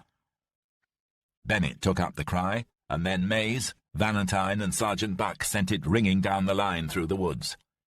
There was a sound like a swarm of angry hornets, and a young tree, inches to the left of Lamb's head, was cut in 2 by a rasp of heavy machine-gun fire. Christ, that was close. "Mind your head, sir." Smart smiled at him. "I suppose it's stupid to ask, Smart, if there's any radio signal." "None, sir. Not for days. Even the General's using runners now, sir. At least that's what a dispatch rider told me last night. They're sending junior officers out. Gone back 100 years, we have, sir." Another burst of machine-gun fire tore up the ground to their left. Back 100 years, thought Lamb. Tell that to the men on the receiving end of that. There was a commotion from their rear, and Lamb looked round to see what at first seemed like a mirage. Dozens of men on horseback were riding into the woods. He shouted to Bennett, "Son, what the hell's all that? What's going on?" In reply, 2 of the cavalry rode up and dismounted. He saw now that they were French in their distinctive brown coats, with rifles slung across their backs. One of them, an officer, ran towards him, keeping his head down as more German rounds began to sing in. He threw himself on the ground beside Lamb. "Captain Marchand, 5th Hussars, we are here to help you hold up the Boche." Lamb smiled. "Wonderful. Lamb, North Kents. How many are you?" 2 squadrons, about 50 men. My major is over there with your friends." He pointed across to Crawford's men, then spoke again. "You are not Scots? We thought—" "No, they're Scots. We're here helping them." The Frenchman grinned. "Now we all help each other." Another burst of machine-gun fire. Both men ducked. The French officer turned and signalled to his men, and having secured their horses among the trees, a score of the hussars came up and took cover against the undergrowth alongside Lamb's men. Captain Marchand made himself as comfortable as he could against a fallen tree, drew his pistol and checked the rounds, then unslung his rifle and propped it against the branches before turning to Lamb. "I don't think this is going so well for us." "No, I don't think we'll be able to hold them for much longer." "And what then?" "Then we retreat to Saint-Valery and wait for the boats." "For the boats?" "To evacuate. Isn't that what we're all going to do?" Another round cracked into the trees above them, and both men ducked again. Away to the right, a mortar round exploded, and someone began to shout for stretcher-bearers. "You mean you are going to leave us? For the Germans? Like you did at Dunkirk?" "No, you're coming with us. That's what I was told." "But what about France?" "You'll fight another day and come back and set France free. But you must see your army is finished here." "Tell that to my major." Lamb looked across and saw that the French were now dug in with Crawford's men. He could see a man standing up among them, waving his revolver in the air and shouting encouragement to the cowering soldiers. As he watched, a tank shell came howling into the wood, and the world rocked. It was followed by another. Lamb looked away, shielding his eyes. There was an explosion, and the trees where the French major had been standing cracked and flew into the air. As the dirt and dust cleared, Lamb looked up. To his amazement, the officer was still there, still standing bravely above his men, who, inspired by his example, were now getting to their feet and firing back at the enemy. The only problem was, Lamb noticed, that where before the major's arm had been waving them on, the man was now only holding up a bloody stump and shredded sleeve. As he watched, The Major slumped to his knees, but even as medics came up to bind the bloody stump, he continued to yell to his men to fire at the enemy. God, thought Lamb, that was real bravery. If only all the French fought that way, we wouldn't be in this bloody mess. It gave him hope to watch as the hussars poured round after round at the advancing Germans. Captain Marshall uttered an oath and shook his head. The Major was sitting on the ground now, but as Lamb watched, he summoned 2 of his men. Using their rifles as supports, they managed to hoist him up and carried him to the furthermost forward of his men's positions, and there they held him, with his mangled arm, as he barked commands to his men. There was a shout from Bennett. "Sir, I think they're bringing the tanks up." Lamb listened and sure enough heard the unmistakable grinding of slim wheels on caterpillar tracks. "Sant, send a runner to Mr. Crawford. Ask him if his anti-tank platoon is about. We've got company." Bennett sent Perkins out, and Lamb saw the boy flatten himself on the ground as he reached C Company. A few seconds later, Crawford himself was with him. "Yes, I've seen them. There's about a dozen panzers, and they're heading straight for you and the captain here. Our signals officer has gone off to find the anti-tank boys, but God knows where they are. We'll have to hold the Jerrys off till they get here." He turned to Marshall. "I say, did you see your CO? Extraordinary, brave man." Lamb looked puzzled. "What about us?" Crawford smiled at him and gripped his shoulder. "Take your men and get back to St. Valery. Try to get out. This is my fight now, my chance to do something good. You've had yours, done your bit. Now save yourself and your men, get out, and don't forget your girl." Lamb opened his mouth. "She's not my—" Crawford waved him down. "Shut up and get out of here before the tanks reach you. That's an order." "You can't give me an order. We held the same rank." Crawford thought for a moment. "What was the date of your commission?" Lamb looked at him. 24th of October, 38. "As a regular officer or TA?" 16th of June, 39. Crawford smiled. 14th of May, 39. I outrank you. Now, will you obey an order?" Lamb grinned. "What if I said no?" "I'd have you put on a charge." Lamb shrugged. "Do it. I've nothing to lose. I'm already on at least one." Crawford's face became more serious than he fixed Lamb with his brown eyes. "But you do have everything to lose if you stay here, and more to the point, so does Madeleine, so do it for her and do it for me." Lamb looked down at the ground and listened to the bullets ripping into the trees and the rumble of engines and wheels that made the ground tremble. At length he nodded. "Very well. For you." He called across to Bennett. "New order, Sant. We're pulling back. Get the lads together." He turned to Crawford, intending to thank him, but he was already running back to his position, and as Lamb's eyes followed him, he saw the French major still sitting on his improvised chair, his bloody stump bound up with bandages, still managing through the pain to direct his men. The way north was worse than any road they had yet been on. Lines of British and French walking wounded meandered slowly in the direction of the sea, jostling for position, with units pulling back to the new defensive perimeter, and in the other direction, refugees were trying to flee the now encircled town. To their left, the night sky was lit by flames from the still blazing oil refineries at Le Havre, and in places the moon was obscured by the thick, greasy smoke that accompanied it. It was almost like a fog drifting in the sky. They were travelling again in the 2 requisitioned trucks, and Lamb wondered how long they would last. His repairs, though sound, and examined the previous day, had only ever been intended as short-term. Bennett was again in the driver's seat, and as the sad columns drifted across the road in front of them, he was forced to swerve and sound the horn. No one had spoken much since leaving Saint-Pierre. Their spirits were as low as Lamb had seen them, and he could only pray that there might really be some hope of salvation at Saint-Valery, and not just another unfulfilled promise. They were hungry, too. Hardtack and water had been their fare for the last 48 hours, and hunger gnawed at all their stomachs. At a crossroads, they passed a British provost, a redcap trying to control the rabble on the road without much success. At least, thought Lamb, the Luftwaffe were not harrying them, although there was evidence that they had paid a visit. They passed a number of burned-out vehicles and scores of bodies on the verge. At one point, where the road was wider, Lamb spotted an intact car, a Renault, sitting on the grass, and immediately wondered whether it might contain anything useful to scrounge, in particular food. As they neared it, he fancied that he could see 4 figures inside, 2 of whom wore the distinctive round képi of a French officer. He said to Bennett, "Slow down, we'll stop here and have a deco inside. God knows what this lot are doing here. Look like French staff officers. Car must have broken down. I'll see if we can help at all. They stopped, and he climbed down alone from the cab, approaching the passenger side.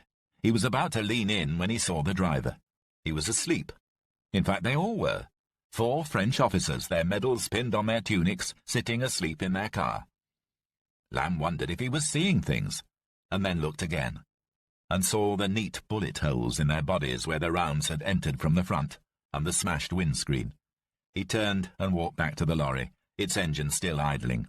Opening the door, he climbed back up into the cab. Bennett said, "No use, sir." "No, no use." It was 10 o'clock when they entered the outskirts of Saint-Valery. The place was well lit, not by street lamps, but by a flickering light from the many houses that had been set alight by shell fire. They moved slowly through streets clogged with human jetsam. Lamb was just beginning to wonder if they should abandon the trucks when the engine gave a sputter and died. He looked at Bennett. "I think we've been told something. Right, everybody out." They left the 2 trucks on the road above the harbour and began to walk down, careful to retain some semblance of formation among the rabble. They'd been wandering for the best part of 2 hours, and were near the quay, when Lamb spotted a group of jocks, and among them a man he recognised. McCabe, one of the sergeants from B Company of 1st Black Watch. He accosted him. "McCabe, isn't it? Have you any news of Lieutenant Crawford?" The man shook his head solemnly. "No, sir. We were on the forward slope at Saint-Pierre-le-Viger. They came at us, tanks. We lost 50 men in 2 hours. It was bloody murder. The anti-tank platoon was blown to bits, and Mr. Telfer Smollett with it. That's when Major Bradford ordered us to pull out, sir. Had to leave half the wounded out there. It was a bloody tragedy, Mr. Lamb, sir. There's only 100 men left, all told, from the 2 companies. Colonel Honeyman was cut off from the battalion back at Brigade. We haven't seen him yet, neither. Good that you're alive, though, sir." So, he thought, Crawford was almost certainly dead, sacrificed so that he could get back to Saint-Valery and Madeleine. He felt like crying, or screaming with rage, or both. Bennett brought him back from the abyss. "Sir, hadn't we better get down towards the harbour, if we want a chance, sir?" "Yes, Sergeant, of course. Good luck, McCabe." He felt strangely hollow. Up to now, he'd felt that in some strange way they were winning. But with Crawford's death, somehow things had changed. The stark reality of their desperate situation took possession of him. He steadied himself, but only just. "Bennett, we need to get down to the sea." "Are we all here?" "Apart from those we left in the woods, sir." "Right, let's get through this mess." He pushed forward and pressed against the crowd of listless men that had gathered in the main square. His men followed on. It was extraordinary and terrifying, thought Lamb, how quickly and easily a well-organised and disciplined body of men could degenerate into a rabble in which the only ethos was every man for himself and hang the consequences. As if to echo his thoughts at that moment as they passed a small estaminet, 3 British soldiers rolled out onto the street, hopelessly drunk and carrying bottles of wine. They were singing, "Roll out the barrel, let's have a barrel of fun." One of them leered into Lamb's face, and Bennett gave him a shove which sent him hurtling back into the window of the cafe, smashing it as he fell inside. The other 2 went to help him and then turned on Lamb's men. Bennett and Mays levelled their rifles at them, and the men moved back muttering, and helped their friend up out of the smashed shop front. Lamb walked on with the others behind him. "Not a pretty sight, is it, son? An enemy on the brink of defeat?" "No, sir, not pretty. But we'll need them all, sir, just the same." Lamb knew it. This would be the core of the new army that must come back and liberate France. That was why it was so vital to get them off, get them home. They carried on through the mob, cursing as they went. The glow in the sky became a little clearer, and Lamb caught sight of the sea spreading out from the harbour under the blood-red night. As he looked, the surface of the water was thrown into chaos as dive-bombers came swooping down from the sky. The cacophony of voices in the town was punctuated now by explosions, and in the distance, perhaps half a mile off the harbour wall, Lamb watched as a plume of smoke rose to meet the overhanging black cloud. Somewhere on the shimmering stretch of water that separated the retreating British from their homeland and safety, the Luftwaffe had scored another hit on a ship, and with its destruction, another of the few strands of hope that had been offered to the desperate Allies had been swept away. A pang of utter despair swept through Lamb, and he began to wonder whether they wouldn't all be captured or killed. They just turned into a small square where 4 streets met, when there was a sudden shout, and what looked like a platoon of French soldiers came running out of one of the side streets, yelling at them to save themselves. Lamb shouted to Bennett and the sergeant, "Get ready! God knows what it is. Tanks, probably. Get everyone into cover." To a man, they ducked into doorways and behind walls, waiting for the enemy. The noise grew, but Lamb couldn't make it out. As it grew closer, it began to sound like 1,000 running feet. No, he thought they were hooves. For a moment, he had the ludicrous notion that it might be a cavalry charge. After all, the French were using cavalry. Why shouldn't the Germans try something so insane? Nothing would have surprised him now. But it was not a regiment of Prussian Uhlans that came screaming round the corner. As Lamb looked on, dumbstruck, dozens of mules, saddled with leather panniers, charged into the square. Lamb stared at them for a moment, then burst out laughing. The mules rushed in and careered out as swiftly as they'd come in all directions. Lamb turned to Bennett, still laughing. "They must have got loose. The French used them to carry munitions. Christ, I thought we were all dead." The mules continued to pour into the square. "There's hundreds of them, sir. Bloody hundreds." What made the sight even more comical was that the mules were being pursued by French soldiers, their long coats flapping out behind them. The British shouted at them, urging them on. Smart turned to Perkins. "Here, what's a donkey taste like?" Wilkinson piped up. "They're not donkeys, they're mules. Same thing, innit? What's the difference? Anyway, what do you reckon it tastes like?" "How should I know? I ain't never ate a mule, you Burke. Dunno, chicken? More like pig, I think. Well, either way, you're not going to find out now." Behind them, a series of breech explosions marked the end of an abandoned British battery. They were destroying their own equipment now, thought Lamb. "Yeah, that's aunt. We'll be away from here soon." The narrow, twisting streets that gave so much character to the old fishing port were now filled with soldiers of all types, and it seemed to Lamb that every second house was ablaze. As they tried to make their way through the maze, a few yards in front a chimney pot crashed to the street below from a burning building, killing one man and injuring another. On the next block, some beams from a half-timbered house collapsed onto the column of men, showering them with sparks and burning cinders, which set fire to their coats. Lamb despaired. At this rate they would be captured by the Germans before anyone had reached the beach. And he had still not had any word of Madeleine. He found Bennett. "Come on, there's a side street up there. Get the men down that." One by one they pushed the company away from the mob and into the narrower alley. But Lamb's hunch had been right, for, small as it seemed, it debouched into another street which the fleeing soldiers for the most part had not found, and there, down at the end, he could see the sea. They reached the beach, and behind them the press of soldiers continued. Lamb led the way down to the shoreline and found shelter behind the sea wall. Slowly, but as quickly as they were able, the company crunched onto the awkward shingle and into the lee of the sea wall. Lamb waited until they were all assembled and then turned and faced out to sea. He could not see any ships, merely a fog drifting across the sea which reflected the glow from 2 tall plumes of red smoke emanating from the west side of the town. He sat down on a stone bollard, leaned against a wooden windbreak, and almost without realizing it, fell into the deep and dreamless sleep of utter exhaustion. He woke amid a cacophony and opened his eyes.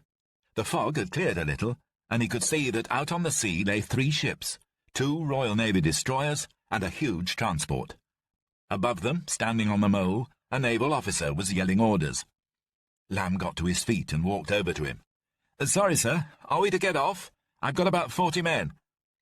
The man, the rank of commander on his sleeve, looked down at Lamb. "That's the plan, Lieutenant. It was planned to begin at 22:30 hours. Of course, we need the transports first. And you'll have to wait your turn." He turned back to the beach parties. "Lieutenant Hemans, can you get those boats closer in? See if someone can get those wounded onto that tug. Find Lieutenant Scott. Take a cutter out." There was another man standing close to the commander. Lamb stood and stared at him for a moment before climbing up. "Colonel R?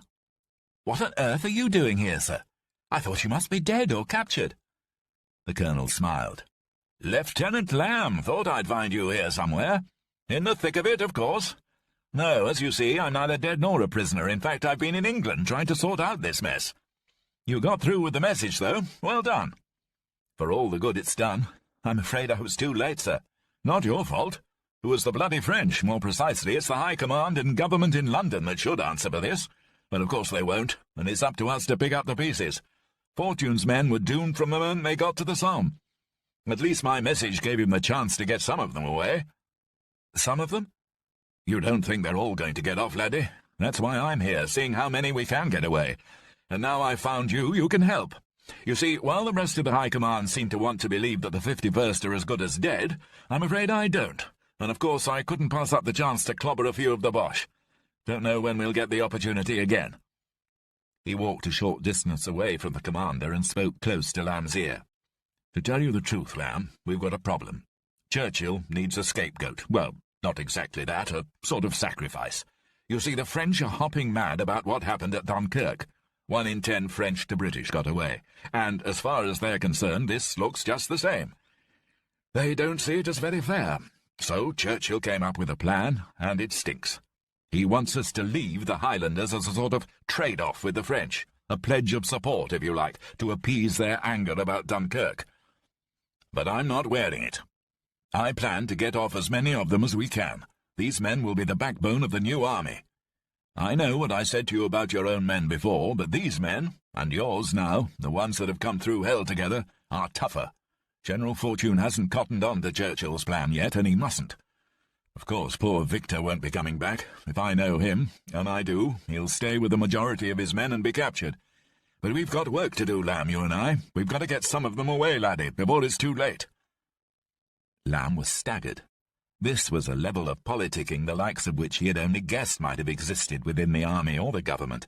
It only seemed to confirm everything that General Fortune had hinted at.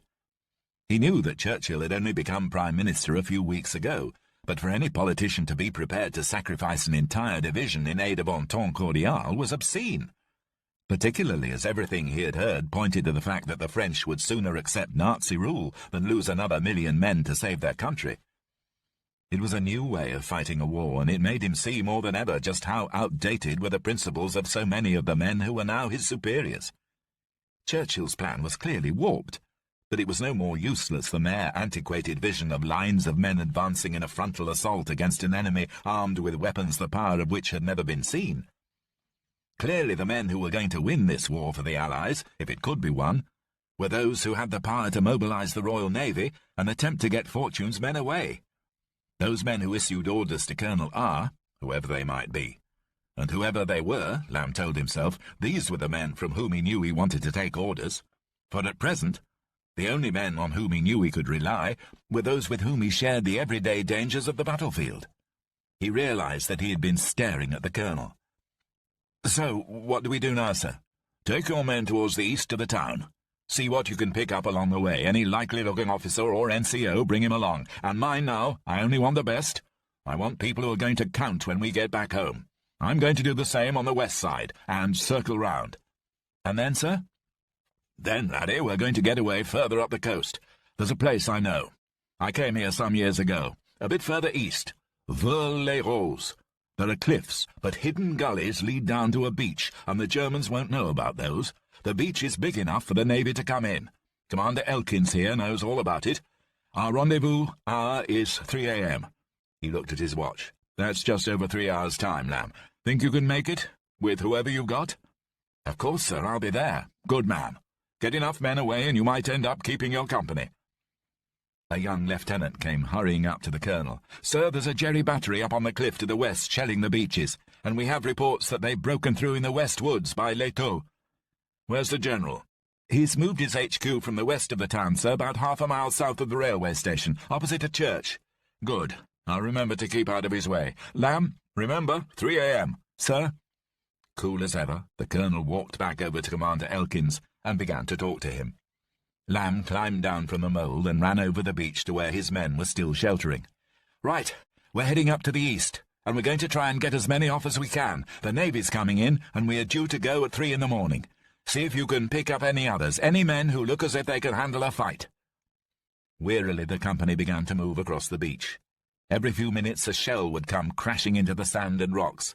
They were being fired at from the German battery on the west cliffs, and it seemed pointless to try to take cover. Lamb thought it was a sign of the men's fatigue and the dangers of the past few weeks that they just seemed to ignore them. In any case, if one had your name on it, you were a goner anyway. That was what all the old sweats said. As he walked on, Lamb gazed at the transports moored outside the harbour. There was a whine of engines, and looking up he saw the Stukas coming in. They fell like vultures from the sky in a vertical dive, their sirens blaring out in a banshee wail, bringing terror to the soldiers on the west beach. Now was the time to take cover, he thought. French and British troops clasped their hands to their heads and pushed themselves deeper into the sand and shingle. But it was not the infantry that the Stukas wanted today, and their bombs began to fall out at sea. 2 ships were hit, one of them badly. There were explosions on board. Lamb kept on walking and watching. He passed a British soldier who shook his head and looked at him with hollow eyes. "That's the Hebe 2 blown up," he said. "All my mates gone." A gun opened up from the cliff above them, an 88 sending a huge shell towards the transports. Lamb could not bring himself to watch any more, but heard the explosion echoing in from the sea as another of the ships, Helix 2, with 80 soldiers on board, was hit. In front of him, another man was sitting on a rock, his face a mask of tears. Behind them, a house burst into flames as the fires reached its gas supply, and a huge explosion took the building away. More shells were landing close now. One dropped 50 yards behind him, and Lamb signalled to Bennett to take cover. He ran and found himself with Valentine sheltering in the shadow of the town war memorial, a square stone base topped with a towering statue of the 1916 French poilu, his arm raised to heaven. Looking up at the plinth, he saw the names on the roll of honour. There were hundreds of them. Good God, he thought, in the same sort of seaside town in Sussex or Kent, you might find 30 or 40 names killed in the Great War. But here, a generation of the town's young men seemed to have been wiped out. Valentine saw him. "You're thinking the same as me, sir, aren't you?" "What's that, Corporal?" "You've just realised why the French don't want to fight any more. Why we're all here in this little seaside town trying to get back to England. It's because they lost so many men last time. They won't carry on, sir, not after that. That memorial says it all." Lamb knew he was right. That was why the French had collapsed, and he hoped that when it came to her turn to face the Germans, perhaps on her own soil, the British people would not have the same feelings. They were on the east side of the town now, and after a climb found themselves by a medieval church surrounded by a walled cemetery. Lamb spotted several men in Balmorals holding the perimeter and hailed them. "Who are you?" A sergeant answered, "Pretty much all that's left of 1st Black Watch, sir. There's an ammo dump up here, sir. Rations, too. But you better be quick, sir. We've just found it, and my lads are pretty nifty at scrounging." Lamb saw an officer moving between the gravestones, a subaltern from A Company, whom he last recalled seeing at the regimental dinner. "Where's your CO?" "No idea, Lieutenant. Haven't seen him for hours. Think he was caught at brigade. Could be in the bag." "What about Lieutenant Crawford?" "Last I heard he was getting it bad at Saint-Pierre with what was left of C Company, and then we lost touch with him." He turned to his men, and Lamb watched with interest as he organised the perimeter defences of the cemetery, placing the men with care and fortifying whatever he could with stones, debris, and anything that came to hand. He thought of Crawford. What a terrible loss he was. Lamb had grasped at some faint hope that he might still be alive. He was sure now that Crawford must be dead. He moved through the cemetery with the NCOs close behind, and found just beyond it a laager of trucks filled with food and ammunition that was being carried away by the Highlanders. "Right, men, Sergeant Bennett, Valentine, Mays, Sergeant Buck, get what you can, and distribute it to the men. We need whatever we can find." Turning back to the officer, he shouted above the increasing din of shell fire and the hum of thousands of voices, "You waiting for a boat?" The man nodded. "Yes, but it looks like it could be a long wait. A tug came in with some drifters at about midnight, but the Jerrys spotted her and opened up. I saw 4 of them go down when they cleared off. A destroyer came in a little after that, but it sailed along the coast to the east. I reckon that's our best bet, but for now we're not going anywhere." As he spoke, a German battery opened up on the cemetery. The men began to shelter in the lee of the gravestones and tombs, while shells burst against the cemetery walls. Lamb turned to the officer. "What's your name?" "McLaughlin, Jamie McLaughlin." "Peter Lamb. We met in your mess." Do you want to get away?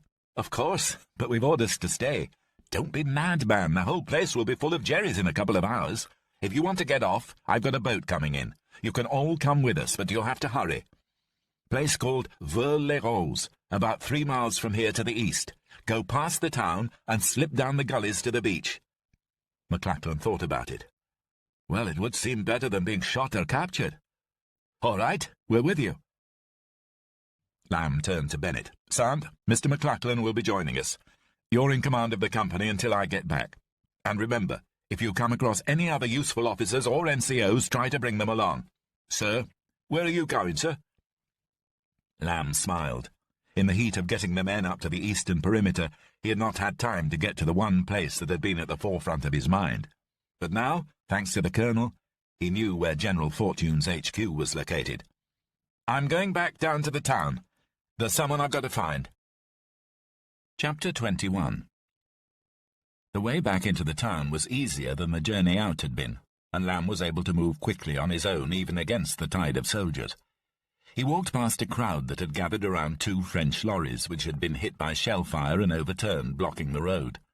While the British, under a doughty corporal of the Gordons, were attempting to heave them off the road to open the way to traffic, the French were trying to pull the dead and wounded from the wreckage, and it was not hard to see that in the absence of officers or provosts, a fight was about to break out.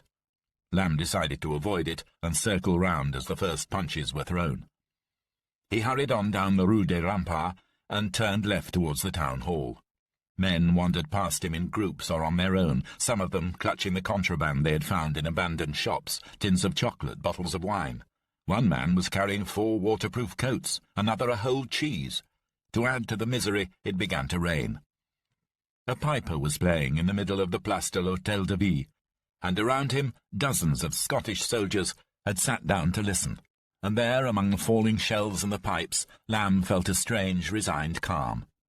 As he watched, 2 other pipers joined in a pibroch, a lament for the dead, the flowers of the forest. The tune changed quickly to another, the Barren Rocks of Aden, one of the tunes that had endeared them to the French when they had landed here only 5 months ago. Lamb stood and stared, and then one of the watching men stood up and began to hum. "Come on, here's a reel."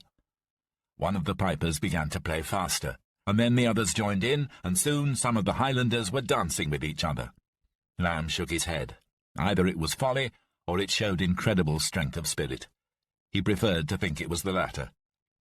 Leaving the dance behind, he walked across the bridge that separated the inner harbour from the outer, and found himself in the west of the town. A British soldier, a young lieutenant, came running at him with wild eyes. "Have you heard? There's a ship coming in! Get out! Get down to the pier!" The man rushed past, gabbling his message, and from his vantage point, Lamb looked to see if it was true or just another hopeful fantasy. What he saw was not a ship, but French soldiers, hundreds of them, maybe thousands, and above them on the cliffs, muzzle flashes from the German guns as they fired down onto the beach. It was clear to him that the town had split in 2 now, and while the Germans were gaining a foothold in the west, the east was still held by the Highlanders. He realized that if he was right, by crossing the bridge he was dangerously close to the Germans. Lamb dodged between doorways, walked up one street, and was met by a German. There was no clear perimeter. He ran left and again through a maze of small alleyways along the backs of the quayside houses. Then, dodging out again onto the quay, he ran down some steps until he was on the jetty by the boats, which had been here since the start of the war. He heard a voice calling from behind him. Come up here!" It was English, but with an accent. Lamb turned, thinking it might be a French officer addressing him, and then he saw a group of German soldiers, led by an officer, calling down to men on the other side of the bridge. "Come up! Up here, Tommy! You're safe now!" As Lamb watched, men on his side of the bridge, French and British, began to lay down their weapons and climb up the pier. The garrison was surrendering, and the night, though getting darker, was lit up. Flames from the burning town reached high into the night sky like darting fingers, and all the time the darkness was torn by the sound of small arms fire. Every few minutes another explosion signalled another hit by one of the German guns, but the most prevalent sound that met Lamb's ears was that of men's voices, a constant hum that told him that what had once been organised brigades, regiments, companies and platoons was now little more than a rabble, an ugly rabble. Moving south now towards the General's repositioned HQ, Lamb passed a cinema. Its posters still in their now smashed glass frames.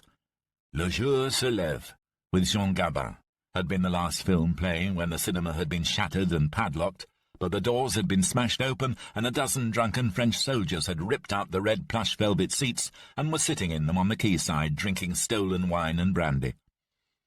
Lamb drew his revolver and walked past them without comment, on past the grand hotels and villas until he found the station. Another half-mile took him alongside a municipal park in which more soldiers had made camp. Then, off to the right, up a smart tree-lined drive, he saw a building guarded by a line of British infantry. This was a modest villa, built close to the local church. Lamb walked up. "Is this General Fortune's HQ?" The sergeant, a poker-faced Glaswegian, replied, "Sorry, sir." "I need to see him. Lieutenant Lamb." "I'm sorry, sir. No one in or out without authority, that's our orders." "Sergeant, I need to see General Fortune now." He saw a face behind the sentries. Captain Thompson pushed through. "It's Lamb, isn't it? You can let him through, Sergeant. I'll vouch for him." "Thank God. Is the General here?" "Yes, but I'm afraid it's almost all up for us. Between you and me, I don't think we're going to get away." Lamb, knowing that he must not mention the Colonel or the beach at Veules, said instead, "Miss Dujol, is she here?" "Yes, she's in the basement with the M.O. and some medics. She's done well, Lamb. Good to have her with us. The General's in here." They found Fortune standing staring out of the window at the burning town. He turned when they entered, and Lamb saw instantly that his features were changed. The pressures of the last few days had etched themselves deeply into his face, which was sallow, almost corpse-like. He managed to smile. "Lamb, how good to see you. What to all this, though, eh? Well, perhaps there's still a chance, eh?" "Perhaps, sir." Both knew that they were lying. Fortune turned to his aide. "Thompson, you've ordered that all stores and equipment be destroyed. Everything?" "Yes, sir, just as you said." "Only personal weapons to be carried. And the bagpipes, of course." Lamb said, "I came to say goodbye, sir." "Think you'll get away?" "I intend to try, sir, with my men if we can." Fortune came across and grasped his hand firmly. "Well, good luck then, Lieutenant. Let's hope you make it back. Who else is going to be left to command? Whoever gets back from this mess, we're going to need men like you." "Good luck to you, sir." Fortune shrugged. "My luck, as you can see, has run out. Goodbye, Lamb." He turned away, and as Lamb was leaving with Simpson, added, "Oh, you'll find Miss Dujol downstairs in the basement. Lovely girl. Brave, too. Seen a lot." As Simpson had directed him, Lamb walked down the stone stairs to the basement. They were lined with bandaged soldiers, and the place reeked of blood, sweat, and ether. From the dimly lit cellar rooms around him came moans punctuated by the occasional scream. Lamb walked past them, catching glimpses of men undergoing surgery. In a small room towards the end of the corridor he found her. She was standing at an operating table with her head down, concentrating. A man lay on the table, half his face cut by shrapnel. A military surgeon, a captain, was probing the wound, removing shards of metal shrapnel and glass. As Lamb entered, Madeline looked up, and instantly he caught her gaze and saw the sharp breath as she noticed him. He felt invigorated, transported from the scenes of horror around him. He smiled, and the doctor, who had also looked up, shot him a quizzical look. "Yes, what is it?" "I came for Miss Dujol, sir. Rather urgent, I'm afraid." Madeline looked at him with pleading, anxious eyes and shook her head. The doctor replied, "Well, Lieutenant, this is rather urgent, as you can probably see. Can't it wait? A suture, please." Madeline handed him one. Lamb nodded. "Yes, I'm sorry," then left and waited outside. After 10 minutes she emerged, drying her hands. She looked exhausted, her face grey and drawn. Lamb asked, "Will he live?" "Yes, but he's lost an eye, and he'll never talk again, but he'll live." "I hear you've been a wonderful nurse." She looked at him. "Oh, Peter, if you'd only seen them, all so young." "Come on, we've got to go." "But I'm needed here." "Madeline, come on, it's our only chance. The Germans will be here soon. We can get away." She hesitated, but only briefly, and then went with him up the stairs. In the hall he made her put on a heavy soldier's greatcoat and a tin hat, pushing up her hair beneath the brim. There, a British soldier if ever I've seen one. Outside they pushed past the sentries and walked back into the town through the chaos. and Lamb was glad of her disguise. They began to walk up the same road he had come on, and then, realizing that would take them towards the German sector, he changed tack and cut across behind the station to the east side. There was a shout from behind them. "Open fire!" And a crackle of shots rang out. He knew what it meant. The rear guard was engaging the enemy, who must now be perilously close to the south of Saint-Valery. There were more shots, then machine guns and grenades as the enemy responded. A British officer's voice rang out. "Every man for himself!" Lamb grabbed Madeleine, and keeping her close by his side, started to run up through the streets towards the eastern perimeter. They made for the church where he had encountered the Black Watch, and were moving steadily towards the east cliffs when Lamb saw a flash from above and ahead of them. A stream of red and white tracer bullets crossed the night sky over their heads, and instinctively he pushed Madeleine down to the ground ahead of him. "Jerry machine gun. They must have taken the churchyard. I just hope McLachlan got away first. That means they've cut off Verle from Saint-Valery, on the coast at least." Another machine gun opened up, raking the beach behind them. Clearly the Germans were up there in some force. "We'll have to strike inland and then come round to Verle that way." They edged round a wall, got to their feet, and walked back into the town a little way before climbing up again on the road leading further inland. Soldiers, mostly French, were still streaming into the town, and Lamb told Madeleine to pull up the collar of her coat. At the top of a hill they left the town and headed into open countryside. The outskirts were strewn with abandoned vehicles, and Lamb was just contemplating trying to start one of the trucks when his eye caught something in a ditch up ahead. He climbed down into the ditch, and with an effort managed to lift a motorcycle up and onto the road. He cast a brief look down at its dead owner, a British dispatch rider, and climbed back out. Righting the bike, he sat on it and tried the kick-start. Nothing. Damn, he thought. He kicked again, and again no response. A third time, and amazingly the Royal Enfield growled into life. Lamb smiled at Madeleine. "Come on, get on, grab hold of me and hold on for dear life." She climbed aboard and he turned the bike, let out the throttle, and they moved fast along the road. The countryside sped past them in the night, and the wind pushed Lamb's goggleless face back. It felt impossibly good. He shouted to Madeleine, "We'll be there soon now, hold on," and cranked up the speed. They drove through open farmland, and to their left the fog-hung sea stretched away from the cliff road. After 2 or so miles up ahead, Lamb could make out the silhouettes of buildings. If he remembered correctly from the map, that would be Manville. And once they were through there, a left turn would take them back up to Verle. He was driving without a headlight, but as they drew closer, he could see signs of activity. And then he heard a shot, followed by others, rifles mostly and pistols.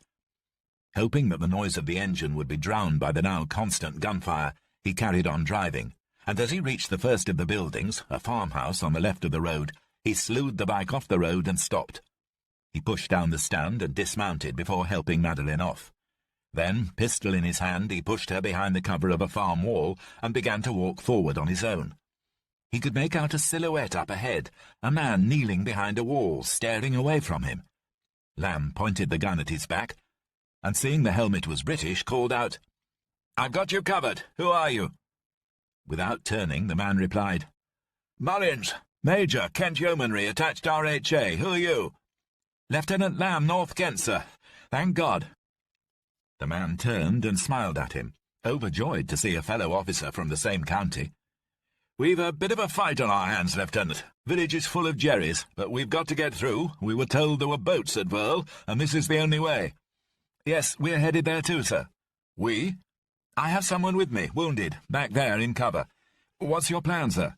"None. We've got them surrounded. I guess there's only a platoon in there, perhaps a half company. I've about 150 men. There's only one problem." "Sir?" "We only have revolvers." "Well, I'm sure we'll manage it, sir." The Major smiled. "Shall we, then?" Lamb nodded. "After you, sir." The Major yelled across the farmyard, and Lamb saw a hand wave back. "Sergeant Major, on my word." Mullins paused for a moment, flipped open the chamber of his revolver to check the bullets, and closing it shouted, "Charge!" before bursting out from behind the wall. Lamb was up and with him, running as fast as he could across the wide farmyard, yelling some nameless word remembered from bayonet drill in Tunbridge. Rifle bullets sang in the air around them and hit the ground at their feet, but in seconds they closed on the Germans on the other side, firing as they went. Lamb saw a German go down in front of him, the bullet smashing into his shoulder, and another shot in the face. The night was alive with screams, British battle cries, and the shrieks of the wounded. It was all over in a matter of minutes. Lamb stood, his heart pumping and temples throbbing above a pile of corpses. One man, wounded in the thigh, had thrown down his gun and was holding his hands in the air. Lamb motioned him to his feet and checked him for grenades. Mopping up was a short process. The fight had been at close quarters, and the yeomanry's handguns had been mostly fired point-blank. Still, there were a few prisoners. Mullins came over to Lamb, who had opened his revolver to reload, but had found with alarm that he was out of ammunition. He made a note to himself to ask Mullins before they parted. "Thank you, Lieutenant. Now, where are we off to?" "You need to head left out of here, but make sure it's the same road, or you'll end up in Blossville and miss the boat." "Thank you. I'm sure we'll muddle through." But Lamb wasn't so sure. One wrong turning and they'd be taken prisoner. He saw the motorbike standing where he'd left it and began to walk over to it. As he did so, the Colonel's orders came back to him. He turned back to the Major. "Come along, sir. Come with us. I know the way." They trudged along the road to Verle in the pitch black, hoping that they would not be silhouetted against the glowing sky. Luckily, no one fired at them. Madeleine, who had said nothing all the time they'd been in the village, stayed close to Lamb and kept up the pretence of being a wounded British soldier. After a while, the farmland gave way to houses, and Lamb realized this must be the Colonel's village. There was no sign of the enemy, and the only men were a few of McLachlan's jocks, ferreting in the deserted houses for provisions. Up ahead, Lamb could see the cliffs, and before them a high dune. As they neared, he made out the first of the gullies. There were 5 of them, the Colonel had said. He turned to the Major. "Right, sir, you get your chaps down there to the beach. I'll wait up here with my man and direct any others." He stood at the top of the gully, and as the gunners slid down to the sand, he looked back towards Saint-Valery, hoping to see more men. Madeleine stood beside him, shivering despite the huge coat. She turned to him. "Do you think others will come?" "I don't know. I don't know how many the Colonel told about this place. We'll go down ourselves soon. I just want to make sure we get everyone we can away." He'd just finished speaking when he heard voices out in the night coming from the direction of the town. Lamb drew his revolver, then remembered that he was out of ammunition and had forgotten to scrounge any from the yeomanry. He swore, but kept his pistol pointed in the direction of the noise. Gradually, he made out a group of men walking towards them through the darkness, British uniforms. "Who are you?" "Jimmy Delmire, A Squadron 1st Lothians, and 5 of my men. We've a wounded officer, too. We're trying to get off. Someone, a colonel, mentioned a boat on the East Beach. Are we going the right way?" "You found it. Down there. You'll find some gullies. That's the way." They walked in out of the night, and Lamb looked at their tired faces. But when he saw the officer, he gave a start. "Good God! Brigadier Meadows! It's Lamb, sir, Lieutenant Lamb." The brigadier moved his head towards him, but Lamb saw to his horror that the man's eyes were entirely covered by a bandage. "Lamb? Great heavens, there's a stroke of luck. There you are, Jimmy. I told you I was good luck. This is the fellow I was telling you about. Extraordinary chap. Well done, Lamb. Where are we to go?" "Not far, sir. Just a few more yards, and you'll be on the beach." "Seen what they've done to me, Lamb? Bloody Boche. Can't see a damned thing. Blinded by grenade. What the bastards couldn't do in 16, they've damn well managed now. Still, suppose I was too old anyway. Not my ward, you see. Your war now, you young chaps. I don't deserve to get back. What use am I? And like this." Lamb shook his head. "You may be no use at all, Brigadier, but you did me a favour, and now I'm doing you one. You're going home. Careful, sir. See you on board." Lamb watched as the Lothians helped Meadows down the gullies and through the dunes. There was a shout from below, and a man in naval uniform came bounding up one of the groins. "Lieutenant Killam, HMS Codrington. We're here to get you off, but you should hurry. We've seen Jerry trucks heading this way from the coast." Lamb thanked him, and with Madeleine in front, edged down the gully to the beach. 5 orderly queues snaked through the dark across the sand towards the sea, each of them controlled by a naval officer, and Lamb watched as the men waited their turn to get into the little landing boats that would ferry them out to the waiting destroyers. There must have been 8 or 9 large ships of the line out there, he thought, plus a number of smaller boats, and his heart leapt at the thought that they might just succeed in getting off more than he had hoped. The rain was heavier now, and the fog and the oil clouds still hung over the channel, and Lamb could only thank God that so far the German artillery was bombarding the town and had not turned its attention to the little evacuation from Verl. He looked around the beach for signs of his command. The colonel had done well, for the sand was a mass of khaki-clad men. Lamb's stomach felt hollow as he wondered for a moment whether his men were among them. Surely they could have not come so far, only to be beaten at the last. Then he saw them, unmistakable, lined up in the fourth queue. Bennett and Mays even looked as if they were smiling as they lit up. He walked across with Madeleine. He tapped Bennett on the arm. "Sergeant Bennett, you might need to dress that line." Bennett beamed at him. "Mr. Lamb, sir, thank God. We'd just about given you up. And the lady, too. Hello, miss." The others turned round and, seeing Lamb, broke ranks to come and see him. Lamb looked about. "Any sign of the colonel, Bennett?" "Well, he turned up here an hour ago, sir, with the best part of a battalion, 2nd Duke of Wellington's. Almost 500 men. They're over there. Haven't seen him since." Lamb cursed.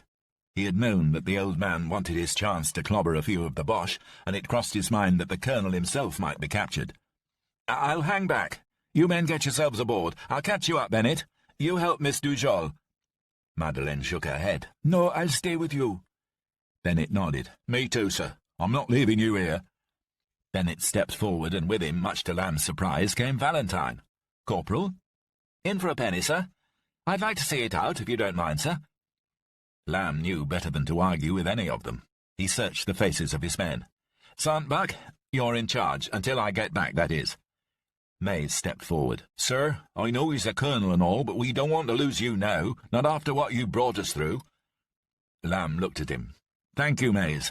That means a lot to me, but I think someone should make sure that the colonel gets away. I have a feeling he's rather more important than he might seem. And it looks as though that someone has to be me." Mays nodded, and Lamb and the others turned and began to walk away from the queue and back towards the dunes. The sky above Saint-Valery glowed orange with the flames from burning houses.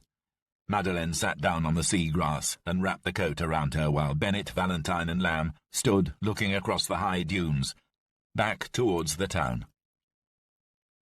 An hour later, Lamb was still peering into the darkness beyond the dunes. He turned and looked towards the beach. The orderly queues of British and French soldiers had gone now, replaced by a milling mass of Frenchmen, unsure of what to do or where to turn.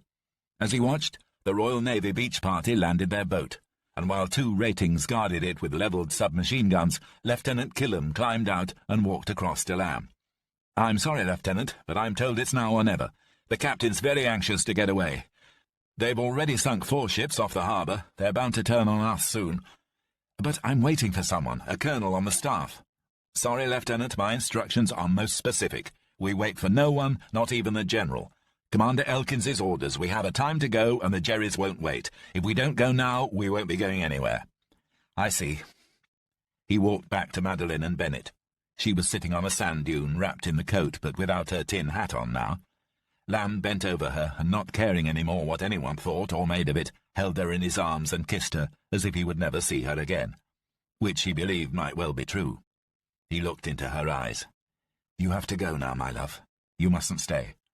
She shook her head and looked away. "I won't leave without you, no." He turned to Valentine. "Take care of her, Corporal. We'll join you soon, I'm sure. I've just got to try and find the colonel." Valentine shook his head. "Sorry, sir, I can't do that." Lamb stared at him. "It's an order, Corporal." "Sorry, sir, I'm not leaving without you, Mr. Lamb. Sorry, sir, that's the way it is. Either we both go or we both stay." Lamb turned to Bennett. "Sergeant Bennett, what do I do? You heard him?" "Yes, sir." "And I'm not going neither." Lamb shook his head and turned to Killam. "Lieutenant, would you help me, please? Will you take care of this young lady? She must get to England at all costs." "It's most irregular, but yes, I'll do it. God knows there are stranger things going on this beach. Goodbye, Lamb, and good luck. I hope you find your colonel." Lamb knew that Madeleine was too weak to fight him, and he knew, too, that she realized this was their only hope.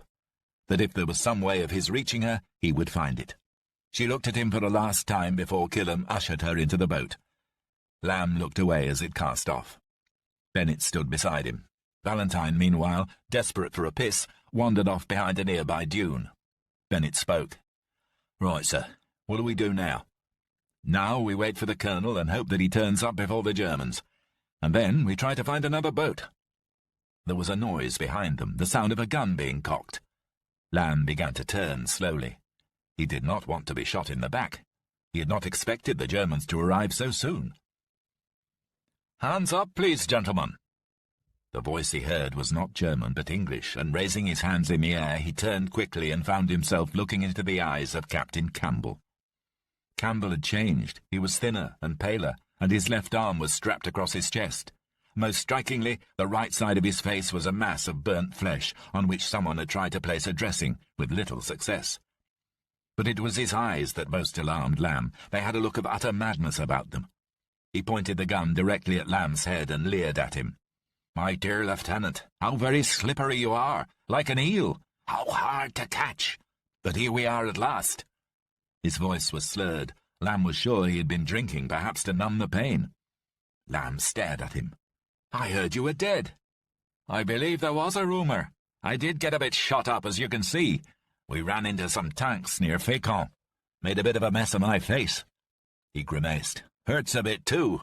So, Mr. Lamb, what are we going to do with you? You appear to be above the law. Or do you just have friends in high places? Either way, if the military process won't do what is necessary, then I will." He straightened his arm as if he was about to shoot. Lamb played for time. "And what then, Campbell? What of you?" "Oh, I've a plan, all right. I've a little boat near here, dinghy. Bought it off a frog. She's in a cave around below the cliffs. I just have time to row out to the ships and then home, and no one's any the wiser." Bennett said, "You bastard." "Tut, tut, Sergeant Bennett. Speaking out of turn to an officer. You need a lesson in manners." In a split second, Campbell turned the gun on Bennett and pulled the trigger. The bullet hit him in the shin, and as he fell to the ground with a cry of pain, Lamb ran at Campbell, but the captain backed off, and again turned the gun on Lamb, with a few feet to spare. "No, no, Lieutenant, you can't die a hero's death. You attacked me, a superior officer, remember? You and Bennett? Do you know what that feels like? Do you know how frightening and insulting that is? Your problem is that you're not a real officer, and you're most certainly not a gentleman. You part-time Johnnies think you can swan into the army, my army, but you can't. It's not like that. You have no code of honour, no idea of what's right. You're a fake lamb, not a proper officer. You won't win this war. You're a bad lot, and you need to be weeded out and culled." Lamb said nothing. He looked across at Bennett, who was writhing on the ground, clutching his wounded leg. "What do you think, Lamb? Would that be fair? Would that be—" Campbell stopped suddenly and stood transfixed for a moment before grasping madly at his back. He spun round, and Lamb could see the hilt of a knife protruding from his shoulder as he sank to his knees on the wet sand. A figure appeared from behind Campbell. Valentine said as he walked towards them, "In the nick of time, sir, wouldn't you say?" Lamb saw a movement to his left, but was too late to shout a warning as Campbell raised his gun again and fired. Valentine clutched his left shoulder and crumpled to the sand, and in the same instant Lamb threw himself on Campbell, knocking the gun from his hand. Campbell screamed as Valentine's knife slipped deeper into his shoulder, and Lamb punched hard into the wound. Lamb saw another more slender knife in the space between their faces, up and flashing in Campbell's hand, and felt it being pushed up against his neck. He raised his hand to Campbell's wrist and grasped it, but the point of the blade was on his throat now, and it was all he could do to hold it away. He felt the tip prick the skin and a trickle of blood on his stubble. Then, with a swift single action of massive strength, he turned the blade and pushed down hard. The knife slid deep into Campbell's neck and lodged itself in his carotid artery. The blood flowed freely, and Lamb looked into the captain's staring eyes until they glazed over.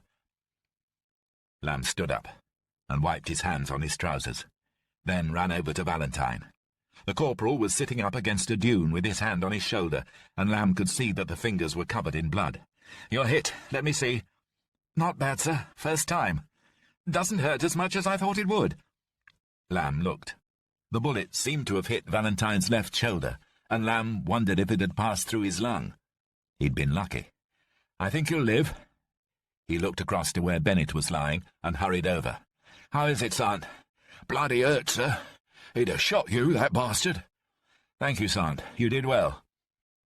He ripped the leg of Bennett's trousers and exposed the wound. The bullet had passed through the muscle of the tibia, and the exit wound was not a pretty sight. You need attention too. Come on, we'd better get you out to that ship if we can. We'll have to leave the Colonel to the Jerrys. He helped Bennett to his feet, and supporting him on his shoulder, walked back to Valentine, who had managed to get up and was staunching the wound. They looked down at Campbell's body, the blood crusting on the sand. Lamb turned to Valentine. "That's the second time you've saved my life, Corporal. I thought you bore me a grudge." "On the contrary, sir, I admire you." "What?" "Well, sir, life's so simple for you, so black and white. For men like me, sir, it's all about shades of grey. We need men like you, sir. What Captain Campbell said, that was nonsense. His arm is washed up. This lot shows that. There's no mindless code of honour any more. Not the ridiculous sort he meant. Of course there's decency, but the army's different. We need new men. Men like you are going to win this war." Lamb shook his head. "No, Valentine, on the contrary, men like you will win this war. And you'll win the future, too. Come on, let's see if we can find Campbell's boat." There was a sudden explosion from behind them. "Christ, we better get a move on." As they began to hobble towards the cliffs, hoping that they would find the cave Campbell had mentioned, they were disturbed by a noise from one of the gullies on their left, and surprised to see a British soldier sliding down the dunes onto the beach, driving before him at gunpoint a furious German officer. The Colonel smiled at them broadly. "Lamb, you waited, thank God. Had to come away with something else, you see. Sort of souvenir, if you like. Good for morale, just to prove we can do it. Found this brute standing by a tank at the top of the cliffs. Answers to the name of Kessler." They found Campbell's boat, a small motor launch with an outboard moored in a cave, and between them, with Kessler tied up in the prow, Lamb and the Colonel managed to heave it into the water. They helped Valentine and Bennett in and made them as comfortable as they could before getting in themselves. And as they did so, Lamb saw movement above the dunes, the lights of half a dozen vehicles. "Christ, they're here! Come on!" He tugged at the outboard motor, but she refused to start. Again, "Come on," he thought. "For me, come on, you bugger!" He pulled, and the motor sprang into life, sending the little craft ploughing into the water and away from the beach. Behind them he could hear shouts, and then an officer giving a command. Bullets struck the water around them. One of them hit the sides of the boat, sending splinters into the air. More shots whistled past his ears. He laughed, and then felt a sudden stabbing pain in his arm, close to where he'd been hit at the dial. And then his sleeve was drenched in blood. Carefully, he moved seats and took the rudder with his left hand. They were making good speed, and he could see the destroyer ahead of them. She had a head of steam up and was obviously preparing to move, and he prayed they would see them approaching. As they grew closer, a German gun opened up from the cliffs. The shell flew straight, but landed a little short of the Codrington, rocking their boat with the force of the explosion underwater. Then they were hard alongside. Shouts came from high above them, and Lamb stood up and helped Bennett to the side. A rating had climbed down the netting and grabbed at the sergeant's arm, hauling him up over the slippery ropes. Valentine was next, and then the Colonel, pushing Kessler before him. Finally Lamb managed to scramble up the net and climb the railings onto the deck, half pulled over by two sailors. He could feel the ship moving beneath him as another shot came in closer. The destroyer began to move faster through the waters of the channel, out to sea. Lamb bent double and retched up sea-water. Then, straightening up, he scoured the deck for his company and Madeline. It was packed with British and French soldiers, many of them wounded. A sea of faces stared back at him, and then, in a far part of the deck close to a bulwark, he saw a group of bedraggled men. He found Bennett, gave him his shoulder, and together they crossed the deck, pushing through the crowd. Corporal Mays saluted him with a smile. "Hello, sir. Didn't expect to see you here." "To tell you the truth, Mays, I didn't expect to be here either. Well done, all of you. Good work." The Colonel came pushing through the crowd and clapped Lamb on the back. "Excellent stuff. According to the captain, we've got off a good 1,500 British and 900 frogs. Not bad for a night's work." "Not bad at all, sir. Well done. Where's your souvenir?" "In irons in the hold, where he belongs. Well done, Lamb."